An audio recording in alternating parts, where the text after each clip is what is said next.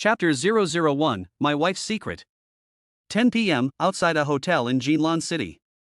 I look up at the lit room upstairs, letting the cold raindrops hit my face. No matter how cold the rain is, it's nothing compared to the cold in my heart right now. My beloved wife is in that hotel room, having fun with another man. My trembling hands can't even hold a small bottle of ergwotu. I pour the wine into my mouth while crying. My tears were washed away by the rain, which was a good thing, because at least in the eyes of passers-by, I didn't look so miserable.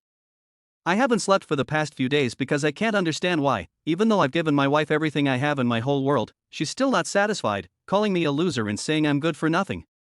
I grew up in a poor family. When I was young, my family didn't even have the money to send me to school. I entered society and started my working life before I even graduated from junior high school. From the beginning, I earned 200 or 300 yuan a month, and now I earn 8,000 yuan a month. I just turned 30 this year, and I already have a house of my own. Have I not worked hard enough? Why? Why did you have an affair with other men? Why did you wear a green hat on me?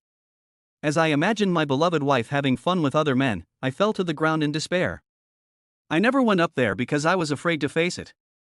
I was afraid that if I really saw the scene in my mind, I would not be able to bear the collapse. Gulu gyolu. A full bottle of ergwotu was poured into my mouth, and the spicy taste in my throat made my heart and every pore in my body tremble. Throwing the bottle, my trembling hands slowly reached into my pocket and firmly gripped the handle of the fruit knife. Soon, my eyes became crazed and determined. As I turned and walked into the hotel, my mind suddenly flashed back to my mother and daughter. Although I was a child from a poor family, I knew the basic law. The crime of intentional homicide was sentenced to life imprisonment at least. If I really killed that bitch, my family would be completely broken up. What about my elderly mother and young daughter? After calming down a little, I decided to give my wife another chance. I took out my phone and called my wife. After 2 rings, she answered. Hello. My voice was calm, because I was trying hard to suppress my emotions. Hurry up and tell me what you want.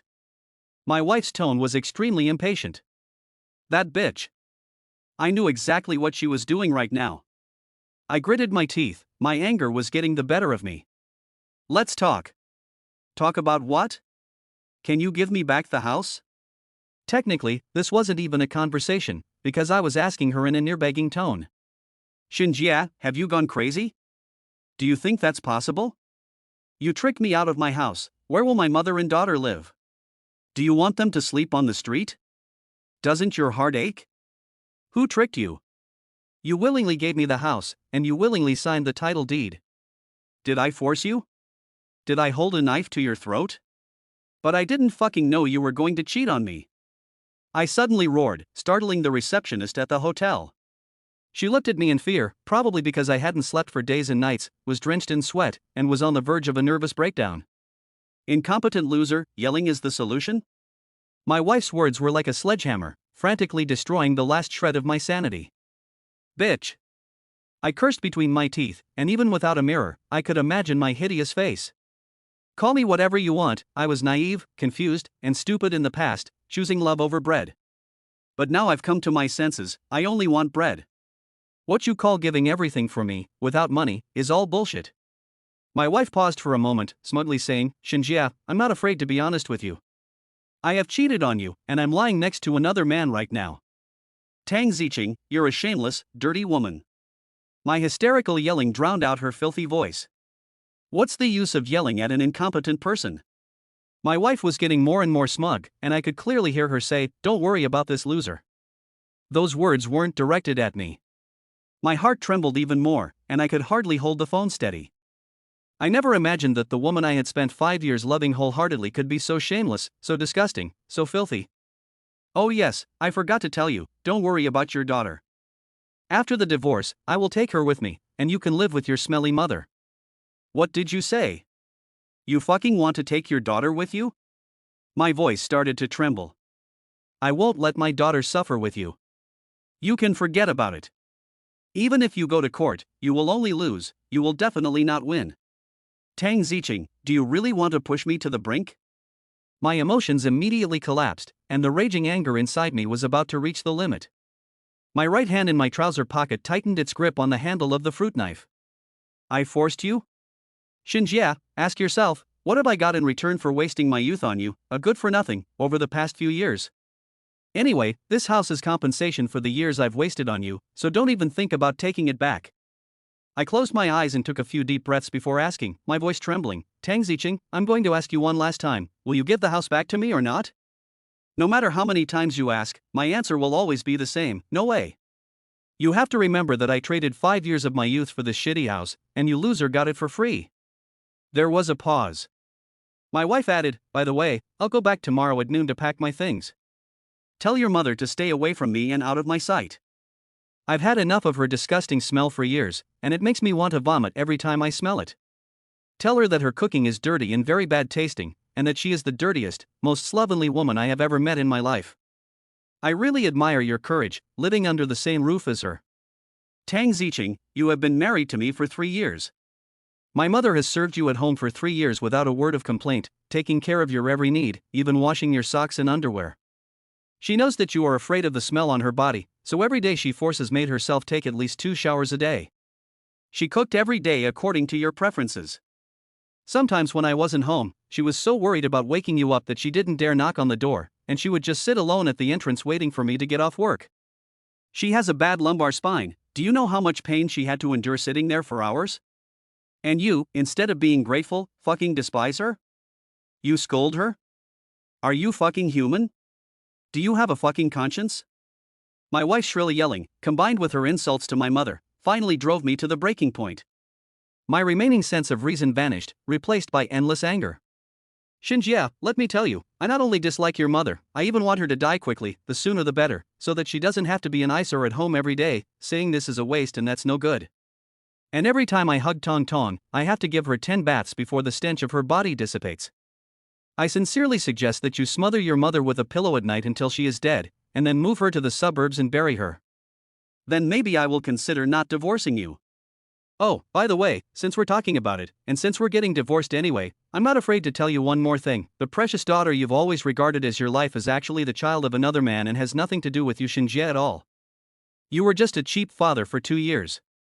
What did you say? Hearing my wife say that my daughter is not my seed, I felt like I had been struck by lightning. Suddenly, there was only one crazy thought in my head. Die together with her and that damned adulterer. Bitch, you're forcing me to do this. You forced me. After roaring with anger, I slammed the phone down and stormed into the hotel. First, sir. The lady at the front desk of the hotel shouted in fear when she saw me storming into the hotel. What's Tang Zicheng's room number? I walked up to the front desk and asked in a cold voice. The guest's check-in information is confidential. Which room is she in? I glared at her, my eyes blazing, and she immediately burst into tears and begged for mercy, trembling as she glanced at the handle of the knife sticking out of my trouser pocket. I nodded. The receptionist, pale and trembling, helped me look up my wife's reservation details. She's in room 509. 1 minute later, I arrived at the door of room 509, which my wife had checked into. Without pausing for a second, I kicked the door open. There was a loud bang. After the door opened, I, who had already completely lost my mind, rushed into the room, clutching the handle of the knife in my trouser pocket. Chapter 002, My Wife's Plea. I rushed into the hotel room and saw only a sexy woman lying on the bed. I was out of my mind and looked hideous, so I froze for a moment. This woman was not my wife. Where was my wife? The woman on the bed froze for a moment too. She didn't expect the hotel room door to be kicked open by a strange man. Without thinking calmly, I asked the strange woman in bed angrily, where is Tang Zicheng, that stinking bitch who rides 1,000 men? The strange woman saw the fruit knife in my hand, and when she saw my hideous and terrifying appearance, her delicate body trembled visibly. She looked scared, shook her head and said in a trembling voice, I don't know what Tang Zicheng you are talking about. Bullshit. I yelled angrily, not believing a word the strange woman said, and rushed to the bathroom. I had followed my wife to the hotel downstairs in secret, and I had told the receptionist to look up Tang Zicheng for me, so there was no way I could be wrong. You son of a bitch, do you think I can't find you hiding in the bathroom? I'm going to kill you today. I rushed to the bathroom door, saw that it was closed, and sneered.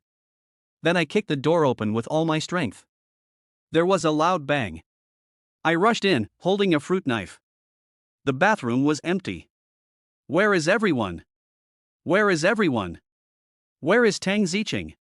I left the bathroom with a series of questions.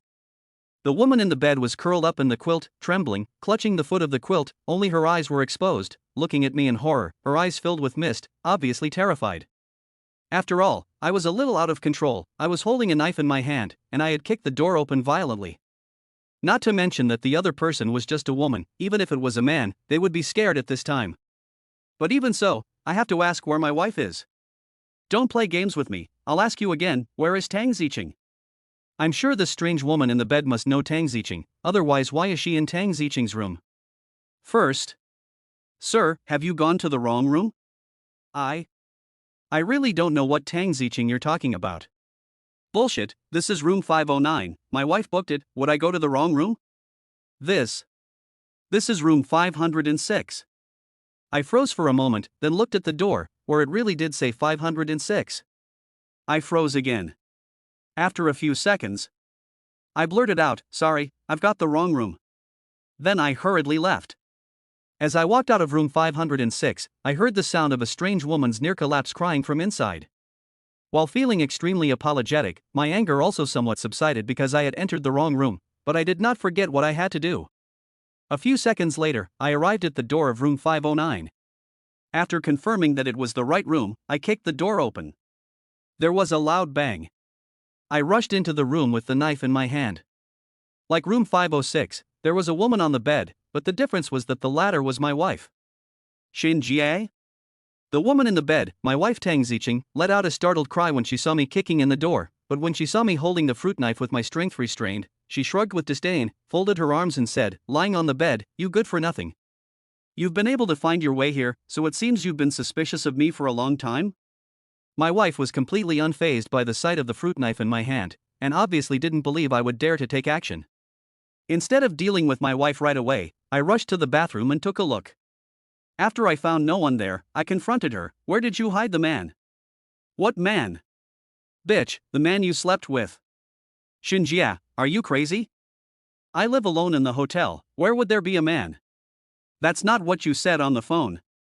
You believe whatever I say? Of course I didn't believe my wife's words. I immediately started looking around the room, but after searching for a long time, I didn't see any traces of the adulterer. But I accidentally found 2 unpacked condoms in the trash can of the TV cabinet. This proves one thing, before I came, my wife had been in bed with a man I didn't know. Although I have already decided to divorce her, after all, we are still husband and wife. How can a man bear such a great shame when she so blatantly cuckolds me? Tang Ziqing, you're fucking looking for death. Straw that broke the camel's back. The root cause of a kind person's descent into depravity. When a person is truly driven to the brink, no one can imagine the crazy and terrible things they will do. Right now, I have been driven to the brink by my wife. I have no choice. The next second, I rushed towards my wife with a crazed look on my face, not thinking about the consequences. At this moment, I only knew that I had to make this bitch who humiliated me, broke me, and caused the collapse of my family pay the price. Honey! The sudden cry of honey made me stop what I was doing. I looked at my wife in disbelief. At that moment, my wife no longer looked as carefree as before, but instead, her eyes were filled with fear. She looked at me with trembling body and said, honey, you don't get excited, actually. Actually, those words I said on the phone were just angry words. I made them up to trick you. Tong Tong is born to both of us, she is your flesh and blood. You're lying, you're just afraid that I'll kill you, aren't you? I asked angrily with red eyes. Honey, you have to believe me, Tong Tong is really your biological daughter, I can swear to the heavens. After saying this, my wife hurriedly came over and hugged my legs. I could feel her shaking wildly. She was obviously even more afraid. She was crying while pleading with a trembling voice, honey, I was just momentarily possessed by a demon, that's why I made the same mistake as every man in the world. I made a mistake out of passion, not after long deliberation. I promise I won't do it again. Let's go back to the way we were and continue living our lives. Will you forgive me? As I listened to my wife's humble pleas, my heart trembled wildly. Over the years, I have treated her like a precious gem. Even if I was suffering, even if I was exhausted, I would never let her suffer even a little. But just like that, I held her in the palm of my hand, and she didn't know how to cherish it. She even cuckolded me, and her attitude on the phone just now was so bad. Now, she wants to go back to the past with just a few words. Is that possible? Obviously not. I can't blame myself for getting to this point. I gave you everything I had, everything I thought was best, but you took my favoritism and ruthlessly trampled on me, laughed at me, and humiliated me endlessly. I was pushed into the abyss again and again by you, and now it's time for you to taste what it's like to fall into the abyss. I looked down at my trembling wife, who was hugging me tightly, with condescending eyes and a cold gaze. She had never been so humble to me before, and I gently stroked her pretty face with my fingers. Looking at the face that once made me fall in love, I suddenly felt sick. Seeing that I had no intention of doing anything, she took my hand with her delicate little hand and said, "You forgive me? Let's go home." Go home? Ha, do we still have a home? I sneered. She realized that something was wrong. I grabbed her hair with a ferocious face, my hand tightly gripping the handle of the knife. Chapter 003, Starting Over? Home? Now, do I still have a home? The home that I worked so hard for and never regretted, she has destroyed with her own hands. At this moment, there is only one thought in my head. A firm and terrifyingly crazy thought. I don't want to be cuckolded anymore. I don't want to be humiliated and mocked by her anymore. I don't want to be tormented both mentally and physically anymore. Let her disappear completely, so that whatever she has bestowed upon me can also disappear at any time. Even if I'm arrested and shot, I don't care, as long as I can get my house back, so that my mother and daughter have a place to live and don't have to sleep on the street. I'm willing to accept this life. Thinking about this, my eyes became even crazier. Everything ends here. Mom, my dear daughter, I haven't been a good son, let alone a good father. I can no longer take care of you. I wish you happiness and good health in the future. After silently praying in my heart, I took a deep breath and stabbed down hard. It's almost over. As I plunged the knife in, I let out a heavy sigh of relief. This period of time has been very exhausting and difficult for me. Every minute and every second felt like being thrown into a vat of boiling oil and tortured. I can't go on anymore, I'm so tired. Husband! My wife shouted in terror, her voice hoarse with emotion. My hand paused for a moment, but I was determined not to give up. Since I had already made up my mind, I would not give this woman the chance to humiliate me again, not even once. What about our daughter if you kill me? Hearing this, I stopped and yelled almost crazily, "How dare you talk to me about our daughter? When you slept with other men, did you ever think about our daughter? When you cheated on the house, did you ever think about our daughter? Now that you know you are going to die, you finally think about our daughter? Honey, I was wrong. I know I was wrong. I was really, really wrong. Please give me another chance. Think about it. If you really kill me, you'll go to jail, maybe even be executed. Then not only will Tongtong lose both parents and become an orphan, she'll also be branded the daughter of a murderer. How will she face her classmates? She'll be bullied her whole life, and she'll never be happy." After hearing what my wife said, I couldn't deny that my firm resolve was starting to waver. Having grown up in a poor family, I know only too well what it is like to be teased, bullied, and humiliated by classmates at school. If Tongtong really has a murderer for a father, her childhood will surely be overshadowed. Besides, my mother has a bad back and her health is not what it used to be. If anything happens to me, she won't be able to bring up our daughter on her own. My wife saw that I was hesitating and her eyes were not as firm as before. She held my hand tighter and said with tears in her eyes, "Honey, I just made a mistake because I was confused for a moment. I promise you that I won't do it again. Let's start over and give Tongtong a happy childhood, what do you say? Can we really start over?" My voice trembled a little and tears filled my eyes. Yes, we can. As long as we truly love each other, we can forget all the unhappy things that happened in the past and start over again. I promise you, I will definitely do my best to behave and never do anything to hurt you again. After she said that, my wife was afraid that I wouldn't believe her, so she quickly raised her right hand, held up 3 fingers, looked at me seriously, and swore to the heavens. Tang Zicheng swears to the heavens that if I ever do anything to hurt you again, may I die a horrible death. As I looked at my wife, who was so serious and earnest, my heart softened. Of course, I didn't believe her, nor did I intend to give her a chance, let alone start over with such a dirty woman. The reason I softened was purely because my wife was right in saying that I couldn't let my daughter have a murderer for a father. For a child, this would cause a great psychological shadow and harm. For such a woman, but ruin my daughter's life, this deal is a huge loss for me no matter how you look at it. After calming down, I remembered an incident that had caused a stir on the internet not long ago. The wife of a celebrity cheated on her husband, and the celebrity and I had almost the exact same experience. Not only did the wife cheat, but she also wanted to take all the property. However, the celebrity's wife ended up leaving everything behind. So, I suddenly had a preliminary plan in mind for getting back at my wife for her infidelity. If I could only get hold of hard evidence that she had cheated on me, I could take legal action and make her leave with nothing. That way, I could get what I wanted without breaking the law. What a perfect solution! Why hadn't I thought of it before? I cursed myself for being so stupid, and nearly caused a big mess. Fortunately, I went into the wrong room at first, which gave me a little room to calm down my out-of-control emotions, or else it would have been too late to regret.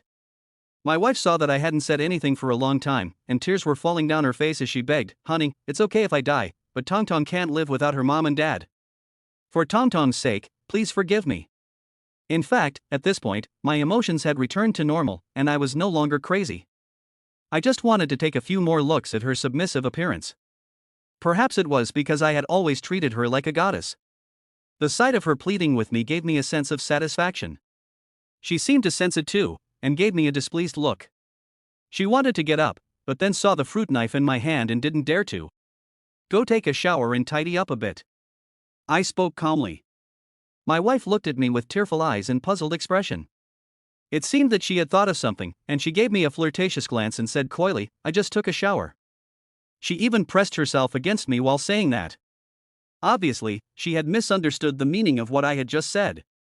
I frowned, and a wave of nausea washed over me. I pushed her away. Before tonight, if she had been so proactive, I would have been overjoyed, because for so long, I had always been the one to take the initiative and beg her. Not every time I took the initiative did she say yes, and she rejected me with all sorts of excuses and pretexts. "I'm not in the mood, I'm too tired, you're annoying, don't touch me." Or else she'd send me to sleep on the sofa. And every time, she'd order me to shower and brush my teeth, and all sorts of things, for at least 2 hours, as if there was something about me that made her feel sick to her stomach. But now, there was still evidence of her presence in the trash can, and the warmth of someone else still in the bed in the room. The anger that I had finally calmed down suddenly flared up. "Hurry up and get cleaned up, and then we'll go home," I spoke coldly and impatiently. My wife's face turned slightly displeased, but she straightened up and put her arms around my neck, ready to kiss me. I took a step back to avoid her intimacy. "Don't waste time, Mom can't eat or sleep at home, and she's been worried about this for days."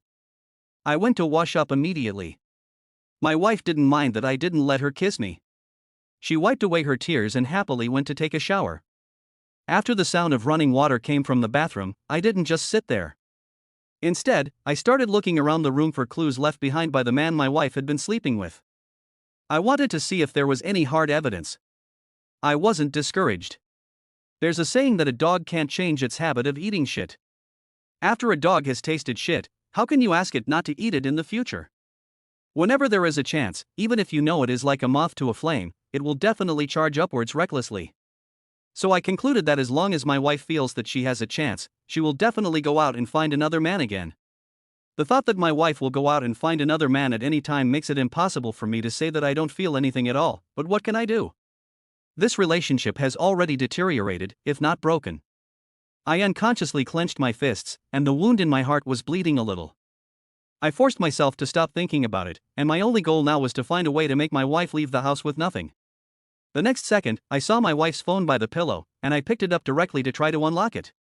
Before tonight, her phone was in front of me, and she even talked to someone else in front of me, but I didn't even glance at it, because I trusted her. But this trust was destroyed by her own hands. I tried my birthday in frustration, and sure enough, the phone was not unlocked. I tried several passwords I thought were correct, but none of them worked. Finally, I tried my daughter's birthday and it unlocked. If I wanted evidence that my wife was cheating, the best thing to do was to find out who she was regularly communicating with. As a result, the moment I opened WeChat and saw the first unread message, I wanted to rush into the bathroom and strangle my wife to death. Chapter 004. The adulterer is actually him? Calm down. I must stay calm. I kept telling myself, I must not lose my temper. After a few seconds, I gradually calmed down, and my gaze fell back on the first WeChat message. Looking at the WeChat of the person who sent a message to my wife, my heart, hands, and body could not stop trembling. I never dreamed that the man my wife cheated on me with was my childhood friend and best buddy for more than 20 years. Why did this happen? My wife's betrayal was already a catastrophe comparable to the destruction of the world for me. Why did my buddy also betray me? What did I do wrong? What did I do to deserve this? Tears gradually filled my eyes, and my vision began to blur. Snap. Snap your ass. Snap your ass. I slapped myself hard a few times, forcing back the tears. I kept telling myself, snap your ass. Your wife cheated on you with your best friend, so what's the big deal? Do it for your daughter and your aging mother. Why not just bear it? At that moment, I really gritted my teeth and swallowed my anger. I went through the chat history between the two. The higher I went, the more my heart trembled. What's more, things like, my dearest, you're so great, you'll never leave my heart and you'll always be in my heart no longer mattered. What mattered was that my best friend and my beloved wife, these two heartless people, not only wanted my house, but also wanted to conspire together to cheat my mother's coffin savings. My best friend told my wife like this. My dear, just bear with me for a few more days. I heard that Shinjia's mother is hiding a fortune, her life savings, which is estimated to be quite a lot, at least 500,000 yuan. I'll find an opportunity to sound him out and figure out how to trick it out of him, and we'll split it 50-50. Wife replies, that old fart reeks of sourness and stinks, and he hasn't bought a new suit in years. How can he have 500,000 just from running a sweet potato stand? Shinjie bought the house by selling the old house and land in the village, borrowing money from all over, and only just scraping together enough. He still hasn't paid off the debt yet. Don't you believe it, Shinjie's deadbeat father had an accident at the factory, and the factory paid out a huge sum of money, which is all in his mother's hands. Is that true? Did Shinjie not tell you? He just told me that his father had an accident at the factory, but he didn't say that the factory had to pay compensation. That old fool actually has such a large sum of money in his hands, and he is so stingy. When I trick him into spending it all, I'll be doing her a big favor. Ha, how are you going to trick him? That's easy. There's only one way to make that old fool willingly pay up, and that's for Tong Tong to get sick. Tong Tong is fine, why would she get sick? Just pretend. I'll find a hospital to collude with, and I'll easily be able to get the money. My dear, you are really smart. I'll find an opportunity to soften the fool, apologize, and get the money. Then I'll let him go. Good tactics. I've booked a room, I'm waiting for you, come quickly. My dear, I'll be right there. After reading the WeChat chat history between the two today, my heart trembled so violently that it hurt, and I could hardly catch my breath.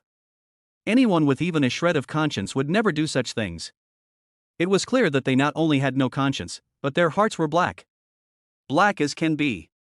Outrageous. One was my childhood friend and best buddy of more than 20 years. The other was the love of my life. How had I not noticed these two jackals lurking around me? You want to put me to death, then don't blame me for sending you both to hell. I made up my mind and a new idea came to mind. Before, I was only going to let my wife get away with nothing, but after reading the two of them's chat history, I changed my mind. They want me dead, how can I let them get away with it?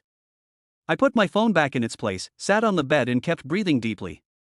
I kept telling myself to calm down, to be patient, that impulsiveness would not solve anything and would only get my mother and daughter involved.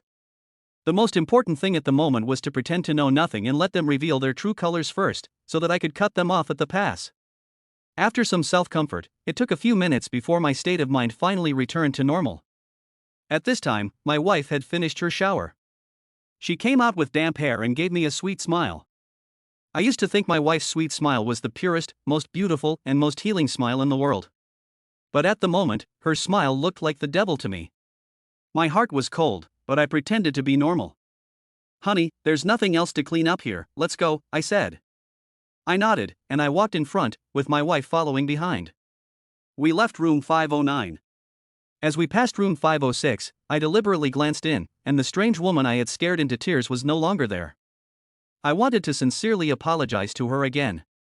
After all, the way I had just kicked the door open and rushed in, not to mention the fact that she was just a woman, even if she had been a man, I would have probably scared her silly. But she was already gone, and there was no way to apologize to her, so I let it go.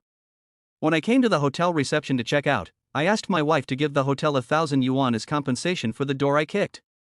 I also apologized to the receptionist who was shocked by me. Leaving the hotel and on the way home, my wife and I were silent with each other, no one spoke, and the atmosphere was very heavy. After a while, my wife took the initiative to come over and hold my hand, but I pushed her away without even thinking, because I felt disgusted. A woman I once loved to the bone was in my eyes at this moment 1,000 times, 10,000 times dirtier than a pile of shit. Even comparing her to shit, I feel that it is also an insult to shit. Honey, don't be angry, okay? My wife was not angry after I pushed her away, and she came over again to hold my hand, cooing, "Isn't it what you like best, for me to hold your hand?" I sneered inwardly a few times, didn't say anything more, and let my wife hold my hand. The hotel was not far from home, and we arrived at the community building in less than 10 minutes. In the elevator, I told my wife, "Mom has been worried for many days, so don't say anything to upset her when we get home." "I know, honey, don't worry, I won't dislike our mom anymore, I'll treat her like my real mom." My wife gave her word with a serious face. If I hadn't read her WeChat chat history, I might have believed her. But now, I wouldn't believe a single word she says, not even a punctuation mark. But as long as she doesn't make my mother suffer for the time being, that's enough. I nodded and said, "Mom has had a hard life. She worked hard to raise me, and in order to buy me a house and marry you, she even sold the old house and land. She had no place to live, so she came to live with us, and helped pay off the mortgage. She is old now, and we should be good to her. If she does something wrong or not well, we should also be more understanding. I have to put on a show, and I can't let my wife suspect anything. So I just keep on gently persuading her to be nice to my mother, just like before. Honey, I've been a bad daughter. I'll be good to our mother." I've heard those words 100 times, but has she ever done it? Not once. Still, I looked at her with some surprise. In order to trick my mother out of her funeral savings, she had admitted that she had been a bad daughter. In the past, even if she knew she was wrong, she would never admit it and would pass the buck. What made her change was my mother's funeral savings. Knowing the reason, I looked at her with an even colder gaze. "Honey, have I been good?" My wife said in a sweet voice, saw my gaze, pouted her lips and said discontentedly, "Why are you looking at me like that?" I raised the corner of my mouth in a sneer and resisted the urge to expose her on the spot. The elevator stopped on the 27th floor. As soon as I got out, I saw my mother sitting at the door with my daughter in her arms. I was about to speak when my wife suddenly yelled from behind me, "Old man, you actually let Tong Tong sit on the floor with you. Don't you know what dirty means?" As soon as I heard this, the anger that I had suppressed for a long time suddenly rose up. In the past, I had always tolerated as much as I could for the sake of family harmony and the relationship between husband and wife. But now, I can't fucking stand it anymore. I raised my hand immediately, ready to give my wife a hard slap, when my daughter's young voice sounded. "Dad." I noticed that my daughter was staring at me. Looking at her eyes, which were like black gems, I suddenly lost all anger. Because I couldn't scold my wife in front of my daughter, it might cause a huge psychological shadow on my daughter. Thinking about this, I could only suppress my anger and turn back and ask my wife coldly, "You just promised me something, and you've already forgotten it?" Chapter 005 No More Tolerance. At this point, my wife had lost the gentleness she had feigned earlier, but she did not continue to yell at my mother. "Xinjia, Tong Tong is also your daughter. What if she gets sick accidentally because the floor is so dirty? It's not free to go to the doctor and get a shot, is it?" Looking at her concerned expression for Tong Tong, if I hadn't already known her malicious thoughts, I would have been fooled by her concern for her daughter. I couldn't help but let out a few sneers and say, "Wouldn't it be just as you wish if Tong Tong got sick?" "What do you mean?" A flash of panic crossed my wife's eyes. "Don't you know what I mean?" I continued to mock her. "Xinjia, I've put up with you long enough, so just stop it." My wife used her loud voice to hide her inner panic. When my mother saw us arguing, she sounded very anxious. "Jia, she's your wife, you have to give in to her, it's fine as long as you're back." As usual, she defended her wife, her knees still stooped from kneeling, and she took a long time to straighten up, but she was still a little stooped. My mother smiled ingratiatingly at my wife. "Zicheng, you've told me 100 times, I know, I didn't dare let Tong Tong sit on the floor, don't worry, I didn't touch her either."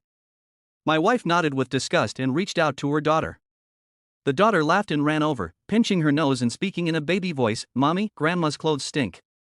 I saw the coat my mother had propped up for her daughter to sit on, and suddenly I was furious. At such a young age, she had already been taught by her mother to be like this, to dislike this and that, to have no respect for her elders, and to be ungrateful. What would happen when she grew up? And when I thought that she might be someone else's child, I was even more furious. Tonton, stop and apologize to Grandma, I said coldly. This was the first time I had spoken to my daughter in such a stern tone. I hadn't seen her for a few days and wanted to be close to her, but my heart was filled with mixed emotions. After all, she might not be my daughter. She was scared by me and kept hiding behind her wife. Her eyes, like black gems, looked at me timidly, and her little mouth was about to pout and she was about to cry. What are you doing? You scared the child. Tonton didn't say the wrong thing, so why should she apologize? My wife defended her daughter and went into the house. I wanted to go after her and make her apologize, but my mother stopped me. Forget it, the child is still young, it's fine. I felt my mother's rough, cracked hands. Seeing her back, which could no longer straighten fully, made my heart ache.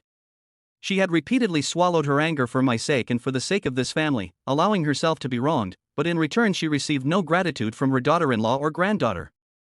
And then I thought about Tang Ziqing's infidelity, not to mention the fact that she even teamed up with another man to try to trick me out of my house and my mother's funeral savings. I stormed after her, determined to teach her a lesson today. Seeing that I was in a bad mood, my mother grabbed me and said, "Xiao Jia, you haven't been back for a few days. Have you eaten yet? Mom will go cook for you." She was about to go into the kitchen when I pulled her out. "Mom, you're tired.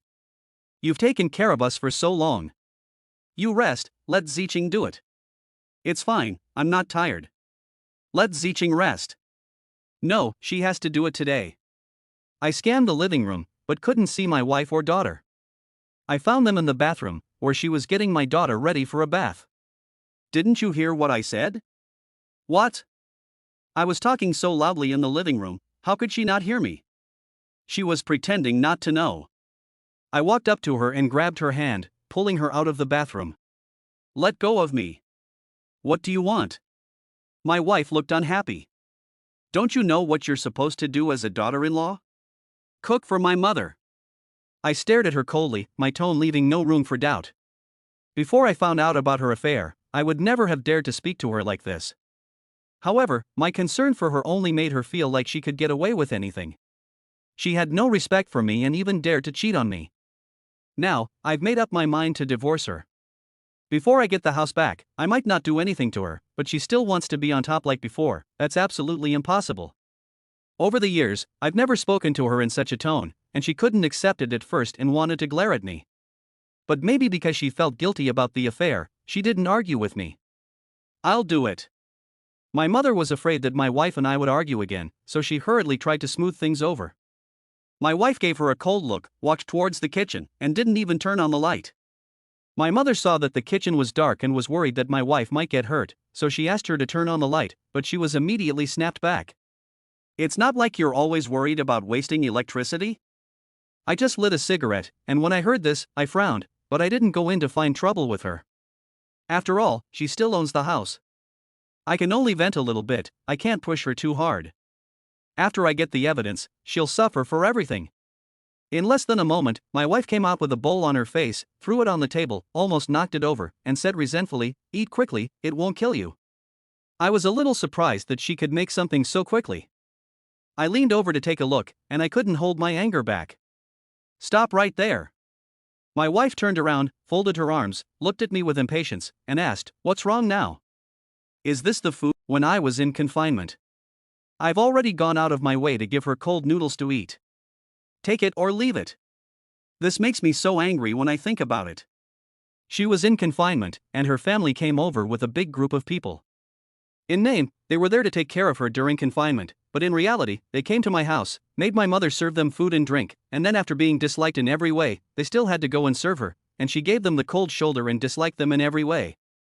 I also wanted to help, but my mother refused, saying that a man cannot serve a woman in confinement, and even less so see a woman in confinement. My mother has a bad lumbar spine. After nearly a month of hard work, she really couldn't take it anymore. I gave her a bowl of instant noodles with 2 eggs, and she laid in bed for 3 days before she felt better. She's a woman who cheated on her husband, and instead of being grateful for the kindness shown to her, she even had the nerve to mention it. I slammed my cigarette down on the ground angrily. I walked angrily up to her, and when I saw that my daughter wasn't there, I raised my hand. She even tilted her face up to my hand. Go ahead, hit me, you loser, if you're really so capable, show me today. If you don't dare to hit me, I'll look down on you. She was just counting on her mother being there to protect her. My hand trembled, and she held it in place. If I didn't slap her today, not only would she look down on me for the rest of my life, I would feel like I wasn't a man anymore. I was about to slap her, but my mother quickly grabbed my hand and said to her, Ziqing, how can you say such things to your husband? Stop it, I'll eat this side. My mother really took a mouthful of cold instant noodles. She had bad teeth and a weak stomach, and she felt miserable all over after just one bite. She forced herself to swallow, and only half an hour later did she look up and give a bitter smile, saying that it was quite tasty, and took another bite. My heart gave a sharp tug. My mother had saved up her entire life to sell the old house and buy me a house, thinking that she could enjoy the blessings of a daughter-in-law and grandchild with me, but now she was still suffering like this. At first I didn't really want to hit her, I just wanted to scare my wife a little. After all, my daughter was still there, and I didn't want her to see a bad scene. But after my wife provoked me like that, and then I saw my mother eating the noodles, I couldn't think about the fact that she had the house in her hands, and I hit her hard. Chapter 006, Leave now. Pop. My wife covered her face and looked at me in disbelief. I also looked at my hand in disbelief. Over the years, not to mention hitting my wife, I wouldn't even dare say a harsh word to her, otherwise she wouldn't have let her bully my mother so blatantly, and I wouldn't dare cheat on her. You coward actually dared to hit me, are you still a man? You are only good at bullying others, you dislike the fact that I can cook. If you are capable, go earn money and hire a nanny. What kind of ability is it to hit your own woman? What kind of man are you? My wife became furious, like she had gone crazy, scratching and clawing at me, completely different from the submissive person she had been in the hotel before. My mother quickly came to stop her and persuaded her, Ziqing, Zijia only lost his temper and hit you. I apologize for him. If that doesn't work, you can slap your mother in the face and let it go. A family should get along. I don't think anyone would let their mother-in-law apologize, let alone slap her in the face. But my wife raised her hand. I was furious and grabbed her hand firmly, looking at her coldly and saying, don't you dare move a muscle. She frowned in pain, pointed at me and said, fine. Xinjia, Yushin family bullies, right? Just you wait. My wife angrily shook off my hand and went to help her daughter take a bath. My mother still wanted to go and apologize to her, but I stopped her. It was obvious that she had done something wrong herself, so why should my mother apologize to her? Sai, you really are something, why are you so impulsive? My mother sighed. She had no idea what I had been through in the past few days, and even less of the disgusting things her daughter-in-law, whom she had tried so hard to defend, had done. I slumped onto the sofa, lit another cigarette and put it in my mouth without smoking it. I knew that the wife beating would not be so easy to get over. Before going to bed, I went into my room to get some clean clothes. I hadn't bathed for a few days because I was waiting to catch her in the act. After living with my wife for so many years, her habits had long since changed mine. As soon as I opened the door, I saw her holding the phone, hastily stuffing it under the pillow. She gave a cold snort, got up unhappily and went into the bathroom. You're sleeping on the sofa tonight. I didn't need her to say that, I didn't want to share a bed with her. The thought that she had made out with someone else and called me her husband made me feel sick. Seeing that she didn't have her phone with her, I wondered if she trusted me not to hack into her phone. But I had no trust left in her. After hacking into her phone, I saw that she was indeed messaging my best friend again. At first, she complained and said all sorts of things about me, but then the tone of the message changed, and it became full of an amorous atmosphere. My best friend comforted her in every way. He's really not a man, beating up a woman like that. I can't bear to hit my little treasure, but a kiss from my brother doesn't hurt. Just endure a little longer. After you've tricked Xinjia's mother into giving you the money, kick him out, so that he'll have no home, no money, and no one. We'll go off and have fun together, and he'll be so angry that he'll die, and that'll be the best revenge for him. I was clutching my phone as I read this. This is my good brother. This is my good wife. Although I already knew about their conspiracy, when I read this, I couldn't help but feel furious. I got up suddenly and went to the bathroom door. I lifted my feet up and was ready to kick the door, wanting to rush into the bathroom and drag my wife out, then slap her hard in the face twice. But I knew that would be pointless. In fact, it would make me the one at fault in the marriage and I would be forced to leave the house with nothing. In that case, I would not be able to get back the house I bought with the money from selling the old house and land in the village, and I would have to pay off the debts. The damned bitch would get everything. The most advantageous counterattack is to catch my wife red-handed cheating, so that she can't get a penny and has to get the hell out. Then, I will watch them both die of anger. Calming down, I put the phone back in place and left the room. Lying on the sofa, I had obviously not slept for several days, both mentally and physically exhausted, but not a bit sleepy.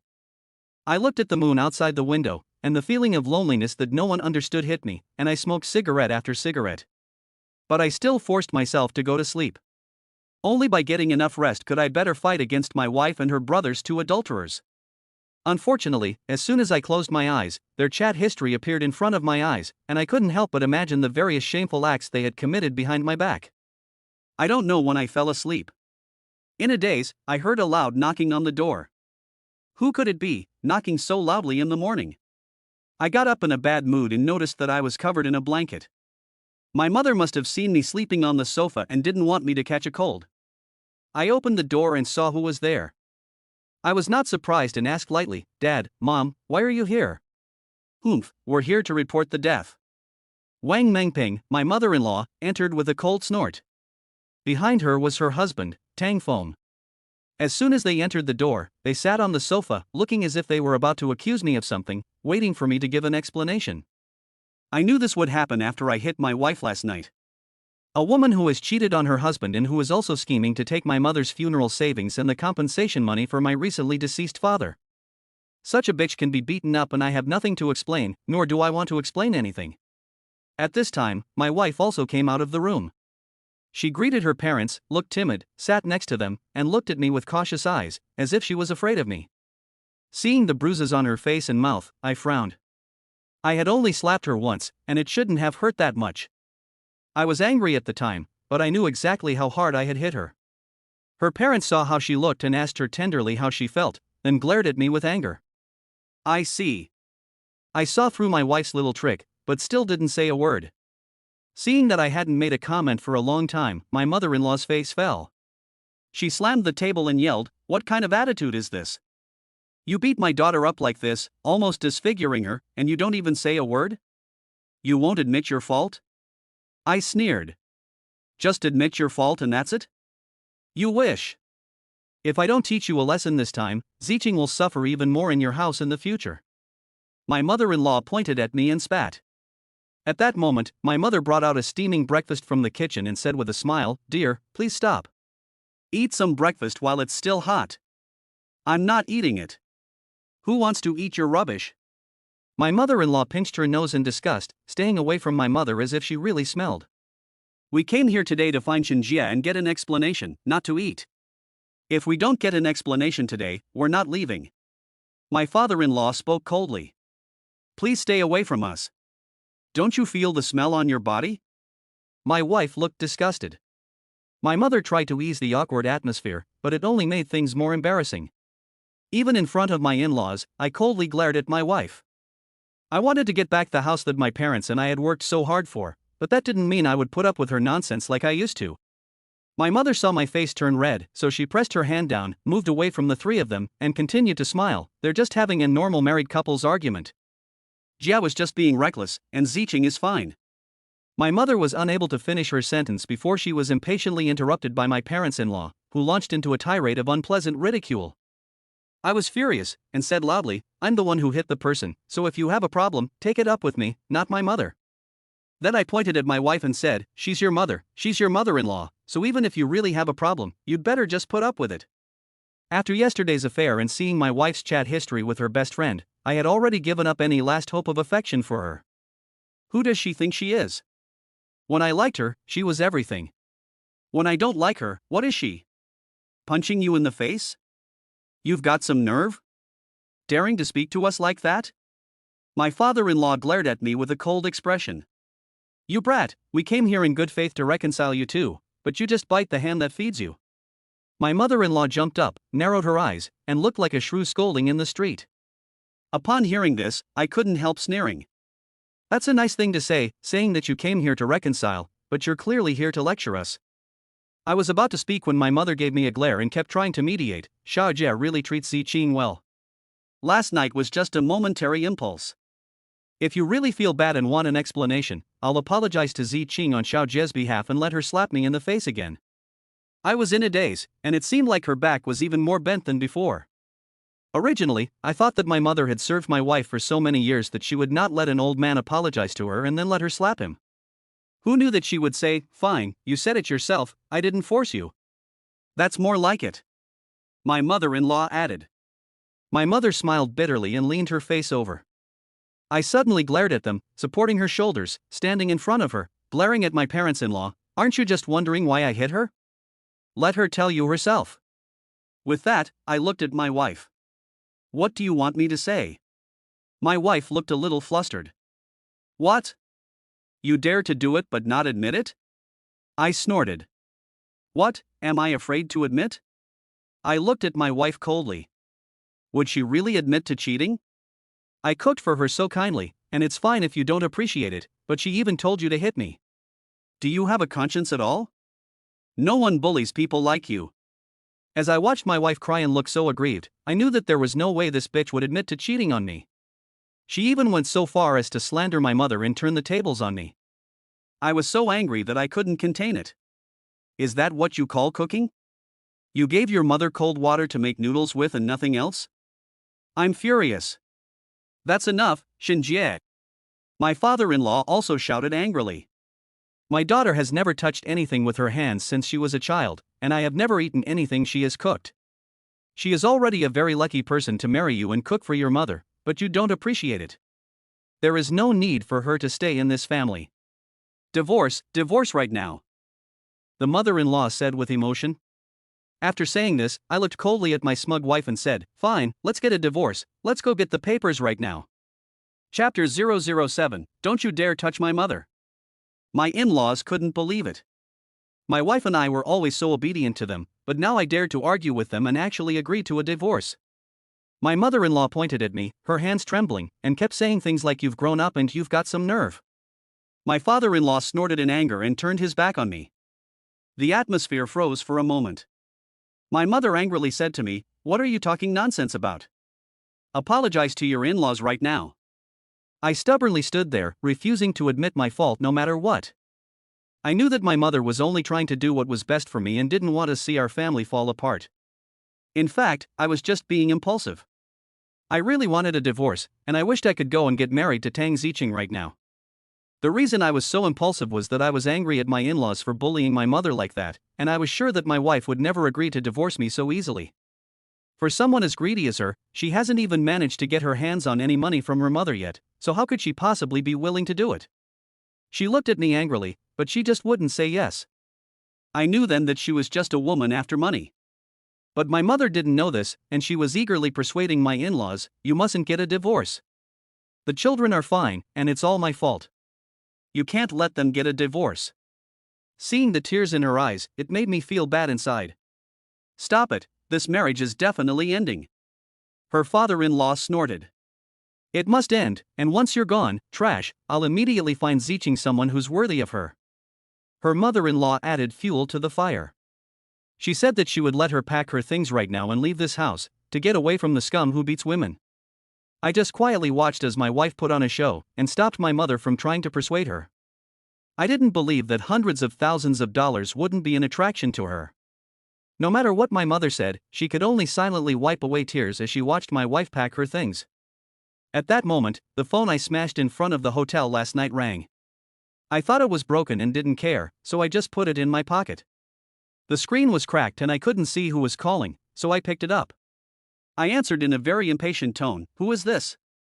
If you've got something to say, just get to the point." It turned out to be the company calling, asking if I still wanted to work there. If not, to get lost. I hadn't been to the office for a few days because of the affair, and although I wasn't in the mood, the thought of losing my job over a woman who didn't love me and had cheated on me was truly humiliating. I got up, glanced at my in-laws and wife, and said, "Take your time cleaning up." I didn't even bother to explain to them, turned around and left, not wanting to deal with them anymore. After getting out of the elevator, I wanted to smoke a cigarette to clear my head, but all I had was the cigarette pack. I casually squished it, walked out of the community and was about to throw it in the trash can when a black sedan came speeding up and almost hit me. The car didn't even stop before it drove into the garage. I cursed a little and walked into the small shop at the entrance of the community to buy cigarettes. The owner is an older woman a few years older than me. I don't know her full name, everyone calls her Sister Lee. Although she is in her 30s, she still has a charming presence. You can tell that she was also a pretty woman when she was young. No one knows her husband, except that she has a daughter who is just about to go to university. Life is not easy. I said hello, and she responded. She gave me a packet of Hongmei cigarettes and I fumbled around for a $5 bill to give her. She took it and, while she was looking for change, she asked me curiously, "Are these cigarettes strong?"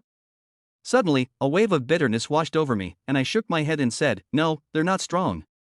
She wasn't embarrassed, and she praised me, saying, "You're a good man, you know how to save money to support your family." I smiled awkwardly.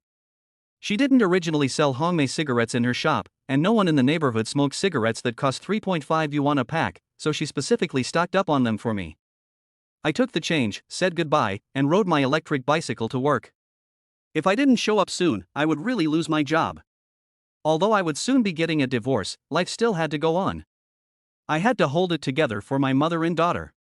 When I arrived at the company entrance, I rubbed my face hard and tried to smile. I knew I would get a severe scolding for disappearing for so long.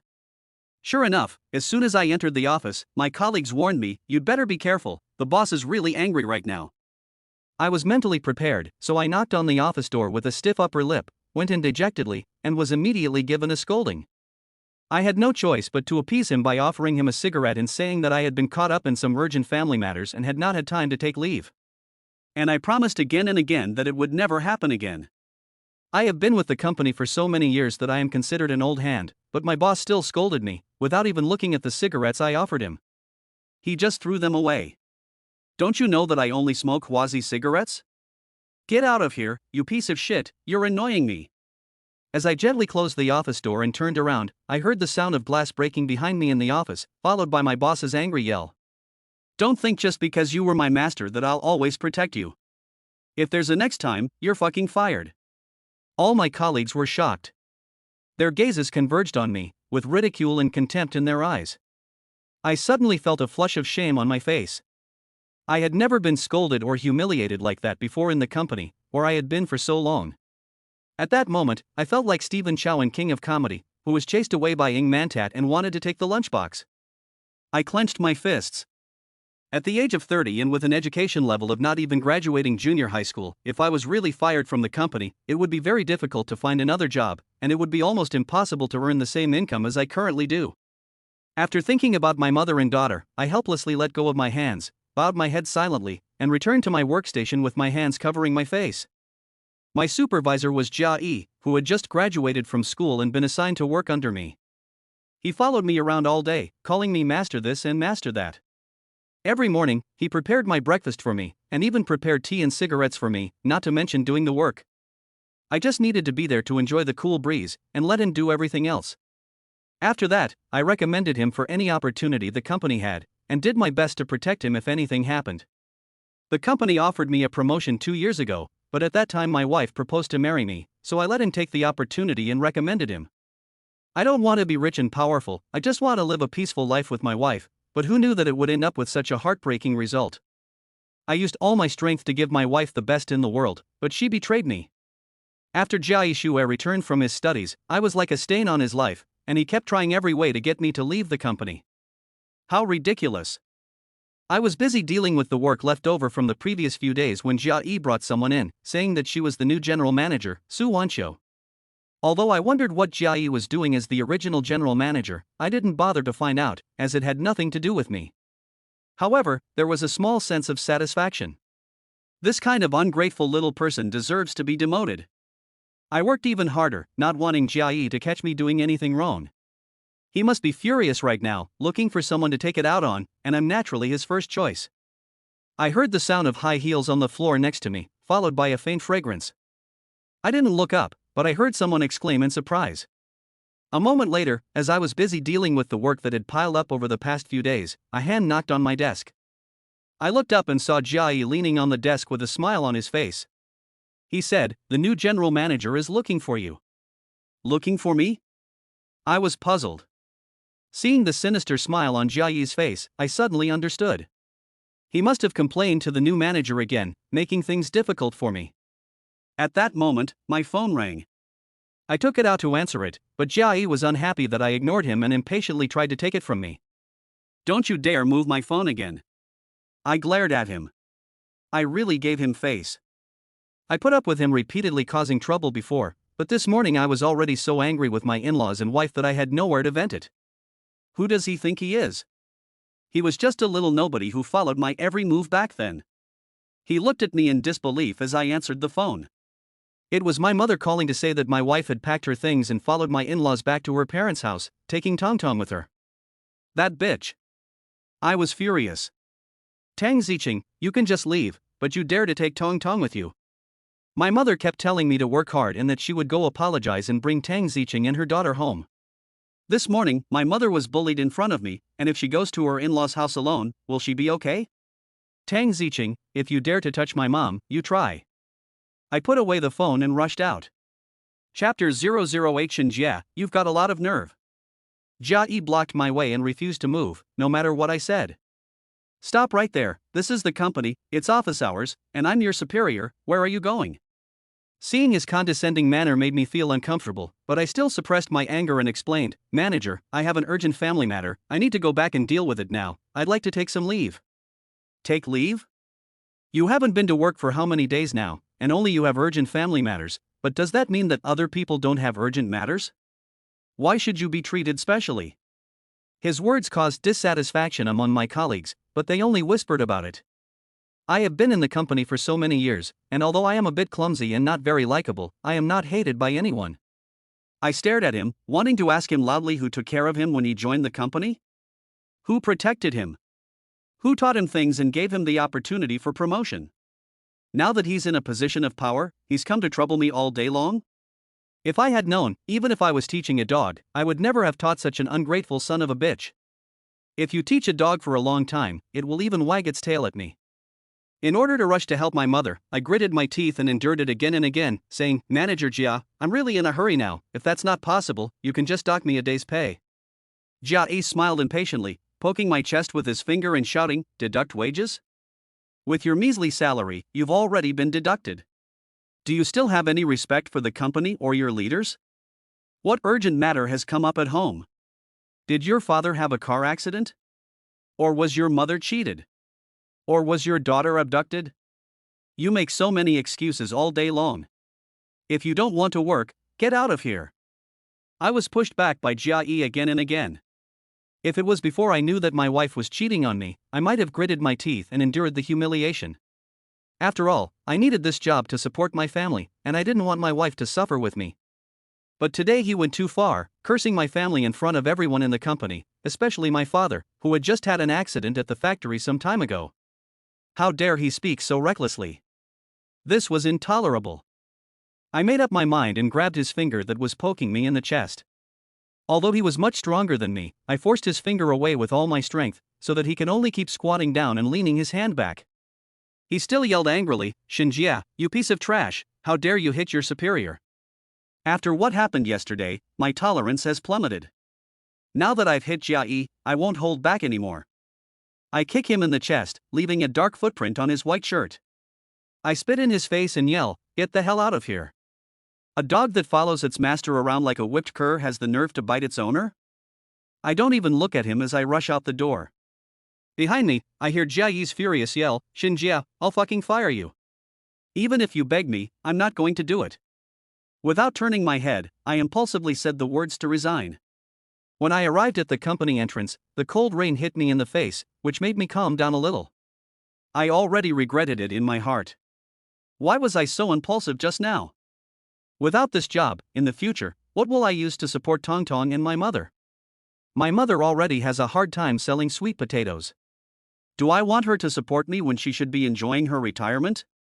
I hesitated in front of the company entrance, and several times I walked up to the door, wanting to push it open and go in, but I resisted. I lit a cigarette and inhaled deeply, finishing it in 3 puffs. The butt was so hot that I couldn't hold it in my hand. I stamped out the cigarette and looked back at the company. I walked firmly towards the electric bicycle. Since I had already lost my job, I could always find another one that was a bit more difficult. If I had to save money, I could always scrimp and save and support my mother in Tongtong. But I had to get to my mother's side. I braved the cold rain, revved the throttle to the max, and sped frantically towards my in-laws' house. Raindrops pelted my face like stones, and the pain made me ride with my eyes narrowed, but I still didn't slow down. Just at this critical juncture, the electric bike ran out of power. I roared in anger, wanting to kick the electric bike to vent my anger, but I couldn't bring myself to do it. If I kick the electric bike again, it will cost thousands of dollars. Not only am I unemployed now, but I haven't even paid back the money I borrowed from my relatives to buy the house. With gritted teeth, I pushed the bike, panting in the rain, to the small shop at the entrance of the community. In a hurry, I said hello to Sisterly and asked her to watch the electric bike for me. I took a taxi and rushed to my in-laws' house. On weekdays, I can't even afford a vegetarian meal at work, let alone a taxi for a few tens of yuan. I just want to save money and give it all to my wife, so that she and Tongtong can have a better life. When I got off the taxi, I remembered that I didn't have that much money on me. I only had less than 10 yuan in my WeChat account. I was embarrassed, so I asked the driver to follow me inside and let my wife pay the fare. After knocking on the door for a long time, no one opened it, and the driver even suspected that I was trying to run away from paying the fare. I took out my phone and tried to call my mother, only to find that there were dozens of missed calls. It was probably because the phone had gotten wet that it didn't ring.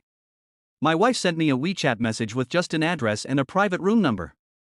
After much persuasion, the driver took me to the address again. It turned out to be a restaurant. I was a little suspicious, but I let the driver take me in. The interior decoration looked quite high-end. The waiter took us into a private room. As soon as I opened the door, I saw my in-laws with stern faces, Tongtong crying and her mother sitting in the corner. My wife scolded my mother, "Where did you get this dirty thing? What if Tongtong gets sick after eating it? I've told you 100 times not to give Tongtong anything. Why don't you listen? Do you want to kill Tongtong?" My mother stooped down with difficulty and picked something up from the ground. It was my favorite ding-ding candy from my childhood. Then, with trembling hands, she dusted it off and put it in her mouth, saying, "Since Tongtong doesn't like it, don't waste it." Seeing the awkward smile on her face, my heart ached. No matter how fast I rushed, I was still late. With a trembling voice, I shouted, "Mom, don't eat it," and went up to her to take the ding-ding candy out of her mouth. When my mother saw it was me, she gave a real smile and waved her hands, saying, "It's okay, this candy is quite sweet, sweeter than sweet potatoes." Seeing that I was soaked to the skin, she took out a handkerchief from her pocket that had been washed until it was white and the corners were a little torn. Just like when I was a child, she carefully wiped my hair and kept saying, "Why didn't you know to bring an umbrella? What if you get sick?" The handkerchief had been with her all day after my wife had refused to let her get close to Tongtong because she thought she was dirty. The more she did this kind of thing to take care of me, the more guilty I felt. After asking my mother to sit down, I glared at my wife and demanded to know what was going on. My wife was playing with her phone, ignoring me completely. I glanced at her phone and saw the WeChat interface. The thought that she had the nerve to chat with my best friend right in front of me made me furious. I knew that she had lied to me when she swore in the hotel yesterday, and that she was just trying to trick my mother out of her life savings. She has ruined this family, my job, my life, and she treats me like a dead person. I snatched her phone away from her, and with furious eyes I leaned in close to her face, gritted my teeth and demanded an explanation. "I dare you to tell me what's going on." My wife said, "Give me back my phone," and instinctively tried to snatch it back. She met my gaze, and her petite body trembled with fear as she timidly replied, "She got these from somewhere and wanted to give them to Tongtong to eat. What if she gets sick? Shinjia, you have a lot of nerve, making so many of us wait for you for so long, and yelling at your wife as soon as you walk in the door?" The father-in-law coldly snapped. I didn't bother with him, waved the phone in my hand, and continued to furiously interrogate my wife, saying, "Who are you sending WeChat messages to?" My wife probably didn't expect me to yell at her in front of her parents, and she was so scared that she stuttered and couldn't speak clearly. I relentlessly asked her, "Are you messaging some other man on WeChat?" "No, I'm not," my wife repeated guiltily. At that moment, another WeChat message arrived on her phone. I looked at the phone with a sneer, and I could clearly feel her panic. Chapter 009, The Thief Cries Out for Help. My wife suddenly panicked and snatched the phone from my hand. This action only reinforced my suspicions. She shouted angrily, "Shinjia, have you gone crazy? I didn't send a WeChat message to anyone. I laughed coldly. Whether she had sent a message to someone or not, she would panic because there were still chat records between her and my best friend on the phone. She hadn't deleted them last night, so they must still be on the phone. She probably didn't expect me to suddenly want to check her phone in front of the whole family. Since you didn't send WeChat to anyone else, it's not too much for me, as your man, to take a look at your phone, is it? I pressed my hand against my wife's fragrant shoulder. Although I'm not very strong, it was still quite easy for me to prevent her from grabbing the phone. What surprised me was that she didn't fight for it again. When I looked at the phone, I realized that it had already been locked, so that's why she didn't fight for it. She didn't know that I had already cracked the password, but I didn't want her to know either.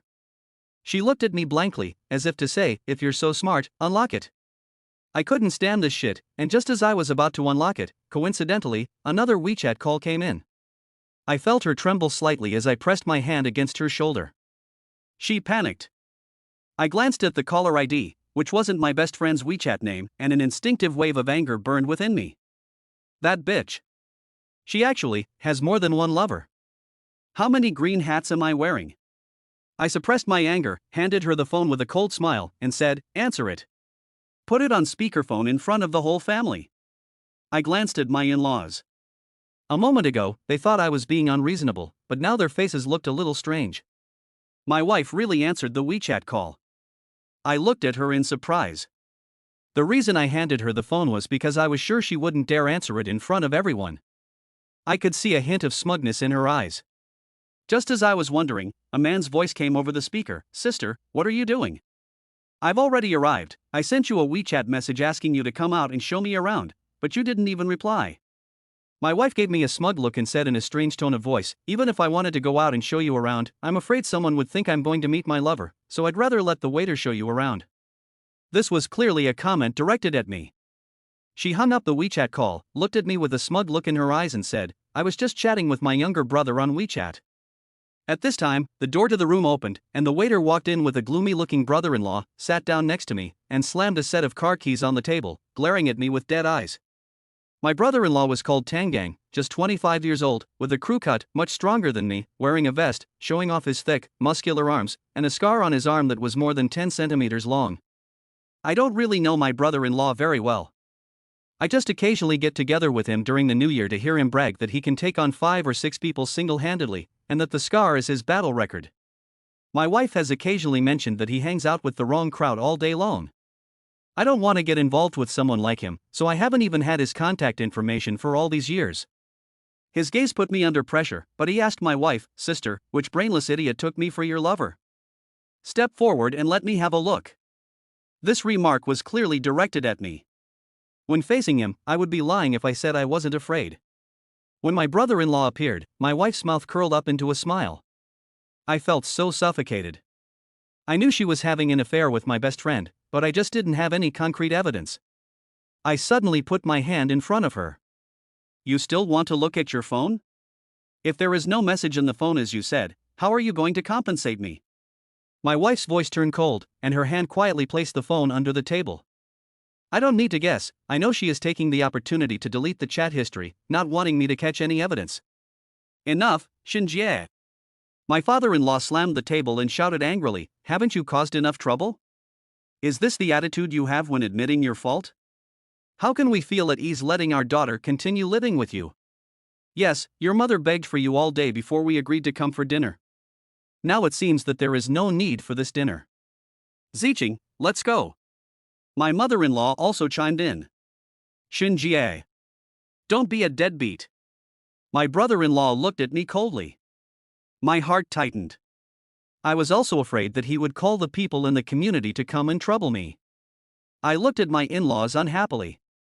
Just now, when I wasn't sure if it was my brother-in-law, why didn't they come out and yell? Now that they are sure that my wife is innocent, they jump out one after the other to say that I am being unreasonable?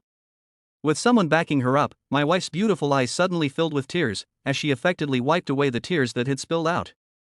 She accused me with grievance, you haven't been home for a few days, no one answers the phone, you don't go to the office, and as soon as you get home, you go crazy and beat me. Now, you are also accusing me of cheating. I have been with you all these years with all my heart, and this is how you treat me? You are so heartless. I also want to ask you, Is it that you have someone else on the side and don't want to continue living with me? When my in-laws heard this, what was to be done? They berated me in all sorts of unpleasant ways, even my innocent mother was included in their tirade. I kept my head down and didn't say a word. My brother-in-law was even more agitated. He grabbed me by the collar, swung his fist and wanted to hit me, but my mother held him back, refusing to let go no matter what. Ha ha! What a thief crying catch thief! Why didn't she realize that I hadn't been home for a few days and hadn't answered the phone because I was going to catch her in the act? She knew perfectly well that I was going to catch her in the act, which was why I hadn't been home for a few days. But she got away with it, saying just one thing. I devoted my whole life to this family and to her, but instead I become the sinner and the betrayer of this marriage. I felt so suffocated, my chest was tight, my fists clenched, and I wanted to tear my face open in front of everyone and tell them all the disgusting and ugly things my wife had done. But that would be empty words, and besides, telling them would do me no good. She still had the house. I couldn't let that bitch get away with it. I could only hold back my anger. My clenched fists reluctantly loosened and dropped. I gave a bitter smile and explained, I'm not checking the phone. I just took a taxi here and don't have any money to pay. I want you to pay the fare via WeChat. Those few words drained me of all my strength. No one knows the crazy struggle I went through to hold back my anger. He was right. Money is the backbone of a man. With money, a man's backbone is strong. My wife glanced at me, gave me the fare, and didn't say anything, knowing that I had no money on me. But my in-laws and brother-in-law were different. They didn't know that I had given all the money I had to my wife, and thought that I was a penniless pauper. All kinds of snide remarks and taunts, as well as contemptuous looks, made me feel so suffocated that I could hardly breathe. But right now I don't have the power to change any of this, so I can only bear it. The only way I can get back the house is if I catch my wife red-handed cheating on me, so I don't have to look at their faces. My mother cracked her rough hands and patted the back of my hand. I looked up and saw my mother, and my heart was filled with mixed emotions. I clearly wanted her to enjoy a happy life. But instead I met a family like my wife's. I don't know what kind of evil I have done. Dear family, I will host today and apologize to Zicheng. My mother is still trying to reconcile for me, but right now I don't want to see my wife. As soon as I see her, I can't help but imagine her in bed with someone else. But after thinking about it, since I've lost my job, she's right in front of me, so I can keep a better eye on her whereabouts and find the ironclad evidence of her infidelity as soon as possible, so that she can get the hell out of my life and leave everything behind.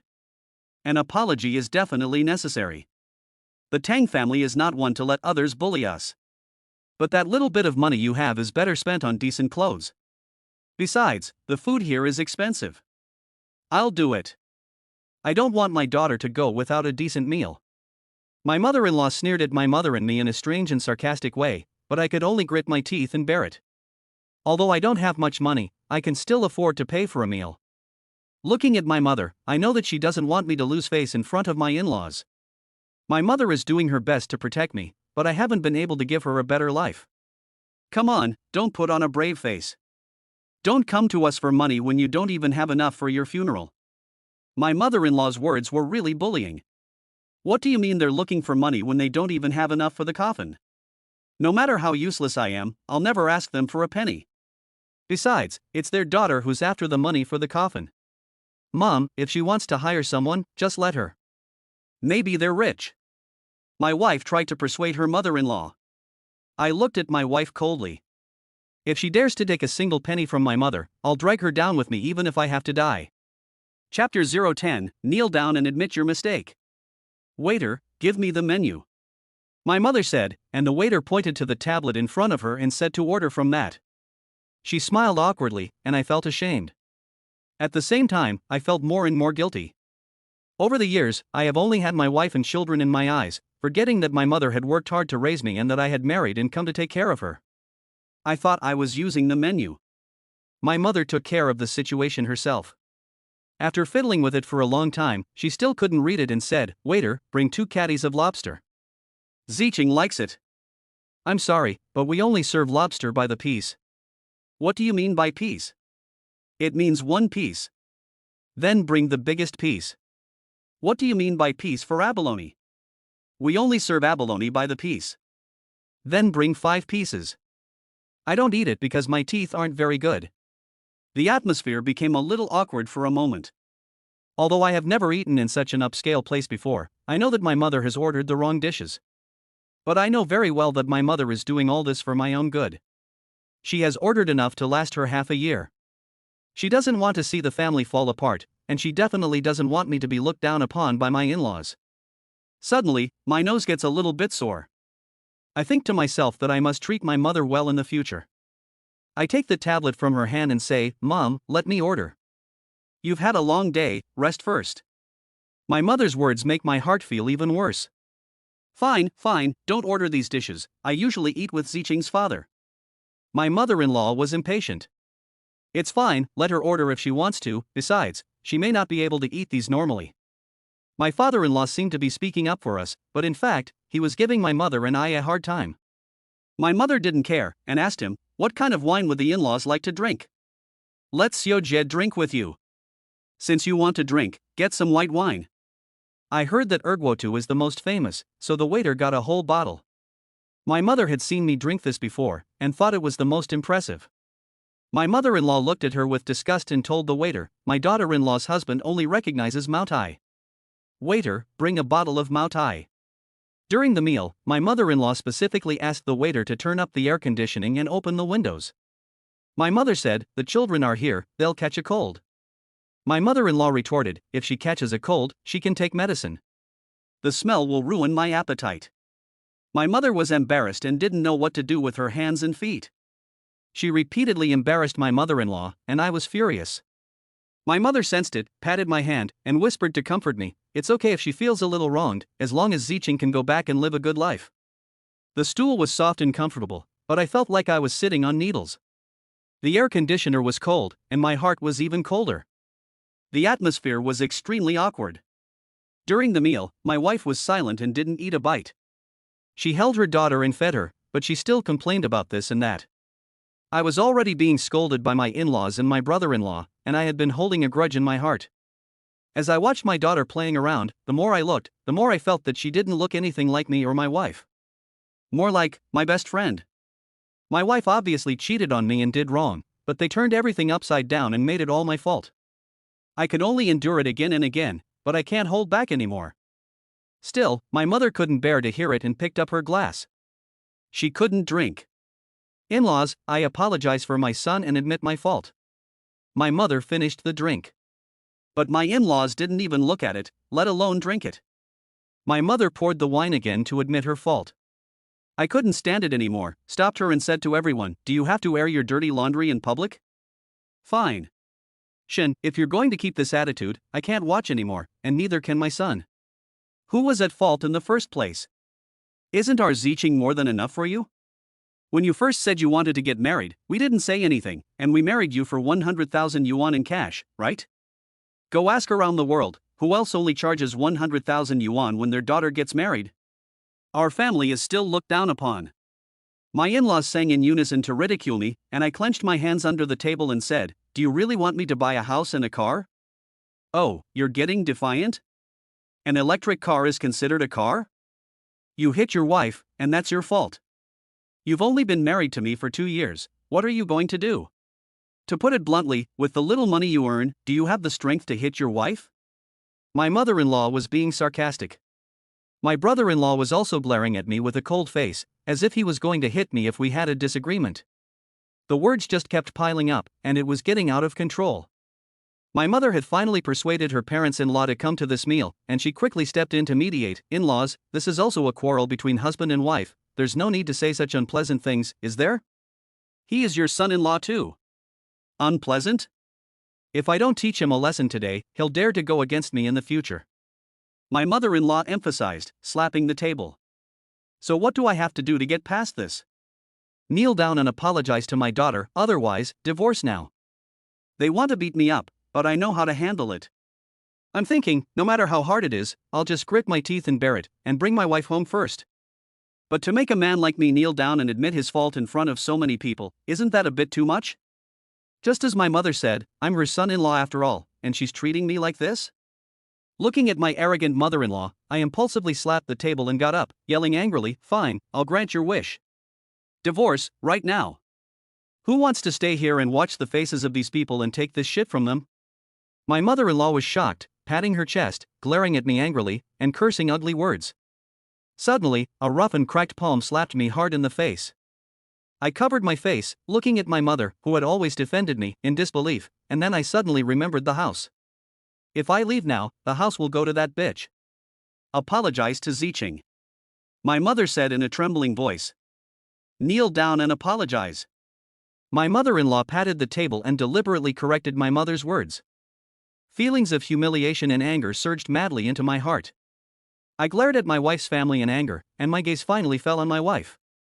She even turned her head away, not looking at me. After 5 years of relationship, I have poured my heart and soul into her, unwilling to let her suffer even a little bit, and given her the best. She has cheated on me and done wrong, and now she even wants to trick my mother's coffin money, and she actually wants me to kneel down for her? I really wanted to scream, what the hell is going on in this world? If I had known I would be driven to this, I would not have given her the slightest opportunity last night in the hotel, so that this bitch would never get the chance to speak. With a bang. My brother-in-law angrily slammed the table and coldly glared at me and said, "Didn't you hear what my mother said? Hurry up and kneel down and apologize to my sister, otherwise, I will break every bone in your body." Kneel? That's impossible. Killing someone is a serious matter, but is it necessary to humiliate someone like this? My anger made me tremble, my fingertips numb, and I felt like I couldn't breathe. I saw a knife on the table, and suddenly, a crazy idea came to me. Since they don't want me to live, then don't blame me. My hand slowly reached for the knife on the table. My mother saw that her in-laws were so aggressive that there was no way to avoid it, and she knelt heavily. A thud. My heart gave a sharp, heavy thump. My in-laws, there is gold at the knee of a man. He has done wrong, but I, as his mother, will not teach him. This is my fault. I will kneel in his place and apologize to Zicheng. My mother-in-law folded her arms and a sneer curled the corner of her mouth. You did this of your own free will. I didn't force you. Zicheng will never forgive you. My mother, with tears in her eyes, looked at my wife and said with trembling lips, Zicheng, I'm sorry. It's okay, Mom, get up. My wife said lightly, put down her daughter, and tried to help her up. My mother's words made my blood rush to my head. I didn't need to look at her to know that my face must have looked extremely hideous. At that moment, I had only one crazy thought in my head. I suddenly picked up the table knife. Chapter 011, Is She Worthy? Dad.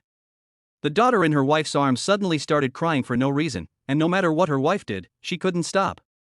She kept crying sadly for her father to hold her. My neck turned stiff as I looked at her, her young, soft hands reaching out to me, wanting me to comfort her. It was as if she sensed that I was about to do something irreparable. I don't know if this is telepathy between father and daughter. Looking at her eyes like black gems, my hand holding the dinner knife trembled violently. My mind, which had been clouded by anger, suddenly cleared up a lot. If I impulsively do something irreversible, in the future, I can only leave my elderly and unwell mother to take care of her. I really can't imagine how much suffering my mother and she would have to endure, and how much gossip they would face. A mother with a murderer for a son, and a father with a murderer for a son, how could they hold their heads up? If my mother were to pass away, what would become of her daughter? Would she end up begging? Or would someone be kind enough to send her to an orphanage? Or would she go astray and meet bad people?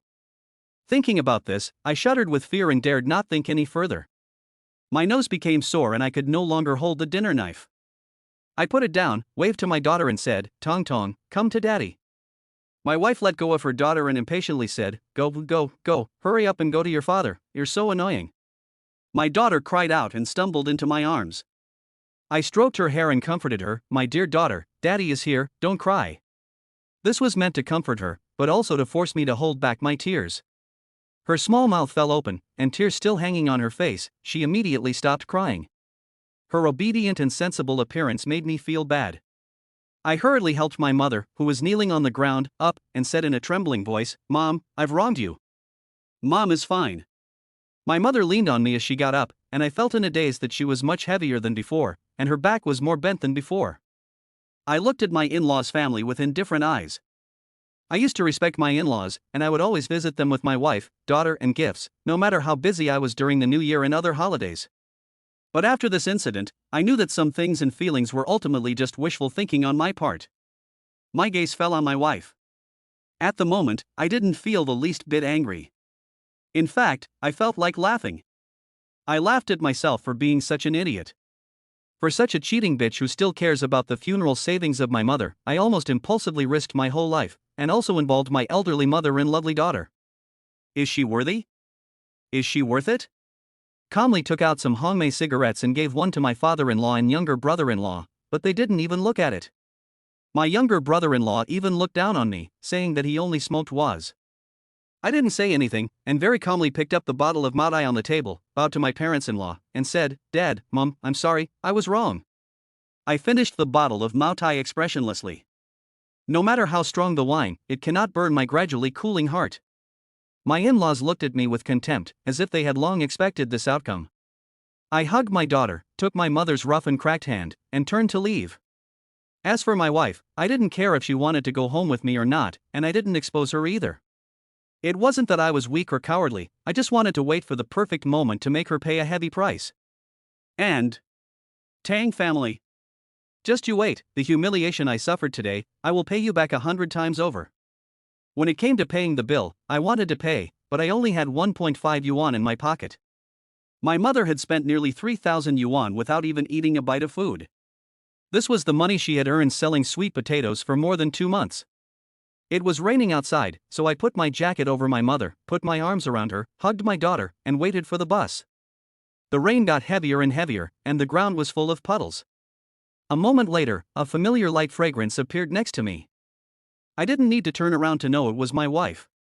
After all these years, I'm still very familiar with the way she smells. Everyone gathered at the door except for my brother-in-law, and the atmosphere was unusually silent. A car came out of the parking lot and quickly came towards us, splashing the puddles on the ground. Seeing the situation was not good, I hugged my mother and held my daughter in my arms, and retreated directly behind my mother-in-law.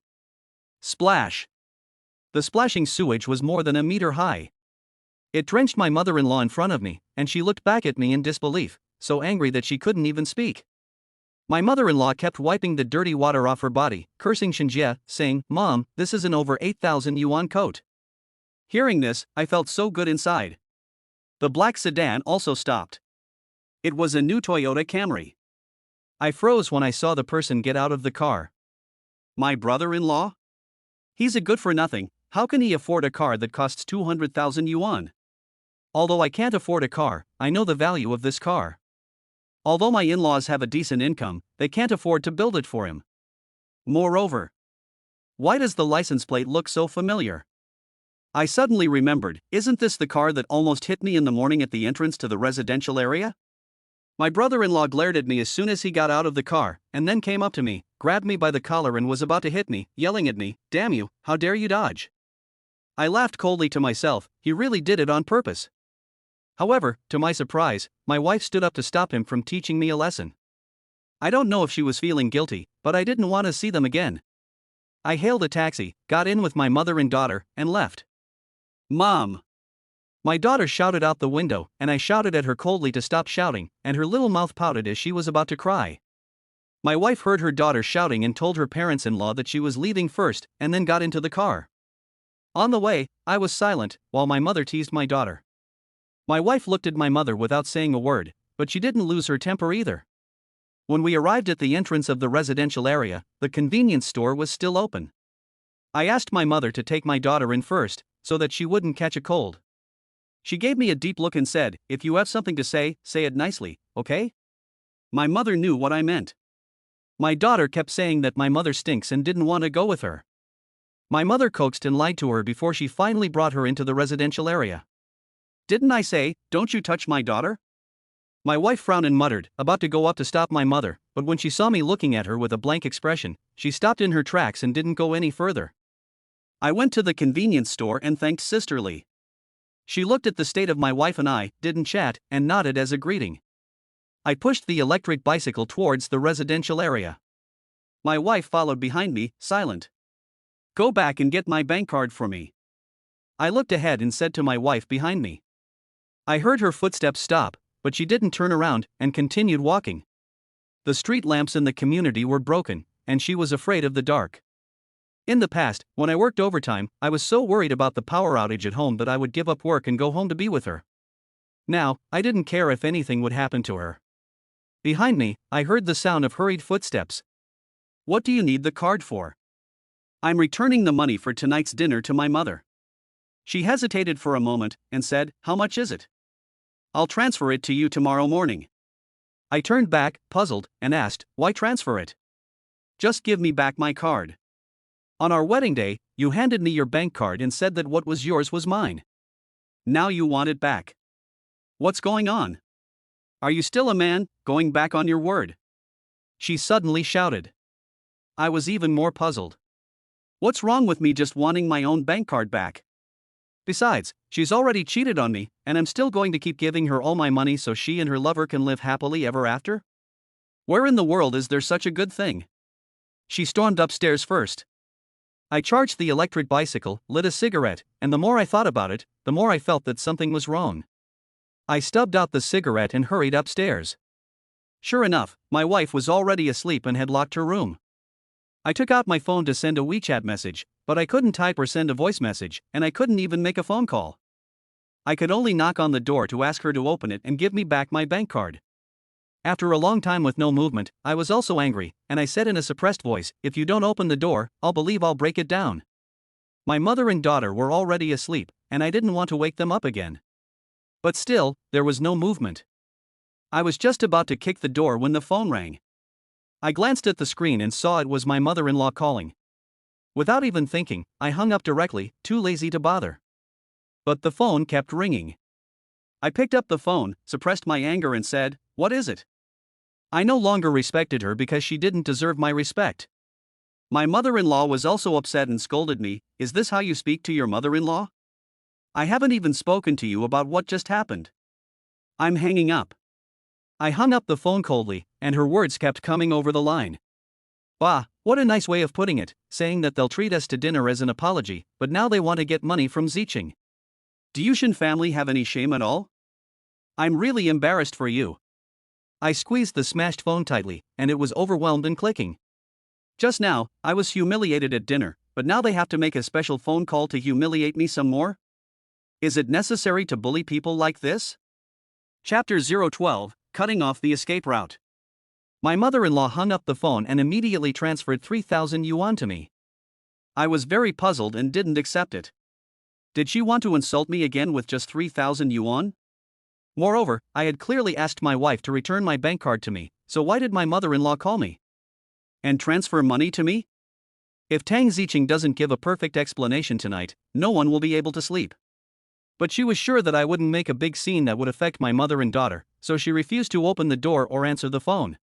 She just wants to avoid me, doesn't she? Fine. I'll see how long she can hide. I don't have a job anymore, so I have plenty of time to waste with her. At dawn, my wife helped her daughter wash up and get ready to take her to kindergarten. Let mom take Tonton to kindergarten. I want to talk to you. My wife was surprised, thinking I was still asleep. My daughter kept refusing her mother, saying that she stinks, and she was in a sulk, refusing to go to kindergarten with her. Suddenly, I couldn't hold back my anger. All day long, she doesn't learn anything good, but just learns all this nonsense from her mother. I picked up the clothes hanger and gave her 2 hard slaps. She cried heartrendingly, and my heart ached as well. My mother and wife stopped me. The two of them scolded me for arguing with the child. The child has a short memory, and the mother coaxed and lied to her and finally managed to get her out the door. In the house, there was only my wife and I. I lit a cigarette and held out my hand in front of her. She knew what it meant. She stammered for a long time, pretending to be confused, and said, Didn't my mother already transfer the money for dinner to you last night? I haven't even mentioned you yet. What did she mean by humiliating me on the phone? I want my bank card. Hurry up and get it. I'm impatient. If you give me the card, it's mine. If you want to spend money, just tell me and I'll transfer it to you. My wife just wouldn't give it to me. I looked at her coldly with a cigarette in my mouth, the smoke making my eyes squint. I said, Do you think I'd still leave the card with you and let you support a man?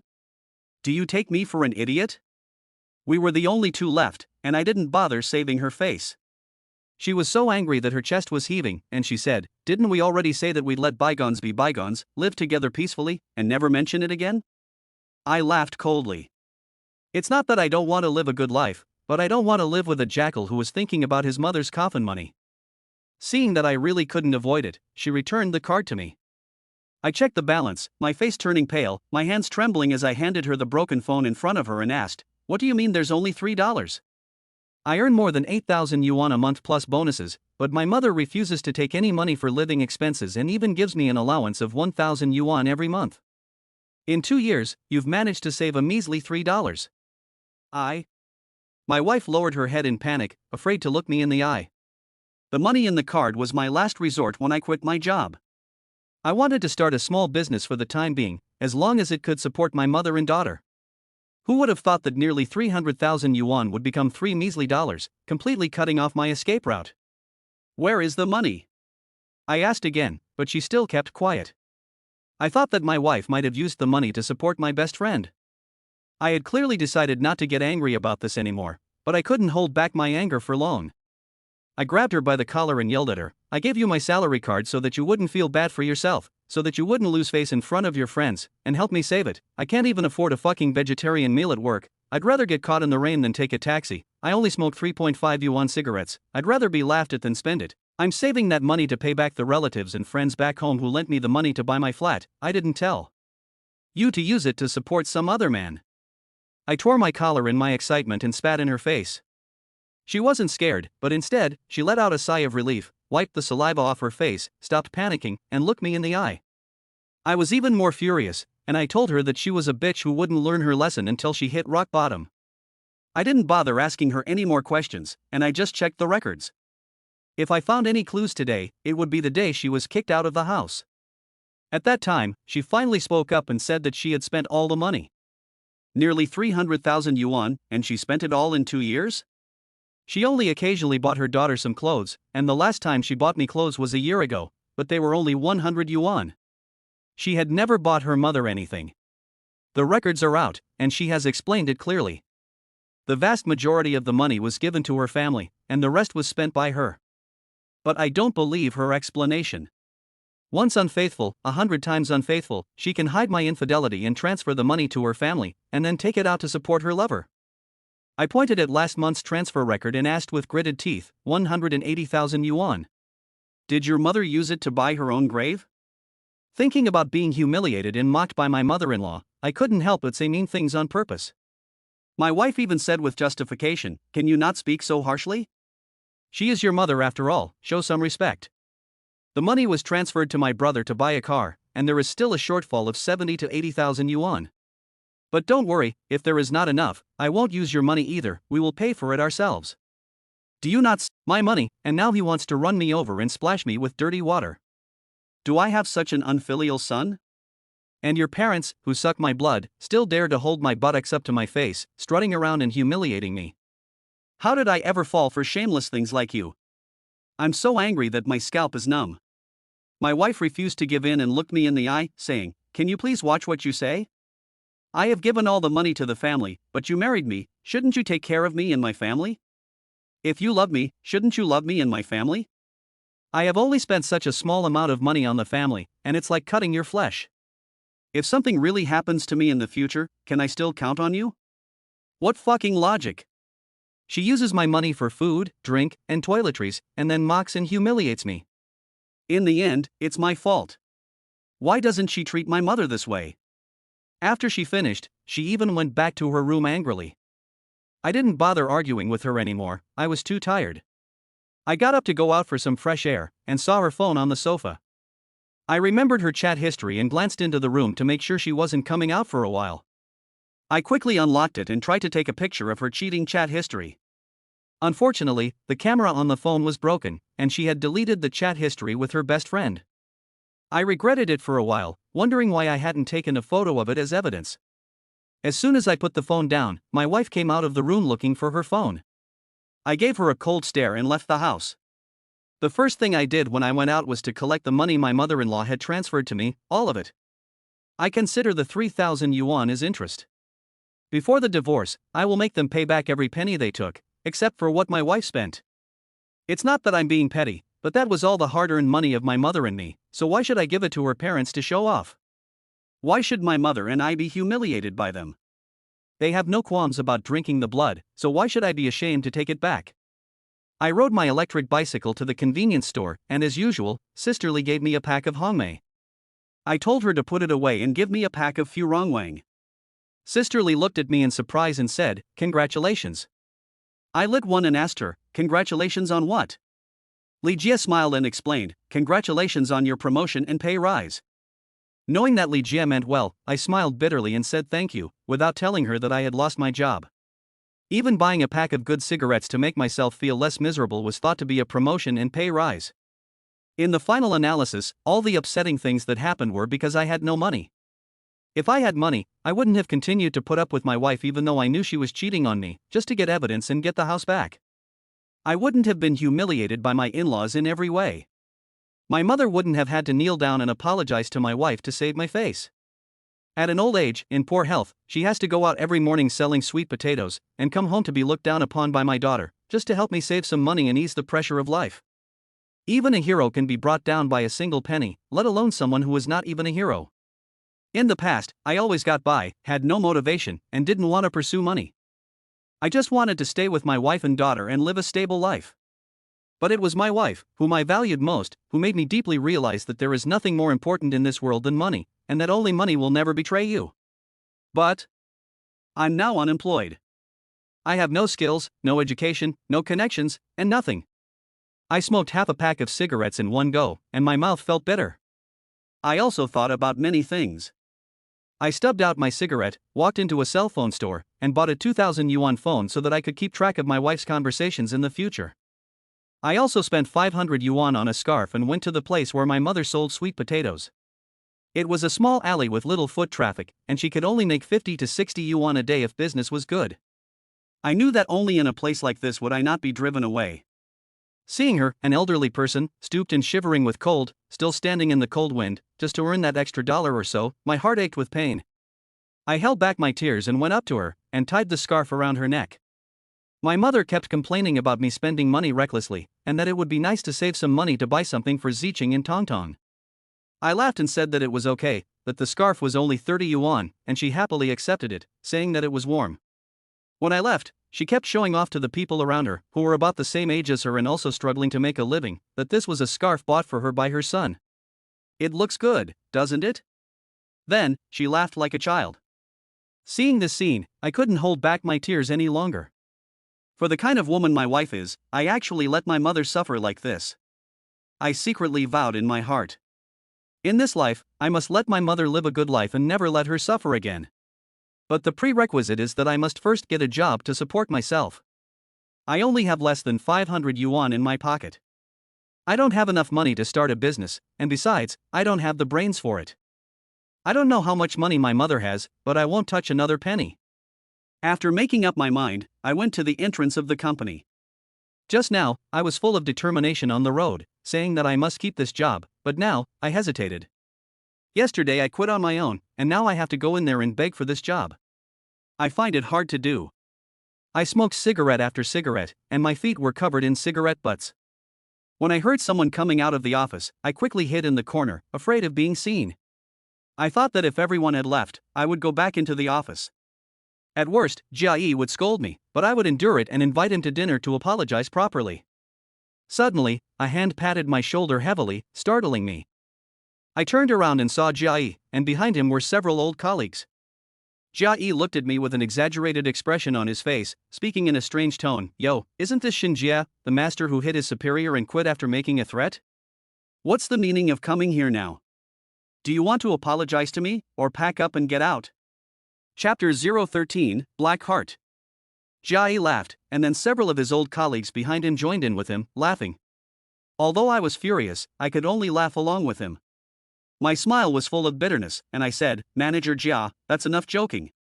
I'm no master." Jia Yi's face instantly turned cold, and he asked me, "What? Are you questioning my words? Or are you questioning my abilities? Hurry up and pack your things and get out of my sight. I'm sick of seeing you." He led his men out of the company. I only had less than 500 yuan in my pocket, and I really needed this job. I also knew that I had embarrassed him by beating him up in front of the whole company yesterday, and that he would not be able to come down from the stage of humiliation without letting off some steam.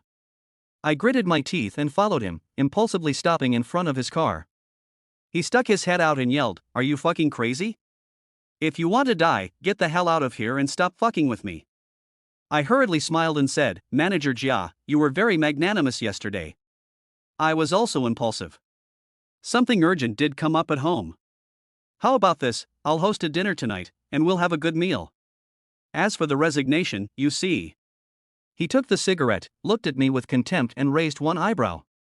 He let out a sound of surprise. "It's still Fu Rongwang. You've changed your gun for a cannon in one day?"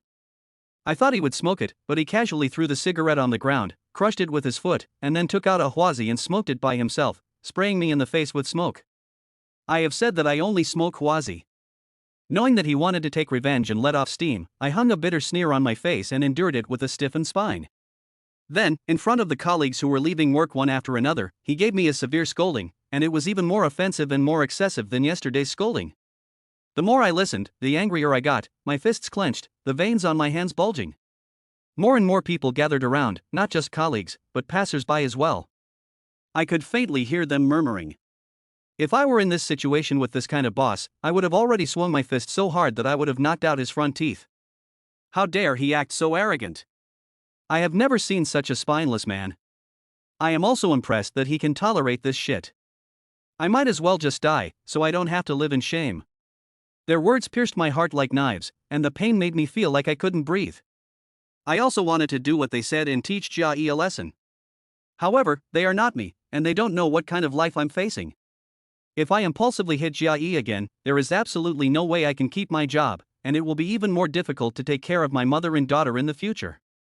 Just thinking about my mother shivering in the cold wind and my lovely daughter, I can only swallow my anger. Overwhelmed by the humiliation, I lowered my head.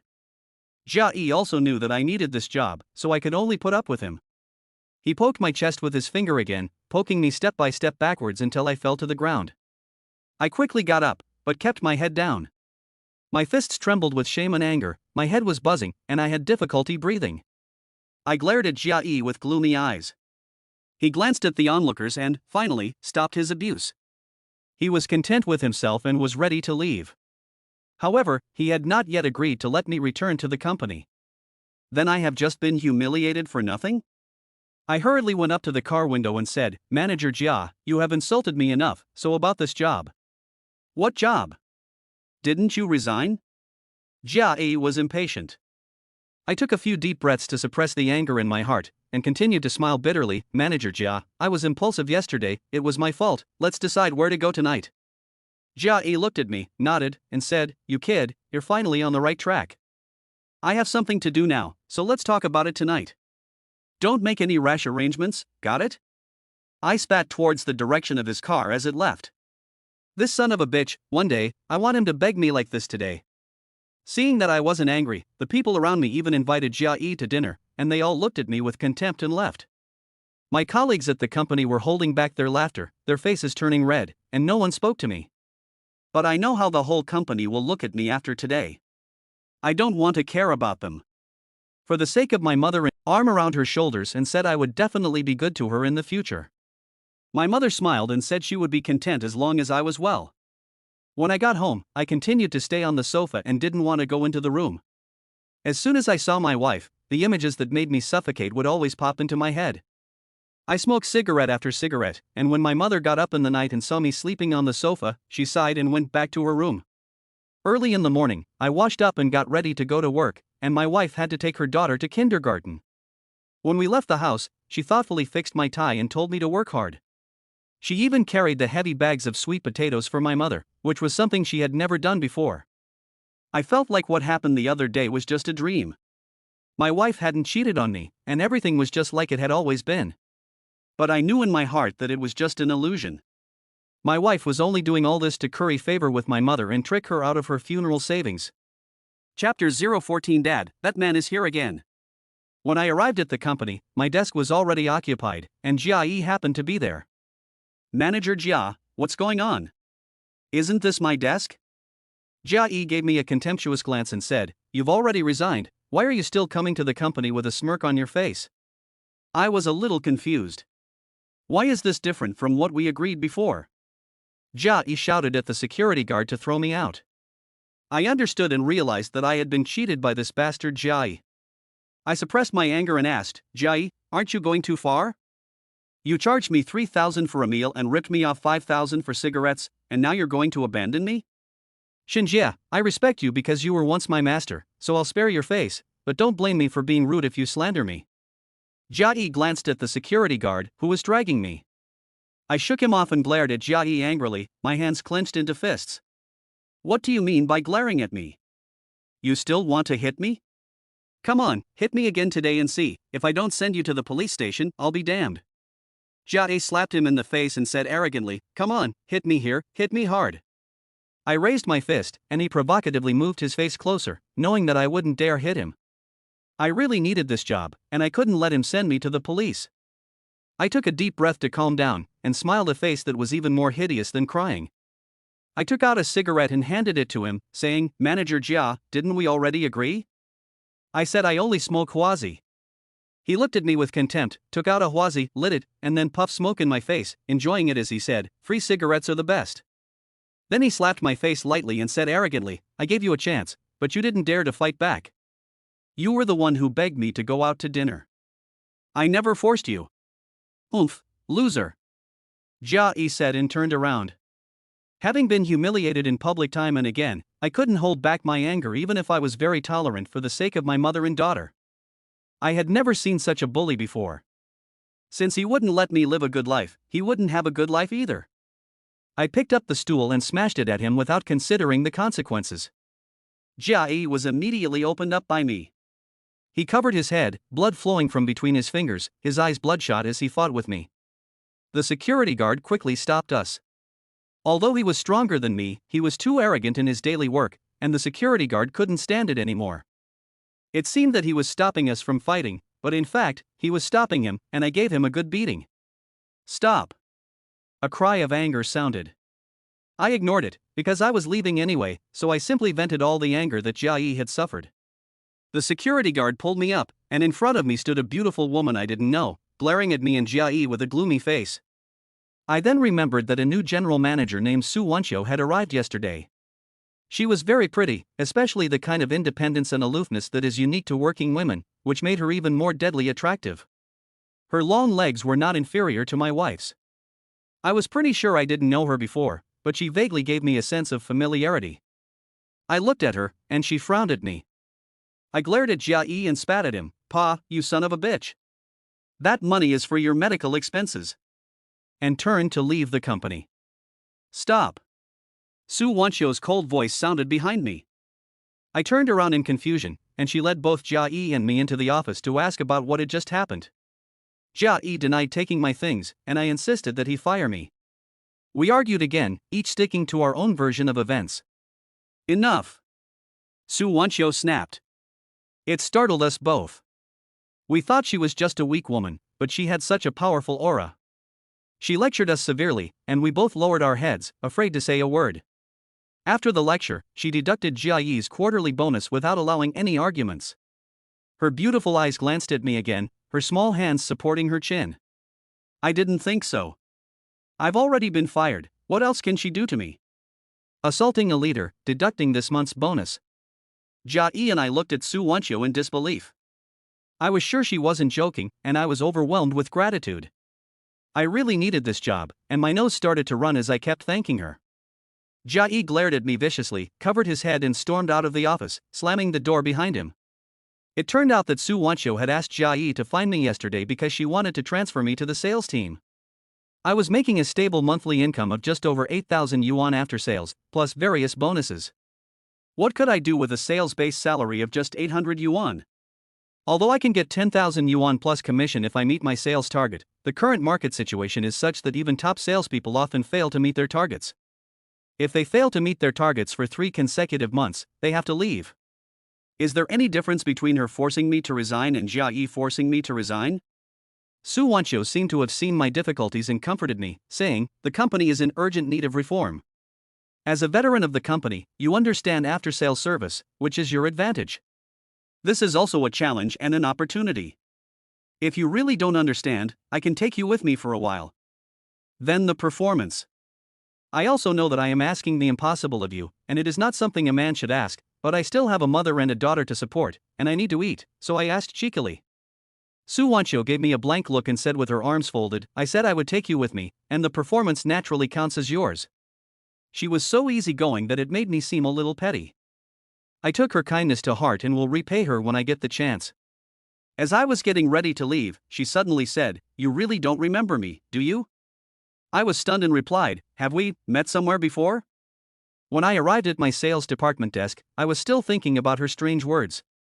This also made me wonder why she would let me go with her on sales calls and even give me credit for the results. I couldn't figure it out, so I just let it go. She's not my wife, and she's not after my house or my mother's funeral savings, so what could she possibly want from me? Everyone in the sales department looked at me with a strange expression. I knew it was because I had been humiliated by Jia Yi in front of the company yesterday. But now that I had got even with Jia Yi, I didn't care too much about it. I waited for Su Wancho to take me on sales calls, hoping to learn something from her. But she seemed to have forgotten about me, and I didn't hear from her for a week. I was very anxious, as there were only a few days left in the month. If I couldn't meet my sales target, I would only get 800 yuan. Do I have to let my mother support me next month? I took the initiative to find her, but she just told me to wait and not to panic. I waited for another week, until the end of the month. During the half month of waiting for news, I kept quietly looking for ironclad evidence of my wife's infidelity.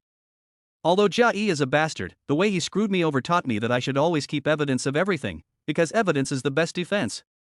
But after my wife came home on her mother's knees, she slowly became someone I was surprised to see.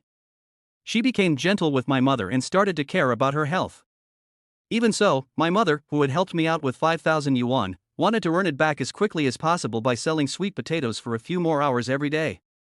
She would only come home just before midnight, and I would always be there to greet her warmly when she arrived. I even learned to make her soup. She only called me Mom on our wedding day, and since the bride price was not high, she never called me that again. She even called me an old thing. She told me to quit smoking and drinking, and repeatedly asked me to sleep in my room instead of on the sofa.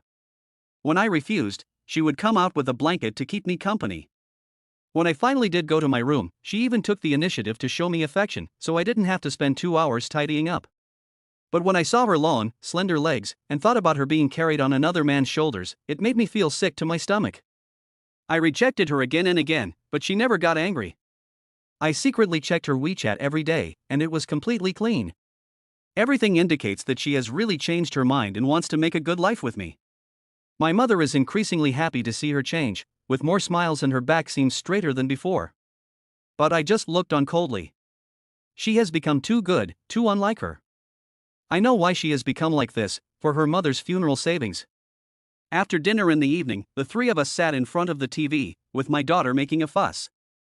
The happy and harmonious look is exactly what I want to see, but I am always alert in my heart that this is an illusion. It was after 9 when my phone rang. Su Wancho called and told me to hurry out, that if I could close this deal, I would be able to complete my sales target and get a big commission. But the drinking party would probably not end until 2 or 3 in the morning, so I should let my family know. After thinking about it, I told my wife. She didn't seem surprised that I was going to a drinking party, but just told me to drink less and be careful. I rode my electric bike to the restaurant Su Wancho had told me about in a hurry. The cold drizzle couldn't stop my desire to make money. When I arrived, Su Wancho was waiting for me at the door wearing a black professional suit. Her long, slender legs and black stockings made her look even taller and more attractive. She looked at her watch, frowned and said, "What took you so long?" Without waiting for me to explain, she turned and walked inside, while at the same time telling me to drink more and talk less, and to watch and learn more. I patted my chest and promised to complete the task. I couldn't say anything else, but I was quite confident about my drinking capacity. Half an hour later, the client arrived late. As soon as I sat down, my wife sent me a WeChat message. I opened it and held it to my ear, and my daughter's young voice came through. "Dad, when are you coming home? That man is here again." This was like a bolt from the blue. My wife was out entertaining a client so late at night for the family, and that bitch was still not satisfied with cheating on me. She even dared to let her lover go straight to the house. Does she think I'm dead? Shit. I grabbed my coat and was about to leave when Su Wancho coldly asked, "Where are you going? Do you know how busy Mr. Joe is?" I didn't have the time or mood to explain. I rushed out the door and drove home as fast as I could, the cold raindrops hitting my face like stones, but they couldn't cool my heart. I ran through several red lights, ignoring the cars that almost hit me. I didn't care about my life anymore. I just wanted to catch the adulterers before I died. When I got home, the door was ajar. I pushed it open gently, but didn't see my wife. There was light in our room, and my daughter was sitting on the sofa staring at me. I put my finger to my lips to indicate that she should be quiet. When I saw the unfamiliar man's shoes on the shoe rack behind the door, I was furious. I had always wanted to catch the current adulterer in my fucking room right now. My blood rushed to my head, my eyes red, and I rushed into the kitchen, grabbed a kitchen knife and walked towards the room, kicking open the door. My wife was lying on the bed in a sexy nightdress with damp hair, and there was a set of clothes belonging to a strange man on top of her. The bathroom light in the room was on, and faintly I could hear the sound of running water. When she saw me appear, still holding the cleaver, she was so scared that her face paled, and I couldn't hear what she was shouting. My phone kept ringing. Anger and hatred had already made me lose my mind. I swore at her, "Fuck you." The hatred of losing my wife was like the hatred of killing my father. A man in the shower inside. He was startled, turned around hastily, and looked at me with a terrified face full of foam. Shinjie? Why are you back?" He stuttered, and only then did he react when he saw the kitchen knife in my hand. The bathroom was small, and my hand holding the kitchen knife trembled with fear and anger. My eyes were bloodshot as I closed in on him. He kept shaking his hand at me, backing away, and in 2 steps I forced him into the corner. His lips trembled as he yelled in terror, "Shinjie, calm down, calm down. Listen to my explanation, it's not what you think. The facts are right in front of you, how is it not what I think? You want to explain? Fine." I gritted my teeth and stared at him, my tone so cold that he shivered. Hearing that there was a chance for an explanation, the fear on his face dissipated a bit, and he stuttered, "I came to help your wife." But he misunderstood what I said. "When you're dead, I'll listen to your long explanation." Before he could finish, I roared in anger, and the kitchen knife in my hand suddenly slashed at his head. "I'm sorry, Mom, forgive me for being unfilial, I can no longer take care of you and honor you in the future. I'm sorry, Tong Tong, don't blame your father for not being able to see you in a wedding dress." Before I was caught in the act, I thought that I could hold back my anger and not do anything crazy for the sake of my mother and daughter. But when I saw the scene with my own eyes, I realized that I was deceiving myself. No man could hold back his anger in this situation. With the intention of destroying the adulterers together, I struck mercilessly. Just as I was about to strike, a fragrant and soft body tightly embraced me from behind, frantically snatching the kitchen knife from my hands to prevent me from striking. "Shinjie, you can't do anything rash, put the knife down." My wife's trembling cries sounded in my ears. She thought she was persuading me, but in fact she was adding fuel to the fire. I slapped her hard across the face. Pop! The sound of the slap echoed loudly in the bathroom.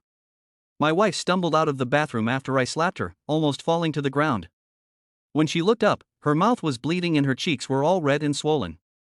I glared at her with a hideous, crazed expression, pointing a kitchen knife at her and gritting my teeth as I said, "You're next, and none of you are going to fucking leave alive today." My wife was so scared that her petite body trembled violently, tears streaming down her face. She cried out in a trembling voice, "Shinjie, it's really not what you think. It has nothing to do with Fan Jun. You mustn't do anything stupid. What am I going to do with the child if something happens to you?"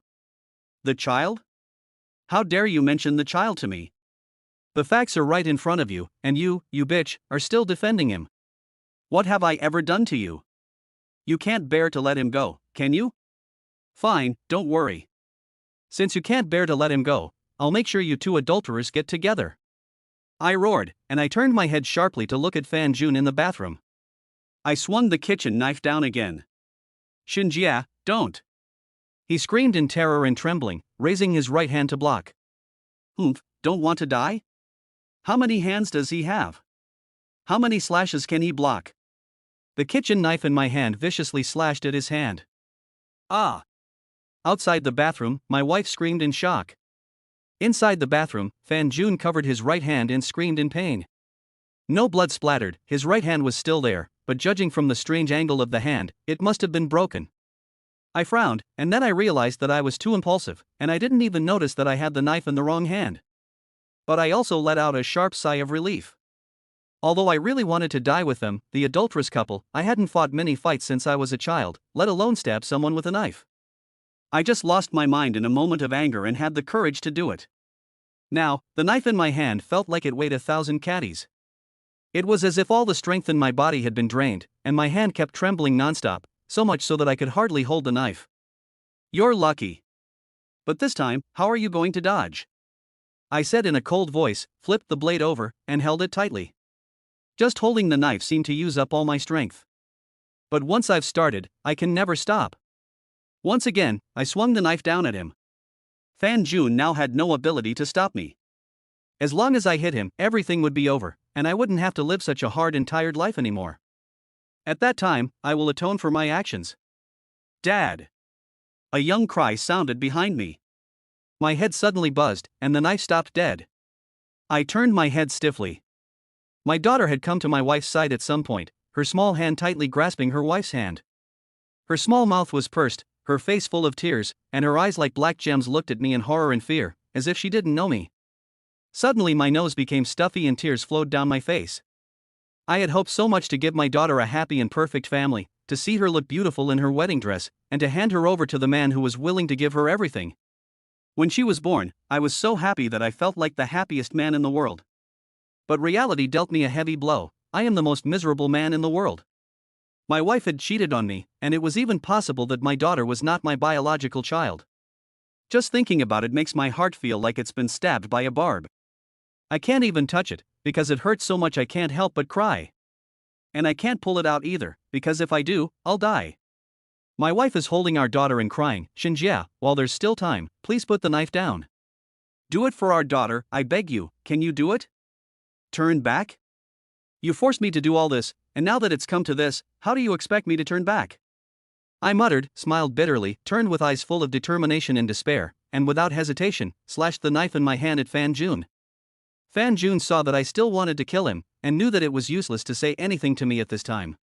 While I was turning around just now, he adjusted his body shape. Before he could slash at me, he made up his mind and knocked me to the ground, taking the opportunity to rush out of the bathroom. He didn't even have time to grab his clothes and stumbled away. I picked up the knife and went after him. As soon as I stepped out of the bathroom, my wife tightly embraced my legs and refused to let go, repeatedly telling me not to do anything impulsive. If she cared about me so much, why did she do such a despicable thing? I grabbed her hair and glared at her, gritting my teeth and saying, "Do you think you can hide?" I slammed her head onto the floor. She let go of my hand, and I wanted to chase her out, but I suddenly noticed that my daughter, who had been crying nonstop, was looking at me blankly, not speaking or crying. I didn't have time to think about it, so I grabbed the knife and hurriedly chased her out the door. I saw that the elevator had already reached the 10th floor, so I frantically pressed the elevator button. With a ding, an elevator just happened to stop. I was about to get in with a hideous expression, and the person who got off the elevator was my mother, who had stayed up late selling sweet potatoes to make money. She took a look at me, saw the kitchen knife in my hand, and was shocked. She asked in a trembling voice, "My son, what are you doing?" I didn't answer, but impatiently told her to get out of my way and not to stop me. Behind me came my wife's shouting voice, "Mom, stop Shinjia, don't let him do anything stupid." My mother kept trying to take the knife from me. I couldn't treat her like I did my wife. I glanced over and saw that the other elevator had already reached the 1st floor. Even if I chased after her now, I wouldn't be able to catch her. As I watched my mother snatch at the knife while tears streamed down her face, the anger that was burning within me began to subside. The knife was meaningless, so I handed it to her. I turned with a pale face and walked towards the house. There were still some clothes of Fan Jun on the bed, evidence of my wife's infidelity. Jia Yiking had tricked me and taught me the importance of evidence. I had to use my phone to take a picture and leave evidence. My wife and mother followed behind me into the room. I snapped at the clothes, and my wife suddenly pulled me over, raised her hand, and slapped me in the face. Chapter 016, A Wronged Wife. Pop. My wife actually slapped me. I froze, maintaining the position I had been slapped in, my eyes coldly glancing at her. She was a bitch who had cheated on me and I had caught her in the act, and she actually dared to slap me? I laughed to myself, this world has changed. Even now, she still thinks I'm in the wrong and is defending her lover. My wife grabbed me by the collar, shook me and yelled, "What the hell is wrong with you? Have you finally come to your senses? Can you let me finish?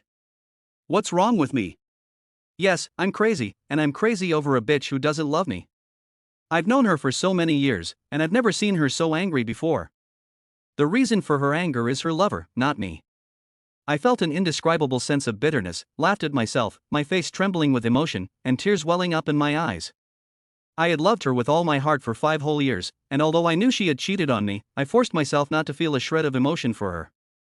But to see her yell at me for another man, I would be lying if I said it didn't hurt. 5 years of feelings can't just be taken back instantly. I covered my eyes hard, so my wife wouldn't see the tears in my eyes, and so she couldn't see through my cowardice. After wiping away the tears, I calmed down a lot, looked at her indifferently, and said, "Go ahead, I want to see what tricks you can come up with today." "Yes, Zicheng, tonight. What on earth is going on with you? Hurry up and tell me." The mother on the side was also very anxious. If my mother hadn't appeared in time to stop me tonight, I might have done something irreparable. My mother and I both looked at my wife. She looked at me and said, "I thought you were going to a drinking party and wouldn't be back until midnight. Why are you back now?" She was still beating around the bush. I gave a cold smile and said in a flat voice, "Why? You really hope that I stay at the drinking party so that I can't catch you, you bitch, cheating on me, right?" At that time, I deliberately told my wife about the drinking party. She had changed so much in the past half-month, and there was no trace of cheating. I knew that if I kept a close eye on her, she would never have the chance to slip up. Sure enough, as soon as I let up a little, she couldn't wait to call Fan Jun to the house. This was the last thing I expected, and it made me extremely sick and furious. My wife's delicate body trembled suddenly. My mother looked at my wife in horror, wanting to take her hand in pain and ask her, but knowing that she would find it dirty, her hand trembled as she asked her in pain, "Zicheng, is what Xiaji said true? How could you do such a shameless thing? As women, the worst thing we can do is to be unfaithful to our husbands." My mother had never said a harsh word to my wife. She had said that my wife was lucky to marry me, and that I should treat her well. She had put up with my wife's shameless behavior time and time again, and the word shameless was already a very serious accusation. My wife burst into tears, explaining that things were not what they seemed, and not what they looked like. I lifted the sash of her nightdress, shook my head and laughed self-deprecatingly. "Are you treating others like idiots or are you just fooling yourself? If it wasn't for Tong Tong sending me a message, how long were you going to keep it from me? Do you completely regard this home as a place for you and your lover to have fun?" I let go of the sash, and my wife's delicate body trembled slightly. My words had made her look pale. She kept shaking her head, refusing to admit it. I didn't bother to continue arguing with her, and directly took out my phone and opened the WeChat message my daughter had sent me. After listening to the shocking news, my wife's tears were rolling around in her eyes as she kept explaining, "No, I really didn't. I just asked Fan Jun to come over to help fix the hot water pipes." I was annoyed and took out a cigarette to smoke.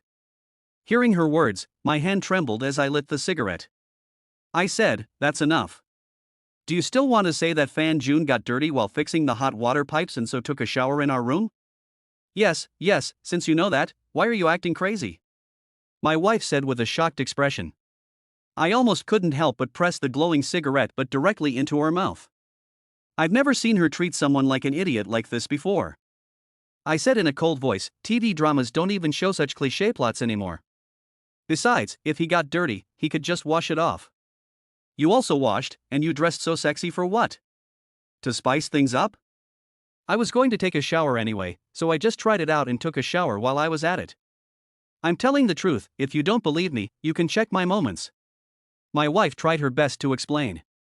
I suppressed my anger and clicked on moments. My moments only showed her, never anyone else. As she said, there was indeed such a moments, and there were many comments from others teaching her how to fix it. But in my eyes, she was sending secret signals to Fan Jun. My wife put the phone in front of me again, with the chat history between her and Fan Jun. She said aggrievedly, "It's all there, look for yourself. If I really cheated, would I make such a big deal of it? From the chat history, it seems nothing, and Fan Jun even affectionately called her sister-in-law and said something about it being inappropriate so late at night, and why he couldn't fix it." My wife replied that I wasn't home and it would be difficult to take a hot shower. The fact that I wasn't home was the point. If I hadn't previously peeked at the chat history between my wife and Fan Jun while they were at the hotel, I would have been fooled by their self-directed performance. I should have filmed it then, so I could drag her face and see how she would argue now. I'm too lazy to continue beating around the bush with her. Why did it have to be after I left? Couldn't you have let me fix it earlier? Why did you say again? Why did you have to go to him when no one else would? Do I have to catch you two in bed together before you admit it? My wife tried to defend herself, but I interrupted her with increasing anger. I could have gone to someone else, but I didn't want you to get the wrong idea, so I asked your brother to come over. As for what your daughter said about coming again, have you forgotten how close you and Fan Jun are? You often invite him to dinner at our house, and you even want our daughter to be the wife of the child your wife is carrying. Still defending yourself. Still defending yourself. At this point, she still refuses to admit it. It's true, she was willing to make such a big change for the sake of the house and her mother's coffin money, and now that I've caught her in the act, she of course can't admit it, because she knows the house won't be hers anymore. I couldn't hold back my anger for a moment, so I suddenly got up, pinned my wife to the bed, grabbed her neck with a ferocious face, and roared, "Is it only when you die that you will know you were wrong and admit to your dirty deeds?" My hands were bulging with veins, and I strangled my wife until her face turned red in an instant, and she could not breathe. She clawed at my hands, and the pain of the blood marks was nothing compared to the pain in my heart. My mother kept tugging at my hands, trying to make me let go. But at that moment, I had been driven crazy by my wife, and there was only one thought in my head, and that was that she must admit her fault. My wife's face gradually turned from red to white, and her eyes were showing signs of rolling upwards. I just, Mom, is there no hot water when you get back? She couldn't even finish her sentence due to the pressure of my hands. I had already lost my mind and didn't hear her admit her fault, so I wouldn't let go no matter what. Suddenly, I felt a sharp pain in my hand and I let go abruptly. I looked down and saw that my mother had bitten my hand hard. Cough, cough. My wife was finally able to breathe and cough nonstop. I was very dissatisfied that my mother had bitten my hand for such a bitch and angrily questioned her, "Mom, why are you helping such an unfaithful bitch? Let me strangle her and get some peace. Shut up and don't say nonsense anymore." My mother, whose eyes could no longer fully open, stared at me with tears in her eyes. She was clearly in her early 50s, but her stooped figure and almost half-white hair, streaked with gray, made her face look like that of a 60 or 70-year-old. If you stood next to my mother-in-law, who was about the same age, people would believe that she was her daughter. The thought that my wife had given her family all the hard-earned money that my wife and I had earned together made my anger boil over again, and I got back on my bicycle and tried to strangle my wife. Pop! My mother gave me a hard slap. Her rough, cracked hands left bloody marks on my face. I couldn't believe it as I watched my mother take a basin of cold water from the bathroom and pour it over my head. Even though there was heating in the house, I shivered with cold and shouted in a daze, "Mom! Have you calmed down now? If you want to kill Zicheng, you have to kill your mother first." My mother shouted, putting my hand around her neck. Chapter 017, My Mother Favors My Wife. Mom, what are you talking about? The cold water finally allowed me to calm down and I no longer had the desire to continue hurting my wife. My mother sat down by the bed and tried to give my wife a hug, but was afraid that she would think it was dirty. My wife didn't mind, however, and cried out, "Mom," before throwing herself into my mother's arms and sobbing with grievance. At that moment, I just wanted to smoke in silence and didn't want to say a word. But the cigarette got wet and made me a little irritated. My phone kept ringing. It was Su Wancho calling, telling me to hurry to the drinking party. It was not too late. The thought that I was running around making money to support the family while my wife was cheating on me at home made me feel so suffocated. But in this situation, I felt depressed again and wanted to escape. I got up, changed into some clean clothes and was about to go out when my mother stopped me. "I don't think Zicheng is cheating on you, but you are keeping a mistress, aren't you?" My mother questioned. "Mom, what are you talking about? I'm going to work, and tonight is very important to me, but because of some bitch, I have to give up the drinking party and go home." I meant it, and I coldly glared at my wife in bed. She looked at me with her red lips pursed, her eyes full of tears of grievance. The more aggrieved she was, the more uncomfortable I felt. It was obvious that she was the one cheating, so what was she aggrieved about? I was determined to go to the drinking party, to escape and to complete my performance and earn money. My mother simply lay in the doorway, blocking the door and preventing me from opening it. "You are not allowed to go, and if you go tonight, you will not come back to this family." No matter what I said, my mother would not move. Behind me came a light and carefree remark, "Mom, forget it, let him go. Ziqing, tonight is Xiaojie's fault. Don't be afraid, I'll back you up." I gave a cold, mocking smile. Although I didn't say anything, they both understood what I meant. My mother glared at me and dragged me towards the bathroom in the living room. Once inside, she pointed at the new water pipe that had just been replaced and said, "The hot water pipe in the bathroom outside has been broken for almost 3 days. I've told you this many times." I froze for a moment, and suddenly remembered that my mother had indeed told me about this. But my mind was on my performance in catching my wife cheating, so I promised again and again, but then forgot about it. My mother sells sweet potatoes every night until around midnight, and then she has to take a bath when she gets home. How did she take a bath when there was no hot water? My mother dragged me back into the room and pointed at the bathroom, saying, "Look carefully. There was a new hot water pipe." I rushed out of the bathroom, picked up the clothes that Fan Jun had left on the bed. They were indeed dirty. I was stunned and couldn't believe it was true. My wife was sitting on the bed, looking at me with a pained expression and tears in her eyes, saying, "I just want Mom to be able to take a comfortable hot shower when she comes back at night." No. That's definitely not it. I kept shaking my head. The chat history I saw proved that this wasn't the first time the two of them had been having an affair. How could it really be as simple as replacing the hot water pipe? Did I come back early? Yes. That must be it. If I had come back later, I would have caught them in bed together. I won't believe her nonsense. For some reason, watching my mother apologizing to my wife and comforting her, I felt both a sense of relief that things had turned out this way and a sense of dissatisfaction that I hadn't caught them in the act. My wife got up to heat some soup for my mother and told her to go rest, it was so late. When she returned to the room, her expression had become cold. Her phone rang, and I stared at her with wide eyes. She was a little impatient and handed me the phone directly. It was her mother-in-law calling to ask if the hot water pipe had been fixed. Suddenly, her beautiful eyes turned red, her lips trembled, and she stammered for a long time before saying that it had been fixed. When she hung up the phone, she gave me a cold glance. After putting the phone down, she stayed in the room the whole time, watching our daughter, who had been arguing the whole night, leave the room. My daughter used to sleep noisily and asked me to tell her stories. Carried out by my wife, she didn't cry or make a fuss. She looked at me blankly with a very indifferent expression, as if I were a stranger. 2 hours later, she returned to her room tiredly. She just lay down and got up again, taking her least favorite but not sexy pajamas into the bathroom. After lying down, we turned our backs to each other, both knowing that the other was awake. We were in rare agreement and neither of us spoke. It was a rare moment of peace. I didn't sleep much that night. Vaguely, I seemed to hear suppressed sobs, but I wasn't sure. Early in the morning, my wife got up and went to the dressing table to apply makeup to her pretty face. I gave her a cold stare and snorted, "What are you trying to do by looking so pretty so early? Going to the hospital to see your lover?" She usually puts on makeup when she takes her daughter to kindergarten, but I just can't help feeling uncomfortable, always thinking that she wants to go to the hospital to see how Fan Jun is doing.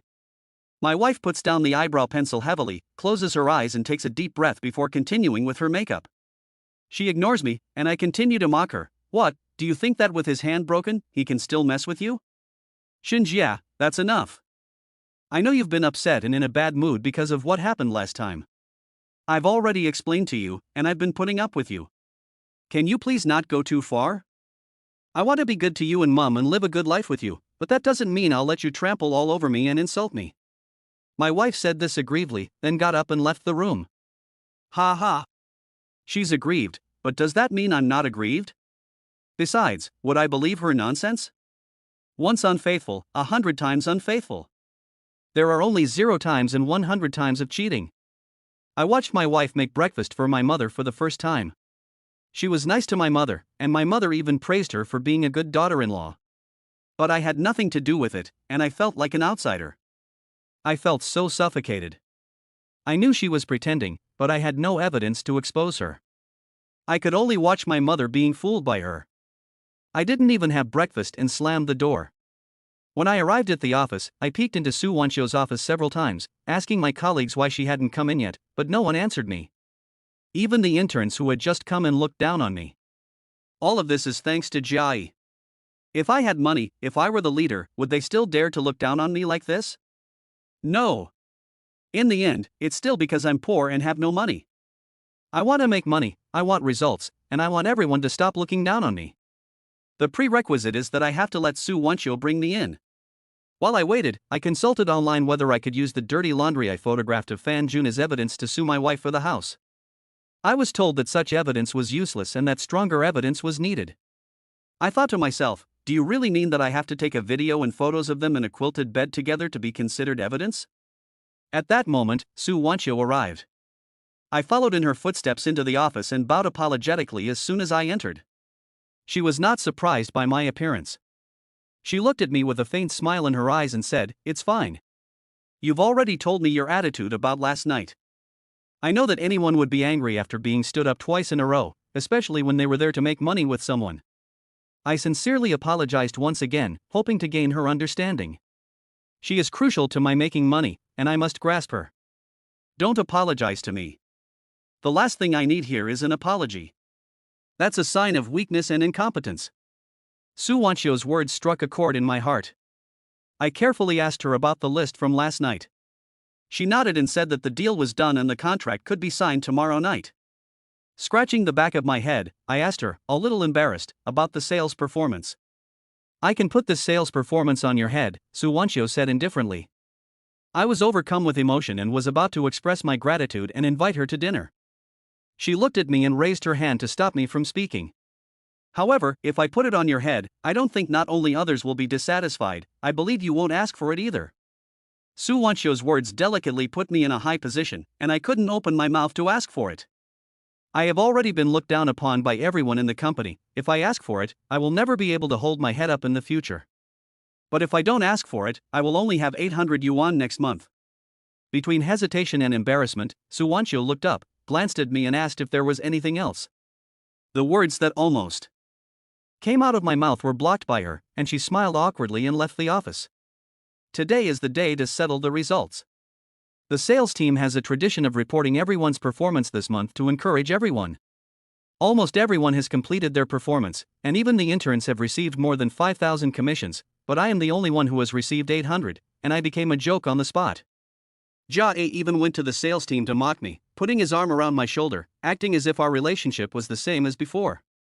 Then, the whole company knew that I didn't meet my sales target. I didn't want to care about him anymore. I didn't want to lose my job because of him. Now, all I could think about was making money. I didn't want anything more from a relationship, and I didn't want my wife to come back. I felt sick. I just wanted to get my house and my savings back as soon as possible, and then divorce her. I waited for Su Wanchio to get off work as usual. I didn't know if she was disappointed in me, or if she was going to arrange everything as usual and then notify me. She ignored me and left. I went to the neighborhood store and asked Sister Lee to get me some furong wang. She handed me the cigarettes and I remembered that I only had 800 yuan next month, so I awkwardly asked her to get me some hongmei instead. She didn't say anything and I paid for them and ran away. She chased after me with the cigarettes and I was even more embarrassed. I fled upstairs. As soon as I opened the door, a fist came flying at my face. Chapter 018, I was beaten by my brother-in-law. I was spun around so hard that I almost fell, and my mouth was in severe pain. My tongue hit the corner of my mouth, and the pain made me frown and raise my eyes.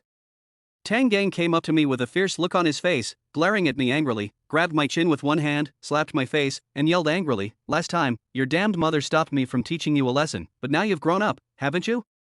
How dare you hit my sister? Come on, if you're so capable, show me how you can hit someone in front of me today." He pushed me so hard that I stumbled to my wife, and almost fell to my knees.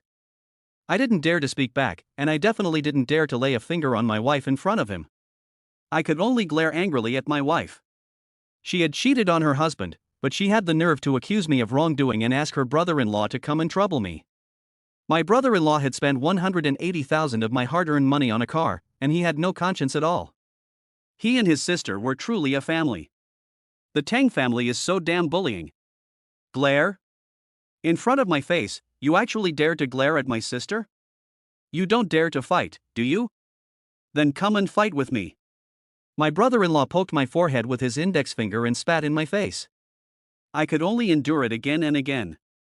He grabbed my collar and kept pushing, trying to make me fight with him, but I endured it. Tang Gang was furious and shouted, "I'll fuck your mother, you piece of shit. You don't dare to move when you're given a chance, do you? Well, don't blame me for being rude. If I don't beat the shit out of you today, I'll fucking take your surname. He raised his fist and tried to hit me again. Looking at his thick, big, scarred arms, I knew it was a lie to say I wasn't panicking. I rolled on my back in a panic to avoid him, not wanting to fight him. With my skills and build, I was no match for him. But I could dodge one punch, but not the second. Tang Gang grabbed me up from the ground, and when his big fist was about to hit my face again, a familiar light fragrance hit me.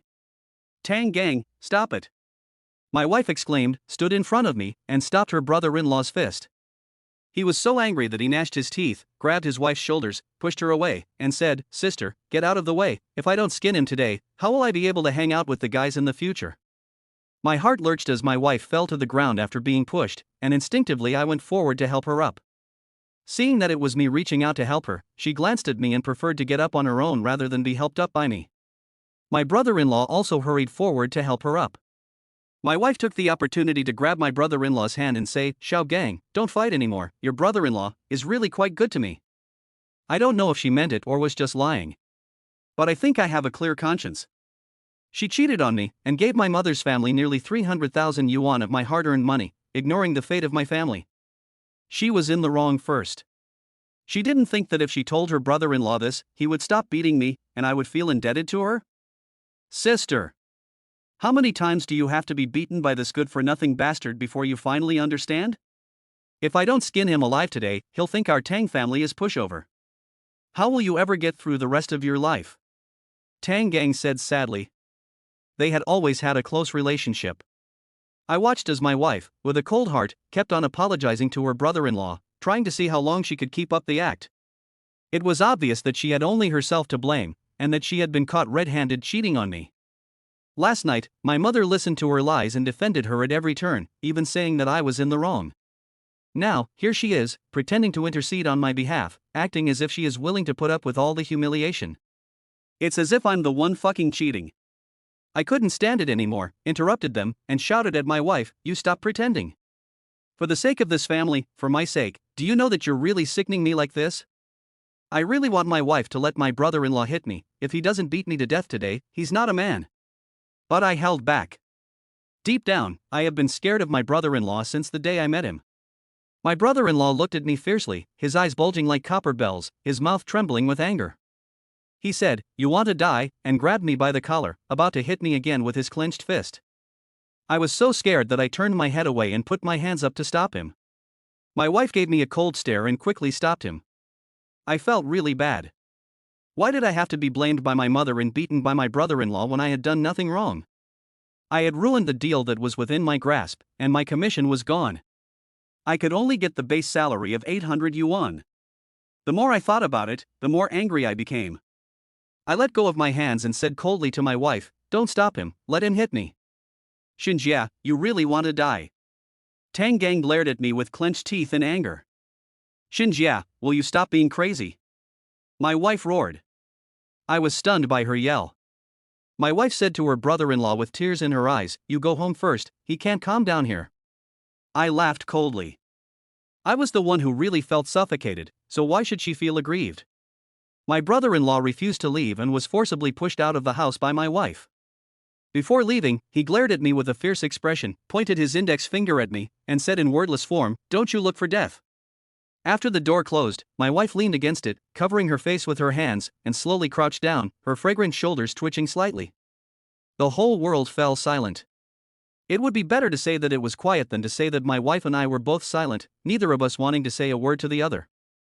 Tired, so tired. I tore open a cigarette with irritation and lit it, taking a harsh drag. My mouth corner ached, and I frowned, but I casually threw the cigarette pack wrapper on the ground.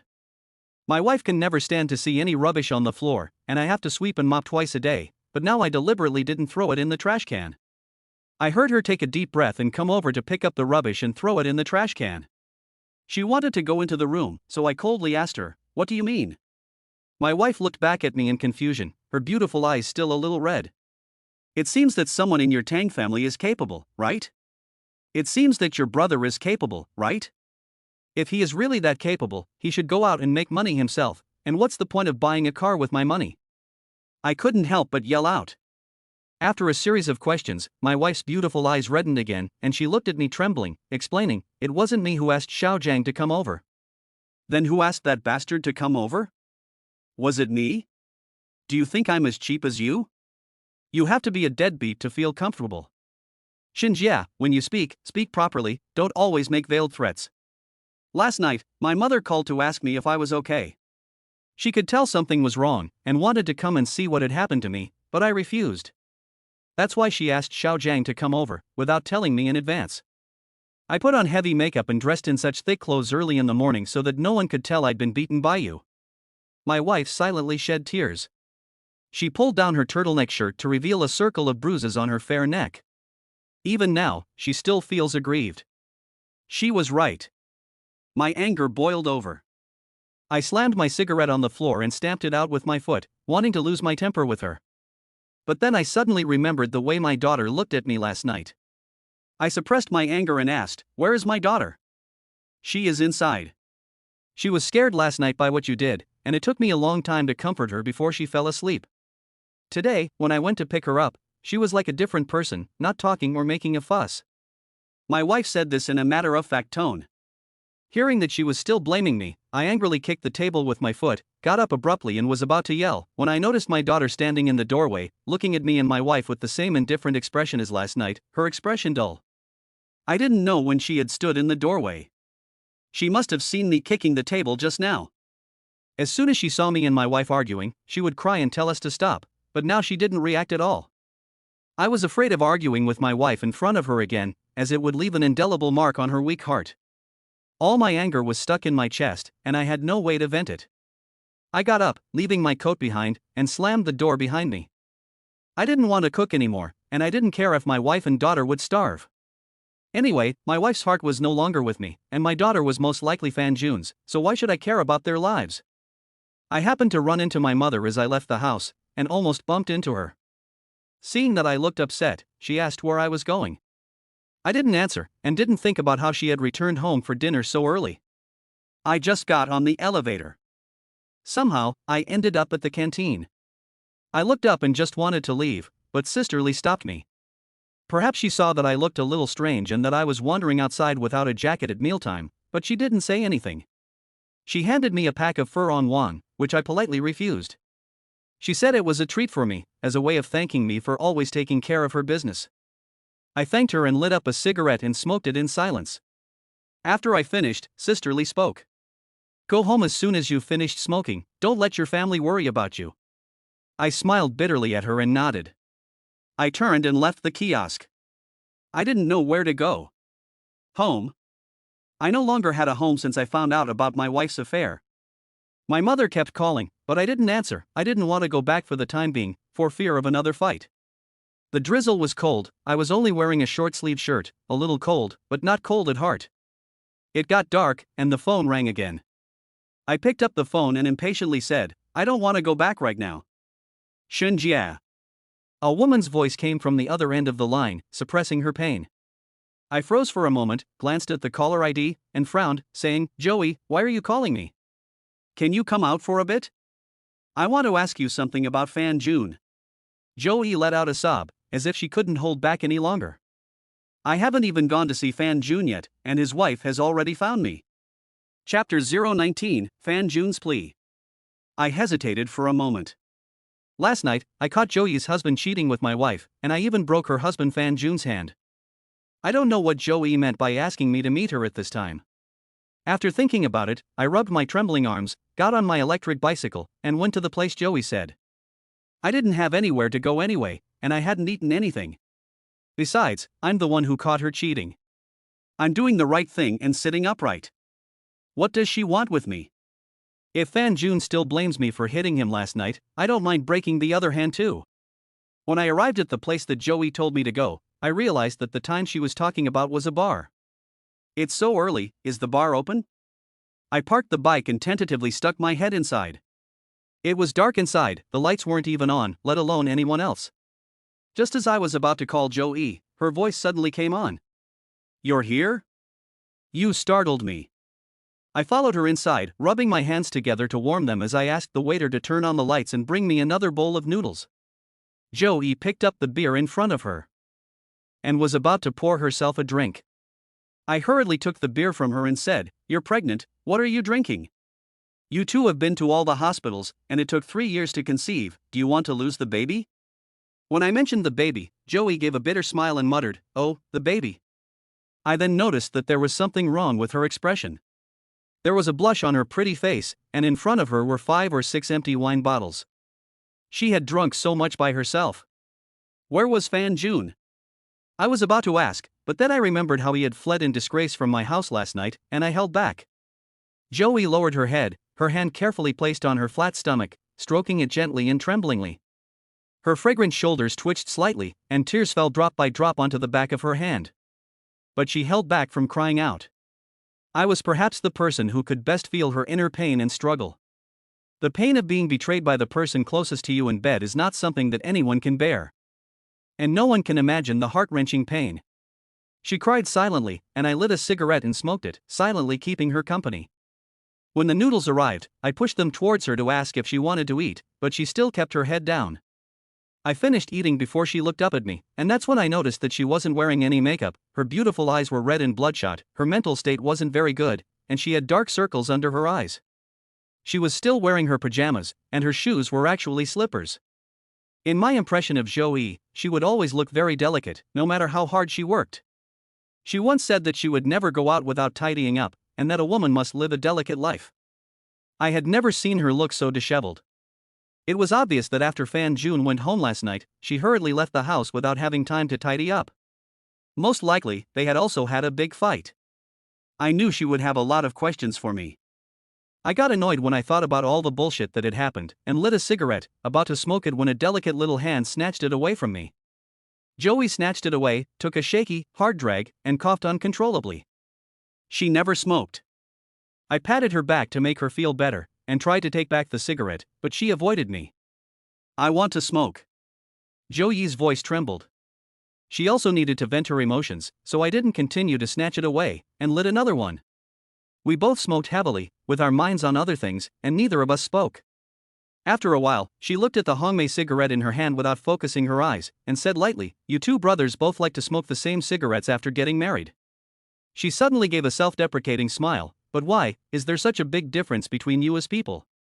My hand couldn't help but shake a little, and the ashes fell, without picking up the conversation. Joey turned her head and stared into my eyes with her beautiful eyes, making me feel a little guilty. She asked, "I know that you and Fan Jun are best friends, and you will cover up for each other no matter what. But I have something I want to ask you. I hope that you can answer me honestly because I am good friends with your wife and you, okay?" I was silent for half a minute. I knew what she wanted to ask. I also really wanted to tell her everything that happened last night right now. But seeing her hand on her stomach, I just couldn't bring myself to tell her the truth. I had already been hurt so badly, and I didn't want her to suffer any more than she should. But looking into her eyes, I couldn't bear to keep her in the dark. Just as I was torn between the two, the phone rang. I took it out and glanced at it. Joey's eyes also swept to my phone. I quickly walked out of the bar behind her. Seeing that she didn't follow, I frowned and answered it with a cold hello. "Shinjia, where are you?"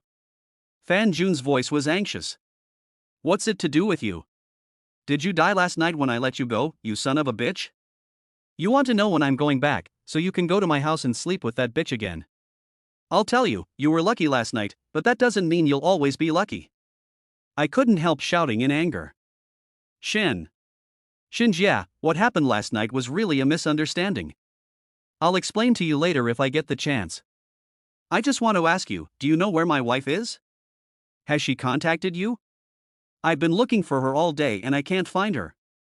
She's pregnant and I'm worried that something might happen to her. Fan Jun couldn't help crying on the phone. "Humph, if you knew this would happen, why did you do it in the first place? You should have known this would happen when you had evil thoughts about your sister-in-law. Joey is such a good woman to have married you, and you still did something so beastly." I continued to yell angrily. Last night I didn't have the chance or the heart to yell at him, I just wanted to get rid of him. Now that I have the chance, I want to let out all the anger I've been holding in. Joey is having a hard time in the bar, and I can imagine that Fan Jun is even more uncomfortable than she is at this moment. In the beginning, the two of them got together because of my wife and I. Fan Jun can be described as madly in love with Joey. Compared to his love, I am a little ashamed of myself. He insists on replying to WeChat within 3 seconds every day, making phone calls, doing the laundry and cooking. On weekdays, there will be little surprises, and he even got Joey's name tattooed on his chest. He is the model among model husbands. Joey has a headache or a cold, and he will go crazy with worry. He loves Joey so much that everyone thinks he would never betray her even if the sky fell. But he did, and the object of his infidelity was my wife. He brought this on himself. Can you please stop talking and help me contact Joey? I'm really afraid that something has happened to her. I've contacted all of her friends and family, but no one knows where she is and they can't get in touch with her either. You're my friend, so I'm asking you to help me with this, okay? If you can help me find her, I'll do whatever you want. Fan Jun, will never say no. Fan Jun roared, getting more and more agitated as he spoke, and finally begged me with tears in his eyes. I coldly asked him, "Are you willing to do whatever I tell you to?" "Yes." Fan Jun replied decisively. "What if I told you to bring Joey to my bed?" I looked coldly at the cars driving by on the street. Chapter 020, I don't want to go home tonight. I just want Fan Jun to experience the feeling of having his wife fucked by someone else. I can't do the disgusting things he can. Fan Jun on the other end of the phone fell silent. He was hesitating. Fan Jun was always afraid that I would go crazy and try to kill him like I did last night. I laughed coldly. What bullshit is this true love? What fucking oaths? All of it is a lie. No one in this world will give their life for the other. No matter who it is, the person they love the most is always just themselves. I am no exception. Before I caught my wife cheating, I might have considered it, but now, I won't even think about it. If you don't say anything, I'll hang up. I was about to hang up when Fan Jun shouted, "Wait. Say it. Can I change the conditions?" "What conditions? Don't you want me to die?" Fan Jun struggled for a long time and then sighed and said, "I can die as penance, but I have to wait until the baby is born and arrange everything for the mother and child in the future, otherwise I won't feel at ease." "Why don't you wait until your son gets married and has children, and hold your grandchildren before you die?" I laughed angrily. Fan Jun was silent for a while, and then said, "Okay, as long as I can see the child just once, just once." That short sentence took all his strength, and he kept gasping for breath. I hung up the phone with a cold smile. I didn't really want him to die, I just wanted a promise from him. If I really wanted him to die, I would do it myself. I took a picture of Joey's back and wanted to send it to Fan Jun to reassure him, but after thinking about it, I deleted the message. Why should I take care of my wife for him after he screwed mine? Who has considered my feelings? I went into the bar, and there were a few more empty bottles in front of Joey. She seemed to have guessed who had just called, and without asking me any questions, she handed me a bottle and asked me to drink with her. Although I wanted to take revenge on Fan Jun, I really couldn't bear to see Joey's hard-won child disappear. I took her bottle and drank it in one go. My stomach was bloated, but I didn't feel bad. I had endured so much during this period, and I was very tired, with no outlet for my anger. I didn't even finish the drink. Joey seemed to know what I was thinking, and stopped drinking. She rested her pale chin in her hands, her big, slightly drunk eyes narrowed as she looked at me. I kept drinking alone, wanting to get drunk and not think about anything. I quickly drank half a dozen, and the more I drank, the clearer I felt. My stomach was bloated and I felt sick, so I went to the bathroom and threw up. After I came out, I continued drinking and kept partying after I finished drinking. I can't remember how much I drank. My phone kept vibrating, my vision was a bit blurry, and the bar started to get lively. Joey, who had been watching me drink, suddenly asked, "Where were you last night?" Although I knew she would ask, when she mentioned last night, my body couldn't help but tense up. The dirty images from last night came back to me, and the anger welled up in my chest. I really wanted to tell Joey that last night I caught her man fooling around with my wife, but before the words left my mouth, I covered for Fan Jun. I was at a drinking party at the company. "Oh, so what time did you get home? Wasn't Ziching worried about you?" I can't remember exactly, but it was around 2 or 3 o'clock. She was already asleep when I got home. Really? Joey's beautiful eyes stared at me, expressionless. I nodded with a guilty heart. Joey lowered her eyes, picked up my cigarette from the table, lit it, and exhaled the smoke slowly. Suddenly she asked, "Oh, right, Zicheng said your hot water pipe was broken. Was it fixed?" "It was still broken yesterday, but it's working today." I was on my guard against her, and my words were watertight. She believed my words and didn't pursue why Fan Jun came home without clothes and with a broken arm. As for what she thinks, I can't control it. How Fan Jun is going to explain it is also his business. If it weren't for the sake of Zhou Yi's health, I wouldn't help him clean up after him. I don't want Zhou Yi to experience the feeling of being heartbroken, so I can only bear it for her. My hand reached for the cigarette box, wanting to take one out and smoke it. Just then, a cold little hand also reached for the cigarette box at the same time. I wanted to let go of my hand and let Zhou Yi take the cigarette first. But I found that she had not finished smoking the cigarette she had just lit. My hand was held by her and I could not let go. Zhou Yi looked at me with a little drunk haze in her eyes, her bite her red lips lightly.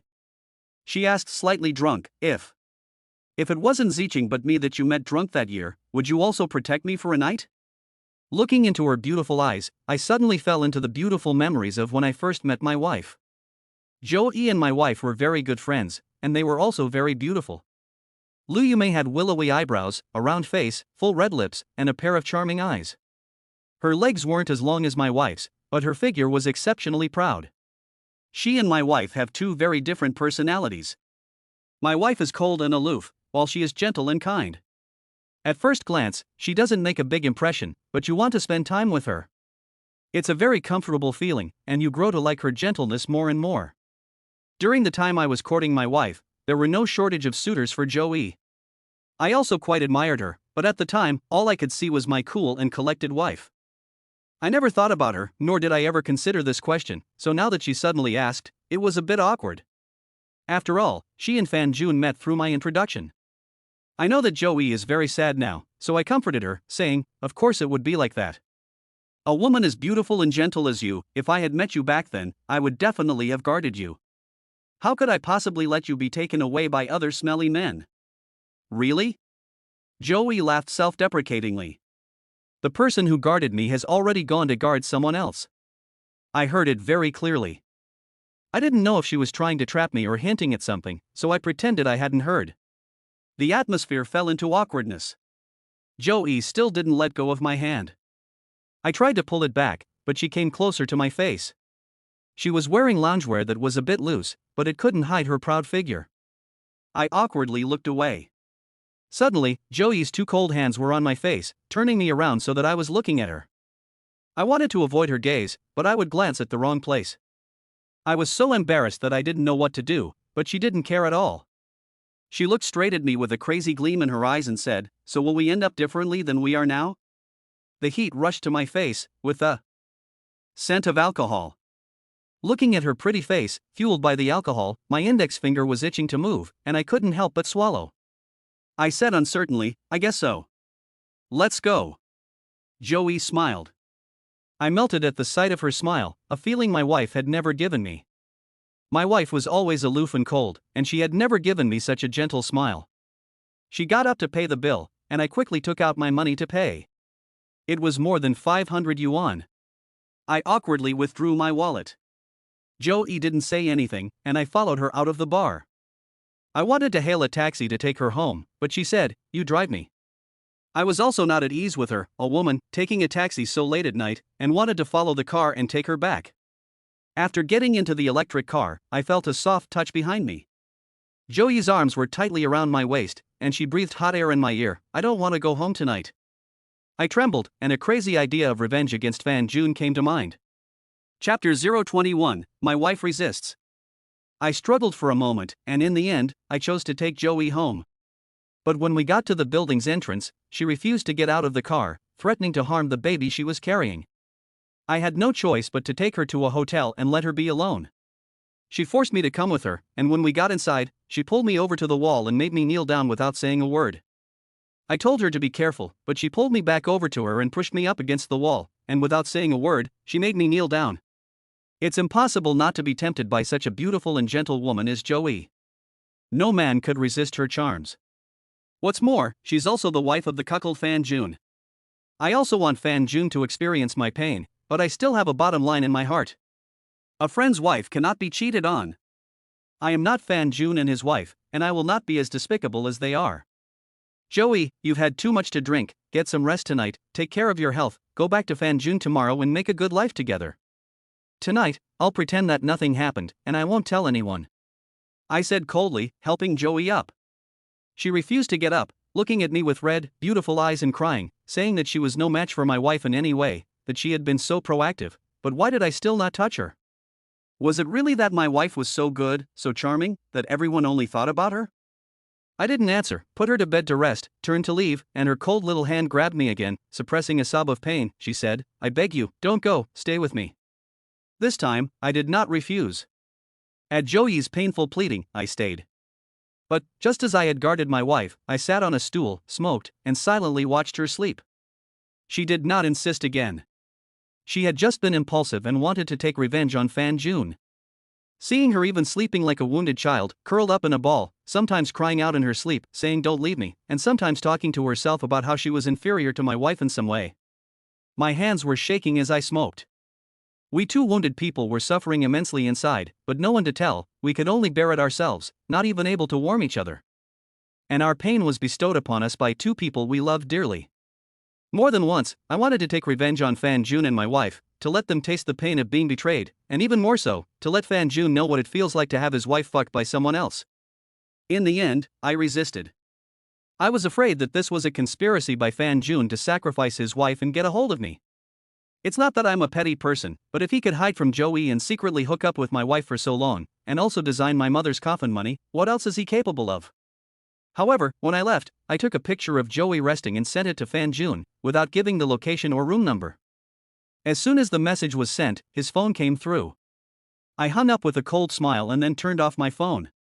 As for what he would think, that was his business, not mine. But the thought that he would suffer because of it gave me a sense of vindictive pleasure.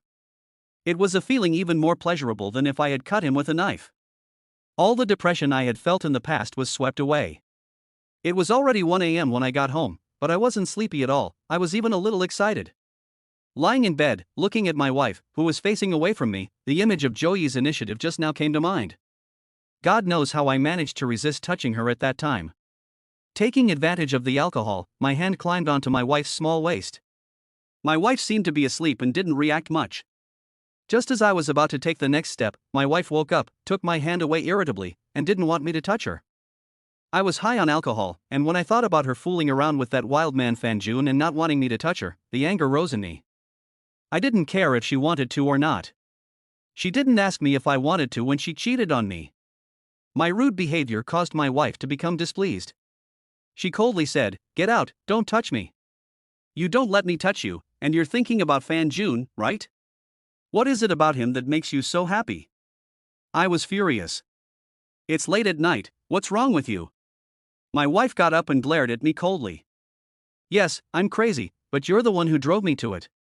I yelled, pounced on her and roughly tried to pull off her pajamas. She resisted, refusing to let me touch her. My anger was rising, and I instinctively raised my hand to slap her. My wife's beautiful eyes were red, but she stared coldly at my raised hand and showed no fear. She even brought her face closer to my hand. She said coldly and angrily, "Go ahead, hit me as hard as you like. I won't cry out in pain. You're a good-for-nothing, anyway. You're just a bully at home, and you only know how to hit your own woman to vent your anger. You're used to it." After she finished speaking, tears silently flowed down her face. My hand trembled, and I really wanted to hit her. In the end, I forced myself to put it down. It was late, and I didn't want to wake up my mother. My wife got up to go to the bathroom. I looked for her phone for a while but couldn't find it. I found it under the pillow where she had hidden it. She must have been talking to Fan Jun, that's why she hid the phone from me. Thinking about this, I angrily looked at the bathroom with the light on. After I unhooked the phone, my anger instantly overwhelmed me.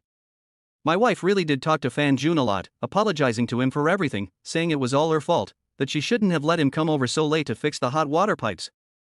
When I saw this, I almost couldn't help but rush into the bathroom and rip the phone out of my wife's face. This bitch, I caught her in the act, and she still doesn't know how to repent, still having an affair with Fan Jun. I suppressed my anger and continued reading. When I saw that later on, my wife was explaining to Fan Jun on my behalf, asking him not to blame me, I froze for a moment. Is my wife really doing this for my sake? No. That's impossible. Everything she's doing now is a deliberate act of pretense. Being nice to her mother and daughter is all just for the sake of her mother's funeral savings. I'll never be fooled by her. As I was about to take a picture, the bathroom door opened. I looked up in shock, and my wife looked at me and the phone in my hand with an expression of extreme indifference. Her hands were trembling with anger as she walked silently to the bed and reached for me. "Give it back to me." My wife's voice was cold. "What? Are you afraid I'll see you flirting with your lover and all those disgusting things you say to each other?" I sneered.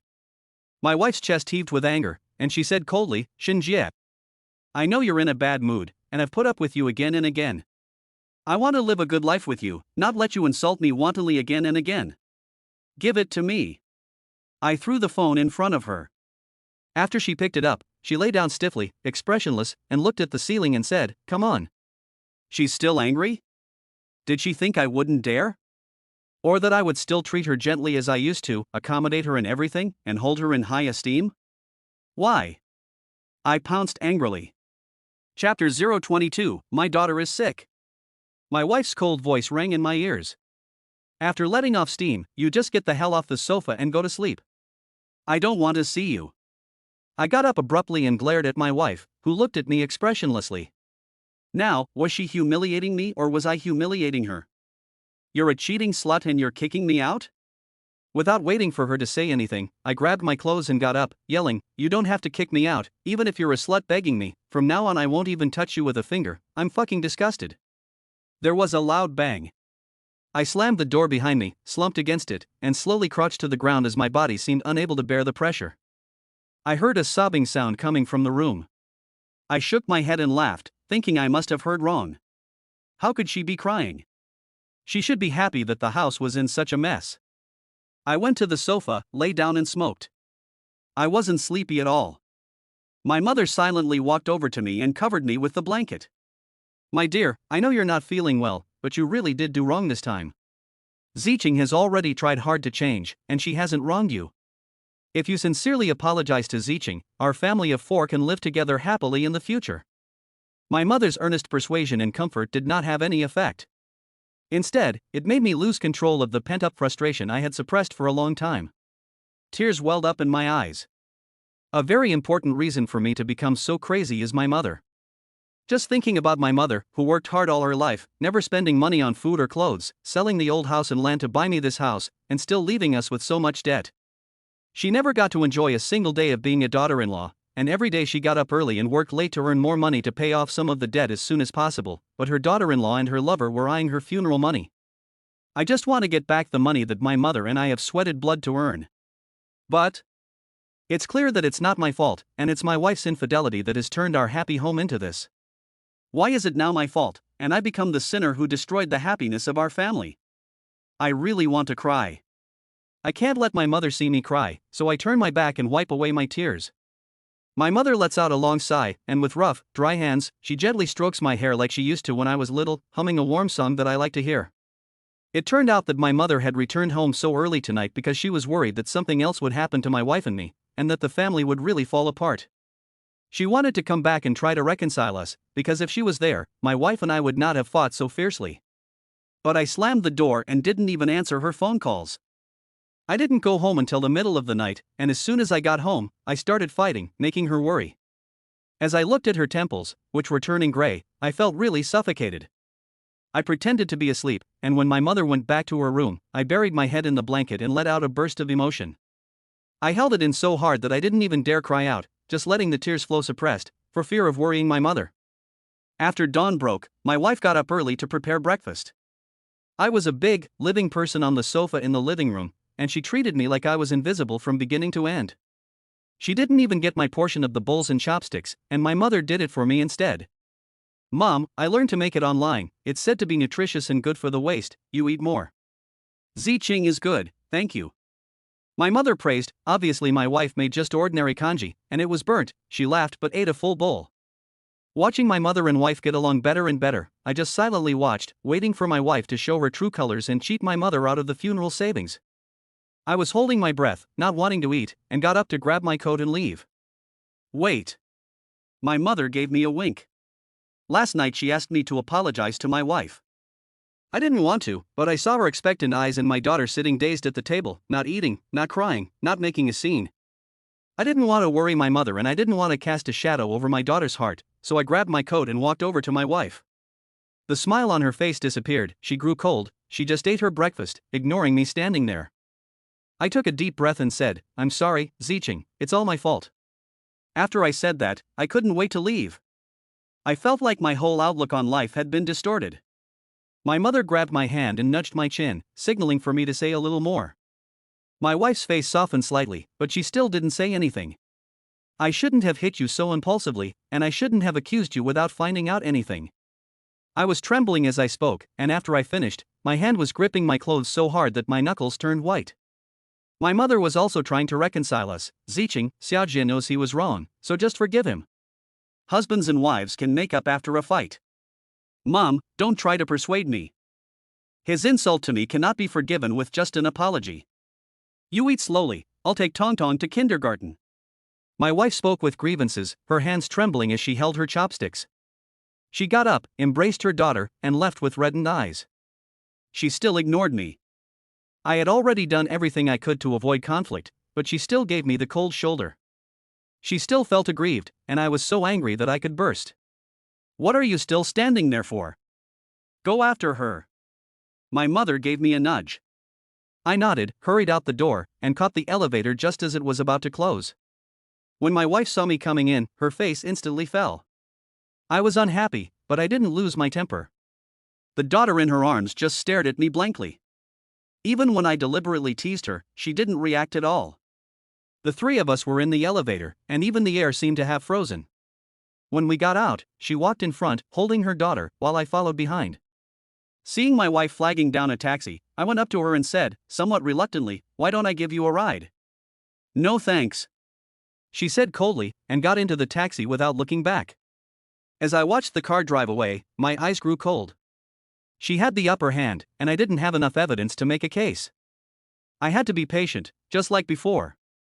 Only this time I will wait until the perfect opportunity arises, so that she will have no excuse to argue. The 2 times I caught them in the act were only half a month apart. My wife and Fan Jun both dared to treat me like a dead man, brazenly having their affair in our home. I believe that even if they can hold back for a long time, they will not be able to do so for more than a month, and they will definitely slip up again. By then, I will make them pay a heavy price. When I arrived at the office, I finally turned on the phone that had been switched off overnight. Hundreds of missed calls and messages, all from Fan Jun. He hadn't rested at all that night, with a call every few minutes.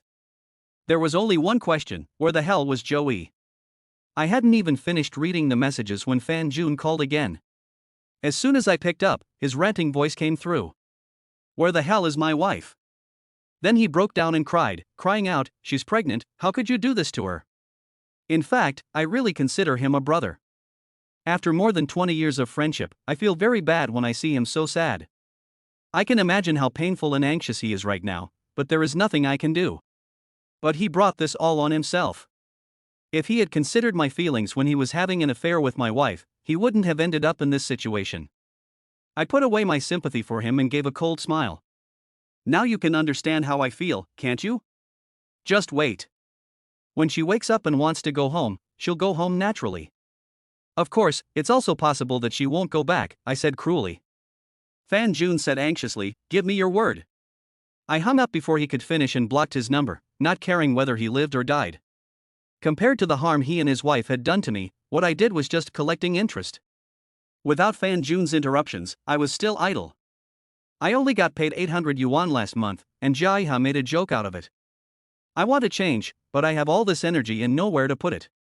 I'm also embarrassed to go directly to Su Wanqiu. When I got off work, I deliberately waited for Su Wanqiu. When she saw that I had been waiting, she nodded slightly, acknowledging my persistence. She gave my attire a faint glance, and was a little dissatisfied. She told me to go home and change into something presentable and look more energetic. The suit on my body was still bought when I got married with a price of more than 3,000 yuan, which I had to bite the bullet to buy. I didn't have anything better, but I still went home to tidy up a bit.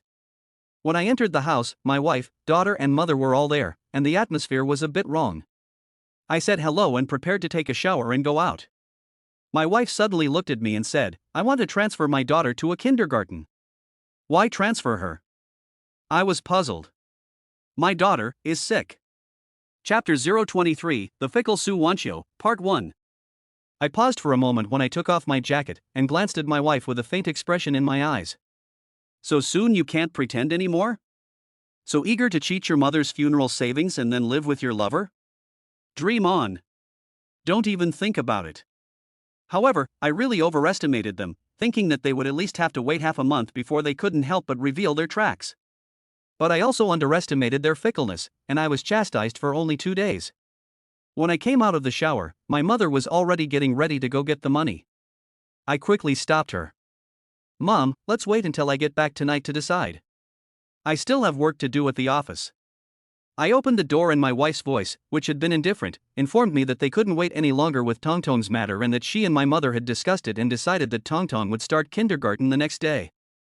I said, let's wait until I get back to decide. My voice was getting colder and colder, and my wife folded her arms and looked at me coldly, a little surprised that I would dare to argue with her decision. In the past, no matter what the matter was, I would go along with my wife's ideas. As long as she was happy, I was happy, and I didn't care about anything else. But now it's different. I'm the head of the family, and as long as I'm alive, I won't let my wife and Fan Jun cheat a single penny out of my mother's hands. No, I have to make a decision now. My wife wouldn't give up, but I ignored her and told my mother not to withdraw any money. My mother spoils me and listens to me most of the time. Otherwise, I wouldn't have put up with Tang Zicheng for 2 years just because she's my wife. My wife stopped me from going out. My phone rang. It was Su Wanchio calling to hurry me up and asking me to bring another gift, a gift for a woman. Hearing a woman's voice on the phone and asking for a gift, my wife's face changed, and she said coldly, "Why is there a woman's voice on the phone?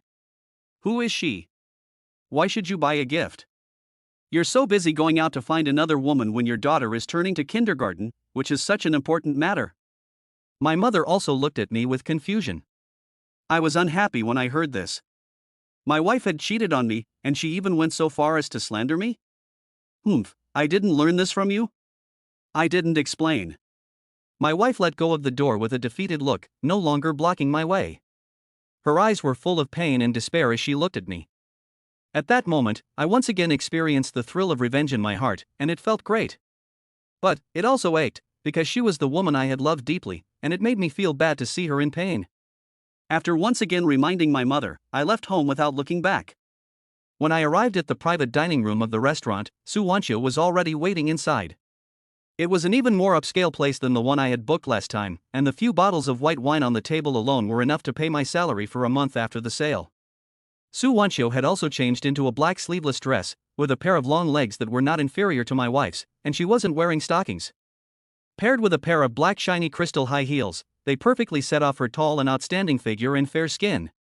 She had applied a little powder to her face, and even I, who had been spoiled by my wife's beauty and had become picky, had to praise her beauty in my heart. I could also faintly see my wife's shadow in her. She once again deliberately reminded me that I must not make any more trouble later, must not speak carelessly, and must drink more, see more and learn more. I humbly nodded my head in agreement, saying that last time it was because there was an urgent matter at home and there was really no other way. Mr. Zhou is an elderly bald man. When he first entered the door, his face was still smiling. But when he saw Su Wanchio, his eyes narrowed, his eyes radiating lust, and he looked her up and down. He lingered on Su Wanchio's beautiful legs and swallowed. Su Wanchio obviously saw it, but there was no trace of aversion on her face.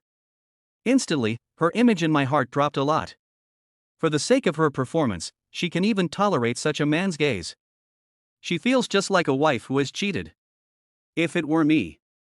I suddenly remembered that she was leading me and teaching me to make money. Although Mr. Zhou's performance can no longer be considered mine, I have no right to look down on Su Wanchio. Mr. Zhou smiled and took the initiative to extend his hand to Su Wanchio, shaking it tightly. "Mr. Zhou, please sit down." Su Wanchio let go without a trace. Mr. Zhou sat down and saw me. His smiley face suddenly dropped, complaining about why he was here again. I had never eaten in such an upscale restaurant before, and I didn't know what to do with my hands and feet. I was a little nervous, and hearing him say that made me even more restless, with an urge to escape.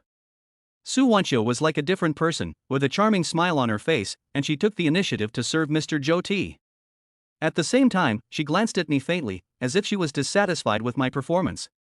She briefly explained to Mr. Zhou that I was an intern salesperson for the company and had come specifically to apologize for what happened last time. Her words made Mr. Zhou's face soften, and he no longer cared about my presence.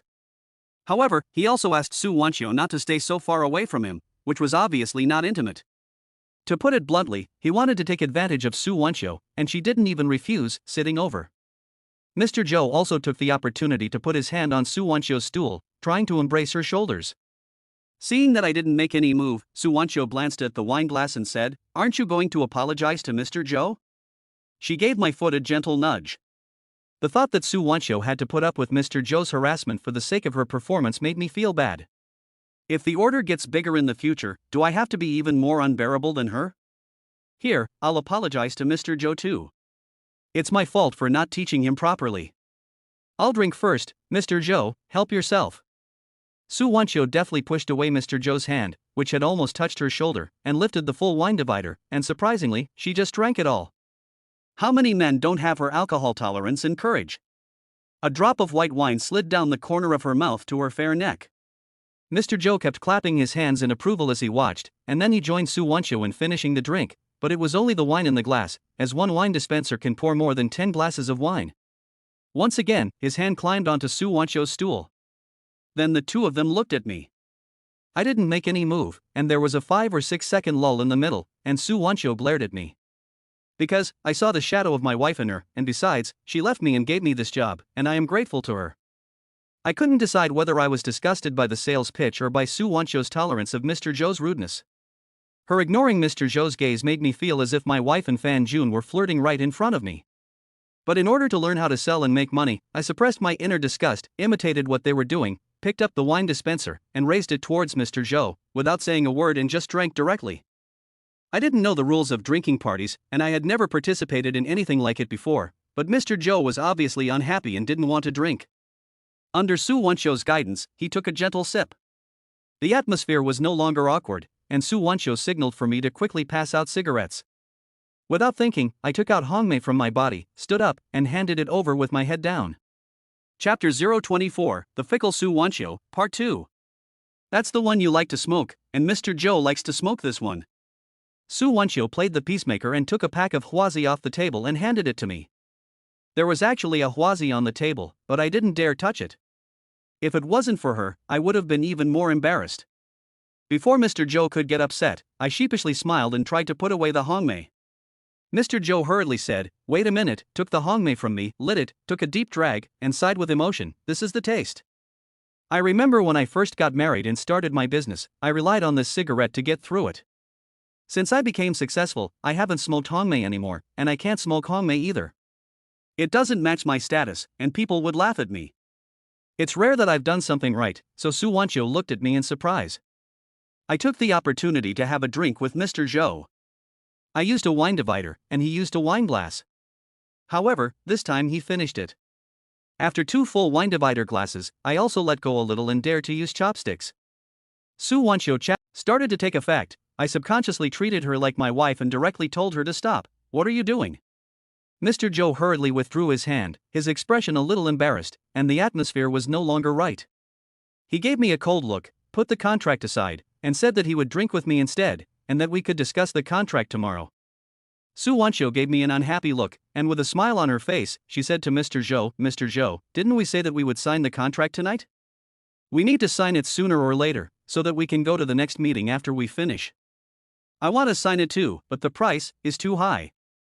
Mr. Zhou grinned evilly. "So, what does Mr. Zhou think? If you can lower the price by just 5 percentage points, we can sign the contract right away. I have read the contract, and the profit is already less than 5%. Mr. Zhou, you have struck at the main artery." Before Su Wanchio could say anything, I refused directly, "No."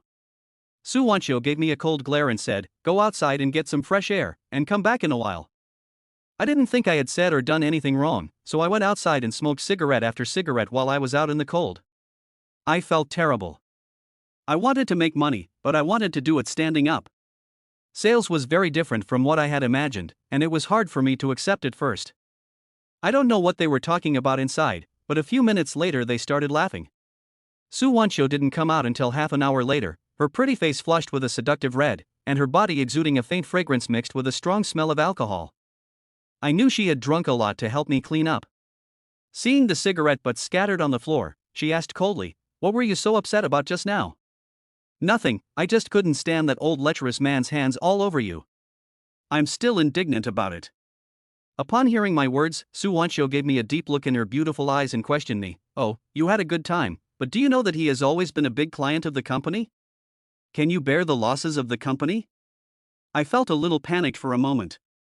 Although I was now working in sales, it was still a job that I was familiar with.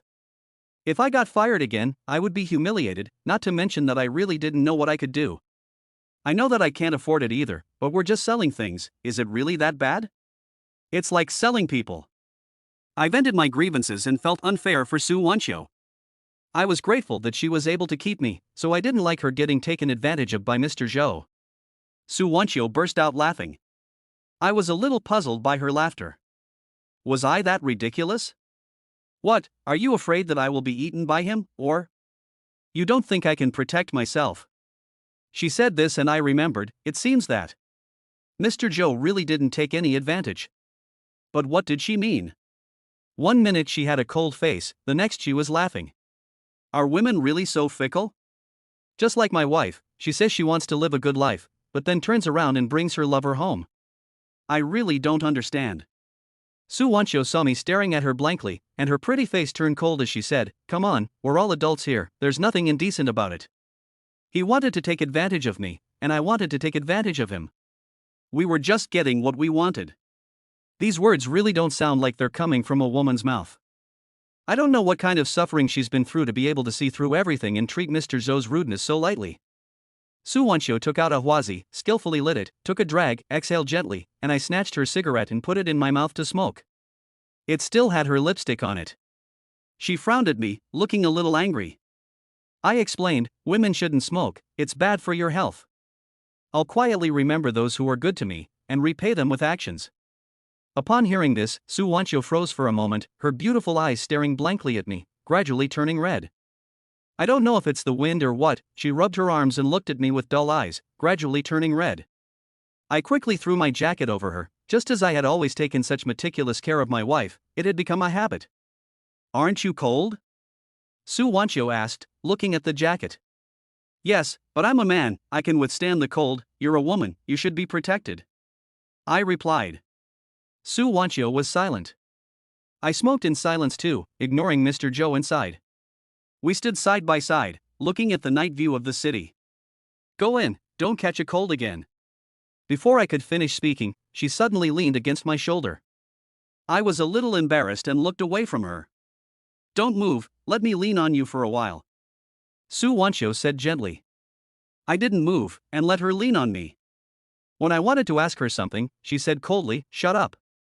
After a while, she calmed down, put her coat in my hands, and with a cold, pretty face, reminded me again, "Don't talk nonsense, if you mess up, you're the one to blame."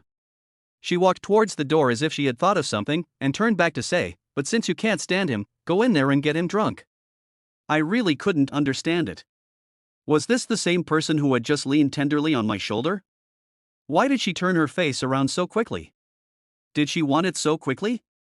I was a little suspicious, and I wondered if the thank you I had heard earlier was really from her, or if I had just imagined it. After entering, I got Su Wancho's permission to keep inviting Mr. Zhou to drink. The reason was simple, to apologize for what had just happened. I couldn't say anything else, but I was quite confident in my drinking ability. I took the wine divider and let him hold the glass. At first, he used the glass, but later he refused to do so and just used the wine divider to drink with me. Mr. Zhou got drunk after just one bottle of white wine. He took out the 2 birthday gifts that Su Wancho had bought for his wife, kept saying that Su Wancho and I had thought of everything, and that he had never bought his wife a birthday gift before, not even remembering her birthday. It suddenly occurred to me that I had forgotten to buy a gift. At first, when Su Wancho asked me to buy one, I thought she was trying to trick me like Jia Yi, but it turned out that it was for the client's wife. I was in a bad mood, so I drank 3 bottles of baijiu and got drunk. I couldn't hold back my emotions for a moment. "Mr. Zhou, you got drunk because you were working hard for your family." You had the support of your family. I got drunk and vomited because of my family too, but it's because I have a white-eyed wolf in my family. After some incoherent rambling, I surprisingly got Mr. Zhou's agreement. He mentioned that in the early days of his business, he often got drunk and vomited, and he could only hold on for the sake of his family. He is much better than me, with the silent support of his family behind him. And I will only be stabbed in the back. Because of this common ground, the two of us ordered more drinks and drank like crazy, and Su Wancho couldn't dissuade us. Men's friendships are just that simple. When we left, he put his arm around my shoulder and said that he would definitely introduce me to some clients, but I didn't take him seriously. His driver saw him off. I was already drunk, and although my mind was clear, I couldn't ride an electric bicycle. Su Wancho drove me home and supported me as I walked up the stairs. She had a very light and charming scent, which almost made me mistake her for my wife. I poked the key in for a long time, but the door opened. Chapter 025 More Than One Adulterer? My wife looked at me with folded arms and a cold expression. I ignored her and shouted behind me, "Come in and rest." I wanted Su Wancho to come in and rest, but she had already left. My wife poked her head out to see who I was talking to, but seeing that there was no one there, she turned back in. Close the door. It was almost midnight, and not only was my wife awake, but my mother was still up. My mother saw that I had drunk too much and got me a cup of hot water. My wife sat down and then folded her arms, questioning, "I've been calling you all night, didn't you hear me? Do you not care if your daughter lives or dies?" I had already drunk too much and didn't bother to answer her calls. It's not like the old days when I would answer her calls immediately. My mother spoke up, "Xiaojia, what are you thinking? Hurry up and say it, Ziqing has found a relatively good kindergarten, it's hard to get in." My mother had already been convinced by my wife, and was just waiting for me to give my nod. I frowned at my wife, who looked at me anxiously. I knew very well that she was using our daughter as leverage to get my mother's life savings. I lit a cigarette and said, "Don't always use my daughter's life as blackmail. I have one thing to say, no transfer." "Why?" "Tong Tong is sick, and transferring her to a new kindergarten is very important for her. If your daughter is sick, then take her to the doctor." "Why do you want to change kindergartens? You've already paid so much money, and now you want to change after only 1 month? What about all that money?" I pretended to be puzzled and deliberately went along with what my wife had arranged in her chat with Fan Jun. My wife gave me a deep look, her eyes a little complicated.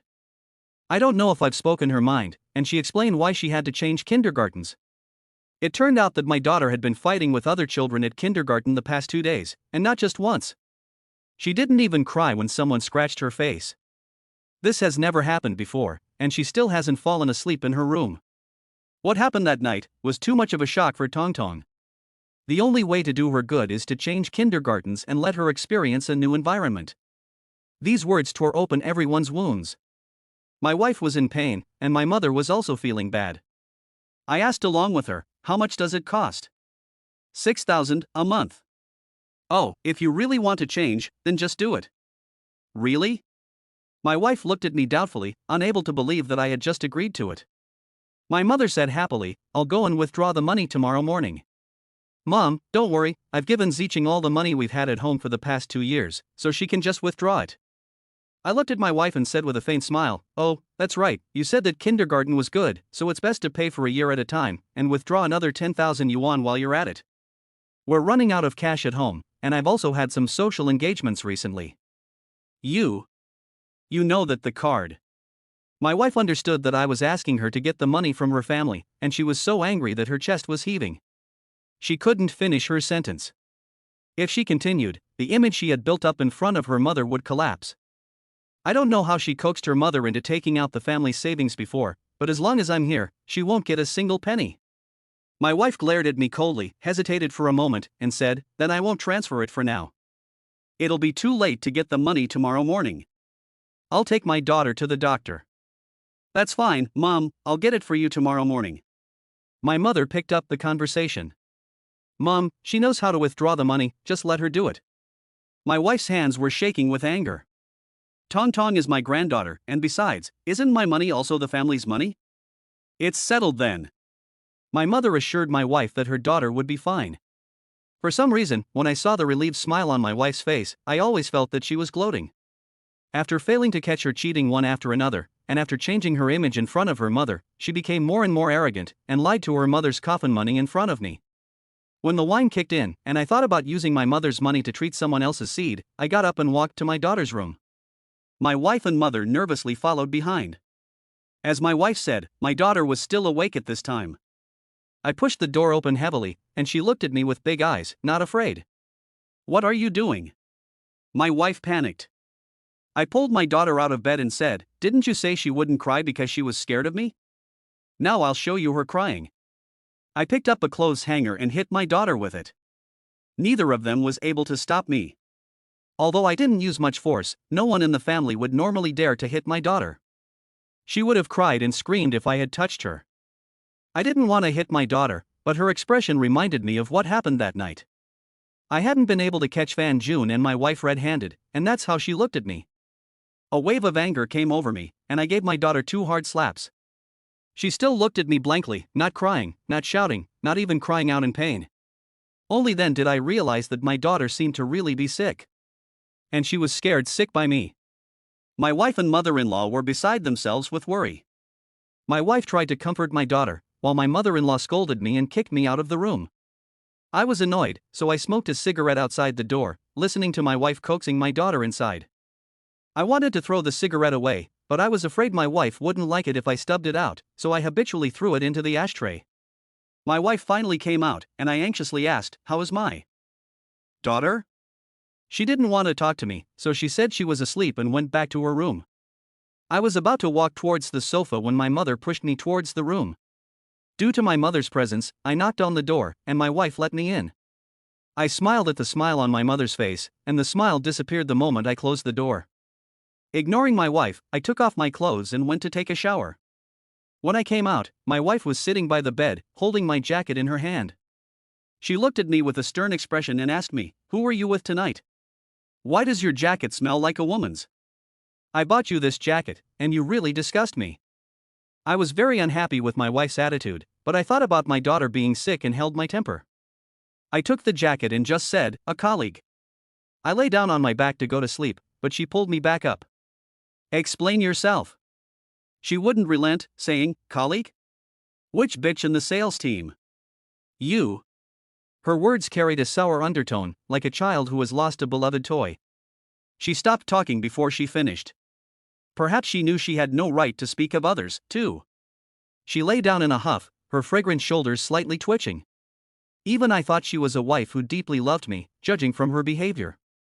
But just because I drank too much doesn't mean I don't remember.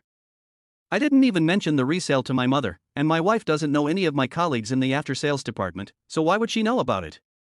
I took a long look at her back. Could it be? Did the adulterer tell her? But since catching my wife cheating with Fan June at the hotel, I haven't spoken to Fan June about anything related to me. Could it be I really have wronged Fan June? Or is there more than one adulterer? Chapter 026 Shinjia, he's keeping a mistress. That night, I couldn't sleep again. As I watched my wife turn her back to me, my heart ached with pain. I had reminded myself again and again to let go of all my feelings for her. But I just couldn't do it. My mind kept wondering if I had really wronged Fan June that night, or had they conspired to deny it all along to put my mind at ease? So they could rip off my mother's life savings? But if I really wronged Fan June, then how would I face my childhood friend, who I had played with since childhood? On second thought, I felt that something was wrong. At the time, the chat record I saw clearly showed Fan June's avatar and name, and I was still quite sure of that. But I always felt that there was something wrong about the whole thing, but I couldn't figure out what exactly. As I watched my wife's back, my heart felt blocked, and I really wanted to ask for clarification. It was dawn. My wife got up to prepare breakfast, and I told her to go wash up while I would prepare breakfast. She froze for a moment, unable to react. I smiled at her. I was only doing this for our daughter. When I arrived at our daughter's room, her mother was already inside. When she saw me, she shook her head. I understood. It was inappropriate for me to upset our daughter at this time. I quickly went into the kitchen to prepare our daughter's favorite breakfast. My wife washed up and then helped my daughter get dressed. Our whole family seemed to realize that our daughter was sick. My wife and I tacitly agreed not to mention what had happened before, and everything seemed to return to the usual calm. However, beneath the calm, there was an undercurrent. During breakfast, everyone tried hard to cheer my daughter up, hoping that she would change. But it seemed like all their efforts were in vain. She loved my corn fritters the most, but I rarely made them because I was afraid they would damage her teeth. Even if she doesn't eat when my wife isn't feeding her, now she would rather awkwardly eat with children's cutlery than have my wife feed her a bite. The only good thing is that she still watches cartoons. However, she can finish eating in 10 minutes, whereas she used to be able to watch for 2 hours. My wife also painfully said that she doesn't even want her to help her get dressed, and she keeps backing away when she touches her. My mother comforted her and said that she would go get money to take Tong Tong to the doctor. As I looked at my wife and daughter, I rarely stopped my mother from doing anything. But this feeling in my heart was always uncomfortable. If I hadn't seen the chat history between my wife and Fan Jun, I would have been more nervous than my mother. Knowing that the two of them wanted to use my daughter's illness to trick my mother into giving them the money for her funeral, I could only watch helplessly. Mom doesn't have much money, that's her old age funeral savings, the family money, you know better than anyone, don't go too far. I lightly instructed my wife. My wife knew that she had used up all the family money, and she bit her lip and said, I know, but aren't you worried about your daughter's illness? Worried. I paused, looked her in the eye, and said with a faint smile, should I be worried, or shouldn't I be worried? Shinjia, your daughter is like this, and you're still struggling with this question? Do you have to get a paternity test to make you feel better? My wife frowned slightly and spoke in a low voice. Yes, let's get a paternity test done sometime. I agreed directly. Whether my daughter is my biological child or not has always been a thorn in my heart. No man can bear to be cuckolded and then help raise someone else's child. We both lowered our voices, not wanting to and unable to frighten our daughter anymore. My wife froze for a moment, not expecting me to agree so directly. Her expression made me feel even worse, as if there was no longer any need to get a paternity test done. The phone rang. It was Su Wancho calling me, asking me to go downstairs, as she would drive me to my electric bicycle. I answered the phone in front of my wife, who heard Su Wancho's voice and suddenly slammed her hand on the table, got up, scowled coldly, glared at me angrily, and said, which bitch is it? She's the one who drives you home and picks you up at work? I looked at her indifferently, and my mother hurriedly came to stop my wife, persuading her, why are you two still arguing? Tong Tong is scared sick of you. Mom. My wife's voice trembled, and she suddenly burst into tears, complaining, it's not me fooling around, it's Shinjie. He's got a woman on the side, and she's waiting for him downstairs right now. My mother looked at me in disbelief and asked, Jia, is what Ziching is saying true? I'm a man of integrity, so I didn't bother explaining to my wife. In the eyes of my mother and wife, I was tacitly agreeing. Xiao Jia, you. How could you do such a thing? Are you going to let this family fall apart? My mother was in pain. If you don't tell me who that woman is today, you can forget about going to work. Anyway, you only made 800 yuan last month. My wife glared at me. She was jealous. But there was more in my eyes. How did she know how much I made last month? I had the card in my hand now, and I hadn't told my family about last month's income. My mother was nervous when she heard that I had problems at work and asked questions. We both deliberately suppressed our emotions and stopped arguing in front of our daughter, but she was still standing in front of us. I didn't say anything, got up, grabbed my coat and went downstairs. In the elevator, I ran into the next-door neighbors, a middle-aged couple. The woman was in her 40s, fat as a ball, wearing tight-fitting clothes and pants that showed off her bulges. Her hair was a little greasy. The man was wearing a suit and glasses, looked refined, and was thin. I remembered that he was the director of a factory. He should have seemed a bit authoritative, but standing next to his wife, he felt uncomfortable, not knowing what to do with his hands and feet. He nodded at me as a greeting. As soon as she saw me, the woman scowled and started nagging. What's all the noise at this hour? You're always fighting, isn't it annoying? If you don't sleep, no one else can either. You're so incompetent, it's no wonder your wife cheated on you. Seeing how the woman looked like she deserved a beating, my anger flared up. Her husband quickly stopped her, smiled apologetically at me, and agreed with me. The woman instantly transferred her anger, making her husband nod and bow, keep apologizing, scratching his head awkwardly, and smiling bitterly when he saw me looking over. I nodded in response and endured. Besides, who could blame someone for speaking the truth? I was indeed incapable of providing a better life for my wife. My wife did cheat on me, but I just hadn't been able to get any hard evidence yet. When we left the community together, the woman gave me a cold stare and snorted, "That damned vixen moved in and I knew it. She'll definitely be flirting with men." I looked at her unhappily, and she looked up at me and gave me another look at her man, saying proudly, "My man wouldn't dare mess around. If he does, I'll break his legs." That made the man even more unable to lift his head. To be honest, I feel quite sad for that man. A man who marries a woman like this doesn't even give her face in front of outsiders. She still thinks she's awesome, lecturing her man until he's afraid to say a word. In fact, she's not only shaming her man, she could lose him at any time. "Get in the car quickly." I was just about to mock that woman a little when Su Wancho, who was waiting at the entrance to the community, lowered the window. When the woman saw Su Wancho's appearance, she gave me a fierce glare and, ashamed of herself, walked away with the man, poking his head and cursing as she walked. After getting in the car, Su Wancho looked at my dark circles with beautiful eyes and asked, "Last night, did you sleep well?" Chapter 027. Sure enough, there was another adulterer. Su Wancho could tell that my wife and I had had a fight last night. I smiled awkwardly and didn't say anything.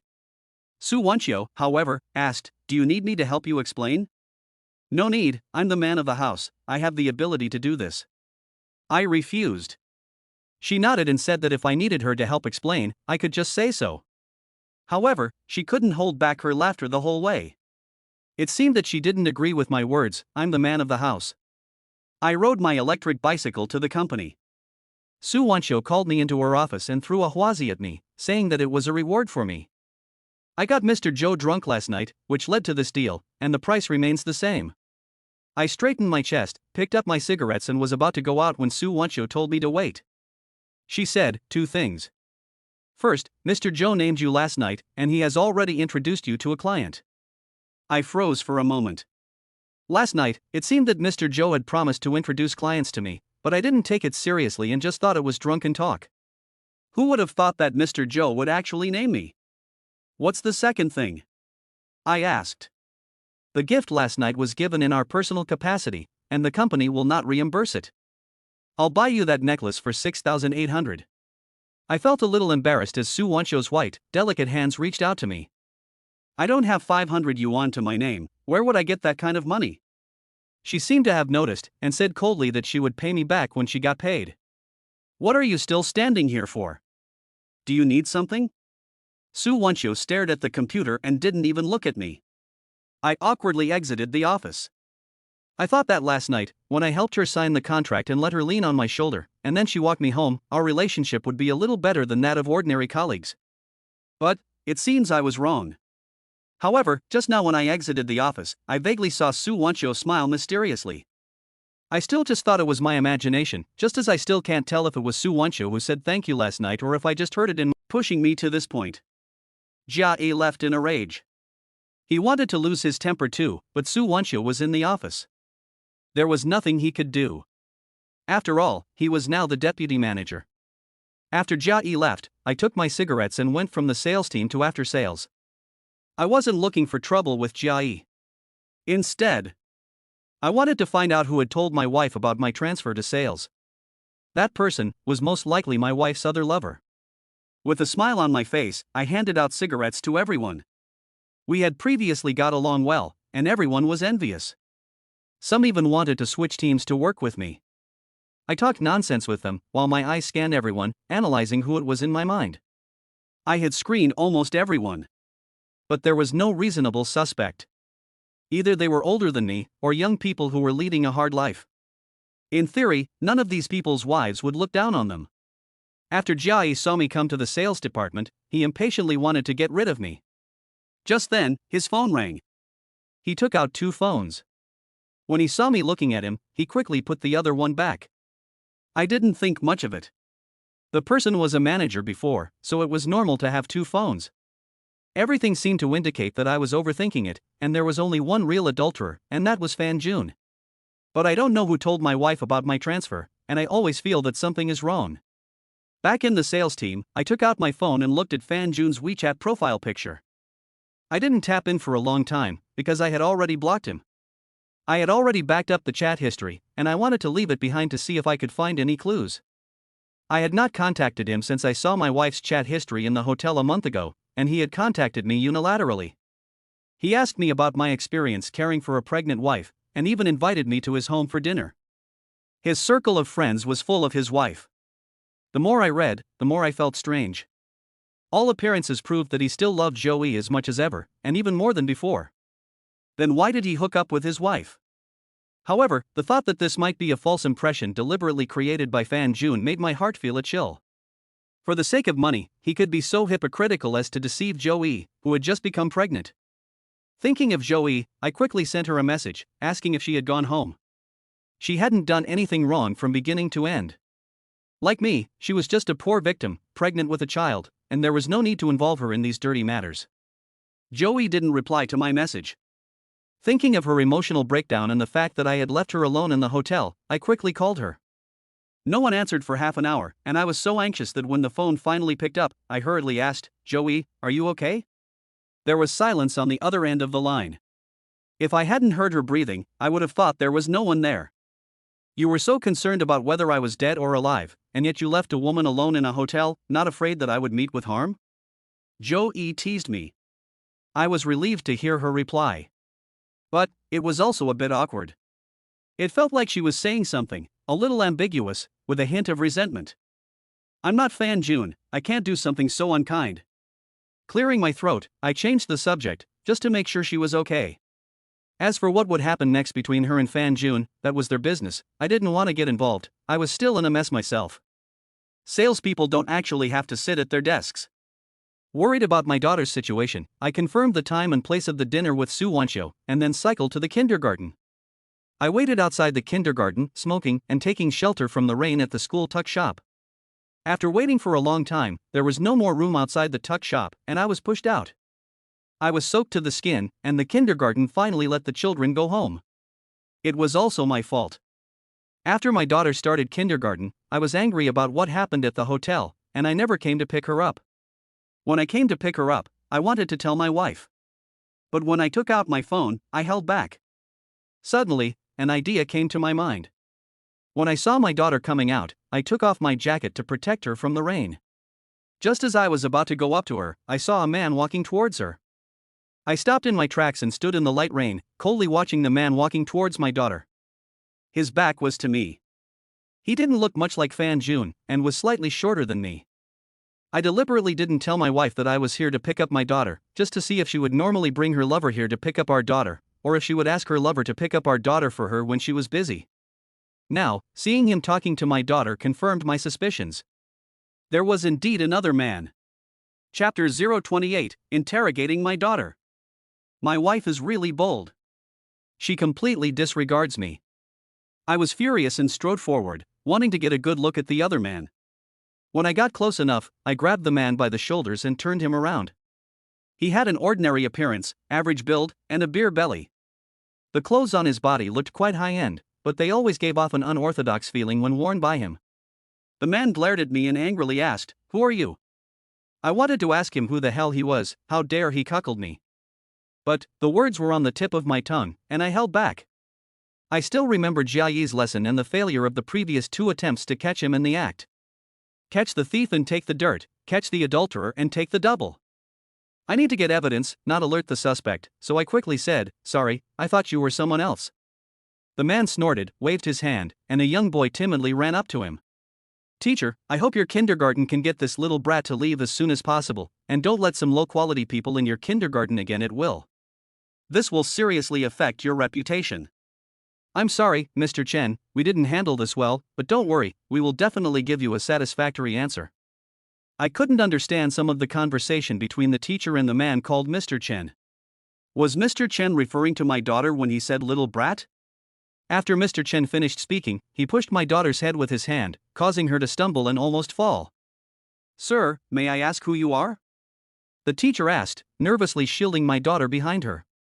"I'm Shintong's father, here to pick her up from school," I explained with a smile. The teacher frowned and said, "Just a moment," and then turned to my daughter and asked, "Is he your father?" My daughter nodded. The teacher then handed my daughter over to me, relieved.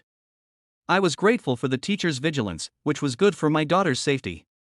As the teacher turned around, she muttered, "Strange, if he is Shintong's father, then, that man." With all the noise from the children around me, I quickly perked up.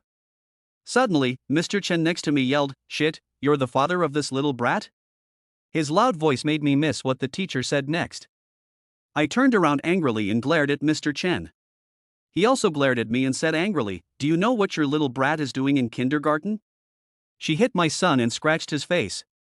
My daughter had been scolded again and again, and my anger was rising. I asked him, "So what do you want?" "What do I want? Do you see what my son is wearing? I could buy you a whole new outfit with the money I'd get from you, and then some." Mr. Chen shouted, and the parents who were picking up their children turned to look at my daughter and me. I could feel my daughter's small hand clutching mine tightly, trembling slightly. The teacher saw that the atmosphere was not right and quickly stepped forward to stand between us. As for why the two children were fighting, the teacher could not explain it clearly. She just said that it was normal for children to fight and play around.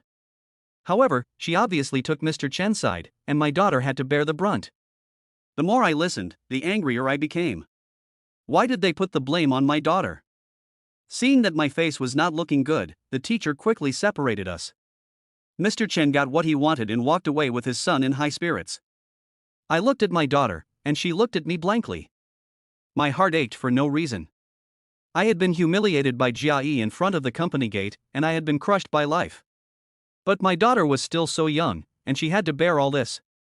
I could imagine the psychological shadow my affair with my wife had cast on her. Although I had never picked her up or dropped her off, I knew that the kindergarten teachers liked her very much and that she never fought or caused trouble. Mr. Chen got into a Mercedes with his son, and as he was leaving, he left a comment. "Look at the poor way you look, and you still have the nerve to talk about compensation? Pa!" Even his son followed suit and spat at my daughter and me. I clenched my fists, but I was powerless to argue back. After all, it was still about money. If I had money, I would be the one who would be favored, and my daughter wouldn't have to endure all this pressure. I wouldn't have to put up with the stress of trying to get the house back if I had the money, knowing that my wife was cheating on me. The teacher was about to enter the kindergarten, and I suddenly remembered what she had just said. I hurriedly asked, "Teacher, what did you say about a man just now?" I tried to get her to say more, but she looked a little strange and said I had heard it wrong. She waved goodbye to my daughter and left. I frowned and tried to pursue the matter when a hand snatched my daughter from me. I looked up angrily and saw it was my wife. "Why are you here to pick up our daughter?" My wife looked strange and a little panicked. In fact, I deliberately didn't tell her. I wanted to see if she would bring her lover to pick up our daughter. Sure enough, as I expected, she did bring her lover to pick up our daughter more than once. Otherwise, how would the teacher know that man? Why was she so surprised when she heard that I was Tongtong's father? I suddenly asked her, "Am I not allowed to pick up my daughter?" "No. No, you should have told me in advance that you were picking up your daughter, so that I could be prepared." I laughed coldly at her answer. Prepared? She was afraid that I would catch her with her lover, wasn't she? Did my daughter say anything? My wife asked me cautiously. No, what could a child say? Besides, she can't talk now, can she? You've forgotten? I stared her in the eyes and asked her back. My wife was stunned by my question, and she got into a taxi with our daughter and left. I followed them in the rain on my electric bicycle. It was cold, to say the least. When we got home, while my wife went to the bathroom, I went into our daughter's room and asked her about the man. My daughter didn't say a word, but just stared at me blankly. I was so distracted that I picked up a clothes hanger and hit her. If you don't tell me who that man is, I'll beat you to death. I don't know why I couldn't control my anger and wanted to find out who the adulterer was. Maybe I wanted to find out that the adulterer was Fan Jun, so that I would feel less guilty. My wife heard the noise and came out of the bathroom to stop me, saying that I was crazy. Yes, I am crazy. She drove me crazy. I didn't want to argue in front of her, but Su Wancho's phone rang. I was about to hang up and go out when my wife snatched the phone from me. Chapter 029, Walking Su Wancho Home. I didn't react quickly enough, and my wife angrily yelled at the phone. You're that vixen, aren't you? How dare you be so shameless, seducing other men and destroying other people's families? You must feel a sense of accomplishment. I finally got Su Wancho to teach me sales, and things were just starting to get better. My wife's words were going to ruin my future. I grabbed the phone angrily, and my wife kept on cursing while hiding. To be honest, I had never seen her so hysterical before. In the past, whenever there was any woman around me, she was very calm and confident that I would never be taken away. Now, she was acting like a bitter woman. I snatched the phone, quickly said I was sorry, then hung up, glaring at my wife with my hand raised. Seeing my daughter's dumbfounded expression, my hand sagged and I couldn't bring myself to raise it again. I gritted my teeth and pointed at my wife, saying, "Don't think everyone is as nasty, dirty, and cheap as you."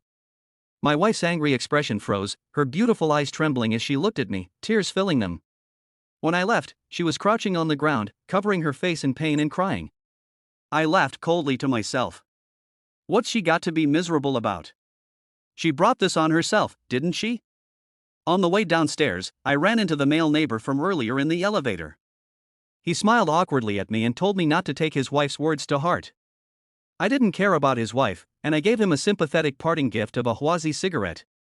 When I arrived at the entrance to the convenience store on my bicycle, Sisterly had already taken out some Hongmei cigarettes. I waved the Huazi in my hand, and she smiled and congratulated me on my promotion and pay rise. But I still took a pack of Hongmei, because Mr. Zhou also liked to smoke them. Holding the Hongmei cigarettes, I seemed to understand Su Wanxiu a little. When we arrived at the location, there were only Su Wanxiu and I. She looked very bad, gloomy, unlike the way she had tried to explain things for me in the morning. I was embarrassed and tried to explain, but she raised her hand to stop me. Don't let it happen again. After saying that, Su Wanxiu's face turned even colder. I was a little puzzled. However, what I felt in my heart was more of blame towards my wife. Why is she allowed to cheat on me, but I can't find other women? Mr. Zhou did not go back on his word, and when he came, he even brought a client with him. Smiling, he continued to take the initiative to shake Su Wanxiu's hand, and when he introduced me to the other person, he deliberately mentioned that I could drink a lot. Suddenly, the man he brought with him became a bit more interested. However, most of his attention was still on Su Wanxiu. When he learned that Su Wanxiu's drinking capacity was not bad either, his eyes lit up. I learned from chatting with Mr. Zhou that Su Wanxiu had already negotiated the price with him, and he had already signed the contract, regardless of whether I got drunk with him or not. I looked at Su Wanxiu, who was chatting happily with Mr. Zhou and the others, with great gratitude, and I was very grateful to her for helping me sincerely. During the meal, I didn't say more than 2 words, just listened to their idle chatter, and then deliberately led the conversation to Su Wanxiu, telling some obscure jokes. The two of them, being men, understood what I was doing and laughed heartily. Su Wanxiu didn't say anything in return, but took the initiative to drink with them, which made them even more unrestrained. They were also good drinkers, and seemed to be thinking about what to do after they got Su Wanxiu drunk. From beginning to end, they didn't mention the product. Today's deal is on me, according to Su Wanxiu. Not only will this deal help me achieve my sales target, I will also get a commission of several thousand yuan. I am thrilled at the prospect of earning more than 10,000 yuan. However, it is not that I don't want to talk about the product or stop them. Several times I tried to mention our product, but Su Wanxiu gave my foot a gentle nudge. Although it was a gentle nudge, I couldn't take it for the whole night. I could only drink with them, but I didn't know the rules of drinking, and once again offended Mr. Zhou's friends. Fortunately, Su Wanxiu and Mr. Zhou remedied the situation, and the clients didn't get angry.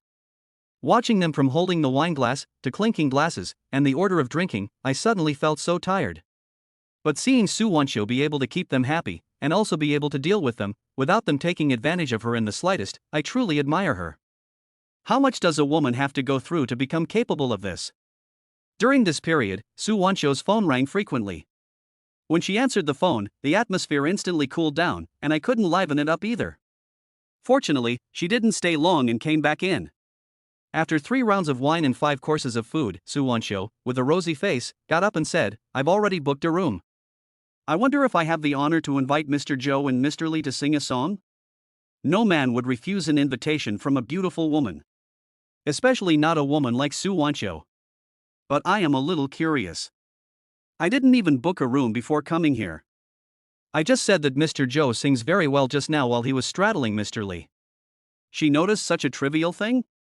During the transition, Su Wanxiu asked me to get into her car, and the electric car was parked here. Getting into the car, I felt the handmade leather interior with my hands, and I also felt the gap between her and me. When we were alone, the smile on her face disappeared. At one point, I wondered if she had a split personality. She smiles sweetly in front of customers, but when it's just the two of us, she puts on a stern face. What are you looking at? How many times have I told you? Can't you even do something as simple as this? Su Wanchio said coldly. I'm sorry, it was me. I know I've done wrong, so I'm apologizing quickly. She raised her hand to interrupt me and said, I'll say it again, the last thing I need here is an apology. That's an excuse for weak people. If you make another mistake later, you can just leave. I nodded in agreement. She had helped me so much, I couldn't let her down again. When we got out of the car, I saw that she was flushed and a little unsteady. I was a little worried, so I said, don't drink anymore, I'll do it. I'm not a good talker, but I can drink. Su Wanchio looked at me blankly for 3 seconds. Then she shook her head and said, it's okay, I can't sign this without drinking. I didn't understand what she meant.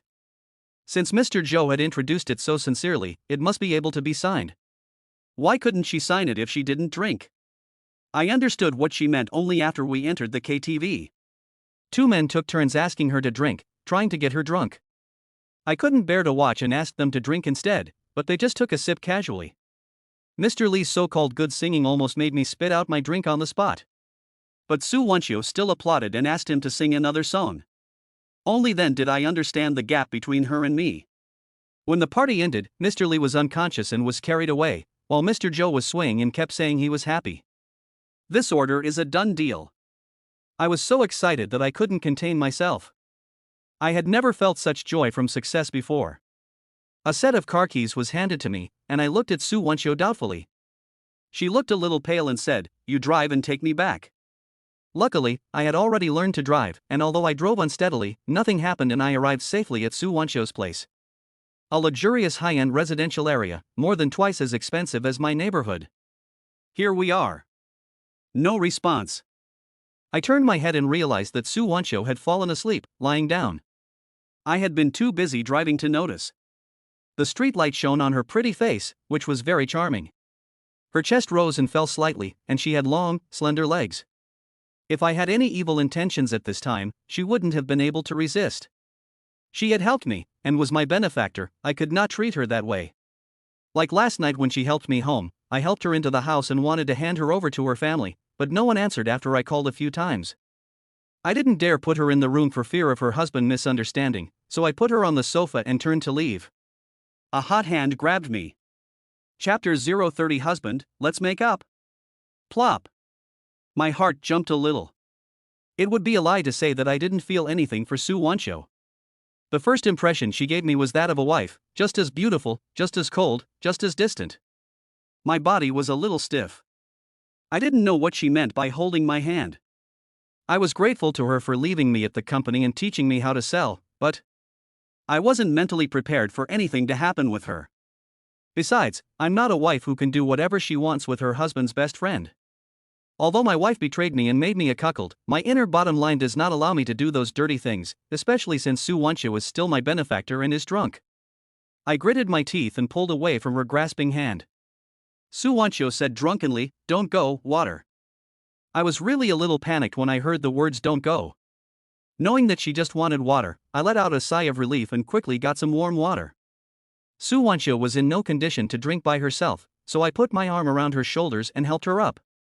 A soft touch and a faint fragrance drifted in the air.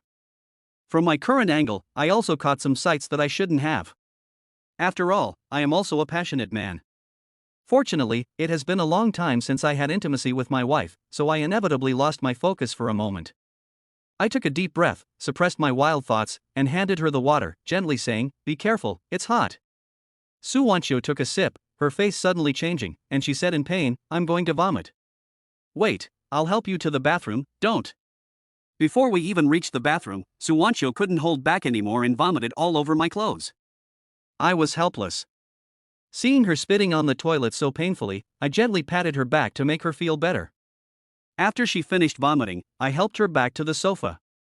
Looking at Su Wanchio lying on the sofa, her charming pretty face and a pair of long, white legs with not an ounce of excess fat, I covered her with a blanket and shook my head and sighed, "Luckily you met me, otherwise a woman as beautiful as you would have been eaten up by others long ago."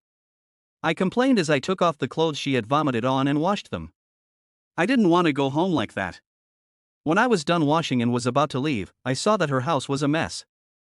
I don't know if it was because I was trained by my wife and couldn't stand the mess, or if I wanted to help Soo Won-seo and repay her. In the middle of the night, I helped her clean her house. Slowly, I realized that something was wrong. Soo Won-seo's house is really big. It's a duplex, at least 300 square meters or more, and the decoration is also very luxurious. It looks like it's all imported furniture. When I cleaned, I had to be careful not to break it, because I couldn't afford to pay for it. However, this also made me understand a little bit. It turns out that being a salesperson can be so profitable. After cleaning, I quickly made some kanji, put it in the refrigerator, and left a note for her to heat it up and eat it the next day. I grabbed my shoes and tiptoed out, ready to leave. I glanced back at Soo Won-seo and found her narrowing her beautiful eyes at me, which startled me. She had been awake the whole time. Luckily, I hadn't had any evil thoughts about her, or else it would have been embarrassing. "You get some rest, I'll go first," I said. "You really don't recognize me?" Looking at Soo Won-seo's serious, beautiful eyes, I thought carefully. I really didn't know her before. "So, do I know her?" I stuttered back. "Thank you." I left her house inexplicably, and then suddenly remembered that my electric bicycle was still at the restaurant. It was already the middle of the night, and when I got home on the bicycle, it would almost be dawn. I could only grit my teeth and take a taxi home. It was almost 2 o'clock when I arrived home. I watched my wife rest with her back to me, and I turned my back to her as well. My mind was recalling what the kindergarten teacher had said. My wife next to me turned around, and a familiar light fragrance came with it. Her soft, fragrant body leaned over my shoulder, and she breathed hot air in my ear and said, "Drink less, it's not good for your health. If anything happens to you, I'll be heartbroken, you know?" Feeling her concern, I would have turned into a werewolf if she had treated me this way before, but at this moment, my anger was surging, and I didn't care about her at all. If she really cared about me, she wouldn't have done such a dirty thing. I continued to pretend to sleep and ignored my wife.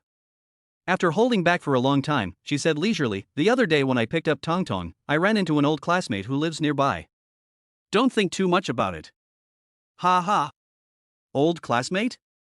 Before I went to the drinking party, didn't she desperately want to know who Soo Won-seo was? Now why doesn't she ask? Moreover, I haven't even asked her, and she volunteered the information herself. What else could it be if not a desperate attempt to cover up? I didn't want to waste any more time arguing with her. I just wanted to get hard evidence of her cheating and tear off her hypocritical mask. Seeing that I wasn't saying anything, my wife gently pulled the quilt over me.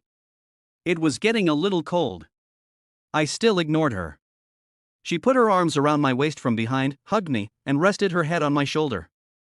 At that moment, the face of Soo Won-seo suddenly appeared in my mind.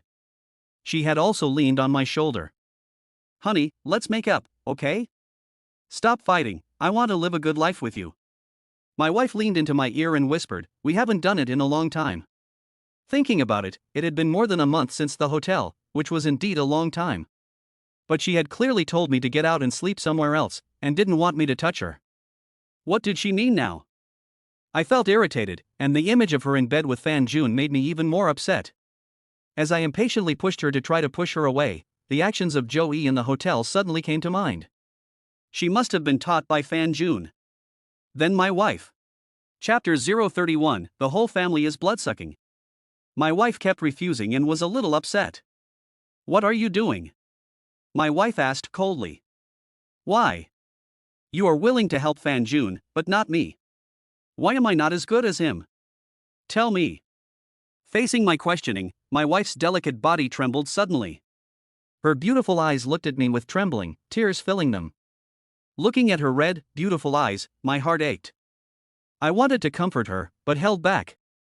I felt disgusted that she refused to help me.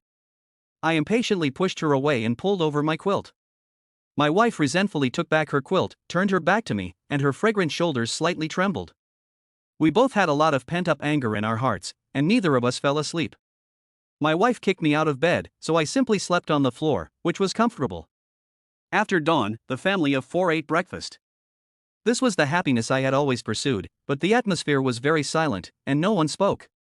My mother and wife both looked a little pale. My mother finished her breakfast in a few mouthfuls and hurried off to sell sweet potatoes. I told her to take her time, but she said she didn't have time. Before leaving, my mother said hello to my wife and told her to take good care of Tong Tong and that she would take care of the money for the doctor's visit. I was a little puzzled, but my wife put down her chopsticks and said, "Yesterday, my mother and I took Tong Tong to the doctor." "How is Tong Tong?" I looked at my daughter. "You should have known when you picked her up yesterday that she is now fighting all the time at kindergarten. The hospital has diagnosed her with autism, moderate depression, and mania. If not treated in time, she may commit suicide at any time when she gets older." As my wife spoke, her red lips trembled and her beautiful eyes turned red, and she could no longer continue. I didn't doubt the truth of my wife's words. My heart ached as I watched my daughter awkwardly eating breakfast with children's cutlery. At such a young age, she had already suffered so much. I put aside the awkwardness of the fact that she might be Fan Jun's daughter for the time being, walked up to my daughter, and with a trembling hand, touched her little head. I was heartbroken and wanted to embrace her into my arms. "Xinjia, don't touch your daughter," my wife exclaimed. My hand stopped, and I turned back, frowned at my wife, and asked, "Do I even need your permission to touch her?" "The doctor suggested that you try not to touch your daughter and wait until her condition improves," my wife explained. I painfully covered my face. I just wanted to catch my wife and her lover. Why have I become the one who keeps making mistakes? I gathered my emotions, looked at my daughter, and asked my wife as calmly as I could, "So what can I do? My daughter's illness is going to cost a lot of money." My wife's voice grew lower and lower. "So that's why Mom was so anxious to sell the sweet potatoes, to raise money for my daughter's medical expenses? I told you, that's Mom's funeral savings, don't go too far." I frowned, my voice turning cold. What could I do? My daughter's illness is like a bottomless pit. Besides, hasn't Mum saved some money over the years? If that doesn't work, there's still the compensation from Dad's factory. My wife's beautiful eyes cautiously watched my expression. I suddenly felt a cold smile in my heart. My wife kept calling Mum and Dad. After being married to her for so long, this was the first time I had heard her say those words. Her attitude towards my mother had only changed in the past fortnight. And I knew why she had changed. It was for my mother's funeral savings and my father's accident compensation. It was purely for the money. My wife had held back for a month, and now she had finally asked, and I had thought she really could hold back. I stared into my wife's beautiful eyes and asked, "How did you know about the compensation?" "I don't remember telling you, did I? Did Fan Jun tell you?" My wife was suddenly a little flustered by my question, and said with a fake calm, "Can you stop talking about Fan Jun all the time? This is what Mum told me yesterday. She doesn't want anything to happen to Tong Tong either, and wants to take out all the money to pay for Tong Tong's medical treatment." I stared at her coldly, so cold that she didn't dare to look me in the eye. She lowered her head to avoid my gaze, and I smiled coldly. She was feeling guilty. Whether my daughter is sick or not is open to debate. I believe my daughter is sick, but it's not as serious as she says, and she won't need that much money. I'm telling you, whether it's my mother's funeral savings or my father's compensation, it's all my mother's, and not a penny of that money is allowed to be touched. Don't you dare touch it. I glared at my wife coldly and said with gritted teeth. My wife frowned and was about to speak when I interrupted her. Your daughter is also your daughter. My mother doesn't earn much money a day, so let your family pay for it. Besides, since you've given so much money to your family, it's reasonable for them to pay for the medical expenses. As soon as my wife heard that her family should pay for it, her face immediately turned sour. She even dared to look me straight in the eye. We have no money. My parents, both elderly, are having a hard time making ends meet, and my younger brother doesn't even have a job, so there's even less money. Every month, the gas bill. My wife saw my face turn red and swallowed the rest of her words. Needless to say, my lazy brother-in-law bought a car with my money and asked my wife for money to buy gas. The whole fucking family is a bunch of vampires. If it weren't for the affair, I would have taken back the card and I wouldn't know how long they would have sucked my blood for. Then they use my ass to face, eat high-end restaurants, smoke quasi, and humiliate and mock me in return. It's downright shameless. I smiled coldly and said, "That's their business, not mine. They spent my money without my consent, so they should give it back to me." "What do you mean it's none of your business? You're their son-in-law, my brother's brother-in-law, you're a man, you should take responsibility, taking care of them should have been your business, spending your money is better than letting you go out and raise a wild woman." My wife refused to accept it. She refused to let her family give me my money back, and she refused to pay for her daughter's medical treatment. I couldn't argue with my wife in front of my daughter anymore. Whether her illness was real or not, it wouldn't be good for her. Take care of them? You don't even know if they are worthy of being taken care of. I said coldly, as my wife was about to argue, pointing at her and saying, and you don't see how my mother earned her money, and how she took care of you with all her heart. How can you bear to take her hard-earned money and support those pigs and dogs in your family? I said coldly. My wife was about to argue, but I pointed at her and said, and you can't see how my mother earned her money, and how she took care of you with all her heart. How can you bear to let her hard-earned money support those pigs and dogs in your family? She is your mother-in-law. When you pretend to be filial, can you please pretend a little better? Don't be so clumsy, it makes me sick to watch. That's enough, Shinjia, I don't want to argue with you in front of my daughter, and you stop insulting my family. I'm too lazy to insult them. I'll tell you clearly, in the future, even if I use the money I earn to support a mistress, I won't let you take a single penny back. After I finished speaking, I turned around and wanted to leave, but coincidentally, Su Wancho called at that moment. I waved the phone at her and said, this is the mistress I support. I did it on purpose to anger her. My wife came up and snatched the phone, wanting to scold Su Wancho. While they were fighting over the phone, I saw a message come on the phone my wife had left on the table. I knew the sound of her message ringing, but this one just vibrated a little, without any sound. Seeing that I was looking at the table, my wife also saw the phone message, and with a panicked look she tried to get it, but I grabbed it from her. The screen displayed the WeChat profile picture and name of Fan Jun, as well as the content of the message. Success, right? Honey. Chapter 032 for the sake of the list. Seeing this message, I clenched my teeth, my anger rising, and my hand holding the phone shaking. How dare these two bitches still cling to each other, unrepentant? Especially Fan Jun, how did he beg me in tears that night? Did he forget? His wife, Joey, took the initiative to behave like that, and I let it go for the sake of loyalty, but he still did it to me again and again. Does he even have a conscience? And that bitch of a wife, does she really think that she owns the house and that I can't do anything about her? My wife snatched the phone away in a fit of excitement, her beautiful eyes trembling as she looked at me timidly and said, "What are you looking at my phone for?" She didn't even have the courage to speak. Looking at her pretty face, I really wanted to strangle her as she dared to question me. The phone in my hand was ringing, and my daughter was staring at me blankly. My life had been completely ruined by this bitch of a wife. My daughter is still too young, she can't be hurt anymore. I took a few deep breaths, and held back the breath that was about to explode in my chest. Don't worry, I didn't see it. This insincere remark, not to mention me, I don't think even my wife believes it. However, seeing that I wasn't angry, she also became a little doubtful. My wife clutched the phone tightly, as if she was afraid that I would peek at the message. My daughter suddenly got up, grabbed her school bag and ran out of the house. This took us both by surprise, and we hurriedly chased after her. My daughter had already gotten into the elevator, and since she couldn't reach the button to press, we were lucky to catch her. The couple from next door were also in the elevator. When they saw me, the factory director smiled and nodded, and I nodded back. His wife's face was full of scorn. She grumbled, "All you know how to do is argue, it's so annoying, don't you care about the feelings of your neighbors?" She said this while giving her wife a cold stare, her eyes full of envy and hatred, muttering, "Shameless vixen." The wife didn't hear it either, otherwise there might have been a fight. The most innocent person was still her husband, inexplicably being tugged on the ear by her and scolded in front of us. If he dared to mess around outside, she would never forgive him. After going downstairs, I deliberately delayed my departure, waiting until my wife and daughter had left before I left the community. It wasn't that I was afraid of my wife running into Su Wancho, because my relationship with her was above board, but I was worried about the impact on Su Wancho's reputation. And it would affect her bringing in money for me.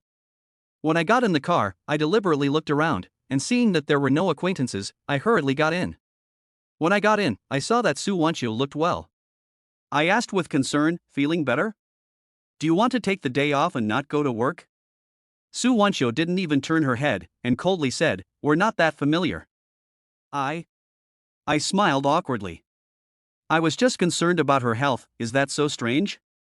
I shut up obediently, not continuing to make things difficult for myself.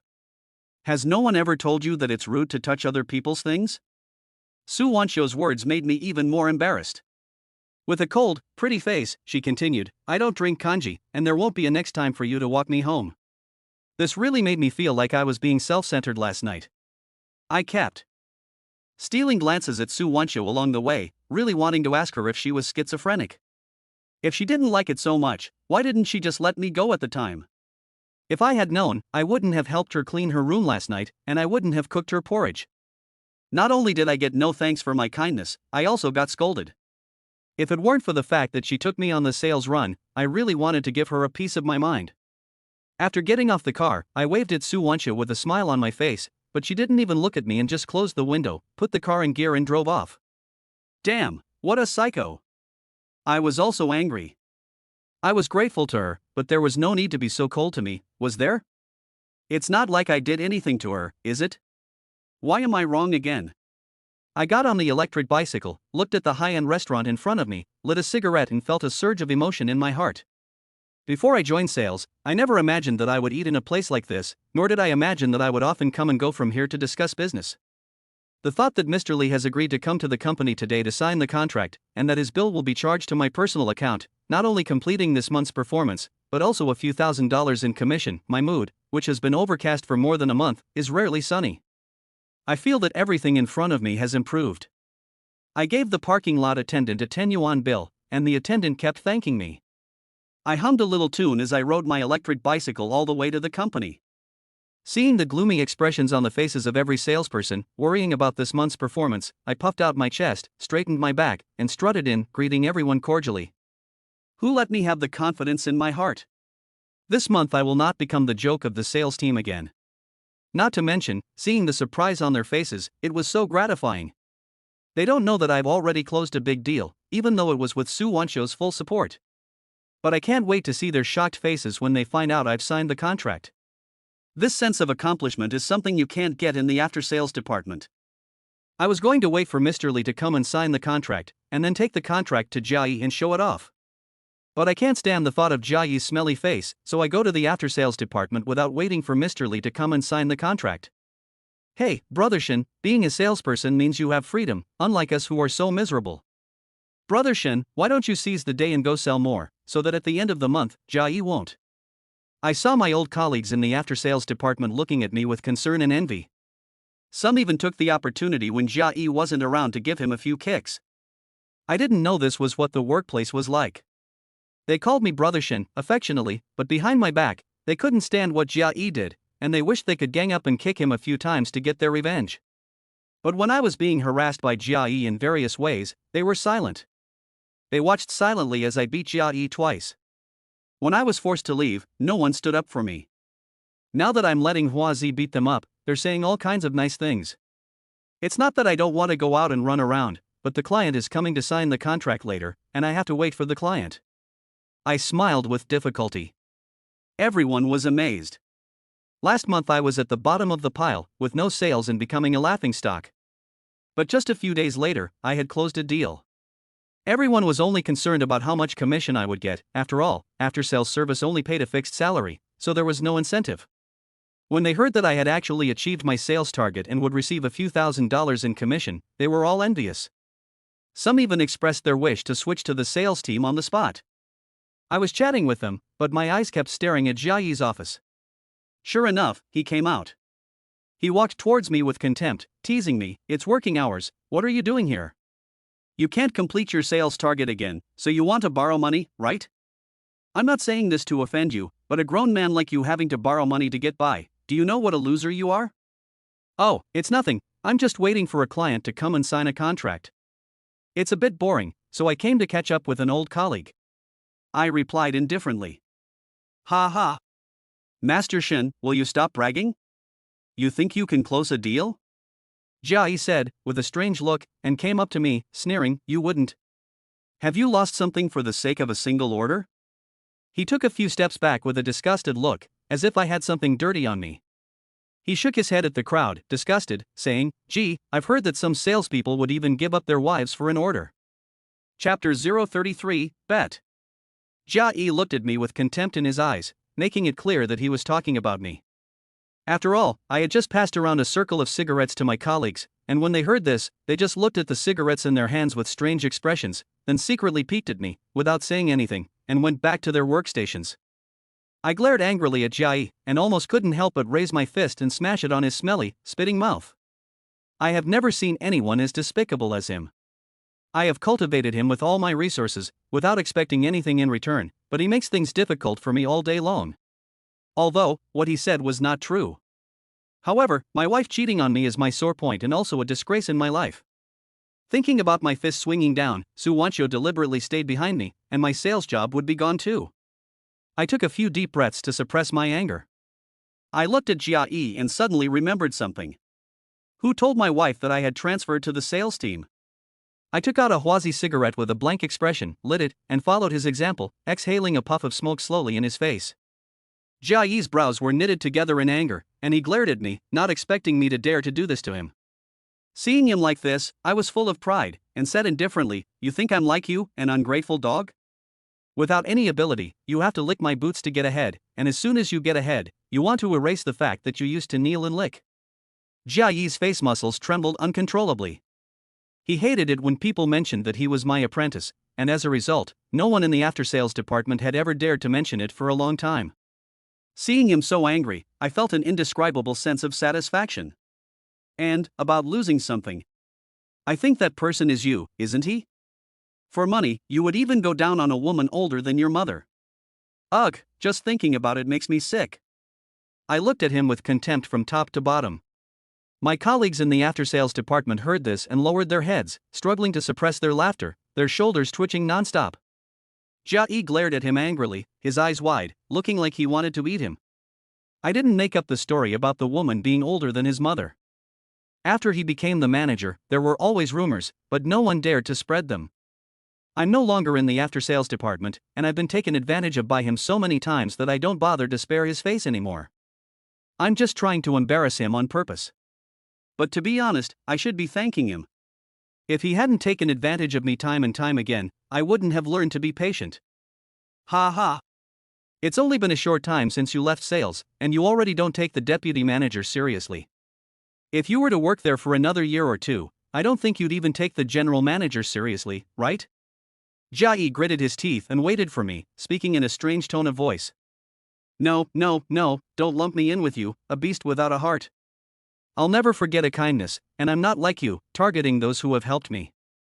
I smiled faintly. Oomph, don't pretend to be cool, I don't believe that a loser like you can close a deal. Jia Yi snorted. Sorry, the customer will be here to sign the contract in a moment, I have to go first. Seeing Jia Yi's face, which was so angry it was making my teeth ache, made me happy. I had achieved my goal, so I added, "Oh yes, it seems that you were once my apprentice, a useless person like me, right?" There was a burst of coughing throughout the after-sales department. Everyone looked like they were working, but they were actually all listening to my conversation with Jia Yi. They couldn't help laughing for a moment, so they coughed to cover it up. Jia Yi glared at everyone with a face full of anger. I turned around and left, laughing comfortably. Behind me came Jia Yi's angry voice, "What if you can't sign the contract?" I turned back and looked at him contemptuously and said, "Do you think all my customers are like you? Don't even have the most basic morality?" Seeing Jia Yi shaking with anger, I laughed and said, "So what do you want?" Mr. Lee said he would come today to sign the contract, and I don't think anything will go wrong. Since Jia Yi insists on coming up to me to give me a beating, should I hold back? I definitely have to beat him so hard that his mother won't recognize him. Just treat everyone to dinner. You only earn 800 yuan a month and have a family to support. I don't dare ask for too much, for fear that you and your family will starve to death. If you really can't bear to spend that money, then everyone in the after-sales department and I bow our heads and say, "Brother, I'm sorry," and that will do. Jia Yi said unconvinced. Great. I agreed right away, saying, "If I successfully sign the contract, I won't bother having that meal with you. The 8,000 yuan meal will be fed to a dog. I just want you to come to the sales team and say to me 3 times in front of everyone, 'Master Shin, I'm sorry.' It's a deal. It's a deal." Seeing that we were betting, the colleagues in the after-sales department all stared at us. I was afraid that Jia Yi, that bastard, would back out, so I gave each of them a cigarette as a reminder. Please bear witness to this, so that no one will let out a fart and then try to cover it up. No one dared to take the cigarette, and they only did so after Jia nodded. I felt a little suspicious. He seemed confident that he wouldn't lose.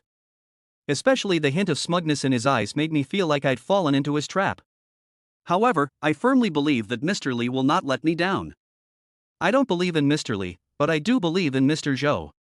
He is a man of his word, and his friends can't be problematic either. I stared at Jia Yi, and he gave me a glare. It seemed that he had received a message on his phone. He took out his phone, glanced at me, and then turned and went into the office. I returned to my workstation and analyzed the situation while running my hand over the stubble on my chin. Jia Yi is the person in the company who hates me the most, and the person who wants me to get out of here as soon as possible. If anyone told my wife the news of my transfer, he would be the prime suspect. But if he were my wife's other lover, or if he were actually her real lover, I shook my head and dismissed the idea. Jia Yi and my wife had only met briefly at my wedding, and they hadn't even spoken. Besides, Jia Yi was married, and the whole company envied him. How could someone like him find such a good wife? Even I was a little envious. She is good-looking and has a great figure, but she is from a rural area and doesn't know much about fashion. If she tried a bit harder, she could look really good. She loves Jia Yi very much and picks him up from work every day, prepares him breakfast and lunch, and serves him like a king. He also has a mistress, or rather, more than one mistress. It's the rich woman from the company rumors. I've never seen her, but that doesn't mean no one else has. Otherwise, where would the rumors come from? Besides, he has only been a manager for 2 years, and he has already bought a car and a house, a luxury car and a high-end apartment in a fancy neighborhood. Jia Yi would never have an affair with his wife, who is not a rich woman. It's almost time for work to finish, and I haven't seen Lee come yet. Even though I am confident, I can't help but feel restless. I can admit defeat to anyone, but I can't accept defeat to Jia Yi. I can't hold my temper anymore, so I go straight to ask Su Wanqiu. Manager Su, didn't Lee say that he would come today to sign the contract with me? Why hasn't he arrived yet? Should I give him a call and ask? I have Mr. Zhou's phone number, but I didn't want to call him at random, for fear of disrupting Su Wanqiu's plans again, just as I did at the dinner table. So I asked her in advance. Su Wanqiu looked away from the computer, her beautiful eyes looking at me, and said lightly, Mr. Lee has already signed the contract. Signed the contract? I was a little confused for a moment. Didn't he say that he would find me to sign the contract? When did he sign it? How come I didn't know about it? Chapter 034, Don't you dare lecture me.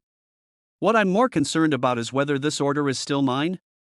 Then this order. I hadn't finished speaking when the office door was pushed open. It was Jia Yi who had come. As soon as he saw me, he grinned happily and said, Hey, you're still here? I thought you were too scared to admit defeat and had run away early. Leave first, we'll talk about your business later. I was very impatient. I couldn't accept either losing the bet to Jia Yi or failing to achieve my sales target and not getting a commission. Since Lee had signed the contract, did that mean his list was now mine? I nervously looked at Su Wanqiu. She didn't say anything, but gave me a glance with her beautiful eyes and then looked at Jia Yi behind me. I looked in the direction she was looking, and Jia Yi smiled at me, shook the contract he was holding, and walked towards Su Wanqiu. Manager Su, I have signed a sales contract here, please enter it. Jia Yi's expression was very wrong. I snatched the contract from him and opened it. I saw that Mr. Lee's name was signed on it. The place where I was supposed to sign was also occupied by Jia Yi's name. I gripped the contract so hard my knuckles turned white, and I was about to tear it up. I glared at Jia Yi with fury, grabbed his collar in a rage, and demanded, Jia Yi, you bastard, what the fuck do you mean? I spat in his face, but he didn't mind. He wiped the saliva off his face, smiled at me with a smirk, and said, It's nothing. Mr. Lee came to sign the contract, so I signed it for him when I had some free time. Now I'm here to have Manager Su enter it. What's the problem? It turned out that Mr. Lee, whom I had been waiting for all day, had not failed to turn up to sign the contract, but had been intercepted by the bastard Jia Yi. I had seen shamelessness before, but I had never seen such shamelessness as this bastard's. After he had been promoted, his first reaction was to tell me to get out of the company. He had cheated me and driven me away. Su Wanqiu had left me in the sales team, but he still refused to let me go and came to take my orders. I didn't know if I had dug up his family grave in my previous life, so that I could repay his debt in this life. Fuck you, this is obviously a client that I negotiated back, why did you sign it? I yelled. If I didn't consider the consequences of hitting someone, I would have beaten his disgusting face into a pig's head long ago. Jia ignored my yelling, pushed my hands away, straightened his collar, and said contemptuously, "You have to be careful with your words. I contacted Mr. Lee when I was the manager. He came to me to sign the contract now, so how is it that you negotiated it?" I was about to explain when Su Wancho gave me a wink, telling me not to tell anyone about her running away with me. What? I should be asking you, where did you find out about Mr. Lee, our major client? Could it be someone has abused their power? Jia glanced at Su Wancho with his eyes, wanting to pursue the matter further. I snapped the contract in front of Su Wancho's face and told her to record it. I can lose this contract, but I can't implicate her. She has only just joined the company and her position is unstable. People like Jia will step on me when they get to the top, let alone Su Wancho, who has taken his place as general manager. If Jia insists on this, it is not impossible that Su Wancho's position as general manager will be at risk because of me. Besides, Su Wancho helped me negotiate this contract, so let's just pretend that it never happened. As for Jia, he is now the deputy manager, and I am just a small salesperson, so there is nothing I can do about him. However, as long as I am still in this company, he better not let me catch him doing anything wrong, otherwise, I will never let him off lightly. Jia laughed and stopped pursuing the matter. I glared at him and left the office with a cold snort, gathering my things and going home from work. My colleagues from the sales team and after-sales team were all there. Jia stopped in front of me and said in a strange accent, "Master Shin, what's the rush? What the hell do you want? I'll give you the order as a reward, you bastard, so don't push your luck." I glared at him angrily. Jia was also furious. I yelled at him in front of so many colleagues, which made him lose face. He said coldly, "You want to leave? Fine. Just fulfill the bet we made this morning." A bet? How dare you mention a bet to me? You son of a bitch stole my order and deliberately set me up, and you want to bet with me? Fine, I'll go to your grave and scream on the day you die. I spat. Jia forced me to fulfill the bet, to scream "I'm sorry, big brother" to everyone in the after-sales department, including him. Once again, the people in the after-sales department were silent. Jia was usually so arrogant and unpopular, especially among the sales team, who would hate to have their orders taken away. After all, to snatch someone's livelihood is like killing their parents. Although I didn't have a good relationship with the sales team, everyone was afraid that the next person Jia would poach an order from would be them. They were united in stopping Jia, and Jia still had some qualms. Jia took a step back, and the sales team couldn't stop him either. After all, he was the deputy manager. You decide what to do. Su Wancho came out at some point, crossing her arms and looking cold and pretty. I knew what she meant. If I wanted to stay here, I had to bow my head today, otherwise Jia would make trouble for me all day. But I felt bad about it. I thought Su Wancho would say something for me, but after spending time with her, I knew her attitude well. She only treated me as an ordinary colleague. I clenched my fists, glared angrily at Jia, and lowered my head. Big. You don't want to, no one can force you to. This is the company, and there are rules for everything. I was about to admit my fault when Su Wancho interrupted me. I looked up in shock at her, thinking she was telling me to admit my fault to Jia. Manager Su, are you going to protect him? Jia looked at Su Wancho coldly. Deputy Manager Jia, it is not your place to tell me how to do my job, and I still have to settle the bill with you for the list. Su Wancho's pretty face was cold, and for a woman, she was full of domineering attitude. Jia could only point at me and leave indignantly. I didn't expect Su Wancho to stand up to Jia for me. I bowed to her to thank her, and she turned coldly. You're welcome. The bill is settled. As I watched her leave, I felt that she felt sorry for me, but she wouldn't say so. As she said, only cowards say sorry. When I arrived at the entrance of the company, I noticed that there was someone standing next to my electric bicycle.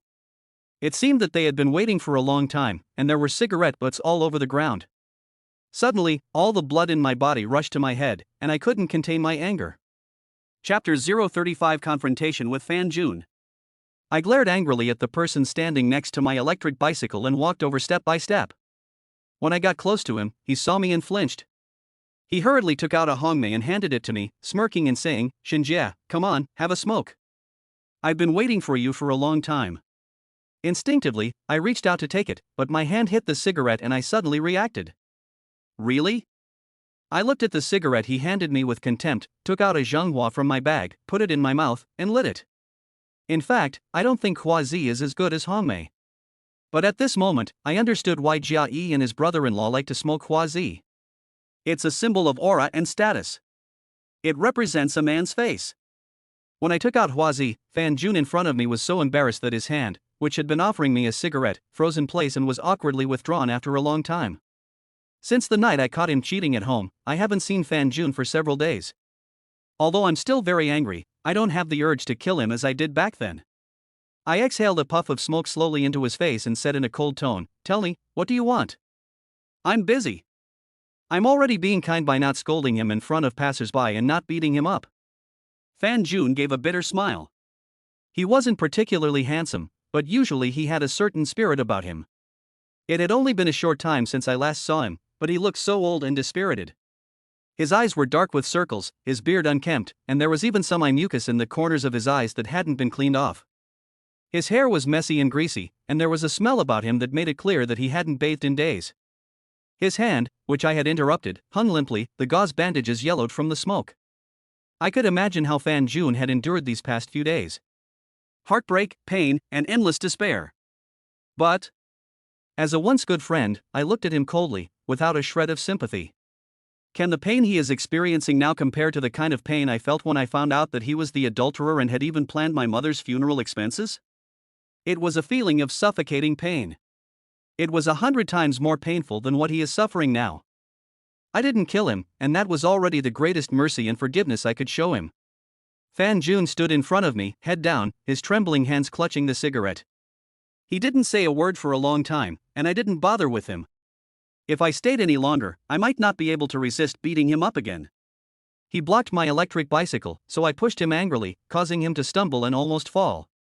I hurriedly looked back and saw that he hadn't fallen, so I snorted, got on my bicycle and was about to leave. "Shinjia, wait." Fan Jun blocked the front of my bicycle, and the wheel rolled over his foot. He gnashed his teeth in pain, but still refused to move. I frowned, backed the electric bike up a little, and said coldly, "If you've got something to say, spit it out." Fan Jun was afraid that I would leave again, so he hurriedly said, "Can't we find a place for the two of us to drink and chat?" "Fine, as long as you're not fucking afraid that I'll drink too much and take your life right away," I said coldly. Fan Jun looked at me in disbelief when he heard what I said. His eyes were full of disbelief. It seemed that he could never have imagined that his brother of more than 20 years would have come to this. He looked down at his hand, which I had interrupted, and said, with a hint of pleading in his voice, "Can I ride on your electric bicycle?" "Get on." There are some things that you can't just ignore and pretend they never happened. Fan Jun and I would have to face each other sooner or later. Fan Jun got on the electric bicycle, and as usual, he reached out to take my shoulder. Just as he did, he suddenly remembered something, and before I could say anything, he quickly let go of my shoulder and stepped away from me. In the past, whether I was driving him or he was driving me, we would never behave. We would hold onto each other's shoulders, stand on the pedals, and make a mess in the back, screaming all kinds of crazy things. This time, he and I were silent at the same time.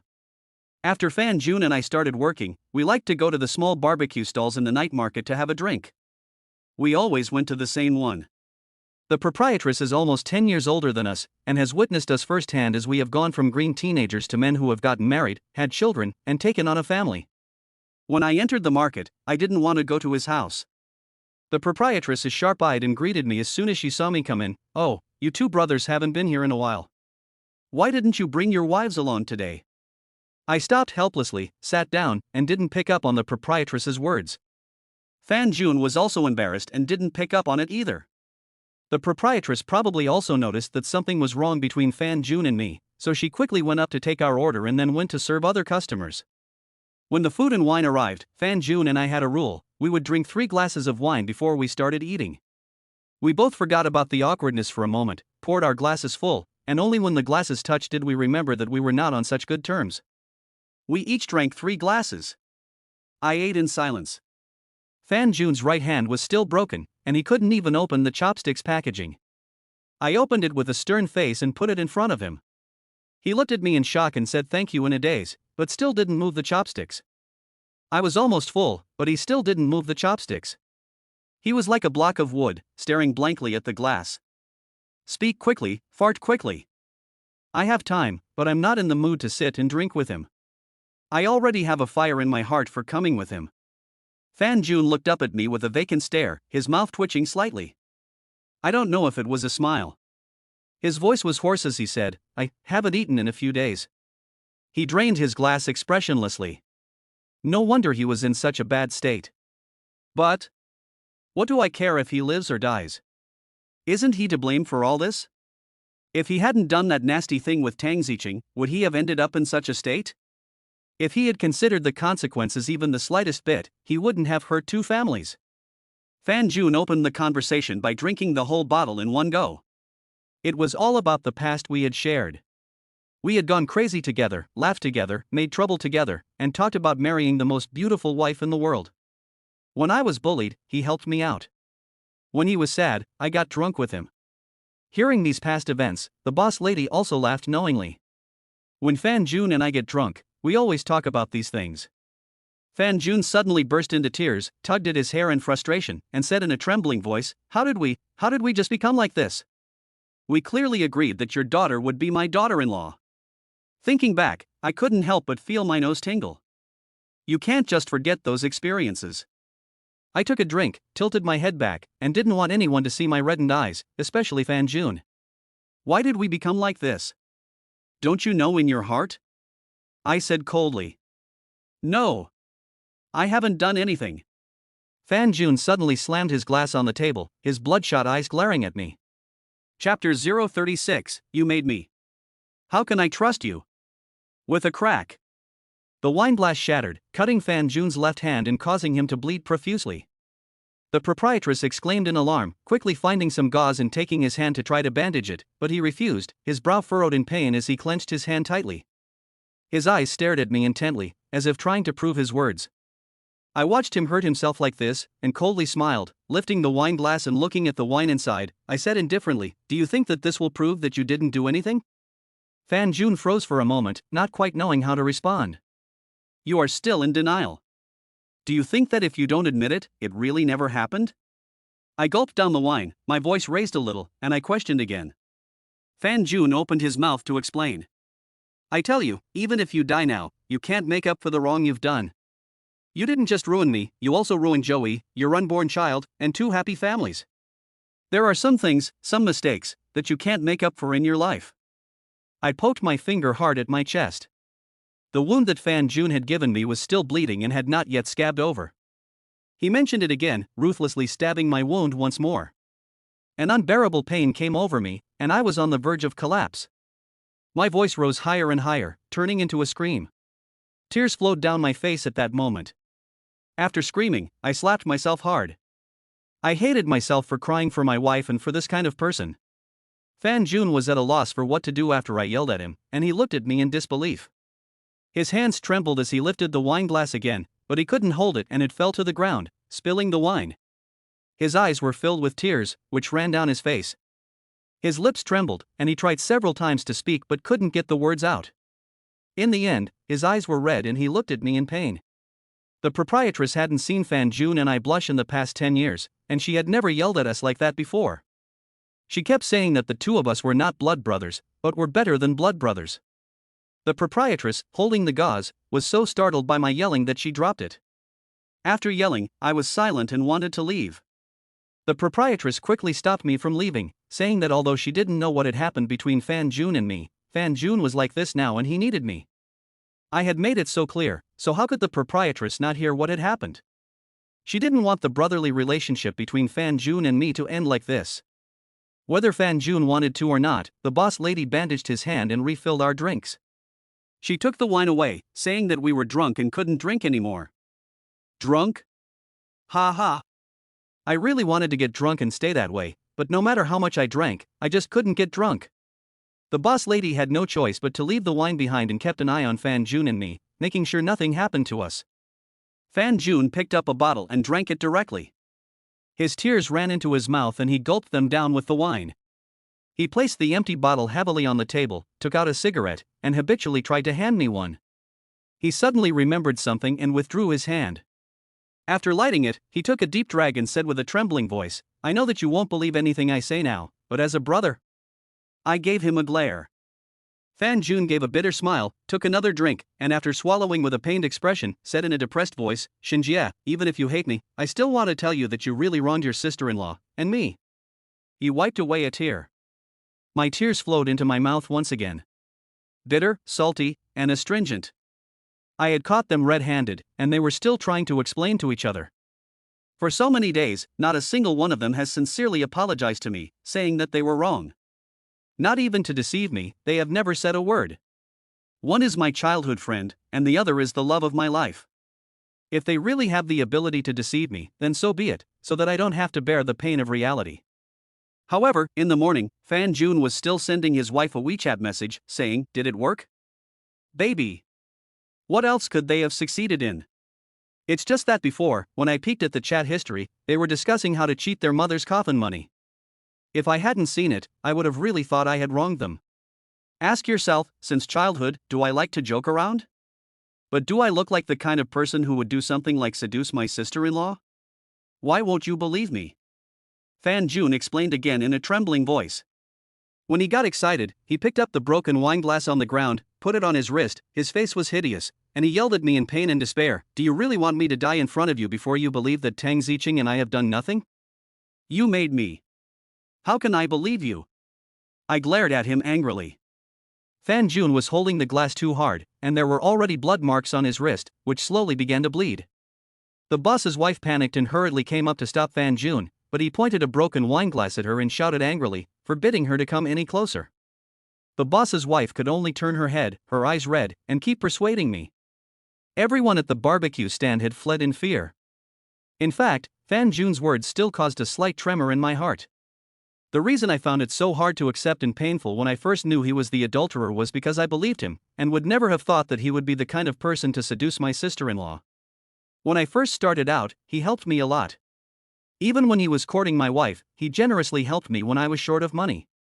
At that time, he was also pursuing Joey with all his might, and he was not much better off than me. He would rather eat buns to help me woo my wife.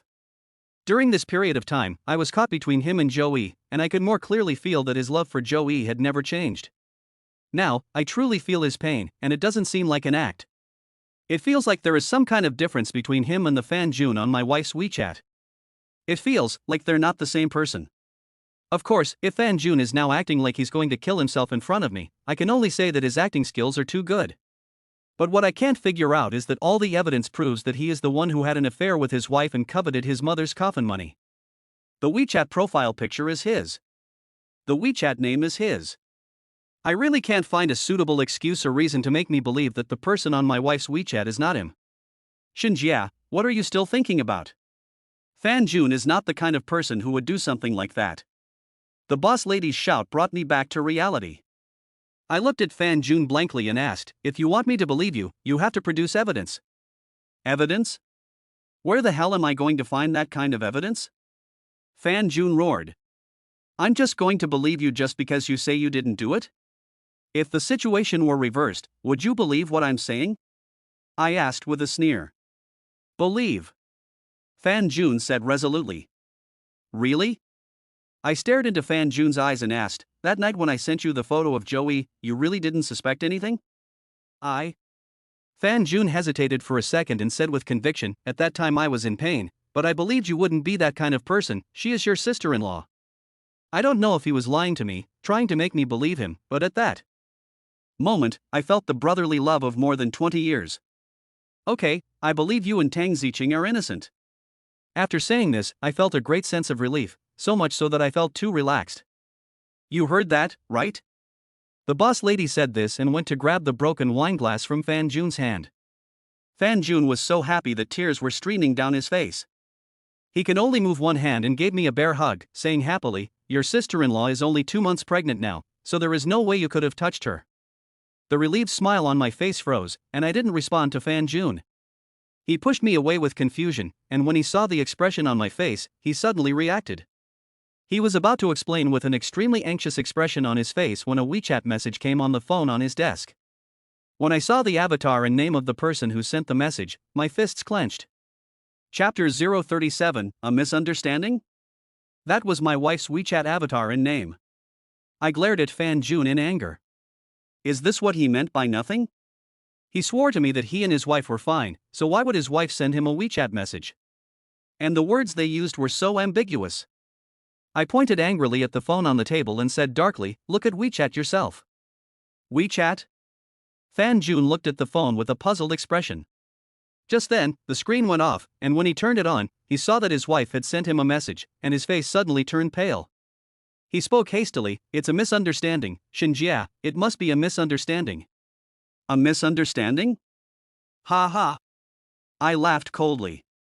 Fan Jun anxiously opened WeChat and handed it to me, saying, "If you don't believe me, read it yourself. Shinjia hasn't come back yet. How's your health? Have you recovered? Do you need me to come and see you?" After reading the WeChat message, he deleted it, so as not to leave any chat history. Shinjia will check my phone now. I read out my wife's message with a cold tone and indifferent expression. Fan Jun looked at the phone in disbelief. When he saw the message on it, he looked at me in horror and said, "Shinjia, this is a misunderstanding. I'll let you see the entire chat history," he said as he scrolled up to find the chat history with his wife. But there was only this WeChat message. He hurriedly explained, "Earlier, I was afraid that Joey would misunderstand, so I deleted all the chat history with my sister-in-law. I even told Joey that before I went to your house that night. I'm afraid even he didn't believe his own words." I said with a cold smile, "No need to explain. No wonder you were so sure I wouldn't touch Joey. It turns out she was only 2 months pregnant, and there was a risk of miscarriage at any time. After all, you still didn't trust me not to touch Joey." As I laughed, my eyes filled with tears again. There was bitterness in my smile. How could I have been such an idiot? I clearly caught my wife red-handed with Fan Jun, and yet I believed his lies and was hurt by him again. Fan Jun took my hand, his face moved, tears silently flowing. I looked at Fan Jun's hand, he let go with trembling. "Have you finished with your lies? Then I'll go." I wanted to try to make our last meeting not so tense, and tried hard to laugh. But I couldn't laugh. Turning around, I said coldly, "From now on, don't contact me again, you go your own way, I'll go mine." I had just got into my car when Fan Jun suddenly stopped in front of it. "Get out of the way. I know you're angry and want to beat me up to let off steam, but no matter how I explain, it's useless. Can you go and check on Joey for me? She's your friend too, and I'm worried about her and the baby." "Beat you?" Those words instantly irritated me, and I got out of the car and raised my fist to hit him in the face. Fan Jun, however, looked as if he was just waiting for me to hit him. My fist trembled, and I gritted my teeth and said, "Hitting you would be too easy for you. Just one beating and you'd think that everything had just gone back to normal. Not to mention a beating, even if I crippled you, it wouldn't make up for the wrong you've done." I wasn't afraid that Fan Jun would get hurt more seriously. He wanted me to hit him so that he would feel better, but I refused to do it. I wanted him to feel guilty towards me for the rest of his life, to live with that guilt. I got back on my bike, ignored Fan Jun who was blocking my way, and sped off. I knocked Fan Jun off balance and he fell to the ground. The shop owner's wife kept shouting at me from behind, but I didn't turn around. Fan Jun cried and screamed at me to help him look for Joey. He did something wrong and had an affair with my wife. In the end, he wanted me to help him cover up? What did he take me for? I drove as fast as I could, ignoring the red lights and the curses and honks from behind. I didn't care. I felt like a headless chicken, wandering around in the neon-lit city. It wasn't that I didn't want to stop, I just didn't have a destination. I clearly had a home in this city, but at the moment I couldn't feel at home. I couldn't even find a place to be alone. The battery of my electric bicycle has run out. I park the bike and sit down on the curb to smoke a cigarette. The passers-by glance at me, but no one stops to chat. The more I smoke, the more irritable I feel. I find a small shop and buy 3 bottles of white wine, without ordering any snacks. I don't want to, but I only have less than 500 yuan on me, and it's a while before I get paid again. And with only 800 yuan, what can I give back to my mother? Mr. Lee's list would have allowed me to meet my sales target and earn a few thousand yuan in commission, but that bastard Jia intercepted it. I just sat there, watching the tiredness, happiness, and numbness on the faces of the passers-by, and used it to drink. The cold wind whistled, but I didn't feel cold. A couple walked by, the boy blushing as he took the girl's hand and put it in his pocket to hold it, while the girl shyly leaned into his embrace. Once upon a time. My wife and I were once so warm and loving, but now it's all gone. The phone kept ringing. I glanced at it and saw it was my mother calling, asking why I wasn't home yet so late. I didn't want her to worry about me, so I told her not to worry and that I was at a company drinking party. I glanced at the empty wine bottles in front of me and the cigarette butts on the floor. I gave a bitter smile and said to myself, yes, it is a drinking party. My mother told me to drink less and hung up. I carried the wine and pushed the electric bicycle. The cold wind whistled, and the sense of loneliness almost made me collapse. After finishing the 3 bottles of white wine, I was a little drunk. When I stopped because I was tired, I realized that I had unknowingly arrived near Zhou Yi's family neighborhood. Now, I no longer cared about whether Fan Jun was alive or dead. Zhou Yi was innocent, and the child in her stomach should not have to bear this. After a moment of hesitation, I called Zhou Yi. As a friend, I was concerned about her current situation. Zhou Yi was at her parents' house. I wanted to go up and see how she was doing. Zhou Yi opened the door to me in her pajamas. I wanted to say hello to her aunt and uncle, but she pushed me to hurry out. In the dim light of the hallway, I couldn't tell if she was doing well or not. You'd better not go in now. Let's go outside and talk, Zhou Yi reminded me. I thought about it and agreed. If I go in now and greet her parents, I will definitely be seen as pleading for Fan Jun, and I may even get a scolding for him. The 2 elderly people dote on Zhou Yi so much that when she married Fan Jun, they repeatedly told him to be good to her, or else they would never forgive him. Yet he treated her like this. The 2 of us went to the garden in the community and sat down, and there was a period of relative silence. The cold wind blew, and neither of us knew how to start the conversation. Sigh. Zhou Yijiao's body trembled slightly as she rubbed her arms. I then realized that she had only worn a thin nightgown when she went out. Chapter 038, Revenge. Zhou Yi seemed to sense something. She lifted her beautiful eyes to meet mine, and when she looked down, a seductive blush immediately appeared on her pretty face. She bit her red lips, lowered her head slightly, and did not dare to make eye contact with me. A faint fragrance was floating in the air, along with a hint of an ambiguous atmosphere. Have you seen enough? Zhou Yi saw that I hadn't said anything for a long time, just looking at her, as if her beautiful eyes that could speak were shaking again as they looked at me. I was caught in the act, and I was embarrassed. I cleared my throat, quickly looked away, and pretended not to understand what she had said. In fact, even after she got married, Zhou Yi still had many suitors because of her figure and appearance. Having been married for so long, and at the age of 30, she is in the stage of transitioning from youth to maturity, which is a fatal attraction for many men. Even I, when facing her, dare not take a close look, for fear of falling in love with her if I am not careful. I really don't understand why, with a perfect woman like Zhou Yi, Fan Jun still has to mess with my wife? Could it be that, as the saying goes, what you can't have is the best? Looking back now, that night when I gave you the chance, you left me alone again. Ha ha. Men. Zhou Yi saw that the atmosphere was a bit awkward, so she deliberately teased me a bit to make the atmosphere less awkward. But it made me even more unable to hold my head up, and I sat away from her, on the very outside of the bench. Sigh. Why are you and Fan Jun 2 brothers? You were so honest, but Fan Jun. Zhou Yi sighed, patted the seat next to her and said, You're sitting so far away? Won't you give me your coat? I'm cold, okay? I'm pregnant. I suddenly remembered, and quickly draped my coat over her. I held the coat the whole time, afraid of touching her. I've known her for many years, but sitting next to her, I felt a bit at a loss, like a young man. I quickly lit a cigarette. Give me one too. I hesitated for a moment, but then lit one for her, reminding her in passing that she was pregnant and shouldn't smoke.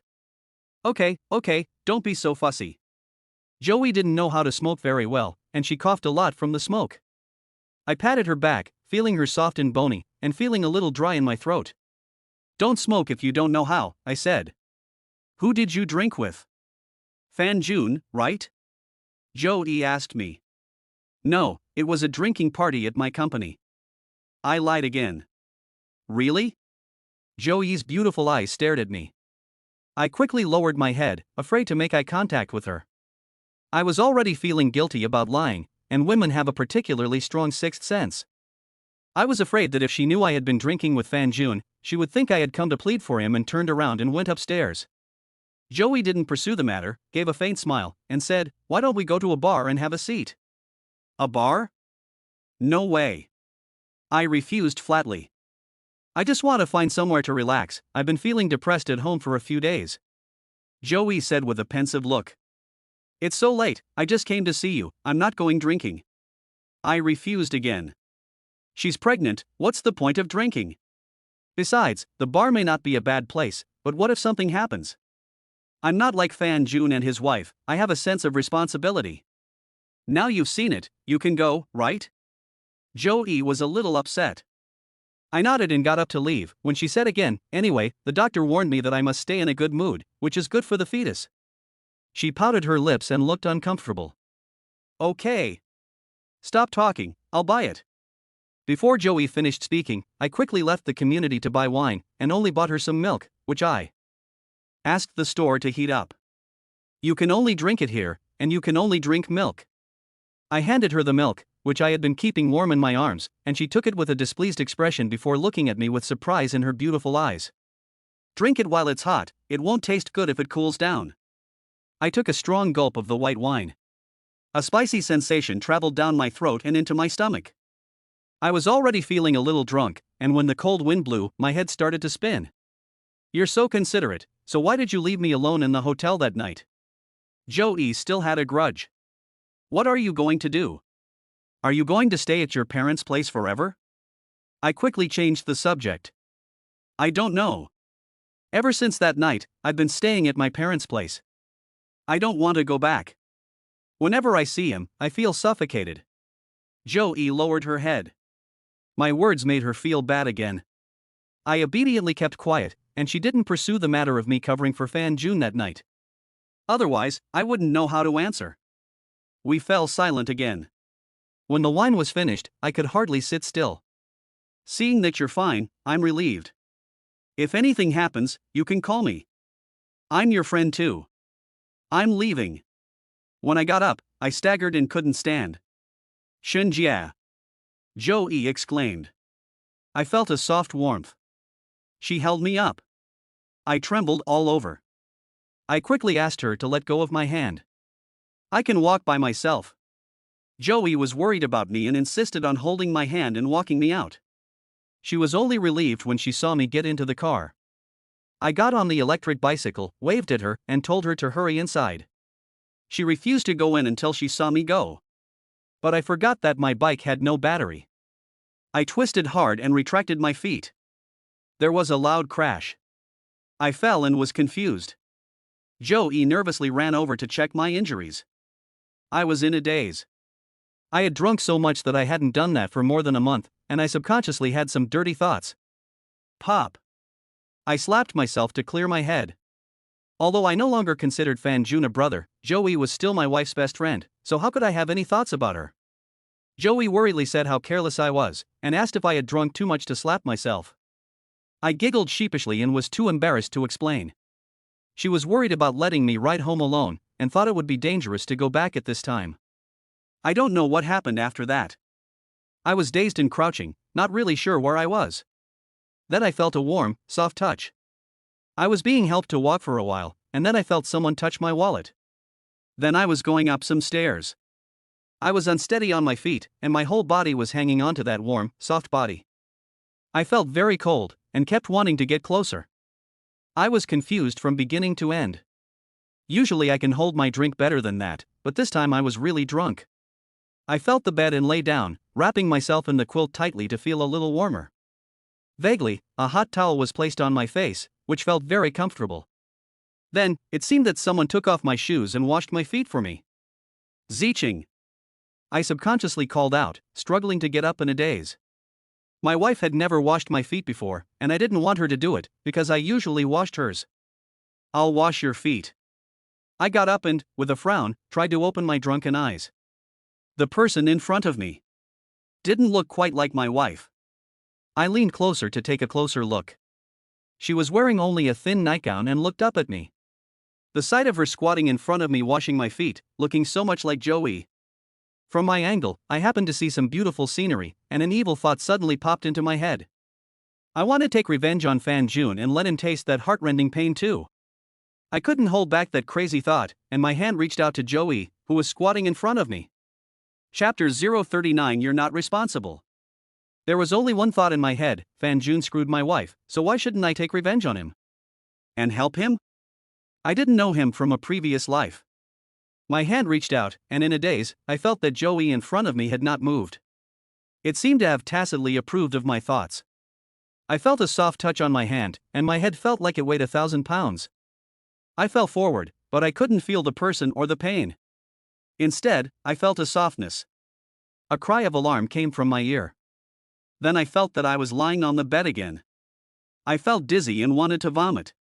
It was too uncomfortable. I muttered to myself, I want to vomit. Then my head was lifted and rested on something soft, and a faint fragrance filled my nose. I vomited profusely, and once again I heard a cry of alarm. I felt a little more awake. I squinted drunkenly and looked into the bathroom. There was a haze on the frosted glass, and I could vaguely see a shadowy figure taking a shower. When I fell asleep, I felt someone lying down next to me. It was cold, so I instinctively hugged the source of the heat. In a daze, I seemed to hear someone whispering softly in my ear. I couldn't tell if it was a dream or reality. If I had been braver back then, would our ending have been different? I felt a gentle peck on my forehead, but I didn't know what it was. Along with the gentle peck, the gentle voice sounded again. Maybe you belong to me. If you can hear it now, how wonderful. I felt a drop of warmth on my lips, and it trickled into my mouth. It was salty, bitter, and astringent. After dawn broke, I stretched. Ever since I caught my wife in the hotel, I've had trouble sleeping every night. It's been a long time since I've slept so soundly and comfortably. I feel completely refreshed. When I opened my eyes and saw the surroundings, I froze for a moment. Scratching the back of my head, I couldn't think of what happened last night. I only remember that it seems like I went to see Joey on the electric bicycle, but how did I end up sleeping in the hotel? Could it be? I didn't want to think about it anymore, and quickly glanced at my phone. There were no missed calls. A sudden wave of bitterness washed over me. I didn't go home all night, and yet, no one called me to see if I was okay and why I didn't go home all night. I got up to go to the bathroom to wash up, and realized that I was naked, wearing only my underwear. Who helped me take off my clothes? I couldn't remember, so I pushed open the bathroom door. A figure was just about to take a shower, and the sight in front of her made her momentarily confused. Ah! The figure covered her chest and screamed. Right. I'm sorry. I was so scared that I quickly exited the bathroom and closed the door behind me. It had calmed down inside, but I couldn't calm down at all. My hands trembled as I lit a cigarette and took a deep drag, rubbing my face in frustration. Why? Joey was in the hotel room where I was staying. I couldn't remember what had happened last night. Who had taken off my clothes? Had Joey and I done anything inappropriate? When I saw a thin nightgown on the stool, my heart sank, and I didn't dare to think any further. I paced restlessly in front of the bathroom door. It was the third cigarette, and Joey still hadn't come out. I really couldn't help but want to rush in and ask her what had happened last night. On the fourth cigarette, Joey finally came out. She wrapped herself in a bath towel, her hair still damp, and walked out, wiping the water from her hair with a towel in her hand. The towel was not large, just covering her enough, but it could not hide her proud figure. It felt like it could fall off at any moment. I quickly turned around and looked away. Behind me came a giggle. Why? Pretending not to dare to look directly, but secretly peeking through the mirror? I then realized that I was facing the mirror, and Joey's silhouette was reflected in the mirror. The way she giggled was very charming. No. No. I turned around awkwardly and looked at the bathroom. My heart was torn between conflicting emotions. Should I ask her what happened last night? If she says no, that's fine, but if she says yes, what should I do? Thinking about this, I gave myself a hard slap. What was the point of drinking so much? I'd made a mistake, now I'm just like Fan Jun and his wife. In the future, how can I face them and accuse them with a clear conscience? With a pop. The sound of my slap echoed through the room. You have a tendency to abuse yourself, don't you? I know you just love slapping yourself. Zhou Yijiao asked with a smile.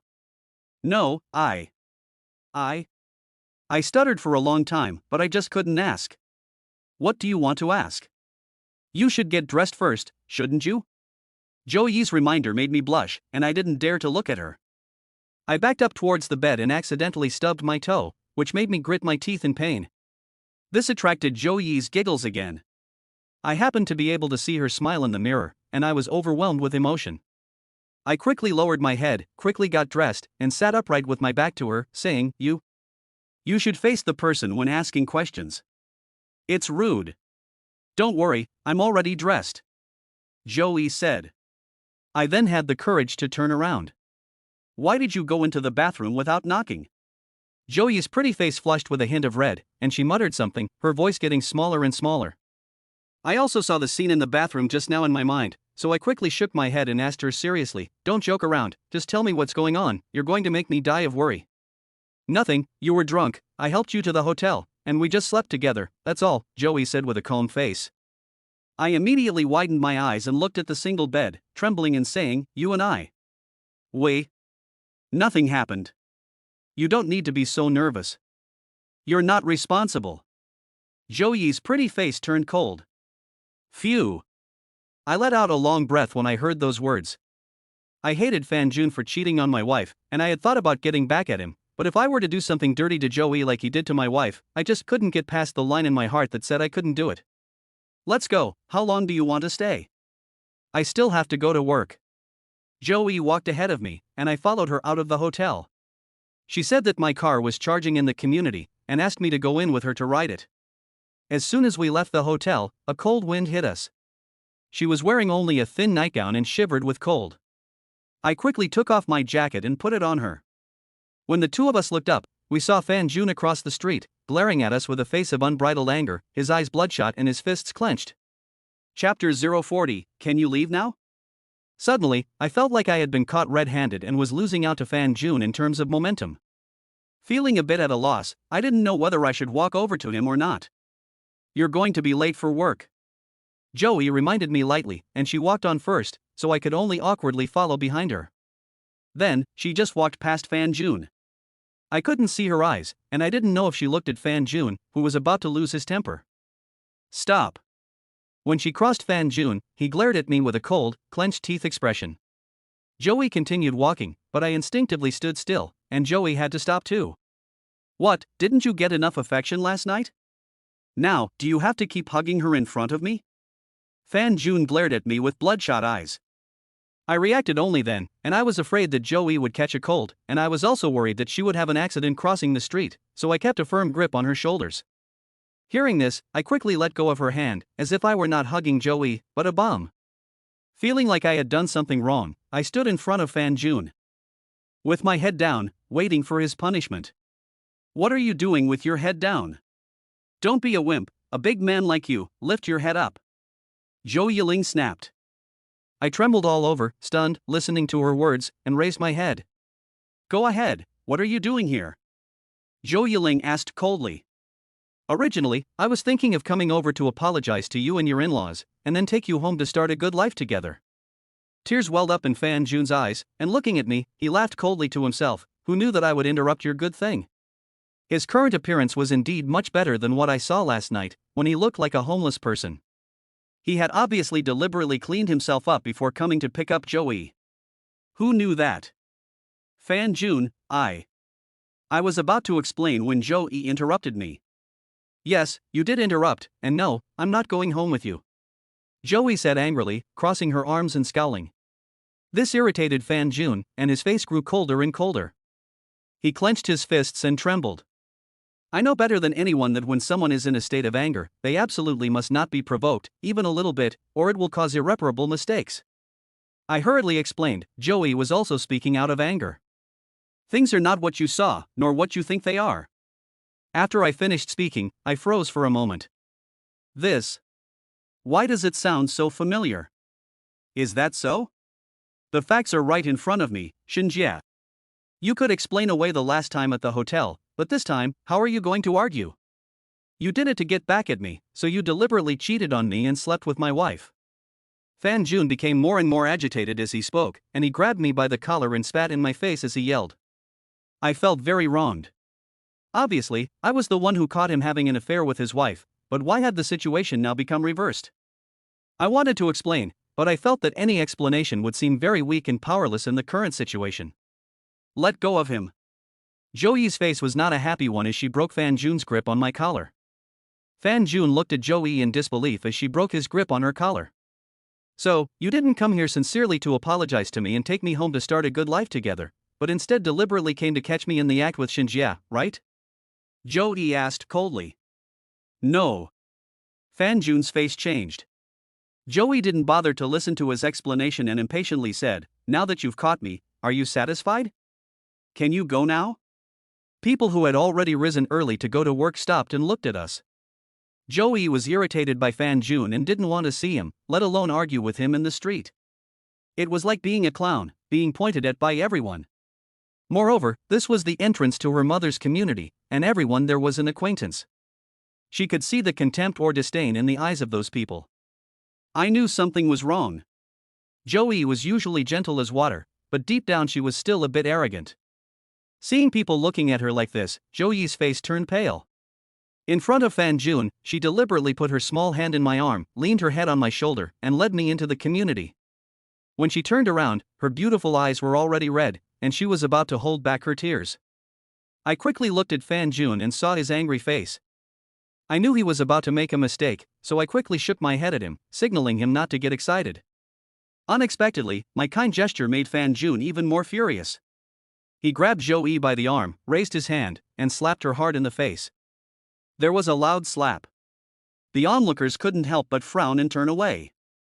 Joey's pretty white face instantly showed a palm print, and her mouth was bleeding. The tears in her eyes were also blown away by Fan Jun's slap and fell on my face. Joey did not cry or make a scene. Her beautiful eyes, red from crying, stared at Fan Jun, and the tears in her eyes had disappeared. At that moment, I felt what it meant to be heartbroken. Is it over? If it is, I'm leaving. Joey's tone was indifferent, without a trace of emotion. Fan Jun looked at his hand in shock. It was trembling slightly. He could not believe it. He had actually hit Joey. Seeing Joey turn to leave, he hurriedly pulled her back, crying out, I'm sorry, honey, I didn't mean it, I just. Fan Jun. You're dead set on not repenting, and you dare to hit my daughter. With a furious yell, Joey's parents hurried out of the community, heartbroken as they looked at the palm marks on her face. They protected her behind their backs, glaring at Fan Jun. Joey's parents were both senior intellectuals, and they looked like they were about to eat someone. Mom and Dad. It's not like that, let me explain. Fan Jun hurriedly tried to defend himself. Don't say another word, do you think I'm blind? I was hoping that if you didn't come today, I could send you back and let you two get on with your lives for the sake of the child. But now it seems that I've almost pushed my daughter into the fire. Joey's mother let out a heartrending cry. When we got married, you promised us on your chest. Is this how you treat Joey? Joey even spoke well of you for a few days after all the dirty things you did. How did she meet someone so heartless as you? We shouldn't have let Joey have her way and not let you get married in the first place. Joey's father shouted angrily. Fan Jun kept crying and shouting to explain, but it was useless. Joey's parents were so angry that they couldn't say a word, and they were embarrassed to continue their row in front of everyone. Joey looked at Fan Jun with indifference and pulled her parents to enter the community. Fan Jun was really afraid of losing Joey, so in front of the audience, he threw away his pride as a man and, with a thud, knelt in front of Joey, holding her tightly and crying out, refusing to let go and let her go. He knew very well. Joey's turn, it is likely that she will never turn for him again. If you don't let me go, I and my child will die in front of you immediately. Joey's cold voice made Fan Jun tremble all over, his hands hanging down helplessly, his eyes full of tears, as he watched Joey enter the community. I don't know how to comfort Fan Jun, or rather, isn't he experiencing everything he bestowed upon me at that time? When I came out of the community on an electric bicycle, Fan Jun, with a crazed look on his face, stopped in front of my bicycle. Chapter 041, I didn't ask you to comfort her so thoroughly. Bastard! Why are you doing this to me? What have I ever done to you? Fan Jun grabbed me by the collar, glaring at me fiercely, his spit flying in all directions as he got agitated. I calmly wiped the saliva off my face. He's just experiencing what I've been through. Do you understand how I feel now? I laughed coldly. I told you to come and see if she and the baby were okay, and to comfort her, not to comfort her so thoroughly. Fan Jun roared. I drank too much last night and couldn't do anything. Nothing happened between me and Joey. I explained. You drank too much? Are you fucking kidding me? You only drank 1 bottle when you left last night. Fan Jun was even more furious, thinking that I was deliberately lying to him. Believe it or not, I drank 4 more bottles of baijiu after that, and I couldn't ride a bike, so Joey just took me to the hotel. Ha, Shinjia, if you're going to lie, at least wash your face first. You're just trying to get back at me. Wash my face? What do you mean? I looked in the mirror in confusion, and there was a faint red lipstick mark on my forehead. This. Didn't Joey say that she and I didn't have anything? Could it be that last night wasn't a dream? It was real? I wiped the lipstick mark off my forehead and said, so, you can't possibly believe that Joey and I are fine, right? So, you and my wife still insist that everything is fine? It seems that Joey was right, you weren't sincere in apologizing to her at all, you were just here to catch me in the act. I yanked his hand off my collar and didn't want to stay any longer. Shunjie. Remember, we are no longer brothers. Behind me came the roar of Fan Jun. Although, I had already tacitly agreed to this in my heart. But when I heard this, my heart still couldn't help but ache. We used to be very happy and carefree. Now, we have become strangers, and neither of us wants to have anything to do with the other. Back at the office, I had just sat down when my wife's WeChat message came through, questioning me about where I had been last night and why I hadn't gone home. I didn't reply to her. Did she not know where I had been? Would Fan Jun not tell her? Jia Yi came to my desk with an arrogant face, his usual sarcastic tone. He came almost every other time, and I was used to it. But I was still a little angry about what happened yesterday, and I was wronged by Fan Jun today, and just now I was questioned by my wife, so a wave of anger came over me. I couldn't help but argue with him a bit, and the situation spiraled out of control in an instant.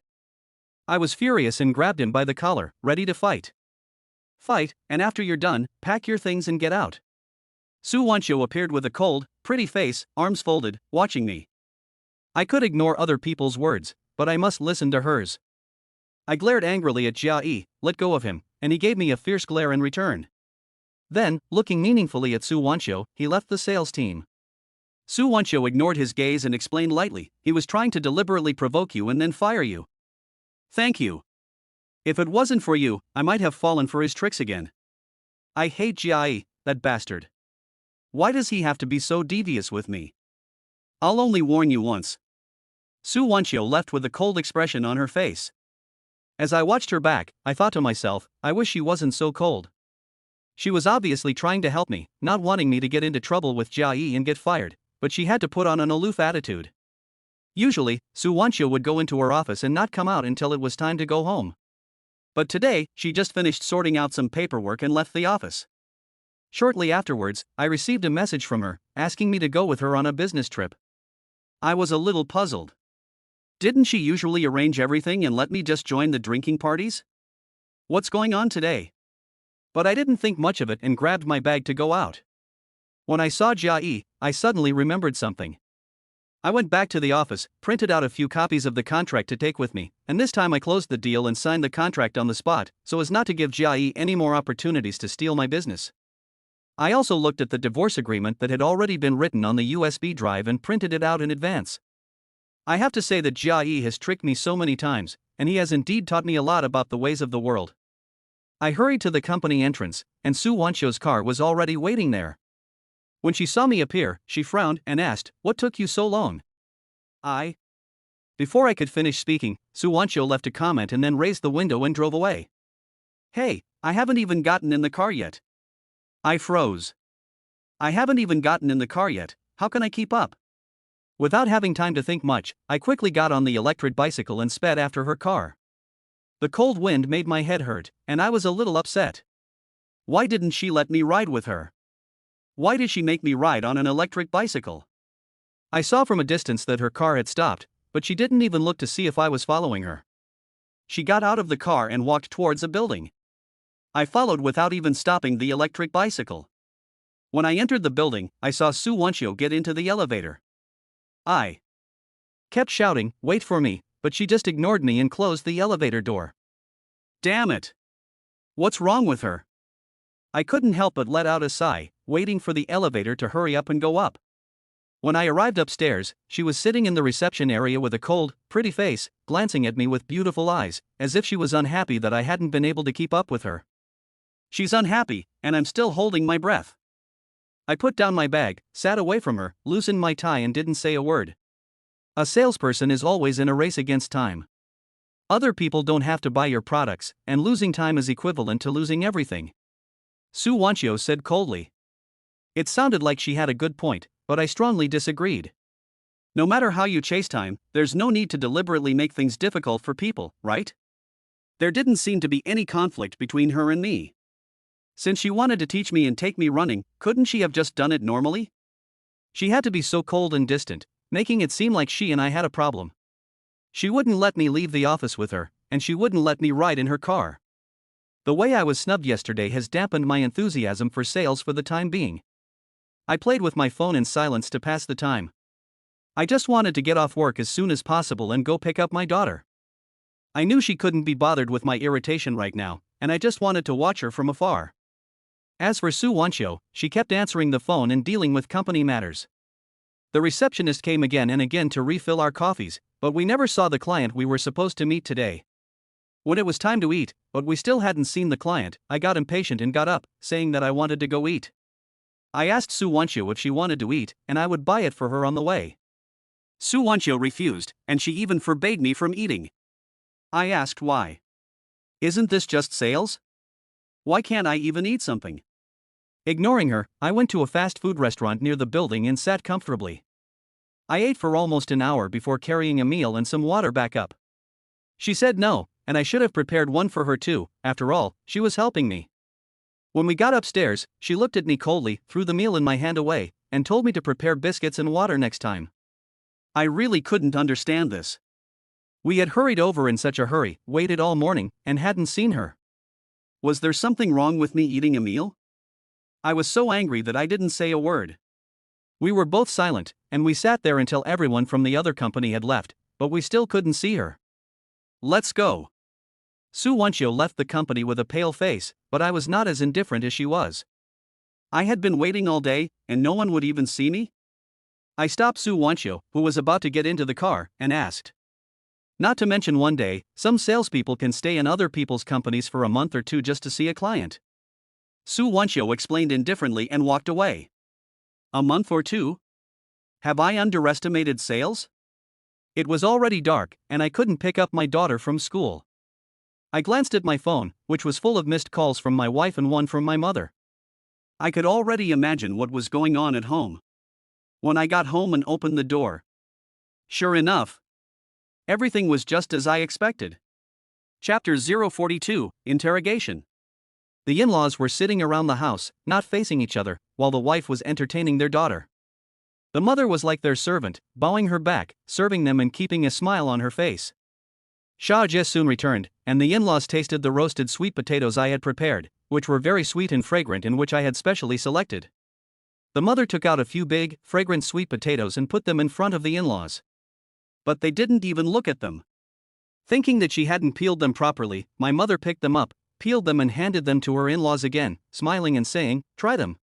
Before she could finish her sentence, her mother-in-law took the sweet potatoes out of her hands. "Old thing, I've put up with you for so long, don't you know you stink? Look at your fingernails, they're black with germs, you want to poison us?" My mother-in-law shouted. My mother's hands trembled as she reached for the mangled sweet potato on the ground, trying to pick it up.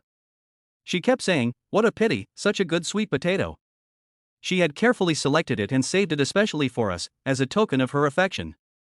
She didn't even want to eat it herself, but wanted to give it to her daughter-in-law to try. But now it had been thrown away like rubbish, and she was even being accused of smelling. Seeing this, I couldn't hold back the anger that rushed to my head. There was a loud bang. I slammed the door shut. My wife and in-laws were shocked, and my daughter was also shocked, staring at me with wide, dazed eyes. What's wrong with you? You came home, and you slammed the door shut so hard, you tried to scare the living daylights out of people? My mother-in-law patted her chest and chattered nervously. My wife saw it was me who had returned, glanced at my mother again, and quickly got up to help her. Just as she reached out her hand, she remembered something. Frowning, she held back the urge to help her mother and said, "Mom, don't pick it up." I walked towards my mother with a stern face and shook off my wife's hand. No one else knows that she's putting on a show on purpose, but I do. She just doesn't like my mother and is putting on a show for me because I'm here. Mom, you've had a long day too, sit down. If other people want to eat, let them get their own food and don't mind them. I gave my in-laws a cold glance and suppressed my anger. If I didn't want to lose face in front of my mother, I would have ignored them. They are shameless leeches, spending my mother's hard-earned money and then complaining about her. Shinjia, no matter what, we are your in-laws. Is this the way you treat your in-laws? My father-in-law tapped the table with his fingertips, his face not looking good. Go ahead, what is the matter this time? I don't want to argue with them, I said impatiently, sitting on the sofa and lighting a Chinese cigarette. I will continue to hold this attitude until the Tang family returns the hard-earned money of my mother and me.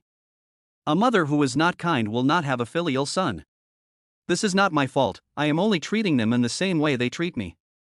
My mother-in-law's eyes lit up when she saw me smoking a Chinese cigarette, the same as her son.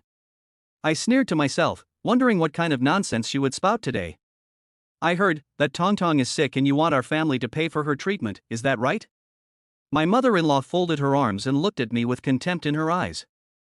Upon hearing this news, my mother said in shock, "Mother-in-law, we will pay for Tong Tong's treatment, no matter how much it costs." Mom! I stopped my mother and glanced at my wife, making it clear that she was the one who told the family that her family would not pay a single penny and that's why they came here. Yes, that's what I said. I said calmly. Oh? My mother-in-law's eyebrows shot up, her face instantly turning cold, and she said, I also heard. You don't need to hear it, just say it. I impatiently interrupted her, and before I knew what kind of person she was, I still maintained respect for her. After learning her true colors, I just felt a wave of nausea. She's just a vampire, a parasite, so why should I give her a good face? Do you still have me as your mother-in-law in your eyes? My mother-in-law was furious and pointed at my mother and scolded her angrily. Look at the good son you've raised, someone who has no mother and no father to teach him, who doesn't even know what it means to respect his elders. If he were my son, I would tear his mouth off in a minute.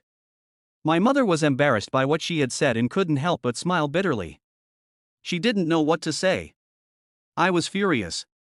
My mother-in-law knew full well that my father had just passed away not long ago, but she deliberately said such things. She sucked the blood of my mother and me, and yet she had the nerve to accuse and scold? That's enough. Get to the point, spit it out, and stop pointing your finger at my mother.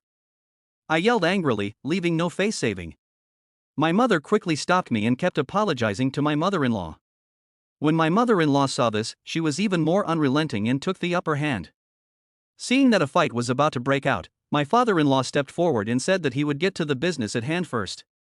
My wife also tried to reconcile the two sides, and the atmosphere eased up a little. Well, I have one thing to say, there is no way we will give your daughter any money for medical treatment, not a single penny. My mother-in-law snorted at me through her nose, snorting. My anger instantly rose to the top, and if my mother hadn't pulled me back, I really wanted to sweep them out of the house. They really were giving us face.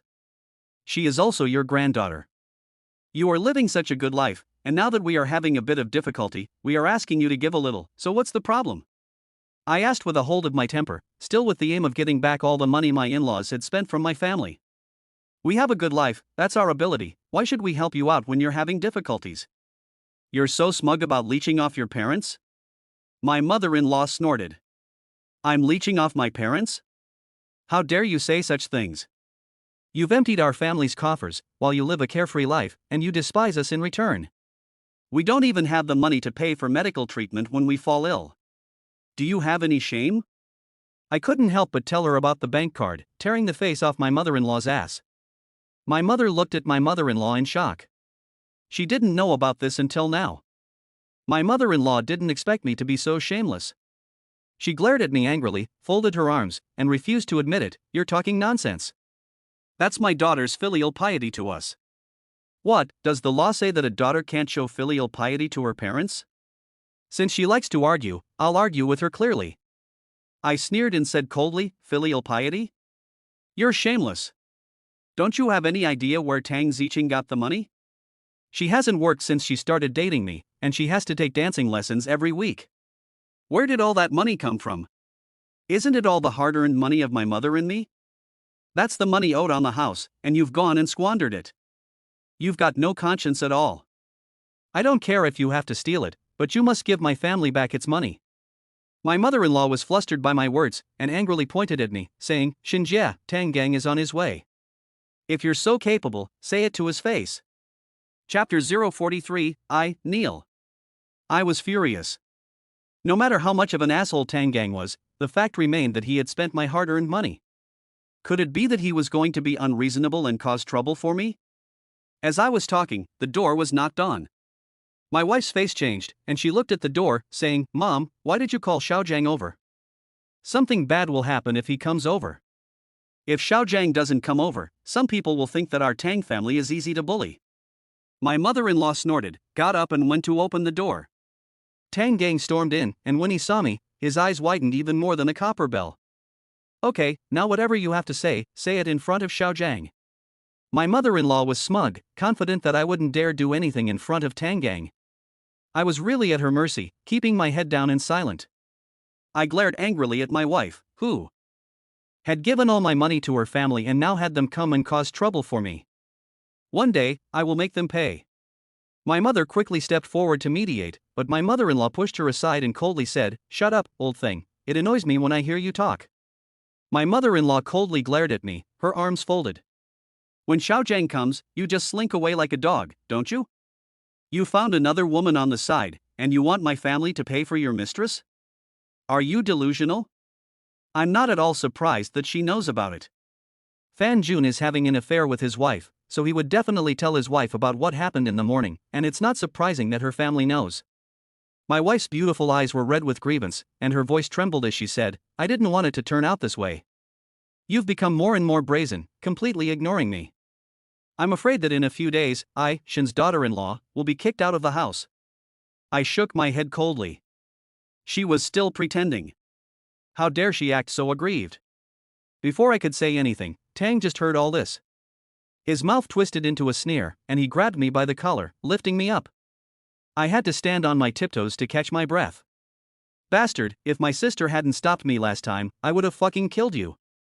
Today, I'm going to break your legs so you dare not go behind my sister's back with other women. Tang Gang shouted angrily.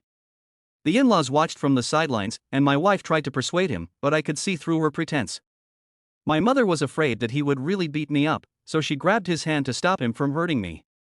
Old man, will you just fuck off? You're so annoying. I'll teach your son instead of you. In the struggle, my mother was pushed to the ground by Tang Gang. She sat on the ground and couldn't get up for a long time. My wife quickly went up to help her, asking if she was okay. My mother-in-law smiled coldly, saying, Serves you right. Mom. I was furious. My mother was my last line of defense. Tang Gang could hit me, I could take it, but hitting my mother was unacceptable. I broke free of Tang Gang's grip on my collar, lunged at my mother, pushed my wife aside, and she fell to the ground, her hand scraped. She immediately burst into tears. Xinjia, what are you doing? I'm just concerned about Mom. My wife cried out. You're concerned about Mom?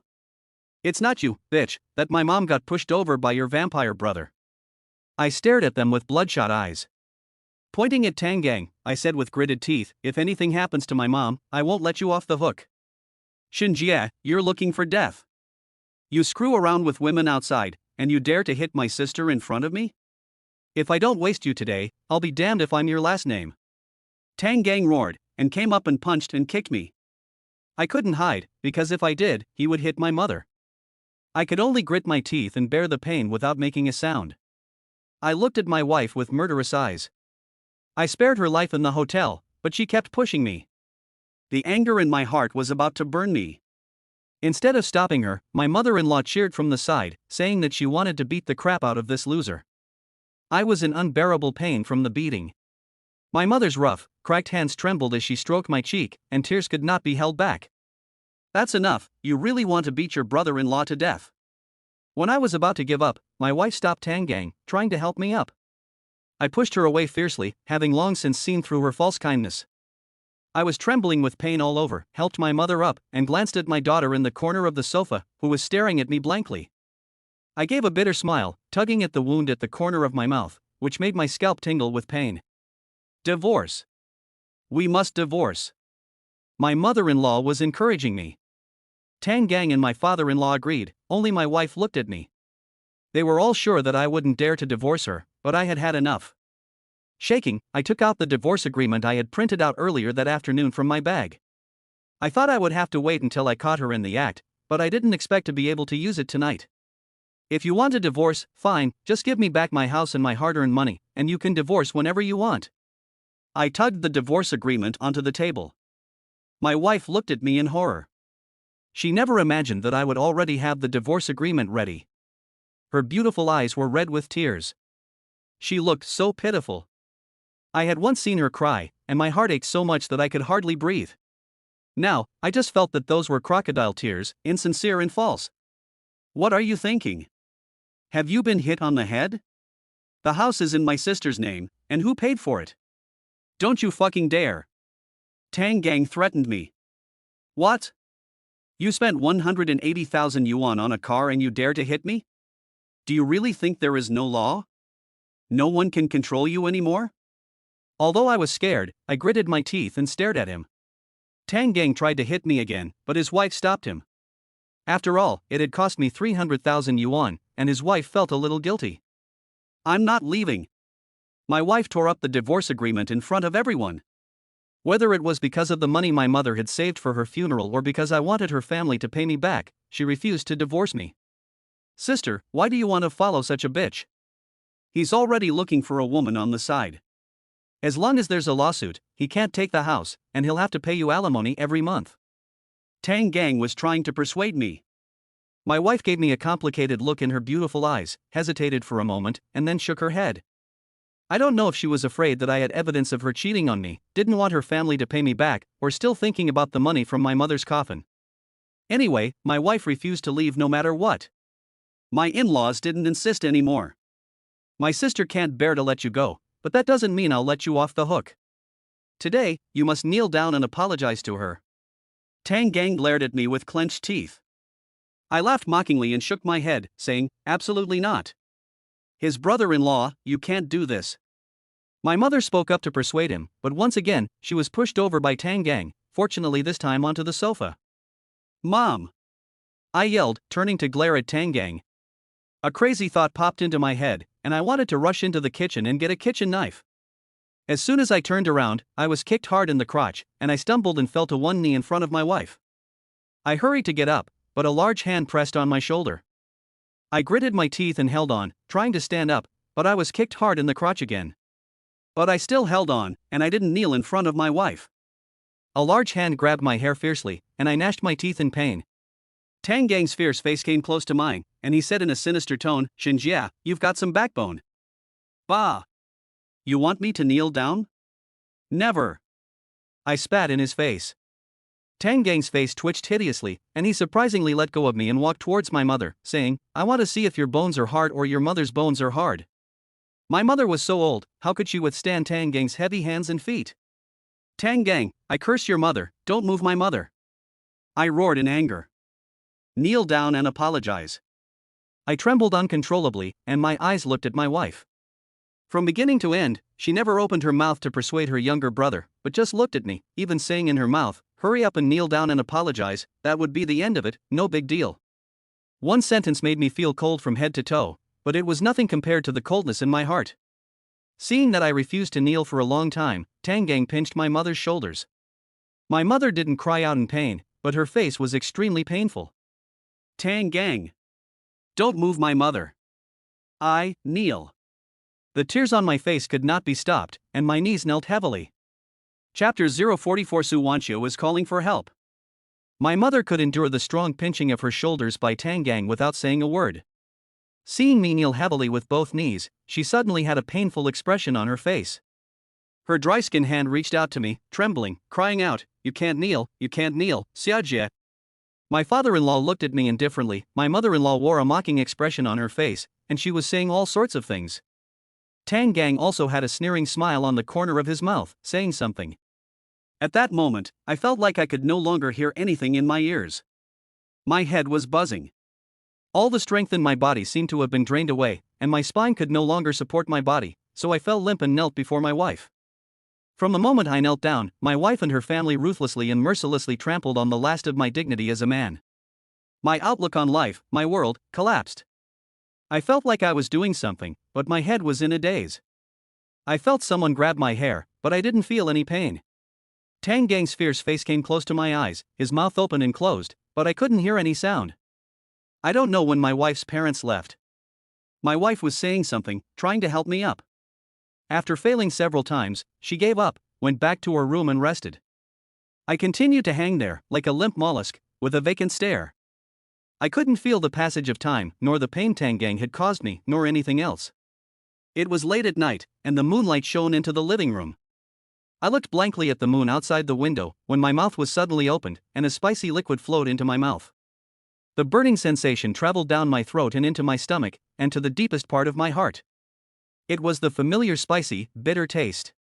When I came to my senses, I went crazy, searching for the familiar source.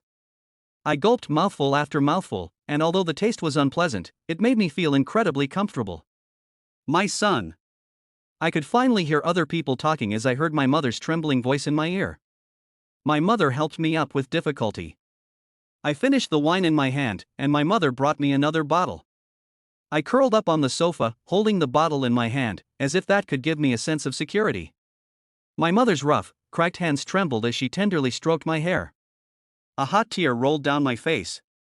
My dear, if it really comes to that, we'll just get a divorce. I can't bear to see you suffer like this. My mother struggled for a long time before she could say the words that caused her so much pain. I knew that she had been provoked by the scene in which Tang Gang forced me to kneel. She couldn't bear to see me suffer like this any longer. Divorce? I pondered, taking a strong gulp of wine. My eyes gradually became determined and a little crazy. I said leisurely, I will divorce you, but only after I get back the house and our money. Give it to Zicheng, she deserves it. She has been in this family for 2 years, and she gave you a daughter. And, you are the one who wronged her in the first place, so this is a little compensation for her. My mother said with pain. Mom, why don't you believe that she found a lover? And believe that your son wronged her? Besides, the hard-earned money of our family was spent by her family, and her family still treated us like this, and we haven't even paid back the money borrowed from relatives and friends for the house. I tried to persuade my mother, not knowing what kind of spell my wife had cast on her. She even agreed to give my wife the house and not ask for the money back. My mother got up, turned her back to me, wiped away a tear, and said, Mom, just can't bear to see you suffer like this. I watched her limp back to her room. My heart was filled with mixed emotions. After my mother entered her room, my wife came out holding a blanket, covered me with it, and went back to her room without saying a word. I'm pretty sure she heard everything my mother said just now, and the excitement in her eyes was hard to hide. She spent the hard-earned money of my mother and I, and doesn't want to pay back a single penny, and still treats my mother and I like this. The Tang family. They're so damn bullying. Just you wait, for everything I've suffered today, one day, I will make them pay back 100 times over. I kept my eyes open until dawn, and I wanted to rest a bit, too, but I was too sore to sleep. I got up, washed up, and looked at myself in the mirror. My face was covered in bruises, but my eyes were full of determination. I made breakfast. I woke up my daughter and tried to help her get dressed, but she still refused. While we were eating breakfast, my wife looked at me in surprise, as if what happened last night was not real. She knew me well enough to know that I was not the kind of person who could let go so easily. The moment I closed the door, my expression turned cold. When I met my neighbors again, they hurled insults at me. I pretended I hadn't heard, went to the convenience store, asked sisterly to get me a pack of hongmei, said hello, and hurried off to the company. When Su Wanqiu arrived at the company, I was the only one in the sales team. She looked at me in surprise, didn't ask about the wound on my face, and then left the company. She sent me a message to the same place as last time. When I got there, I didn't play with my phone impatiently like last time, but asked her about sales matters. Su Wanqiu nodded lightly and said that we would talk about it when the opportunity arose. Next, I did whatever she asked me to do. Today, I even specially prepared biscuits, bread, and water. When she saw me take them out, Su Wancho nodded with some satisfaction. Although I still didn't meet with any clients, my attitude today had changed a lot, and I wasn't as impatient as before. Even when Su Wancho left, she said to me to keep it up and not lose the momentum. I took it as a compliment. Standing in the same place, I waved at her car until she had left. Then I got on my electric bicycle and hurried to the kindergarten to see my daughter. I wanted to pick her up from school from a distance, not wanting to cause any more excitement in her. My wife carried her to the taxi and I didn't show up. The three of us arrived at the community almost at the same time. After I got home, I cooked dinner. After we finished eating, I took my mother to the hospital to have her leg looked at. She said she had already seen a doctor and there was no problem. I was a little surprised, as I had told her in the morning to wait for me to take her to the hospital after work. When I went to the hospital to get Tongtong's medicine, I took my mother to the doctor's office as well. My wife explained. I'm an old man, there's no need to go to the hospital, Zicheng is worried about my health. My mother looked at my wife with a smile on her face, as if she had forgotten about the attitude of my wife's family yesterday. Mom! Tongtong's medicine will run out after today, and tomorrow, we'll have to go to the hospital again to get more. The wife said to her mother, glancing at me with beautiful eyes. It wasn't the same sneaky feeling as when she asked for money last time. This time, it was above board. My mother reassured her, don't worry about the money, I'll go get it in the morning. Mom, get a lot, 20,000 to 30,000 yuan, so you don't have to go every day and it's not a hassle, the wife said. Seeing her mother's agreement, the wife's smile rose up at the corners of her eyes. I frowned, silently puffing on my cigarette, trying to speak up to stop her, but in the end, I chose to keep quiet. The smile in the corner of the wife's eyes deepened. In the evening, my wife asked me to go to bed in my room, as it was cold outside and she didn't want me to get sick again. We were both silent for a while, lying quietly in bed with our backs to each other. Hey, let me tell you something. My wife suddenly spoke. She was quite sure that I had not fallen asleep, and my phone rang, interrupting her. I didn't want to answer it, but it kept ringing, and I was afraid that something might be wrong. I picked up the phone doubtfully, and my wife also got up, glaring at me with a cold expression on her pretty face. Xinjie. Come to the Diamond Dynasty, hurry. Su Wancho's urgent, sweet voice sounded, a little like a cry for help. Chapter 045, Take Me Home. Then the phone hung up, without giving me a chance to refuse. I frowned and glanced at the time. It was almost 1 o'clock, and Su Wancho's voice still carried a hint of desperation. My wife's face was even gloomier, and her beautiful eyes stared at me coldly. Is it that slut of a supervisor of yours? Or, that shameless little bitch Joey? My wife asked coldly, her teeth gritted. I wasn't surprised to hear Zhou Yi's name from her mouth. She had explained today why there were people from her family here. They had heard rumors that Zhou Yi and I were having an affair and were afraid that there might be problems with our marriage, so they had come to mediate. What a good job they did mediating. I just laughed. Whether it was a rumor, or Fan Jun told her, or her family had planned to deliberately find fault with me to get out of paying back the money I spent on her medical treatment, I knew better than anyone else. Let's talk about it when I get back, don't disturb the baby at this hour. I didn't want to communicate with my wife too much, so I got up and put on a jacket before leaving. Before I left, I saw my wife's cold and sinister gaze, and I knew that there would be another fight. In the past, if a woman called me in the middle of the night, or even if it was past 10 o'clock and Fan Jun asked me to go out, I wouldn't go out for fear of my wife worrying about me. Now, who cares about her? I hurriedly rode my electric bicycle to the Diamond Dynasty, and called Su Wancho many times along the way, but she didn't answer. Luckily, I had been to the Diamond Dynasty with Mr. Zhou and Mr. Li last time, otherwise, I wouldn't know where to go. After arriving, I couldn't see Su Wancho anywhere, and she didn't answer her phone. I was worried that something had happened to her, so I hurriedly looked for the manager to help me find which private room Su Wancho was in. I gave him a red plum cigarette, and he took it with a faint smile, not smoking it, and put it by his ear, asking, "What is your relationship with that person?" "I'm her subordinate. She might have had too much to drink and ran into trouble, so she asked me to come over." I froze for a moment, trying to explain. "Then please wait a moment, we'll let you know after we've confirmed." The manager left. I was a little dazed. Was the cigarette too cheap to do such a small favor? I searched room after room for half an hour, but couldn't find her. Then a waiter came to me and said that they had confirmed and were ready to take me upstairs. When I arrived at the door of the private room, I handed the waiter another hongmei. The waiter looked at it and smiled awkwardly, saying that he didn't smoke. I clearly smelled smoke on him. Seeing him leave with a suppressed smile, I seemed to understand something. I pushed open the large private room, and inside were only Su Wancho and a middle-aged man. There was a bottle of red wine on the table, and the two were happily singing love songs to each other. The middle-aged man was flushed with drink, his feet unsteady, and he couldn't even sing clearly, while gazing at Su Wancho with deep affection. He even put his arm around her waist, wanting to dance. Seeing this scene, I suddenly frowned. Deep down, I had the illusion that someone was desecrating my wife. Su Wancho gave me the feeling of being too much like my wife. When facing her, I always have this illusion. I can feel how much trouble Su Wancho had been through before I arrived, and I can't help thinking that she might have had some difficulty getting away if I hadn't shown up.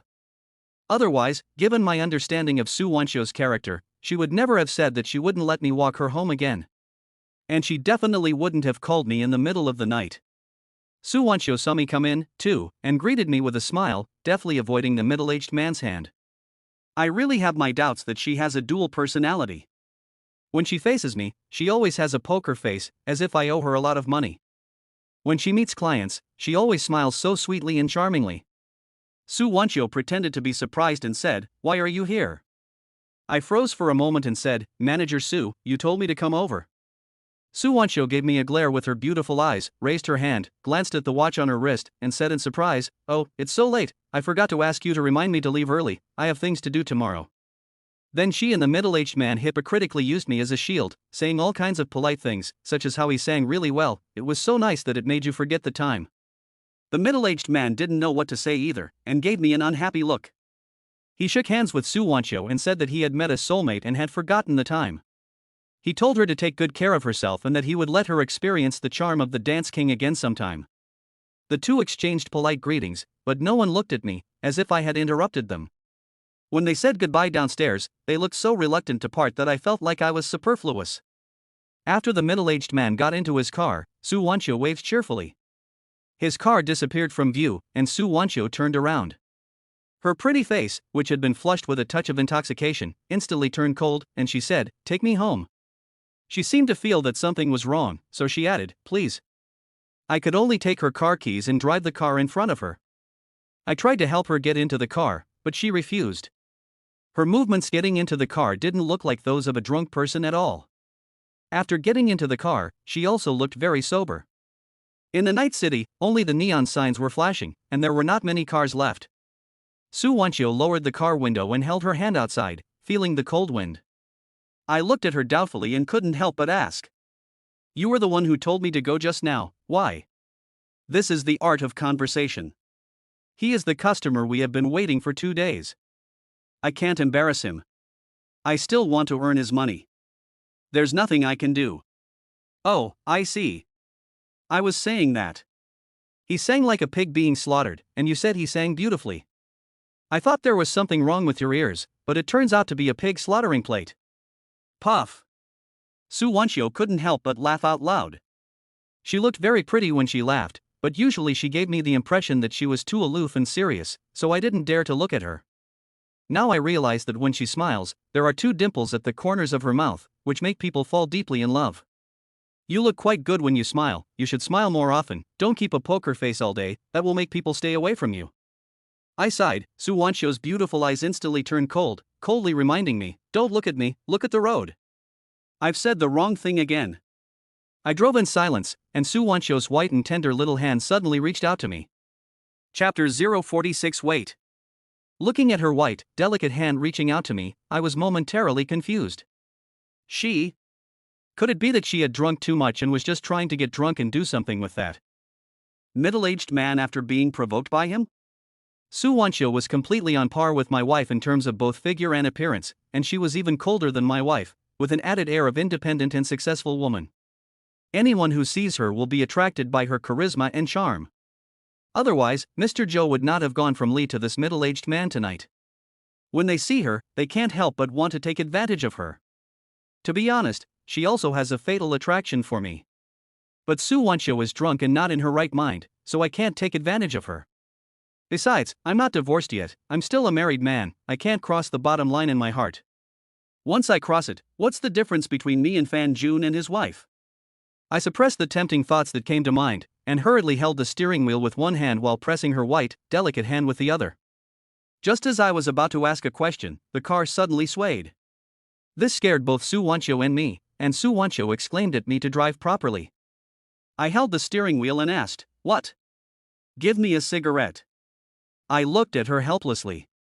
All I wanted was a cigarette, but she made such a big deal out of it, as if it would make people think lustful thoughts. "Don't you have Huazi?" I asked. "No, hurry up, you're being so slow." Su Wancho was impatient. I took a Hongmei and gave it to her. She lit it without even looking at it and took a drag, coughing constantly from the smoke. I just sent it to the waiter, and even he didn't smoke it, so why would she? I lit one too and asked the question on my mind. They just looked down on your cigarettes and were too embarrassed to say so directly. Do you think everyone is like Mr. Joe and just so happens to like your cigarettes? Su Wancho smoked with enjoyment, and I nodded silently.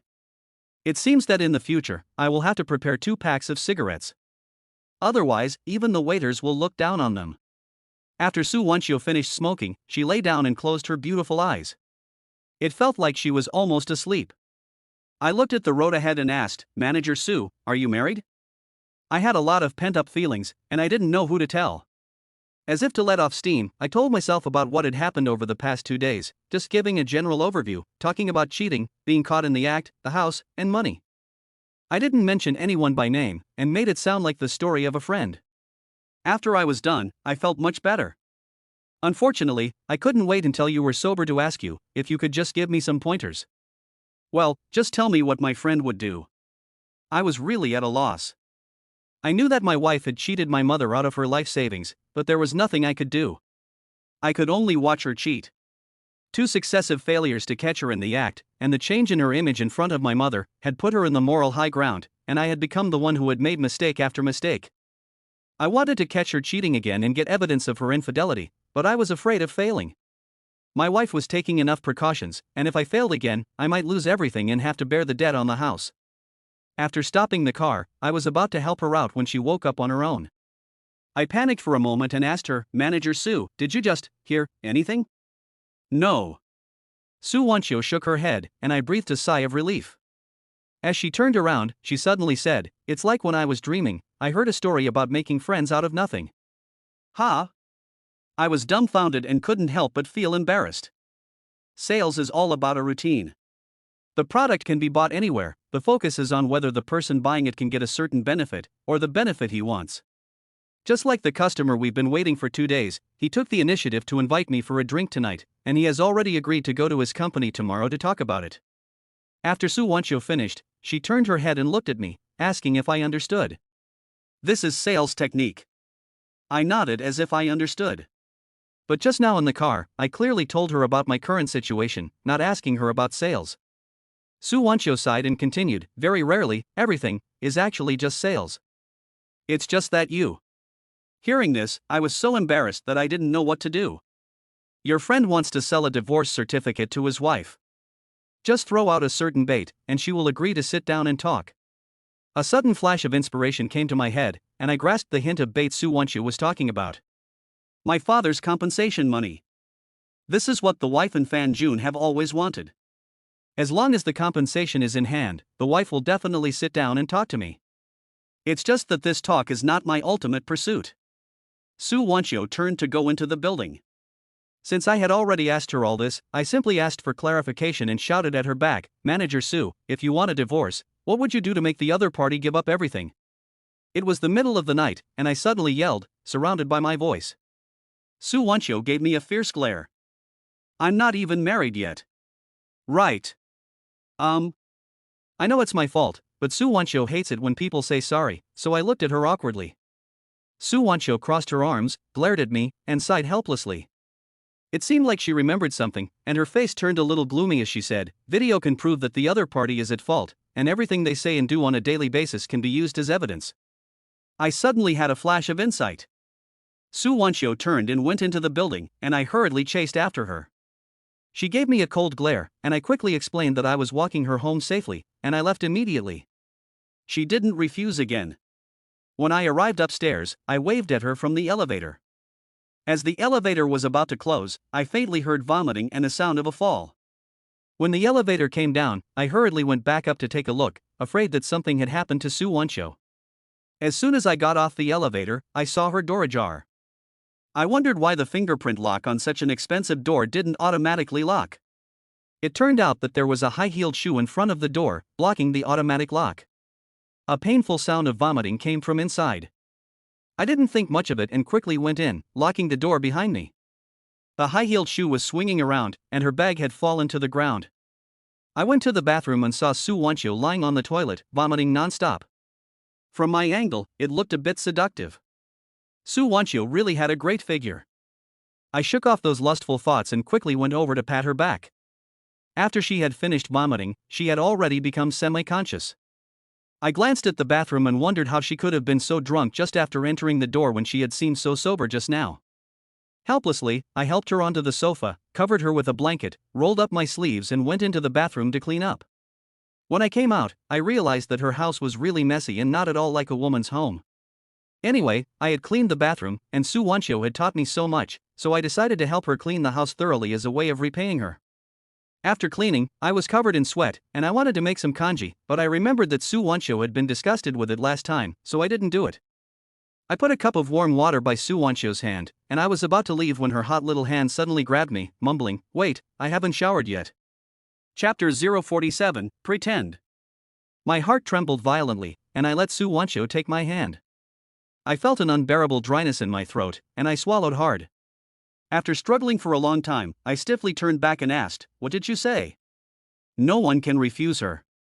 Of course, that includes me. I was afraid of making a mistake, so I quickly pulled away her hand and turned to go out. "Help me." Those words instantly made me stiff, and my determined footsteps came to a halt. "Help me remove my makeup. Can you not breathe so heavily next time?" I let out a breath as I patted my chest, but for some reason, I felt a sense of unspeakable loss in my heart. Perhaps, I was also expecting something. Following Soo Won-cho's instructions, I entered her bedroom, not daring to take a look, and hastily grabbed things from the dressing table before leaving in a hurry. It was like I was a thief.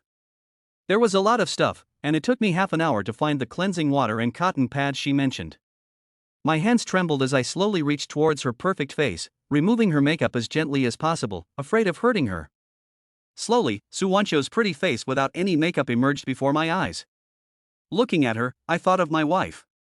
I used to help my wife remove her makeup so gently. Feeling that I was at a loss for what to do next, Soo Won-cho frowned slightly and said indistinctly, "Wash my face." If she hadn't just thrown up, she wouldn't have been able to speak clearly. I almost suspected that she was awake and deliberately asking me to wash her face. I helped her up from the sofa, and she put her hand on my shoulder. My hand trembled as I touched her waist and helped her into the bathroom to wash her face. When my hand caressed her pretty face, I lied to myself that I had no thoughts. It was a lie. I panted heavily. After I had finally helped her wash her face, I was just about to help her out. "I haven't washed my feet yet." I stared at Soo Won-cho fiercely. "That's enough. After removing her makeup and washing her face, now she wants me to wash her feet?" My gaze followed her words and looked at her white feet. Even if I'm not a foot fetishist, I was captivated by her feet. My hand trembled as I reached for her feet, and when I was about to touch them, I suddenly snapped out of it, quickly put her back on the sofa, and hurriedly left her house. I didn't even hear what she was saying. When I got downstairs, I took out a cigarette and put it in my mouth, but my trembling hands couldn't light it. After lighting it, I took a deep drag, and my surging heart calmed down a little. If I hadn't had a bottom line in my heart that I never crossed, and if I hadn't always regarded her as a benefactor, I might have. When I got home, my wife was already asleep. I took a shower in the bathroom outside, and washed the clothes on my body before entering the room. She now knew that I had a woman on the side, and if she found out that I still smelled of Soo Won-cho, I would be in trouble. Lying next to my wife, I sniffed the faint scent on her body, and Soo Won-cho's smile with dimples came to mind. I was unable to sleep again that night. I got up before dawn to wash and shave, looking refreshed and energetic. I seemed to be looking forward to going to work. In the past, I just muddled through work, and I had never gotten up so early. I made my daughter her favorite breakfast and woke my wife up gently. While eating breakfast, I smiled and talked to my wife. My wife stared back at me in confusion, and she looked at my mother doubtfully. My mother shook her head. They couldn't figure out why I had suddenly changed so much. Su Wancho's words woke me up. If I wanted to catch my wife in the act, I had to first paralyze her, so that she would let her guard down, and then I would have a chance. If I was constantly on edge, trying to catch her in the act, my father's compensation money would not be enough to make my wife slip up. My wife mentioned the medical expenses again in front of me, and my mother said she would go after she finished eating. Zicheng, why don't you wait a couple of days? I spoke up. Why? My wife asked with a sneer and a shake of her head, looking at me with an expression that said, I knew it. Tongs. Illness won't see much effect in a couple of days. If I try hard, I can get a few more orders this month, which will earn me more than before. I can complete the performance target of 10,000 yuan and get a commission. I'll give you all the money then, you can take it and go see a doctor. I explained with a smile. My wife's beautiful eyes lit up for a moment, and she asked coldly, do you not want your daughter to get better, or do you want to hang out with that slut of a boss of yours all day? I no longer wanted to ask my wife why she kept mentioning Su Wancho, as I would not get a result anyway. My mother was afraid that we would argue again, so she told me to be quiet and that she would withdraw the money later. I patted my mother's hand to reassure her. Zicheng, where are you going with this? I need to work hard to give you and mom and our daughter a happy life. You are serious? I'm serious. My wife looked at me hesitantly, and without insisting that my mother withdraw more money for medical expenses, she just asked for enough for this month's purchases. Before I left the house with my bag, I told my mother not to sell sweet potatoes anymore this month, and that from now on, I would take care of everything at home. I gave my wife a gentle hug as if nothing had happened before, kissed her forehead, and she looked at me with a face full of astonishment, smiled, waved goodbye to her daughter, and left. As soon as the door closed, the smile on my face turned cold. What's the surprise? I'm afraid she'll be even more surprised the moment I catch her in bed with another man. I didn't feel the least bit guilty. I was just using the same method she used to numb everyone else. When the neighbors pointed their fingers at me again, I didn't pretend not to hear them, and I even smiled at them. With the little money I had, I bought a pack of Hongmei and a pack of Zhenghua from Sister Li. Face is also very important in sales, and it is a symbol of strength. When Su Wancho took me to see the middle-aged man, she nodded approvingly when she saw me take out Zhenghua. The following week, I got up early every day and worked hard with Su Wancho to achieve sales targets. When my daughter got off school, I went to watch her change every day from afar, but I never saw the man that the teacher had mentioned. Every day I made all kinds of breakfasts that my daughter liked. I became more and more gentle with my wife. Every day I would hug her and kiss her forehead when I left the house, and I would always say you worked hard when I got home. I was more attentive and caring than before. I didn't want her to do anything, I took care of everything. Gradually, my wife also let go of some of her suspicions, and told me that from now on, we would live a good life together.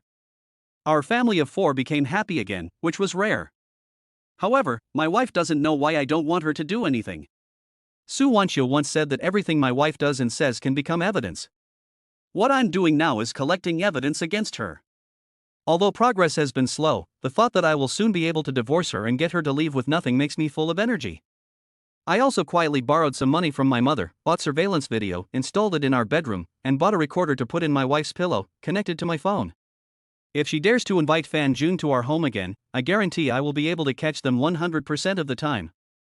After more than a week of hard work, the middle-aged man who brought Su Wancho drunk last time finally signed the contract. When I took the contract that belonged to me and saw it being entered into the computer by Su Wancho, I was very happy, but I was nowhere near as excited as when the strange number on the phone called me. Chapter 048 Hibernation and Growth. I hung up the phone excitedly and went to the agreed location. Although Su Wancho can get me to complete the transaction with the contract she brought, I can get more than 10,000 yuan, including commission. However, I have already decided on the commission, and I will give it all to Su Wancho as a way to repay her. But the person who called me can get me even more. No, I should say that I can get back everything that belongs to me. When I arrived at the location, I was greeted by a man younger than me, with a beard and signs of balding. He was a bit of a poor speaker. I listened silently as he introduced the product. For more than a week, I have not been able to get any hard evidence from the video surveillance and recordings that my wife is cheating on me. I have not made much progress in gathering evidence during the week. During this time of sales with Su Wanxiu, I have learned so much that I can say is more than the social experience I have learned in the first half of my life. I used to think that sales was simply about finding customers, selling products, and then signing the contract. There are many more tricks to it. Just like the night Mr. Joe finalized the contract, Su Wanxiu prepared 2 birthday gifts for him. His wife's birthday was the next day, and he immediately decided to sign the contract and stopped worrying about the price. Everything she taught me can be used against my wife. I can't say it's used against her, but it can be used on her. Su Wanxiu taught me what it means to lie low and to plan before taking action. I approached this man in front of me in order to catch evidence of my wife. I searched for many people and kept in touch online before I found him. He has a software that not only allows you to view WeChat and monitor phone calls, but also to know in real time where the phone is located. I can't wait to install this great product on my wife's phone. He was so excited that his face was red and his neck was turning blue as he introduced the product. After some bargaining, I bought the software for 3,000 yuan. All I had to do was connect the data cable to my wife's phone, and the software would automatically be installed. In this way, everything about my wife will be revealed. I looked at the software on my phone and found that the 6,000 yuan I borrowed from my mother was gone, all of it invested in evidence. But I didn't feel bad about it. On the contrary, I couldn't wait to rush home right now and implant the software in my wife's phone. I still went to the kindergarten first. My wife said that my image in front of my daughter has improved a lot now, and the doctor told me to pick up and drop off my daughter more often, which is very helpful for her condition. However, when I arrived at the kindergarten, I did what I always did. I smoked a cigarette in the far corner of the tuck shop. When the children were dismissed, I squinted and carefully observed every man who might approach my daughter or wife. When they were ready to leave, and there was nothing unusual, I hurriedly appeared. For no other reason than that I had never seen the man the kindergarten teacher had mentioned. I was 100% sure that Fan Jun was having an affair with my wife, but I was never able to confirm that he was the man the teacher had mentioned. When I got home, I was cooking dinner in the kitchen while my wife and mother were in the living room watching TV with my daughter, chatting and laughing. During dinner, we kept passing food to each other. Everything seemed so harmonious and happy. But it was just an appearance of peace. While I was taking a shower, I checked the videos and recordings in advance, but still found nothing.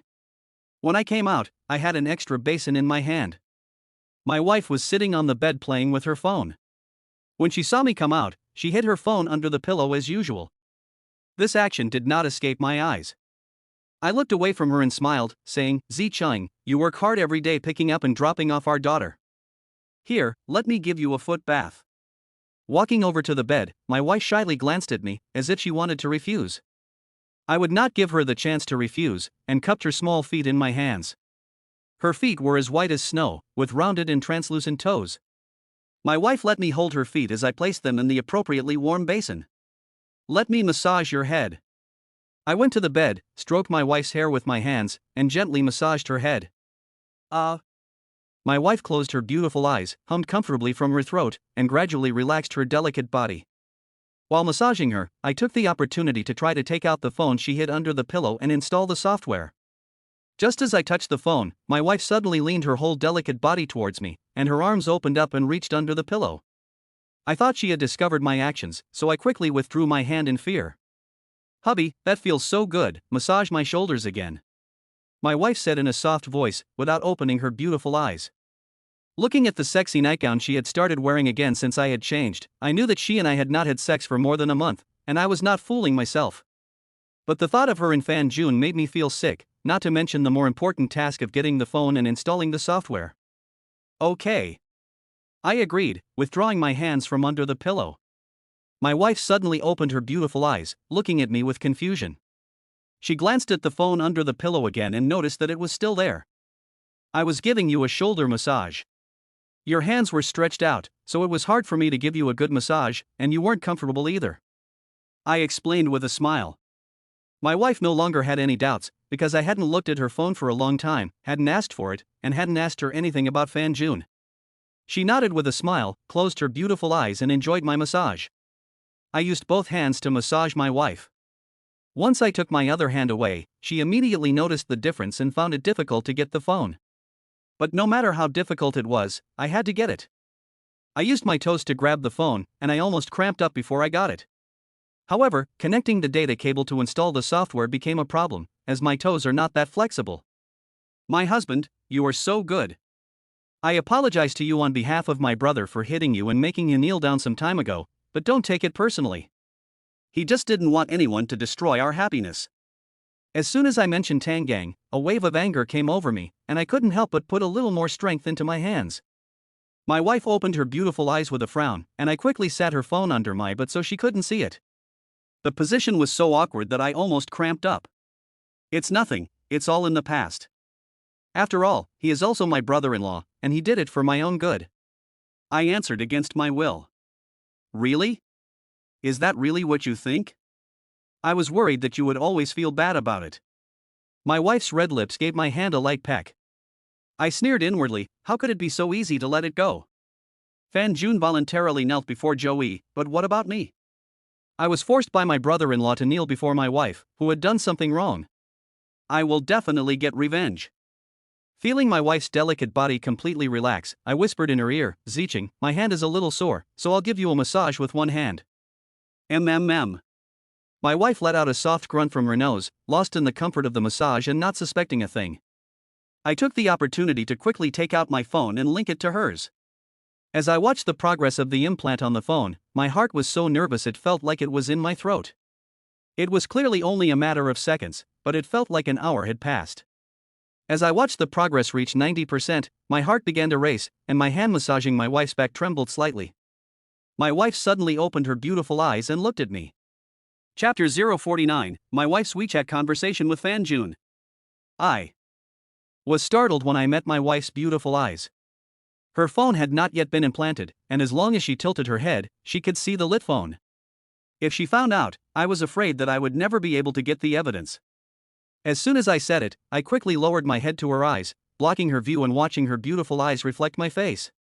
I kissed her eyelid a little nervously and said gently, Zicheng, you are still so beautiful. Seeing you always makes me lose control of my emotions. I glanced at the phone and saw that the implant had been successful. I quickly put my wife's phone back in place. After a while of mushy love talk, I could see a blush on my wife's pretty face, and her beautiful eyes looked at me shyly. From dating to marriage, a full 5 years, I didn't let my wife do any housework, and her soft, delicate hands held mine. Don't hold it if you're tired. As long as my wife is happy, it's okay if I work hard. At this point, I had already put away the phone, a little perfunctorily, and wanted to go into the bathroom to see if the implantation had been successful. My wife, not suspecting anything, looked at me with emotion and said, You're so good to me. How am I so happy to have met you? But I was feeling sorry for myself, thinking how unlucky I was to have met such a bitch. But all of that was about to come to an end. My wife looked at me with her beautiful, mesmerizing eyes, her lips pursed as she said, Don't hold back, we haven't had sex in a long time, so why don't we?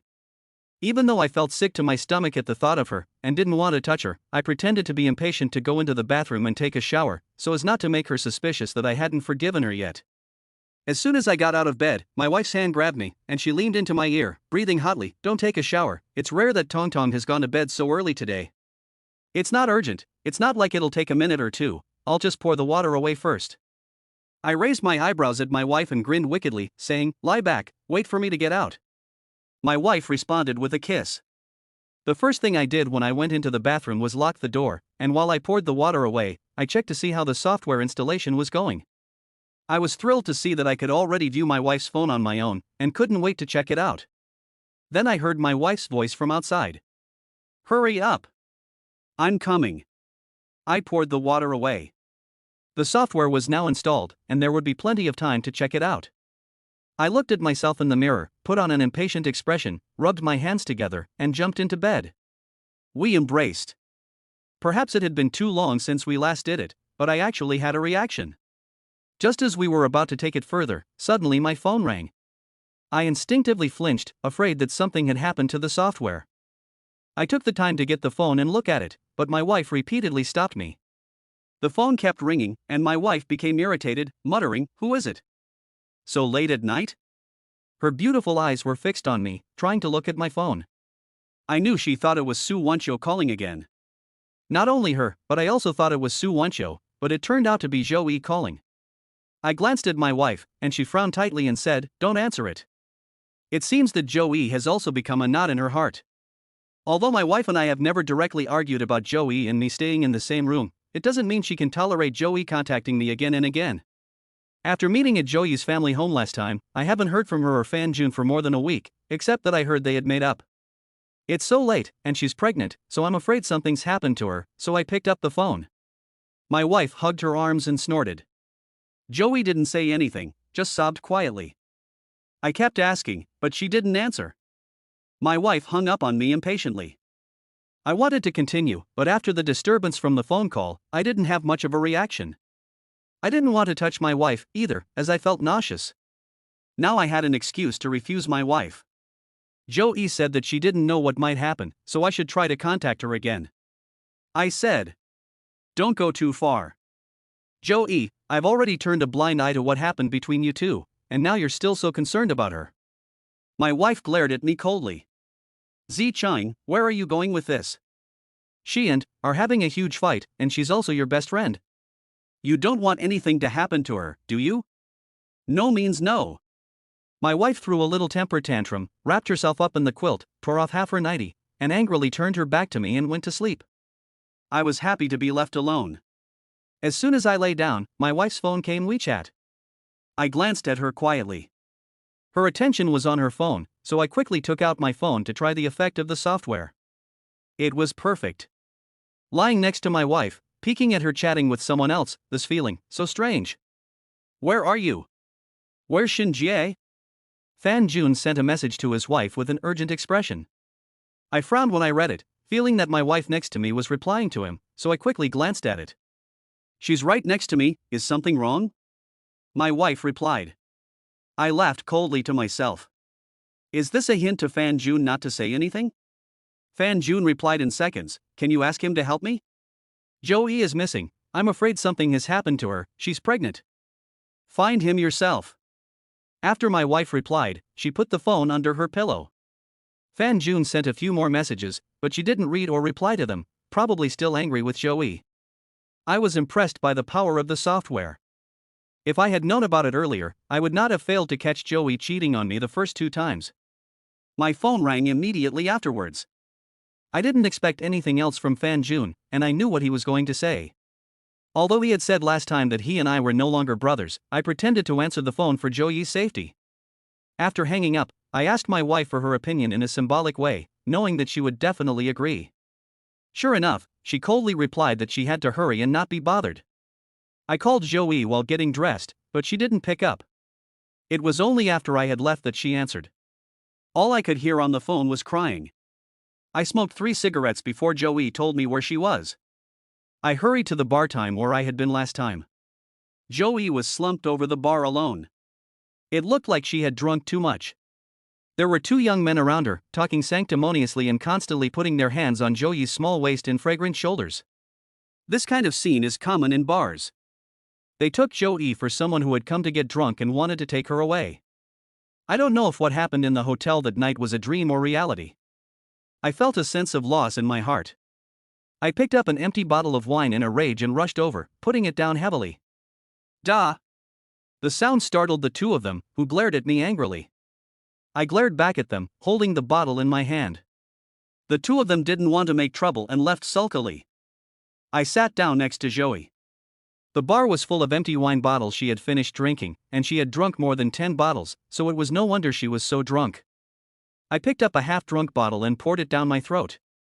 There was still lipstick on it from Joey. "Give me a cigarette." I didn't have time to think about it, so I lit one for her, took out my phone, and monitored my wife. I believed that at a time like this, she and Fan Jun would definitely leave some evidence behind. Sure enough. Before I left the house, my wife didn't chat with Fan Jun again. After I left the house, she told Fan Jun right away, and Fan Jun also let go of his worries. Then, the 2 of them talked a lot about me and Joey, and there weren't any major flaws. I frowned, put down the phone, and lit a cigarette. "You." I was just about to talk to Joey when Fan Jun sent another WeChat message to his wife. I clicked to open it, and when I saw it, my eyes immediately widened like copper bells, and my hand, which was holding the cigarette, trembled uncontrollably. Chapter 050. I want you to go home. Honey, I miss you so much. Fan Jun changed his tone from the serious tone he had used to speak to his wife before. This was exactly the tone I had seen in the chat history between Fan Jun and his wife on my wife's phone in the hotel.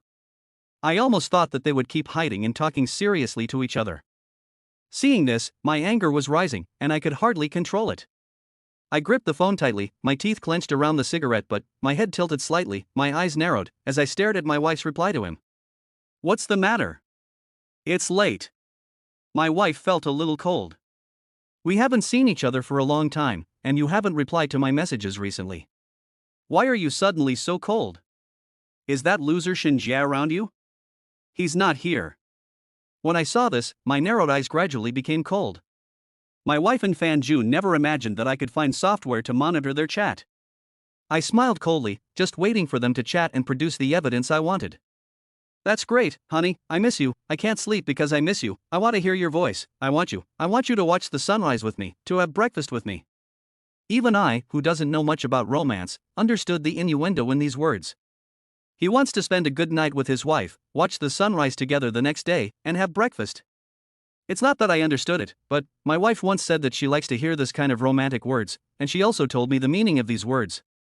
How about, let's not contact each other anymore? Recently, Shinjia has been acting really well, and he's been treating me better than before. The only drawback is that he's still as dull and straight-laced as before, with no sense of fun and no way of pleasing me. When I saw the first half of my wife's reply, I was a little relieved, but the second half really made me want to slap her in the face. Even if I'm just pretending, I'm still doing my best to be good to her, and she's still belittling me. It really is the cheapest kind of weakness that gets you nowhere. If I had money and was still treating her so well, where would she dare to dislike me so much?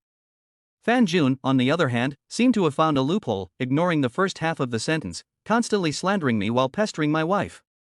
The cigarette in my mouth had burned down to the sponge, giving off an unpleasant smell, but I didn't feel much, staring intently at the phone. Fan Jun knew that my wife was wearing a sexy nightie and was sleeping alone at home. After a lot of verbal flirting, he obsessively wanted my wife to video chat with him. I was so angry that my eyes were shaking. I was conflicted inside, wanting my wife to video chat with Fan Jun so that I could catch her in the act, but not wanting her to do it. Watching my wife video chat with another man was not something anyone could bear. However, my wife repeatedly refused, saying she would never do it. Fan Jun finally gave up and asked for the next best thing, asking his wife to take a picture of herself for him, something sexy. My wife didn't respond for a long time. I didn't know what she was doing, so I picked up the bottle of wine on the table and finished it. I continued to stare at the phone in my hand. After about 3 minutes, Fan Jun had already sent 7 or 8 messages, and my wife finally replied. But instead of text, she responded with photos. The photos that Fan Jun had been pestering him about. There were more than one. Seeing those photos, Fan Jun said excitedly that he had collected them, that they were still so beautiful and charming, and that in the future, when he missed his wife, he could take them out and reminisce. I was so angry that my scalp felt numb, and my hands trembled so much that I almost smashed the phone. My wife wouldn't do anything for me, just like a dead fish. And for Fan Jun, she would even. Although I had long since known that the two of them were having an affair, I was still furious and smashed the bottle in my hand to vent my anger. I came here to help him look after my wife, but instead, he the hell seduced my wife. Tang Ziqing, that bitch, also couldn't resist such a little entanglement. What a fucking bitch. The bar was bustling with activity, and no one was disturbed. It was just taken as someone accidentally knocking it over. Only Joey, who was sitting next to me, looked at me with a puzzled expression in her drunken eyes. I didn't bother to explain, and just picked up my glass and poured myself a drink. What was I supposed to say to her? That I came here to comfort her, worried about her safety and that of her child, while her man was at home chatting up my wife and even sending her photos? I saved the chat history between the two of them, which will be important evidence in the divorce lawsuit in the future. The only pity is that in all the photos of my wife, she doesn't show her face. I kept drinking. Joey also wanted to drink, so I grabbed her pale wrist and said gloomily, "You don't drink anymore, I'll go buy you some milk." Although Fan Jun did something wrong, Joey and her child shouldn't have to bear the consequences. I held the still hot milk next to Joey and handed it to her, telling her to be careful as it was hot. Suddenly, Joey couldn't hold back her tears. I knew what it was because of. When you are sad, the person who comforts and takes care of you is not your man, and that feeling of heartache is hard to bear. Joey sipped the milk while sobbing. I finished the wine and ordered another dozen. We were both silent. Until the bar was almost empty, Joey's hand was resting on the bar, her head tilted, her beautiful eyes red from tears as she looked me in the eye and smiled. Tears couldn't help but fall, and she said, "I want to divorce Fan Jun." Poof. I couldn't hold back, and all the wine in my mouth spurted out, and I looked at her in confusion. I had only heard the day before that she had returned from her family's, so why did she suddenly want a divorce? Joey took the empty milk bag, rubbed it, and looked at me suddenly with her beautiful eyes, trembling, her voice a little excited, and said, "Do you believe it when I say it's because of you?" I panicked and didn't know what to say. Could it be? That night in the hotel, did she and I really do something? If that's really the case, what makes me qualified to despise my wife and Fan Jun? Haven't I become the same kind of person as them? I lowered my head and remained silent. Ha ha. Joey let out a bitter laugh of self-deprecation. Perhaps, in her eyes, both Fan Jun and I were irresponsible men. I looked up, and Joey looked at me expectantly. I didn't dare to make eye contact, wanting to explain, wanting to ask for clarification, but I never did. "Let's go, I'm just joking. Take me home." Joey suddenly laughed, and in the depths of that smile, I sensed an unnoticeable disappointment and pain. I still didn't have the money to pay the bill, and as usual, Joey paid the bill. The waiter looked at me with undisguised contempt. Money. If I had money, none of this would have happened. My obsession with money has only deepened in my heart. After getting into the car, I patted the back seat, and Joey got in. Unlike last time, she didn't hug my waist tightly, but kept her distance from me like a stranger. I felt inexplicably lost, and asked, "Are we going back to your parents' house?" "No." "Do you want to go back to Fan Jun's house?" "I want to go to your house." Chapter 051 Su Wanchio invites me. I was so scared that I almost couldn't hold the car steady. Fortunately, Joey behind me didn't fall over. If anything happened to her and the baby in her belly, I would feel even more burdened. We were both standing there, her silently looking at me, while I was looking down, fidgety and having lit a cigarette. I didn't know how to answer Joey's words, and I was internally torn and struggling. Get back at Fan Jun? I had thought about this. Since Fan Jun was having an affair with his wife, why shouldn't I also screw his wife? Besides, Joey had made it so clear. But when facing Joey, I just couldn't make up my mind. It wasn't that she wasn't pretty enough, she was very pretty, with a great figure. She was a completely different type from my wife, very gentle and considerate. The bottom line in my heart was something I couldn't cross. Seeing that I was silent for a long time, Joey took the initiative to get into the car first and said lightly, "I was just teasing you." "Ha?" I looked up at her, her pretty face as cold as that of a stranger. I was about to explain why I hesitated when Joey said, "Please take me back to Fan Jun's house, thanks." "You and he aren't?" I asked doubtfully. Joey fell silent and said no more. I could feel that she and I had grown apart. Although we maintained a certain distance, we were not as polite as before. I silently took her to Fan Jun's apartment complex, and when I offered to take her upstairs, she coldly refused. She was even so cold that she wouldn't even say a word. When I got home, I saw my wife's nightgown and immediately flew into a rage. I really wanted to pick her up and ask her if she really liked taking pictures so much. After lying down, my wife leaned over and tried to continue what we hadn't finished before. I simply lay down pretending to be asleep, for fear that if I couldn't hold back my anger for long, all the work I had done before would be for nothing. I was punched by my wife's pink fist, and angrily turned around and went back to sleep. I hid under the covers and spent the whole night reading her chat history with Fan Jun. When dawn broke, I was making breakfast when I got a WeChat message. I instinctively thought it was from me, but when I opened it, it was from my wife. "Good morning, dear, I miss you." As I read the message Fan Jun had sent my wife, I even managed to burn the eggs. During breakfast, my wife offered me food, and I felt an indescribable sense of discomfort. I forced myself to eat. I also forced myself to hug her before going to work. In the elevator, I ran into a neighbor. We hadn't had an argument at home in a few days. She was about to speak, but I glared at her and turned to talk about her husband. When I arrived at the office, I was filled with thoughts of Fan Jun's chat with my wife. I really didn't feel like going on sales calls. Jia-E came sneaking into the sales team again. It felt like he did nothing all day, just staring at me. I was already in a bad mood, and when he mocked me a little, I couldn't help but retort and slap him in the face. I had already finished yesterday's list, so there was no need to be afraid of him anymore. Just as I was about to speak, Su Wancho shook her head at me from behind Jiai. She didn't want me to have another conflict with Jiai. After all, Jiai was also the deputy manager, and I was just a small salesperson. Having a conflict with the deputy manager would do me no good. Wow, it's quite rare that you've actually learned to keep your mouth shut. Well, you useless piece of shit, just keep your mouth shut in the future. Jia turned around recklessly and left the sales team, taking out his phone as he walked. He picked up the phone and left. I'll go out first, you follow? Su Wancho said coldly, and turned around and left as well. I looked at her back doubtfully. I had already completed my sales target for this month, so there was no need for her to continue to take me with her. Why did she still want to keep running with me? I really wasn't in the mood today, so I took out my phone to let her know that I wasn't going today. The phone monitor showed that my wife had received a WeChat message. It was from Fan Jun again. He commented that her photos looked really good and wanted her to take a couple more. This made me feel even worse.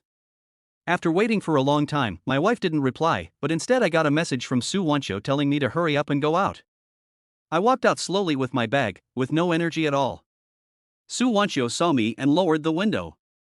She had already been waiting in the car for a long time and was impatient. She gave me a cold look in her beautiful eyes and said, "Why are you so slow? Keep up." She was about to close the window, but I quickly stopped her and explained, "Manager Su, I don't want to run today." She didn't say another word.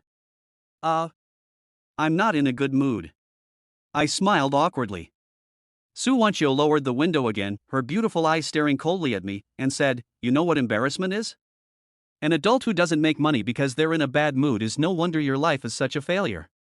The car roared away, leaving me there inhaling the exhaust. She was the only person in the whole company who knew that I had been cheated on by my wife, and I trusted her so much, and she deliberately used this to provoke me. Damn it, is it just that she looks good and will seduce men with her looks to sell products? Big deal. I kicked the electric bicycle hard to vent my anger. The bicycle fell over, and the alarm kept going off, which made me even more irritated. At that moment, the phone rang. After talking with Fan Jun for a long time, my wife sent him the photos he wanted. One was sexier than the other. One was more and more obscured. I now wanted to go home immediately and shove the phone in that bitch's face.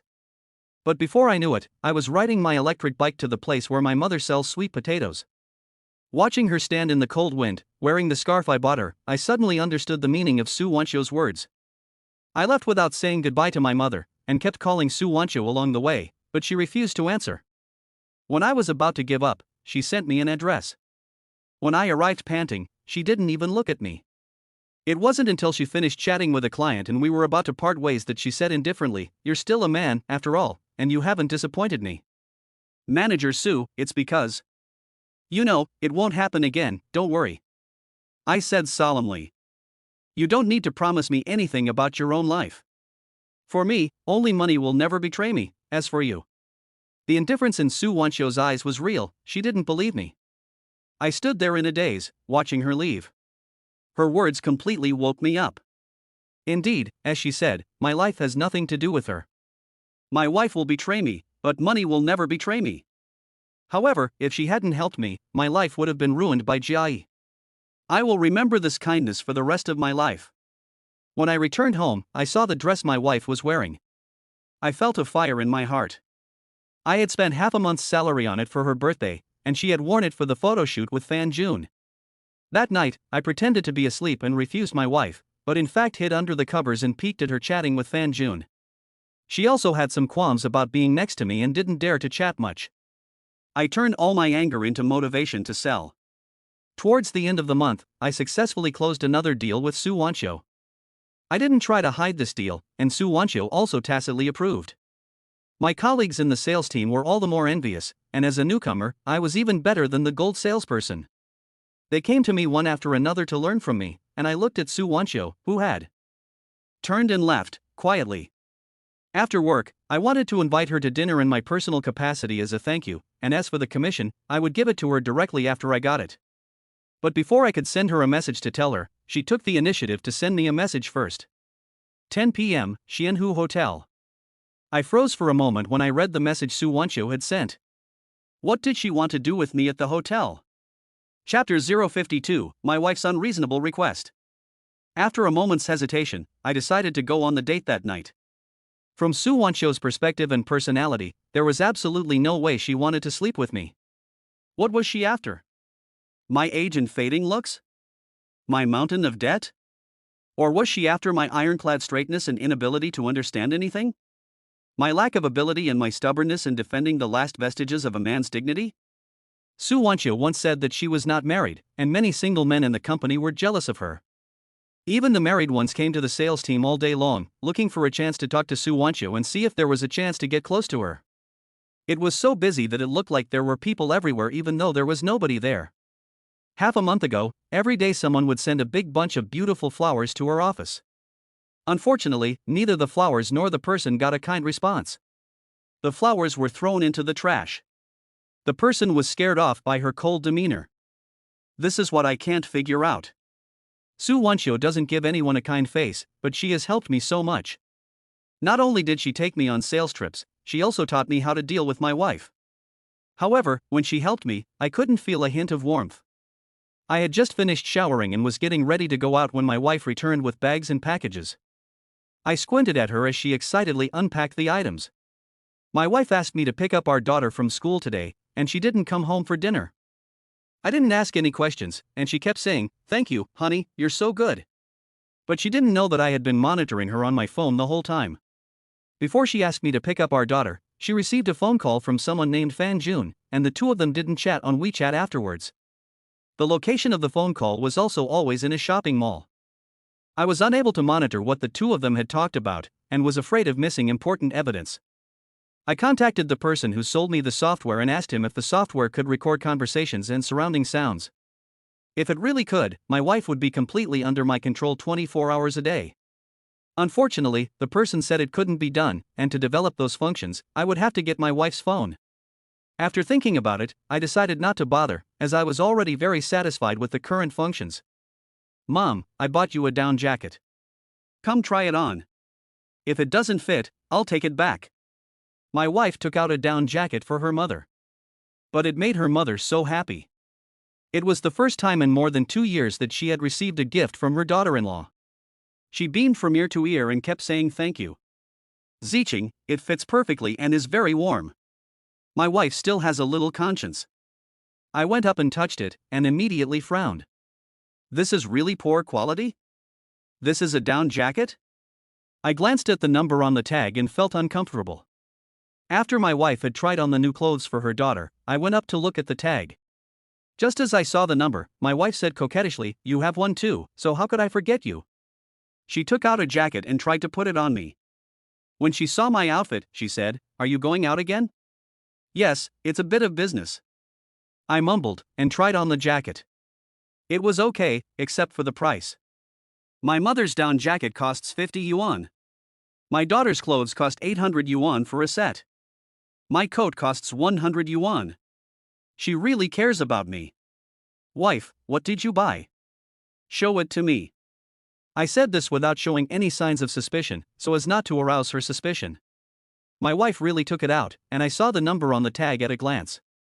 2,000 yuan. Ha ha. Fortunately, I no longer have high hopes for her, and I'm not very angry about this kind of behavior. Only 2,000 yuan, it's a bargain. You need to be a VIP to buy it. You don't know how many people are fighting over it, and none of them have beaten me. I'm already very embarrassed, okay? My wife saw that I had seen the tag and hurriedly explained, pouting her lips. She couldn't sell cuteness or be cute. She only made me feel even more cold-hearted. My mother didn't have much of a reaction. For her, as long as her daughter-in-law bought it, it was the best in the world. I'm just trying to make you look good. If I wear it out, everyone will say, "Wow, Shinjia is awesome, buying such a nice dress for his wife." Right? Honey. My wife put her arm around my shoulder and kept shaking her head. She said, "Besides, you earn so much from signing those contracts, isn't it for supporting your wife and kids, and also for supporting our mother?" "Yes, I earn money to support you all." I squinted my eyes and looked at my wife with deep eyesight. Sure enough. She knows someone in my company, and someone has been telling her everything about me. It was the same with the sales team last time, and it was the same with Su Wancho. Now, she knows about the deal I signed. When I signed the first deal, I deliberately asked Su Wancho not to tell anyone, so my wife didn't hear a thing. This second deal was only made public this morning, so it seems. My wife found out pretty quickly. Otherwise, she wouldn't have gone shopping in the afternoon and asked me to pick up our daughter. It's just that. How does she know who the person is at work? I've been spying on her for so long, and I've never seen any signs of a second lover. There's also something strange about this. Su Wancho and I are just colleagues, there's nothing special about us. Who could have seen through us and told my wife? As for where my wife got the money to buy all these clothes, there's no need to think about it. She must have got it from her mother, in the name of my daughter's medical expenses. I don't want to expose her, I'm just waiting to collect evidence. I have something to do, I'm leaving. Su Wancho hates it when I'm late. My wife's pretty face instantly turned cold, and she grabbed me by the arm, preventing me from leaving, saying, "Is your so-called business really about going to see that slut of a boss of yours?" I didn't want to argue and waste time, so I sighed and said, "I'm going to work. You know I'm in sales now, so I have a lot of social engagements." After all that, my wife still refused to let me go. I was a little surprised. Have I been socializing less these days? Why can't I go out today? Did she install software on my phone and read the message Su Wancho sent me? Is there something wrong with you? I asked. I'll be frank, honey. I've thought it over, and I realized that all the money my family spent was hard-earned by you and my mother. It would be wrong not to pay it back. My wife suddenly bowed her head and admitted her mistake. I froze for a moment. In that case, don't you have a good relationship with your boss? My younger brother met a girlfriend a couple of days ago. Could you help him get a job at your company? Any position is fine, as long as it's not menial work and doesn't tire him out. As for the salary, it can't be worse than what you're making now. 10,000 yuan a month is more than enough. That way, they won't come to me for money anymore. What do you think? I looked at my wife in astonishment. What logic? Am I supposed to take care of her brother until the day he dies? Does a wife have to help her husband into bed? Why doesn't he call me dad? And when we consummate our marriage, does he want me to take his place? Besides, Su Wancho doesn't have to help me. I'm already grateful, and I don't want to trouble her. No way. I refused coldly. My wife's white, delicate fingers suddenly poked me in the chest, and she said coldly, "Don't forget, I have already forgiven you for seeing Joey, but if Shuhong finds out, it won't be good for you. This is non-negotiable." I frowned. When Tang Shuhong forced me to kneel, why didn't my wife say anything? And now she's threatening me? He really thinks I'm a coward and can bully me as much as he likes? At that moment, my phone rang. I had set an alarm to make sure I didn't arrive late. My wife thought it was Su Wancho calling and kept trying to take the phone from me. I quickly answered and turned to go out the door. There were also messages from Su Wancho on the phone. If she saw them, it would show that I had something going with her, and that would be very bad for me in the event of a divorce. I hurried over, already 3 minutes late. Su Wancho was waiting for me in the lobby and looked very unhappy when she saw me. She glanced at her phone, turned around and went upstairs. I followed her silently into the room. Suddenly I felt a little embarrassed, wondering why she had followed me up. Just as I was about to turn around and go out, a bathrobe was thrown over my head. Go take a shower first. Chapter 053, I'm not interested in you. The bathrobe covered my head, and I couldn't make out what Su Wancho had just said. Taking off the bathrobe, I asked in confusion, "What did you say?" "Go take a shower." Su Wancho stood in front of the French windows, her back to me, and said coldly. Plop. I looked at her slender back and couldn't help but swallow. I didn't just miss what she said, but I wasn't sure if I heard it wrong, so I asked. I was a little embarrassed, holding the bathrobe, looking at the frosted glass bathroom, not knowing whether to go in or not. Before I came, I was very sure that Su Wancho would not try to seduce me, but I didn't expect this. Manager Su. Isn't this a bit inappropriate? We're just colleagues. I stuttered and stammered, refusing to go into the bathroom. After I finished speaking, I felt embarrassed. I really don't know where I got the courage to refuse Su Wancho. She gave me a job, an income, and taught me to get out of my current predicament. Logically, I should have agreed to such a small request. But it was obvious that she was showing that she didn't even want to be colleagues with me. Now, suddenly it's moving so fast, I can't accept it in my heart, and I can't cross the bottom line in my heart. Su Wancho looked back at me with cold, indifferent eyes. Without a trace of emotion, she said coldly, "You talk a lot of nonsense. Just do whatever I say." But I was about to speak when Su Wancho interrupted, saying, "No buts." She gave me a disdainful glance and, as she turned, left me with the words, "Don't worry, I'm not interested in you." My mouth twitched as I looked around the room. A 3-star hotel. A single deluxe room. A man and a woman alone. She told me to take a shower as soon as we got here, looked down on me, and said she wasn't interested in me? I really wanted to say that I had already showered, but I went into the bathroom anyway. The frosted glass was hazy, and I couldn't see anything clearly. Just in case, I locked the small lock. I let the water run and looked at myself in the mirror. There's nothing about me that's worth her looking at, right? I sighed. It's easy to avoid other people, but I really couldn't think of a way to deal with her, so I took a shower first. I deliberately took my time for more than half an hour, hoping that Su Wancho would calm down and give up on her own initiative, so that no one would be embarrassed. But she came and knocked on the door, coldly saying, "Are you swimming in there? Hurry up and finish." She startled me. I quickly finished washing up and blow-dried my hair when Su Wancho knocked on the door again.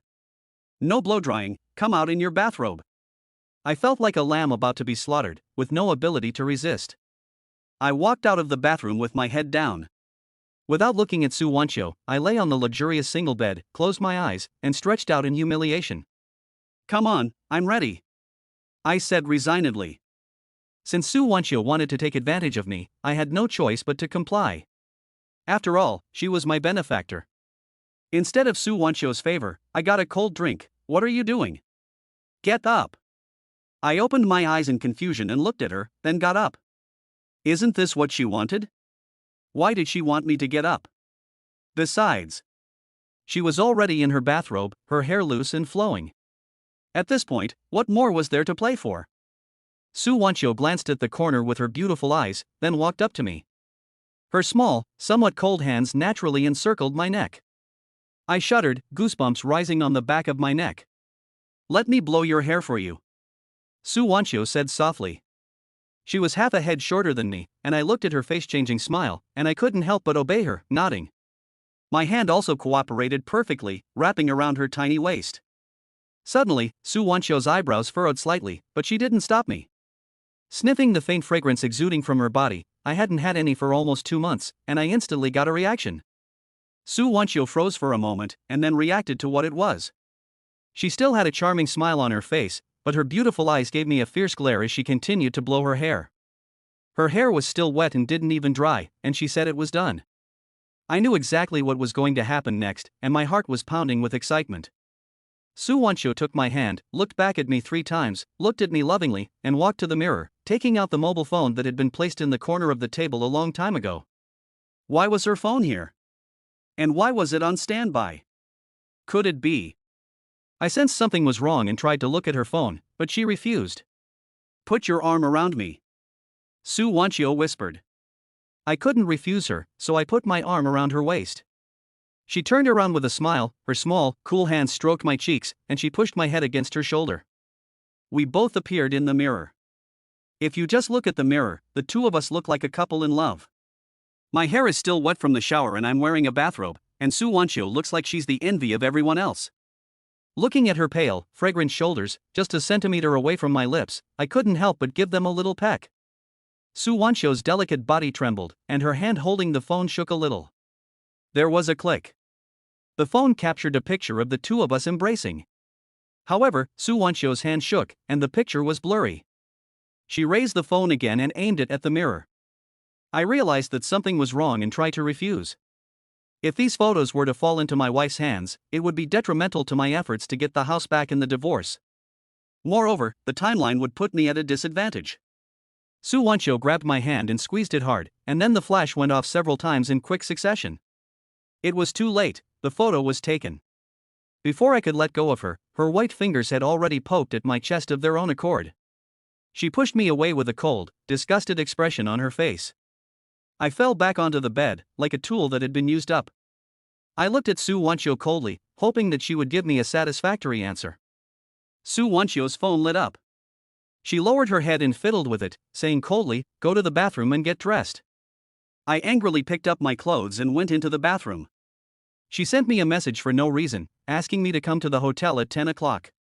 She told me to take a shower and deliberately took those ambiguous photos. What did Su Wanchio really mean? I treated her as a benefactor, but tonight, if she doesn't give me a reasonable explanation, I won't let it go. I came out of the bathroom, and Su Wanchio was already dressed. She didn't even look at me. She left the room, and I hurriedly followed. The elevator was as smooth as a mirror, and I could clearly see the expressions on both of our faces. I looked coldly at Su Wanchio's reflection in the elevator. "Aren't you going to give me a reasonable explanation?" I asked. "What?"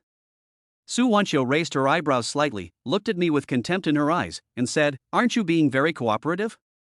"You?" I was speechless. The elevator didn't arrive for a long time, and we were both silent. As soon as we got off the elevator, I was furious and wanted to leave. Su Wanchio said behind me, "Where are you going?" "Home." "I don't want to stay here and be made a fool of." I angrily replied. "Go with me and eat something." Su Wanchio said. "Do you think I'll let you fool me again?" I was furious and glared at her. "Then go, there are plenty of men willing to walk me home." Su Wanchio turned away coldly. Chapter 054, Caught Cheating by My Wife. I stood there, hating myself for not being able to keep up with her, and wanting to slap myself. It wasn't because I had any feelings for Su Wanchio, but because I regarded her as a benefactor. I came to the city to work without graduating from junior high school, and I encountered too many indifferent people and terrible things. No one would help others without any benefit. If I lost my job, I would be useless at my age. Fortunately, Su Wanchio helped me a lot, which is why I will always be grateful to her. Moreover, no one knows what she looks like when she is drunk, but I know exactly what she looks like. She doesn't look drunk when she is out, but as soon as she arrives home, she is unconscious. In case the man who is taking her home cannot control himself and wants to do something to her, she will be unable to resist. If that really happens, I will feel really bad about it. Damn it! I yelled out to vent my grievances, and helplessly followed Su Wanchio's footsteps. Following behind her, I faintly saw a smile hanging at the corner of her mouth. Su Wanchio went straight to the hotel restaurant, sat down, and without looking back to see if I was still there, pointed to the seat in front of her. I sat down angrily, and she also gave me a meaningful look in her beautiful eyes. She ordered a lot of things without asking my opinion, and she could also tell that I couldn't eat like this.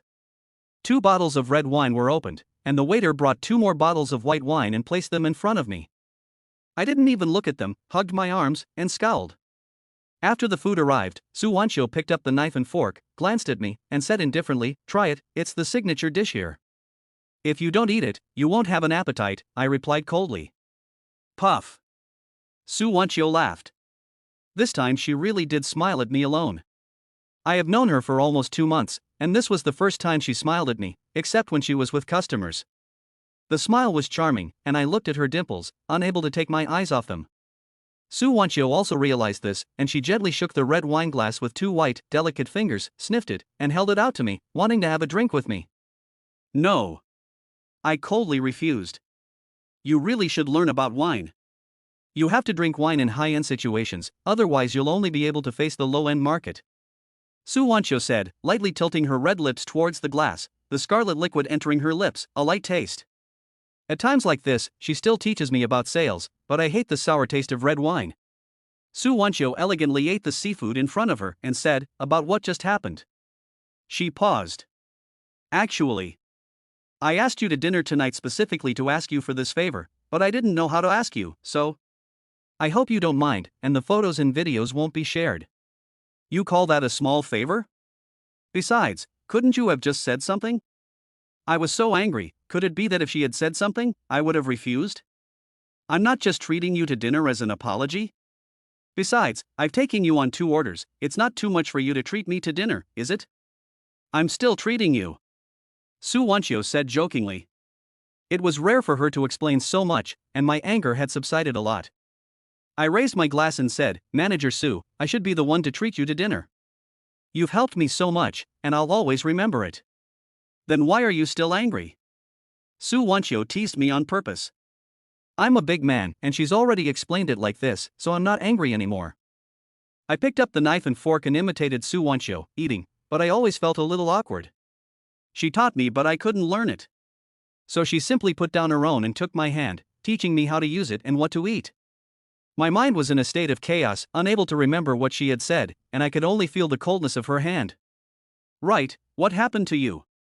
Why, did you have to take those photos with me?" I asked the question that was on my mind, while at the same time easing the awkward atmosphere. Sue Wanchio's face did not change, and I noticed that her hand paused slightly in its movements. She smiled faintly, pretending to be calm, and said, "It's nothing. If you feel bad about it, I'll take you on another sale, but after this, you'll have to do it on your own." The entire sales team had no connections, and many of them couldn't sell anything and couldn't meet their sales targets. As the manager, she had introduced me to so many people and expanded my network, and I was already very satisfied. If this got out, the entire sales team would be in an uproar. "I'm fine. I'm happy to be able to help you," I explained, looking into her beautiful eyes, and I was about to ask the long-buried question in my heart. "Manager Sue, why did you want to keep me and personally take me under your wing? This is something I have been wondering about for a long time. We are not related, and I have never met her before, but I feel familiar with her. Why is she helping me and not others?" Sue Wanchio looked at me with her beautiful eyes, and after a moment, she said, "You really want to know the reason?" "Well, I want to know." I nodded. "Okay, before I answer you, can you answer me a question first?" Sue Wanchio put down her knife and fork and looked at me. "You ask. Do you still remember me?" I frowned. Again? This was the third time she had asked me, and she hadn't even finished the bottle of red wine, so she was obviously sober. "Do we really know each other?" "I'm sorry, I really don't remember you." "Oh, okay." Sue Wanchio didn't answer my question, and I looked at her in confusion. "You don't remember me, so the answer doesn't matter. Let's go, I'll walk you home." Still no answer to my question. But I won't push it. After all, she can't harm me, right? Sue Wanchio picked up her bag and left, so I had to chase after her and say that I would walk her home. Now, my wife is at home getting angry, and if she sees Sue Wanchio walk me home, there's bound to be another fight. Driving in her car, I felt a sense of emotion in my heart, and I thought to myself, when will I be able to buy a car like hers? At that moment, my phone rang. I took it out and saw that Fan Jun was calling my wife's phone. They had just spoken on the phone during the day, and now it was so soon after that they were calling again. And it was so late at night, so there must be something going on. It could be, they were planning to cheat on me again. I really wanted to hear what they were saying, but I was driving and Sue Wanchio was next to me. I couldn't let her hear my wife and Fan Jun say those nasty things, it would be embarrassing. I sent Sue Wanchio home with a gloomy face. Sue Wanchio probably sensed that something was wrong with me. When we got to the entrance of the residential area, she told me to hurry back. I looked at the location of my wife's phone and saw that it was still at home. She and Fan Jun had already hung up. There was no need for me to hurry back. I returned to the electric bicycle and slowly rode home. Lee's kiosk was still open, so I grabbed a pack of cigarettes before going upstairs. But as soon as I entered the door, I saw my wife sitting on the sofa with a stern face. The TV was flashing snowflakes, but she didn't know how to turn it off. When she saw me enter, she gave me a cold stare with her beautiful eyes, and coldly said, "Tell me, did you go to the hotel with that slut tonight?" I froze. What is this? I was caught cheating by my wife? Chapter 055, The Weasel is wishing the chicken a happy new year. I narrowed my eyes and looked at my wife. She was wearing the sexy nightgown from the photo shoot that night, hugging her arms, sitting on the sofa with her fair legs crossed, her beautiful eyes full of coldness. I didn't say anything, and silently sat down next to her, lit a cigarette, and took a deep drag. I wondered how she knew. Fan Jun just spoke to her on the phone, could it be? Did Fan Jun tell her? But why would Fan Jun know that I was in the hotel? You're thinking too much. We were just doing business. If you want to make money from customers, you have to go along with what they want. We were just eating in the lobby. We had a good chat tonight, so we should be able to close the deal soon. I squinted my eyes, with a smile on my lips, and looked at my wife. I lied on purpose, just to see how she would react. My wife looked at me with knitted eyebrows, staring at me for a long time without saying a word. Her chest rose and fell, as if she was suppressing her anger. I could feel that she knew I was lying. Since my wife didn't say anything, I took the initiative and asked casually, "By the way, wife, how did you know I was in the hotel? Who told you?" It was. My wife almost blurted it out, and I listened with my ears pricked. After she recovered, she stared at me with beautiful eyes and snorted, "Why should I tell you? If you don't want anyone to know, don't do it." Hearing this, I just smiled indifferently and didn't delve deeper. She thought she had helped Fan Jun hide it, but she didn't know that I was in control of every move she made. Does running a business require going to places like hotels? Shinjie, don't push your luck. I didn't divorce you because I was thinking about the kids and our mother, but that doesn't mean you can keep acting recklessly. She didn't expose my lie. I didn't ask any further, because I knew I wouldn't get anything out of her anyway. I just told her that I wouldn't do it again. I'm telling you, if you push me too far, I'll sue for divorce, and I'll take the house and my daughter with me. You won't get anything, and you'll regret it. My wife threatened me, got up, and said with some contempt, "That would be best. Don't say I didn't warn you." Xiaojiang has a bad temper. As I watched her enter her room, the image of being forced to kneel by Tangang flashed through my mind. I angrily stubbed out my cigarette, not feeling the pain when my fingers were burned by the embers. I didn't need her to remind me. I had engraved in my heart everything the Tang family had given me, and I would repay them 100-fold. After breakfast, when I left the house, I kissed my wife's forehead and gave her a hug as usual. She reminded me in my ear, "Don't forget, Xiaojiang's girlfriend must give me an answer today about her job, otherwise I will cause trouble at your company." Okay, I remember. I nodded with a smile. The moment I closed the door, my face instantly turned gloomy. I loosened my tie to make it easier to breathe, and inwardly snorted, just because her brother's girlfriend wants to go to the company? And she wants to earn a high income with little work? Why doesn't she just lie down and make money? Damn it! When I arrived at the canteen, I went to Lee's usual stall and got 2 packs of cigarettes. But I realized that I didn't have a single cent on me. Lee smiled and said that I could take the cigarettes and that I could bring the money to her in a couple of days. I was a little embarrassed, but Lee saw it and slipped the cigarettes into my hand. Our hands touched, and I could feel how soft her hands were. I took them anyway, saying that I would buy more when I got the money in a couple of days, so I wouldn't have to keep coming back. I had just started at the company, and the sales team all came rushing towards me, cheering. I was a little dazed, surrounded by them like this, and I didn't know what was going on. Master Shin is truly extraordinary, indeed a veteran of the after-sales department, and he took this month's sales champion in one fell swoop. Master Shin, what's the secret? Teach us. I haven't seen such a big order in half a year. That's right, I ran 4 orders this month, my soles are worn out, and I've only just met my sales target. I even lost a few thousand yuan. Master Shin completed his orders in one go, which is really impressive. He doesn't look like a newbie at all, and last month he was just at the bottom of the pile. I can tell that everyone else really thinks I'm amazing and wants to learn from me. The only person who is not impressed is the sales team leader, the company's golden salesperson. He speaks in a strange way, always implying things. I can only play Tai Chi with them, saying that I just work hard and that I'm just lucky for now, but I won't be next month, and so on. No matter what I say, I won't sell Su Wanqiu out. She is my benefactor. And, in case someone finds out that it was Su Wanqiu who got me started, not to mention whether those customers can be retained, the gossip in the company will crush her. I returned to my workstation and glanced at Su Wanqiu's office.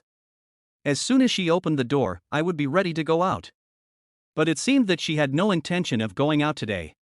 The people in the sales team seemed to have been inspired by my performance as a newcomer. In the blink of an eye, everyone went out to run their business with high morale. There was no one left, so I knocked on Su Wanqiu's office.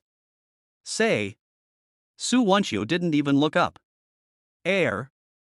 Although we have been working together for a long time, I still can't stand her style of being so decisive and speaking in a concise manner. So, I have something I want to ask you. Ask. Last night. As soon as I opened my mouth, Su Wanqiu looked up, her pretty face cold, her beautiful eyes staring straight at me. Have you told anyone else besides me about going to the Fairy Lake Hotel? No. Su Wanchio asked with a furrowed brow, is something wrong? I shook my head and said, no. Oh, if that's all, go ahead. I'm not going to run today, I'm busy. Manager Su, I still have something to do. Say it. Well, I have a friend who wants to join our company, you see? No way. I hadn't even finished speaking when Su Wanchio rejected it out of hand, leaving no room for negotiation. I thought, given the friendship I have with her now, she would at least help arrange for me to clean the toilets at the company or something. I awkwardly exited the office. Back at my desk, I smoked a cigarette and idly took out my phone to monitor my wife. Suddenly, a voice came on, startling me.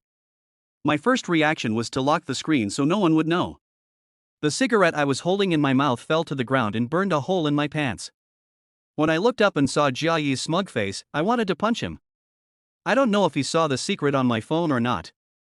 What's wrong with you, coming to see me all the time? Have you fallen for me?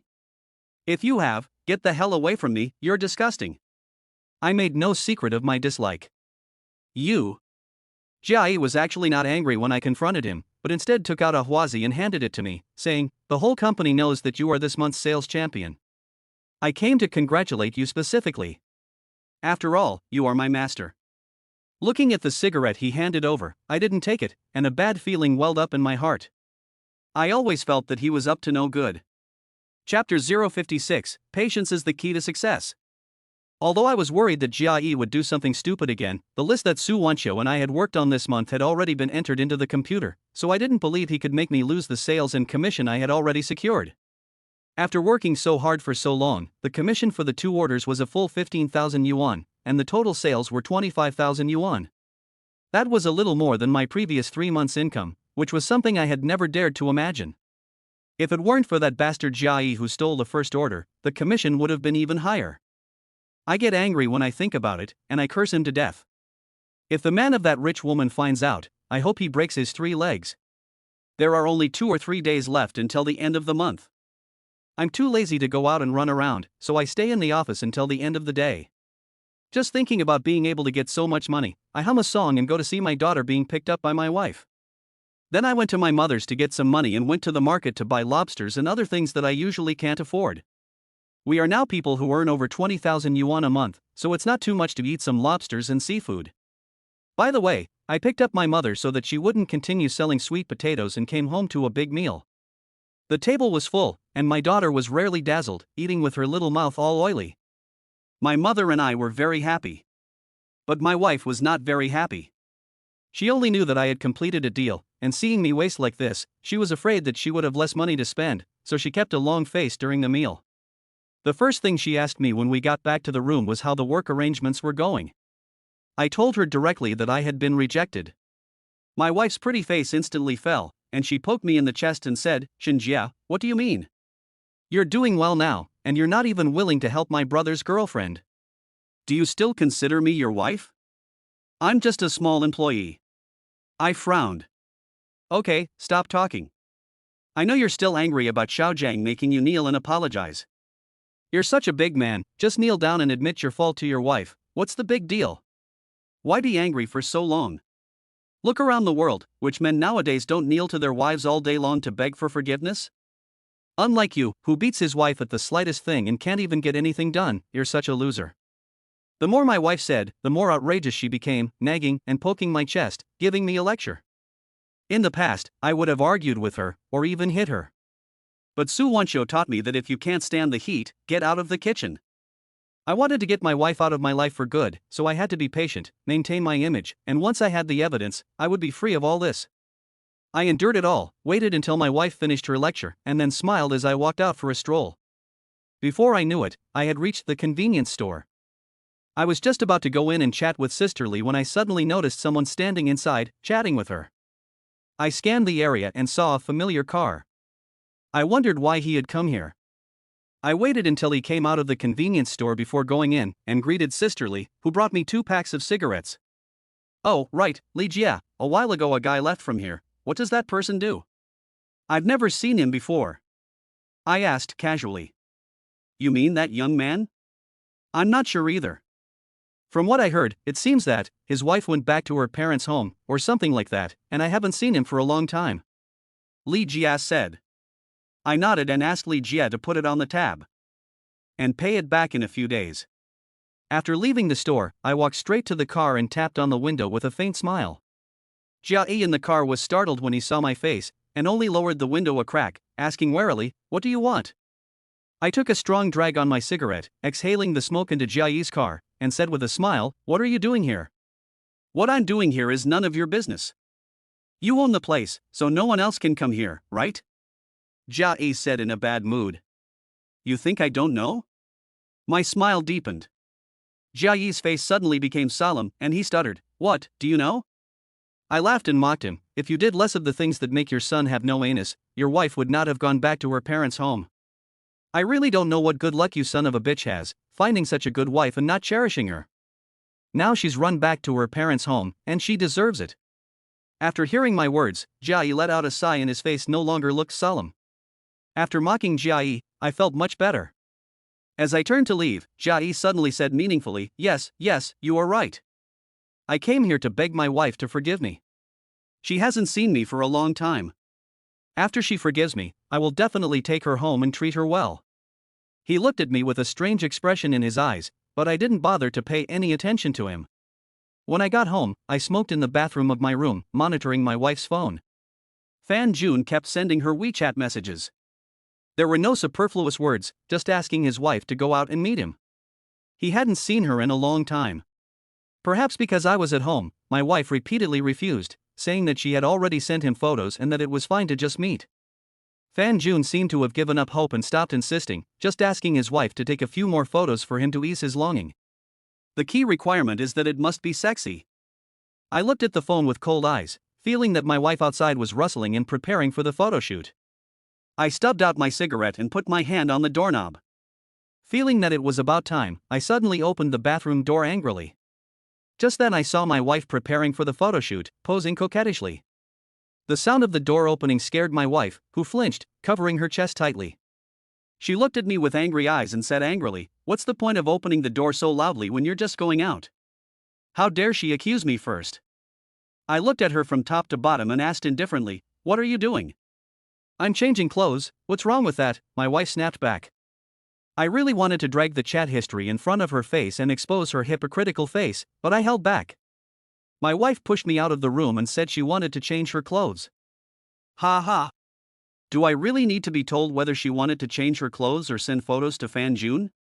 Sure enough, a minute later, my wife sent some photos to Fan Jun, who showered her with praise.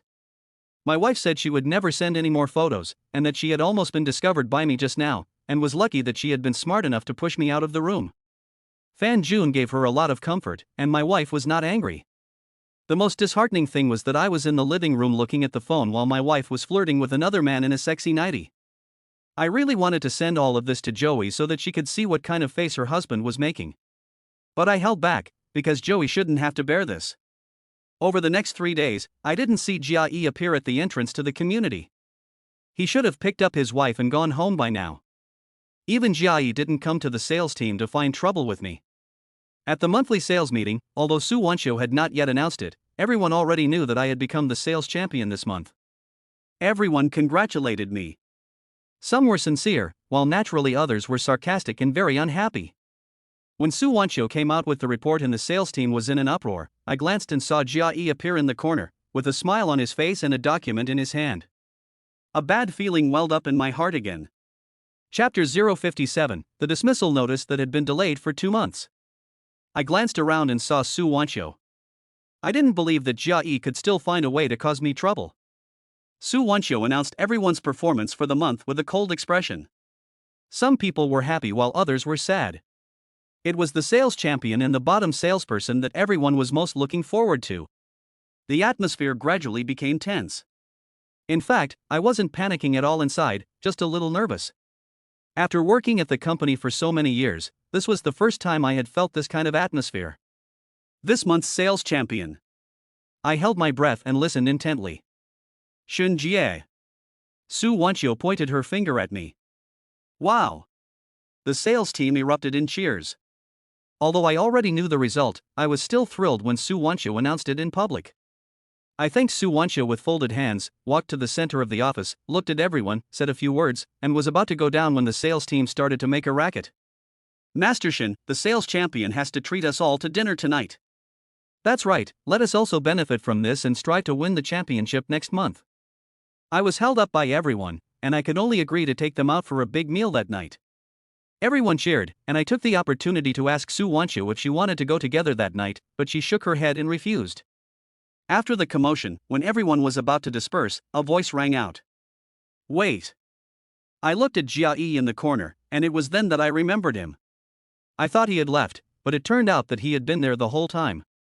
Jia Yi looked at me with a sinister expression in his eyes, with a smug smile on the corner of his mouth. My bad feeling grew even stronger. AI, Manager Su, don't go into the office yet, there's something I need to say to you in front of everyone. Jia Yi stopped Su Wanxiu from going back to the office. Su Wanxiu looked at Jia Yi coldly. I feel uncomfortable whenever I see Jia Yi, and I'm even more unhappy when he shows disrespect to Su Wanxiu. Frowning, I asked, this is the sales team, what are you doing here all the time? Master Chef Shin, I know you've won the sales championship, so I've come to congratulate you. Jia Yi said with a forced smile. I don't need your congratulations, please leave. I said coldly. Jia Yi ignored me and said to the members of the sales team, I want to tell you something. He waved the document in his hand. I felt something was wrong and tried to stop him. Jia Yi poked his finger at my chest, pushed me aside with contempt in his eyes, and said with a sneer, don't worry, later, you'll get what's coming to you. I frowned, what did he mean? What the hell is this son of a bitch up to now? I won't keep you waiting, so I'll make this short. I'm holding a notice from the Human Resources Department. Jia Yi's words left everyone baffled. What does a notice from the Human Resources Department have to do with us? I was also confused. However, Su Wanxiu, who had been left behind by Jia Yi, suddenly looked a little uncomfortable, her beautiful eyes staring coldly at Jia Yi. Jia Yi smiled faintly, opened the document, and read it out to everyone, Personnel Department Notice, Shin Jie of the After Sales Department. Hearing this, I was even more confused. I was transferred to the sales team a long time ago, right? How could I still be in the after sales department? And this personnel department notice is about me? On July 10th, I was fired from the company. That was the entire notice, just one sentence. Jia Yi closed the document and looked at me with a faint smile. The members of the sales team all looked at Jia Yi with strange expressions on their faces, and I looked at him as if I were watching a joke.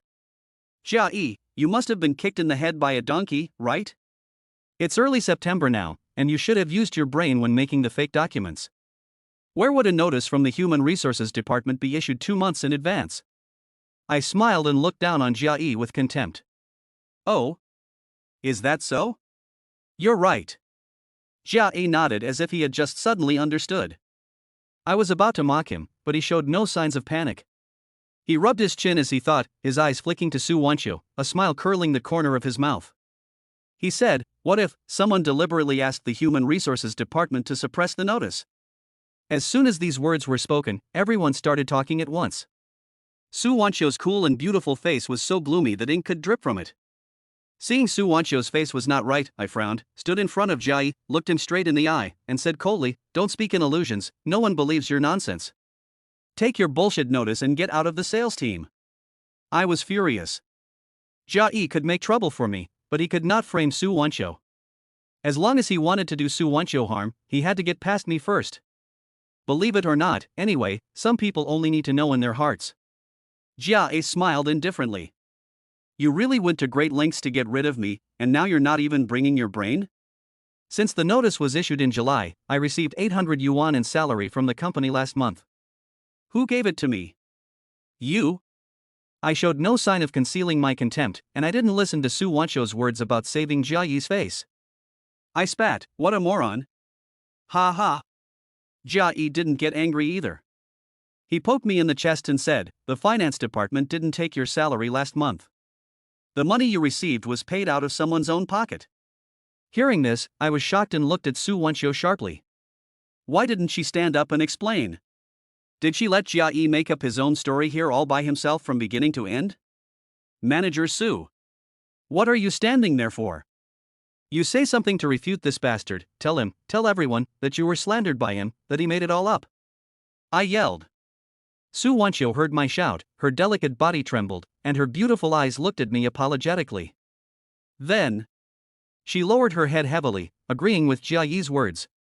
Suddenly, my head felt like it had been hit hard with a heavy hammer, and I felt dizzy. I even felt a little unsteady. I looked up angrily at Jia Yi. I won't believe any of your bullshit. Get out of my sight, now. I was so furious that I grabbed Jia Yi by the collar and clenched my right hand into a fist, ready to strike.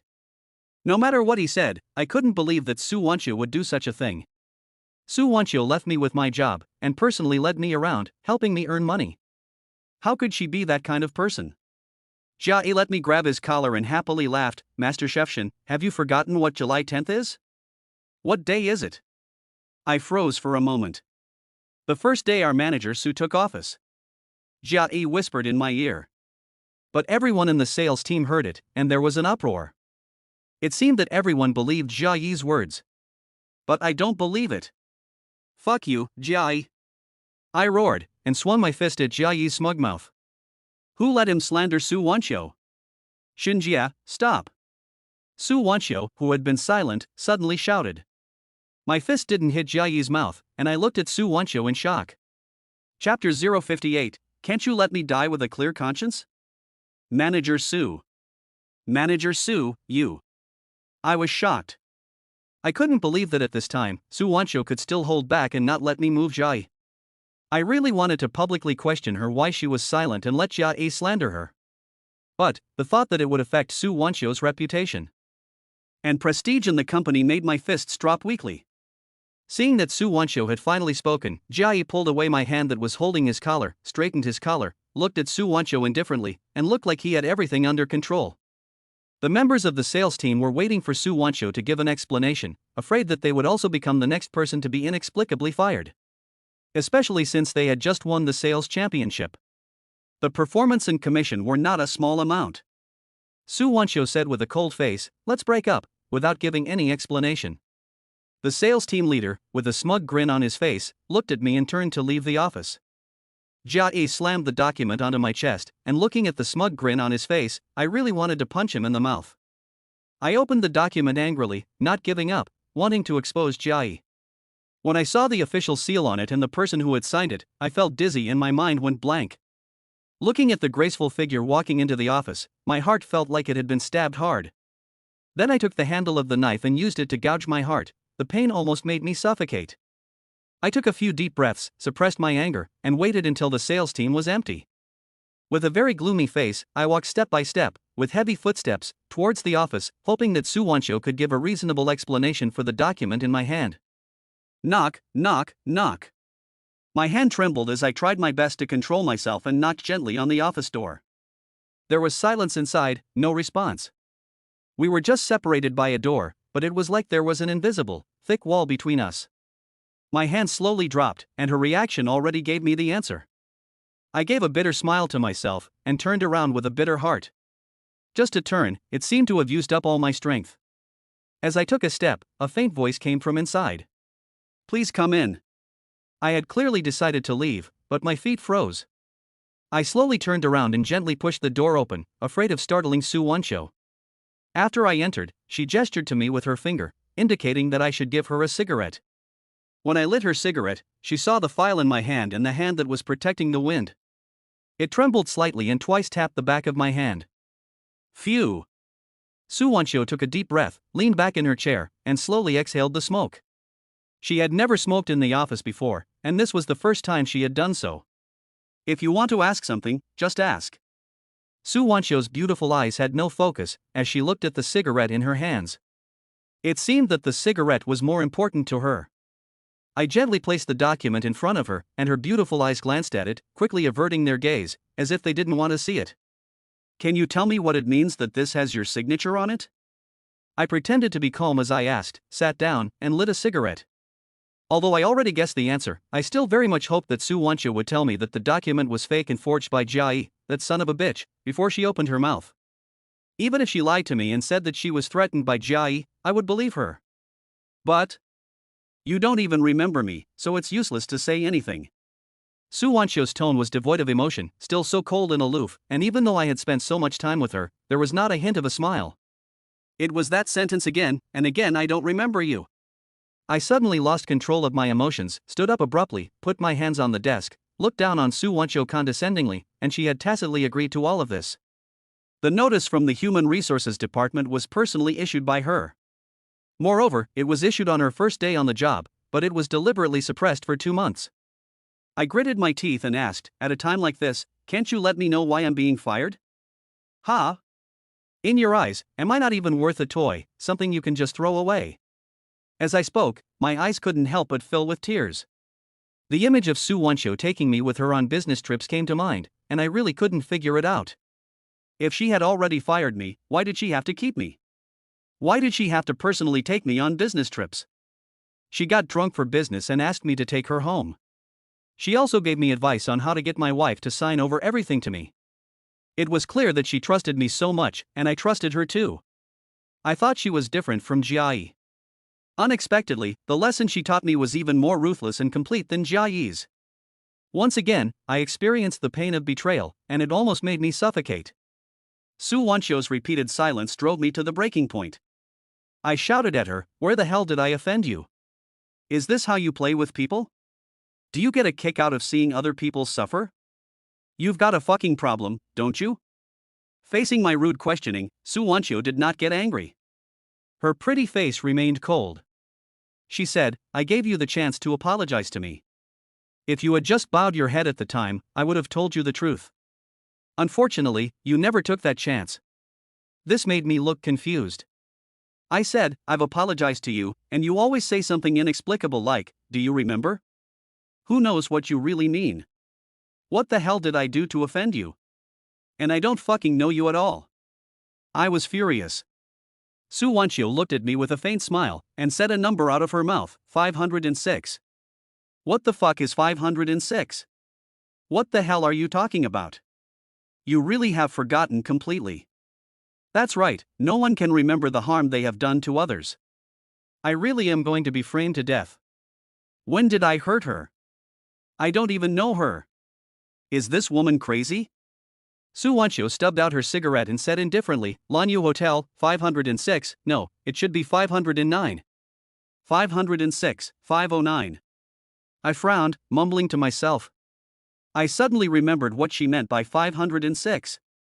I looked at her face in horror, her lips trembling slightly, her features gradually blending with those of the woman I kicked in the wrong door that night. Chapter 059, Revenge. My head exploded when I heard Su Wancho mention the Lanyu Hotel. How did she know the location where I first caught my wife and Fan Jun? Although I had told her about the situation at home, I had never mentioned any of those details. When I saw her face, I understood everything. You mistook 506 for 509 and mistook me for your wife, humiliating me severely. Now, do you remember? Su Wancho's eyes were cold. It really was you. No wonder, the first time I saw you, I thought you looked familiar. I was shocked. But, slowly, I felt more and more uncontrollable anger. At the time, I later looked for you to apologize, but you had already left. Since you recognized me, you could have just told me from the beginning, and I would have apologized very sincerely. Did you need to play with me like that? Did it feel good to play with me? I glared at Su Wancho with anger in my eyes. You're the one who is not calm, you can't learn to analyze, it has nothing to do with others, I have given you enough hints, you can't even do the most basic thing of questioning why I am helping you so much, and now it has come to this. You deserve it. At this kind of time, she is still teaching me from a high position. Su Wancho's coldness made me feel like a fucking idiot, everything is self-sentimental. I really wanted to grab her by the collar and question her, but I finally held back. I slammed the documents on the desk, pointed at her and said, "You don't need to fire me, I'll just fucking quit, okay?" I didn't give Su Wancho the chance to humiliate me again. I turned around angrily, trying to slam the office door shut to vent my anger. When I saw an unfamiliar beautiful woman in the sales team, I gave her a little push with my foot and closed the door gently. I hate myself for still thinking about Su Wancho. I don't know if that woman was someone Jiayi had arranged to replace me, but I know that there is no place for me here anymore. Back at my desk, my eyes filled with tears, and I forced myself not to cry as I quietly packed my things. I can find another job if I lose this one, it's just that the pay will be lower. I don't really care about losing an income of more than 20,000 yuan, after all, I had already decided to give all my commission to Su Wancho as a thank you to her. The only thing I really couldn't accept was Su Wancho's ruthlessness and scheming. I wishfully thought that after all we had been through, we could be considered friends, the kind who can help each other. Otherwise, she wouldn't have come to me for help. I was still too naive. When I packed up a black notebook, my hands trembled, and then I put it down again. It contained the sales methods Su Wancho had taught me, as well as various matters that I usually paid attention to, from who arranged where to eat to what brand of water to bring when visiting. After tidying everything up and preparing to leave, Jia Yi appeared again, looking at me arrogantly with clenched fists. As I passed him, I slammed into his shoulder. Jia Yi covered his shoulder in pain, looked up and cursed at me, asking if I was blind. This is the opportunity I've been waiting for. I swung my fist and hit him hard on the smelly mouth, knocking him off balance and causing him to fall to the ground. Suddenly, I felt a little better. You son of a bitch. I'm not working here anymore, so don't you dare die. I pointed angrily at Jia Yi. As I walked out of the company, Su Wancho also came out of the office, giving me a deep look in her beautiful eyes without saying a word. She stopped Jia Yi from calling the security guard to stop me. Once again, I was kicked out of the door. That feeling. It really fucking sucks. I sat on the electric bicycle, watching people come and go, and I thought about the last time I was in the same place and was humiliated by Jia Yi. I lit a cigarette silently, and my hand was shaking as I did so. After smoking 3 puffs of a Huazi, I didn't taste a thing, so I lit another one of Hongmei. The familiar pungent and spicy feeling was the kind of cigarette that a person like me should smoke. Huazi will never be for people like me. Su Wancho's help is also not something people like me can ever hope to attain. I sat there all afternoon, with cigarette butts all around my feet. I had no idea where I could go now, or where there was still somewhere that would take me in. My colleagues, who had been out cold calling, had gradually returned. They smiled awkwardly when they saw me at the door, and everyone tacitly refrained from mentioning dinner. Only the team leader shook her head in contempt when she saw me, mocking me with these words, "A bottom of the sales pile loser like you, dreaming of climbing above me." I really wanted to rip her mouth off. It was almost time for my daughter to get out of school. I had smoked too much and my mouth was bitter. I gathered up the kickstand of my electric bicycle and set off for the kindergarten. The phone suddenly rang. I was too lazy to look at it and thought it was my wife calling. I didn't want to hear her voice, so I got on my bike and left. But the phone kept ringing, so I took it out while writing irritably. "Speak quickly, I'm busy now." I spoke harshly. But from the other end came a weak sobbing voice, "Shinjie, can you come to the people's hospital? I may not last much longer." Before she could finish her sentence, the phone disconnected. I don't know if she hung up or the battery died. "Joey, what's wrong? Can you speak clearly, hello?" I'm worried about what happened to Joey, and I shouted at the phone in agitation.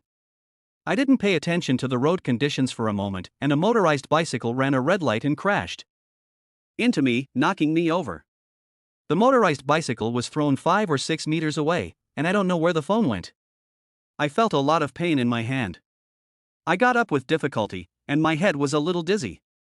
But I didn't have time to argue with the other person, I just wanted to find the phone and rush to the hospital. The phone screen was broken, but it could still be used. I used all my strength with one hand to help lift the electric bicycle, but I was stopped before I could go. "Don't go, you hit someone and tried to run away, pay compensation quickly, or I'll call the police." An old woman, whose clothes were torn, was holding on to me and wouldn't let me go until I paid compensation. I no longer wanted to argue with her, and I didn't want to pay compensation, but she was still being stubborn and wanted me to pay compensation? If it weren't for Joey's unclear situation, I would really have let her call the police today and see what she would do then. I kept trying to leave, but the old woman just laid directly in front of my car, grabbed the wheel, and rolled around, crying and screaming for passers-by to judge the situation and make me pay. I was furious and immediately took out my phone to call the police. The old woman still looked fearless, and the people around her began to persuade her to get up quickly, otherwise when the traffic police arrived, it would be her sole responsibility and she would have to pay for my medical expenses. One person said that she wasn't panicking. Everyone said the same thing, and she panicked, cursed, got up and ran away. In fact, I didn't call the police at all, I was just trying to scare her. I got on my electric bike and rushed to the people's hospital like crazy. I kept calling Joey along the way, But I couldn't get through. I couldn't even park the bike properly. I just threw it down and rushed into the hospital, dragging a nurse along and asking where Joey was. The nurse told me to go to the reception desk and ask. I found out that Joey was in the emergency room getting ready for surgery. When I hurriedly arrived at the emergency operating room, there was a weak figure crouching at the door, tightly curling up her delicate body. Joey looked up and saw me, and with tearful eyes she threw herself into my arms. Chapter 060, Joey had a miscarriage. Joey's weak, bony hands held me tightly, and I could hardly breathe. The surging of her chest made it very difficult for me to breathe, and it was hard to even speak. She didn't say anything. She just buried her head in my chest and kept crying, crying very sadly. The hot tears flowed onto my chest and gradually cooled. It made my heart ache. Fan Jun and his wife had momentarily sought pleasure, but they had hurt more than two families. Joey and I had to bear the pain we shouldn't have had to bear. The fragrance of her hair tickled my nose. My right hand, which was throbbing with pain, trembled as I placed it on her head and gently stroked her hair. Joey, I'm here now. If there's anything you need to tell me, just tell me, okay? I tried to sound as gentle as possible, to calm Joey's emotions. After crying for half a day, Joey finally sobbed and said hoarsely, Shinjia, my child. Child? What about the child? My heart instantly went up to my throat. The fault of adults should not be borne by children. Especially since Joey and Fan Jun had been married for such a long time and had finally managed to conceive. If something happened to the child, Joey might collapse.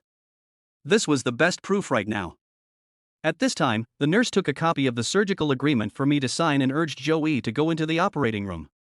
The abortion procedure on the agreement replaced Joey's answer, and I didn't want to sign it either, but my hand still trembled and signed it. The writing was so crooked that it was hard to read. Watching her tearfully and painfully, unwilling to let go of my hand and walk into the operating room, I collapsed and sat on the ground. Joey's child can't be saved. I tugged at my hair fiercely, and the pain made me hold back the tears that were about to spill. But the thought of the child made me slap my injured right hand hard. The sound of the slap echoed. The tears could no longer be held back. I could only suppress my sobs, for fear of affecting Joey, who was having an operation inside. It wasn't because of what my wife said about me having an affair with Joey, or that the child had something to do with me. Rather, it was clear that I could have stopped it from happening. But that night I sent Joey back to Fan Jun's house, and I was the culprit. If I had been more forceful and agreed to go home with Joey, then none of this would have happened, and neither would her child. No one loved children more than Joey. When she found out that my wife was pregnant, she was even happier than I was, and she visited almost every day.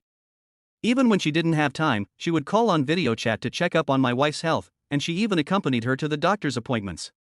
Before Tong Tong was born, she had already prepared everything for Tong Tong from birth to the age of 5. She was so happy to see Tong Tong every time, and she was always sad when they parted. When she went through all the hardships to conceive a child, she was so happy that she could finally be a mother. But now, I sat in the doorway, my mind a blank, not knowing how long it had been. The constant sound of pain from the operating room tortured me. I desperately wanted to call Fan Jun right now and make that damned bastard listen to the sound of his wife's pain. This was all his doing. I even wanted to drag my wife over and make her kneel before Joey and apologize. But what good would that do? Would it be able to save Joey's baby? The operation was finally over. When Joey was pushed out by the nurse, her face was pale and terrifying, her hair was wet with cold sweat, and she was unconscious. How is she? I anxiously asked the nurse. The nurse gave me a stern look and said, I have never seen such an irresponsible and heartless man as you. Don't you know that pregnant women are not in good health in the first 3 months? You insisted on forcing it. The adult is fine, she just didn't choose to be anesthetized and passed out. Hearing this, the veins in my hand stood out, and I gripped the white sheets tightly. When I entered the ward and the nurse left, she snorted in contempt and said, dead scumbag. Then she slammed the ward door shut. I looked at Joey, who had not yet woken up, with a gloomy face and did not move. It was late at night and quiet.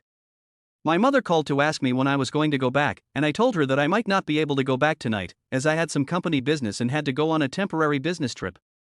Just a minute after the phone hung up, my wife called. She asked directly, haven't you already been fired? Where are you going on a business trip? Tell me. If you can't tell me today, I'll have Xiao Jiang come and ask you tomorrow. You're pretty well informed.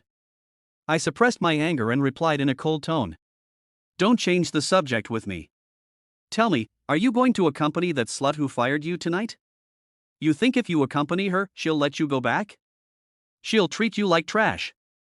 My wife's words pierced my chest like daggers. Before I could say anything, my wife said again, I don't care where you find the money, but you have to pay the household expenses on time. You figure it out yourself. Don't blame me if I can't even feed our mother. I have no money, so there's nothing I can do. My wife gave me a scolding in a nasty tone and gave me half an hour to go home. Otherwise, Tang Gang will show up at our house tomorrow, and she will not be responsible for what happens. From beginning to end, she never asked me about Tang Gang's girlfriend's work.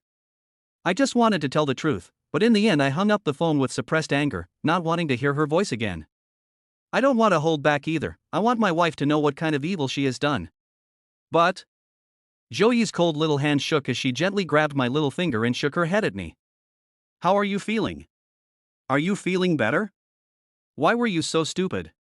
Why didn't you even want an anesthetic? Do you know that you could have died? I asked her a series of questions, and Joey didn't know what to say.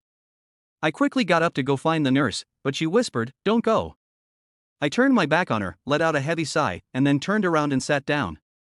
I'm fine, I want to feel the pain of my child leaving this world. I brought him into this world, but I didn't even get to see him leave. It must be because I didn't do enough. Joey's face was pale as she smiled bitterly, and tears ran down her mouth. She suddenly looked full of pain, and her cold hands gripped me so tightly that they tore my hands. She gritted her teeth and didn't cry out. Seeing her so stubbornly bear the pain, she didn't even grunt. I felt indescribable pain in my heart. Joey, if it hurts, just cry, I'm not a stranger. I couldn't hold back the tears welling up in my eyes, and I slapped myself hard. Joey looked at me with tightly knit eyebrows and said, "Why did you hit yourself? If it weren't for me introducing that bastard Fan Jun to you, you wouldn't have suffered such pain. It's all my fault." I clenched my fists and slammed them against the wall. My hands hurt, but not as much as my heart. I turned my back on Joey and said, "I will make up for my mistakes. I will make that bastard kneel before you and apologize." Ignoring Joey's feeble cries from behind me, I rushed out of the hospital like a madman, picked up the electric bicycle that had fallen to the ground, and dialed Fan Jun's phone number for the first time since I found out that he was my wife's lover. "Where are you?" I yelled in a cold voice. "What? Did that little bitch Joey go to you again?" Fan Jun's voice sounded a little drunk on the phone. "I fucking asked you where you were." I yelled at the phone.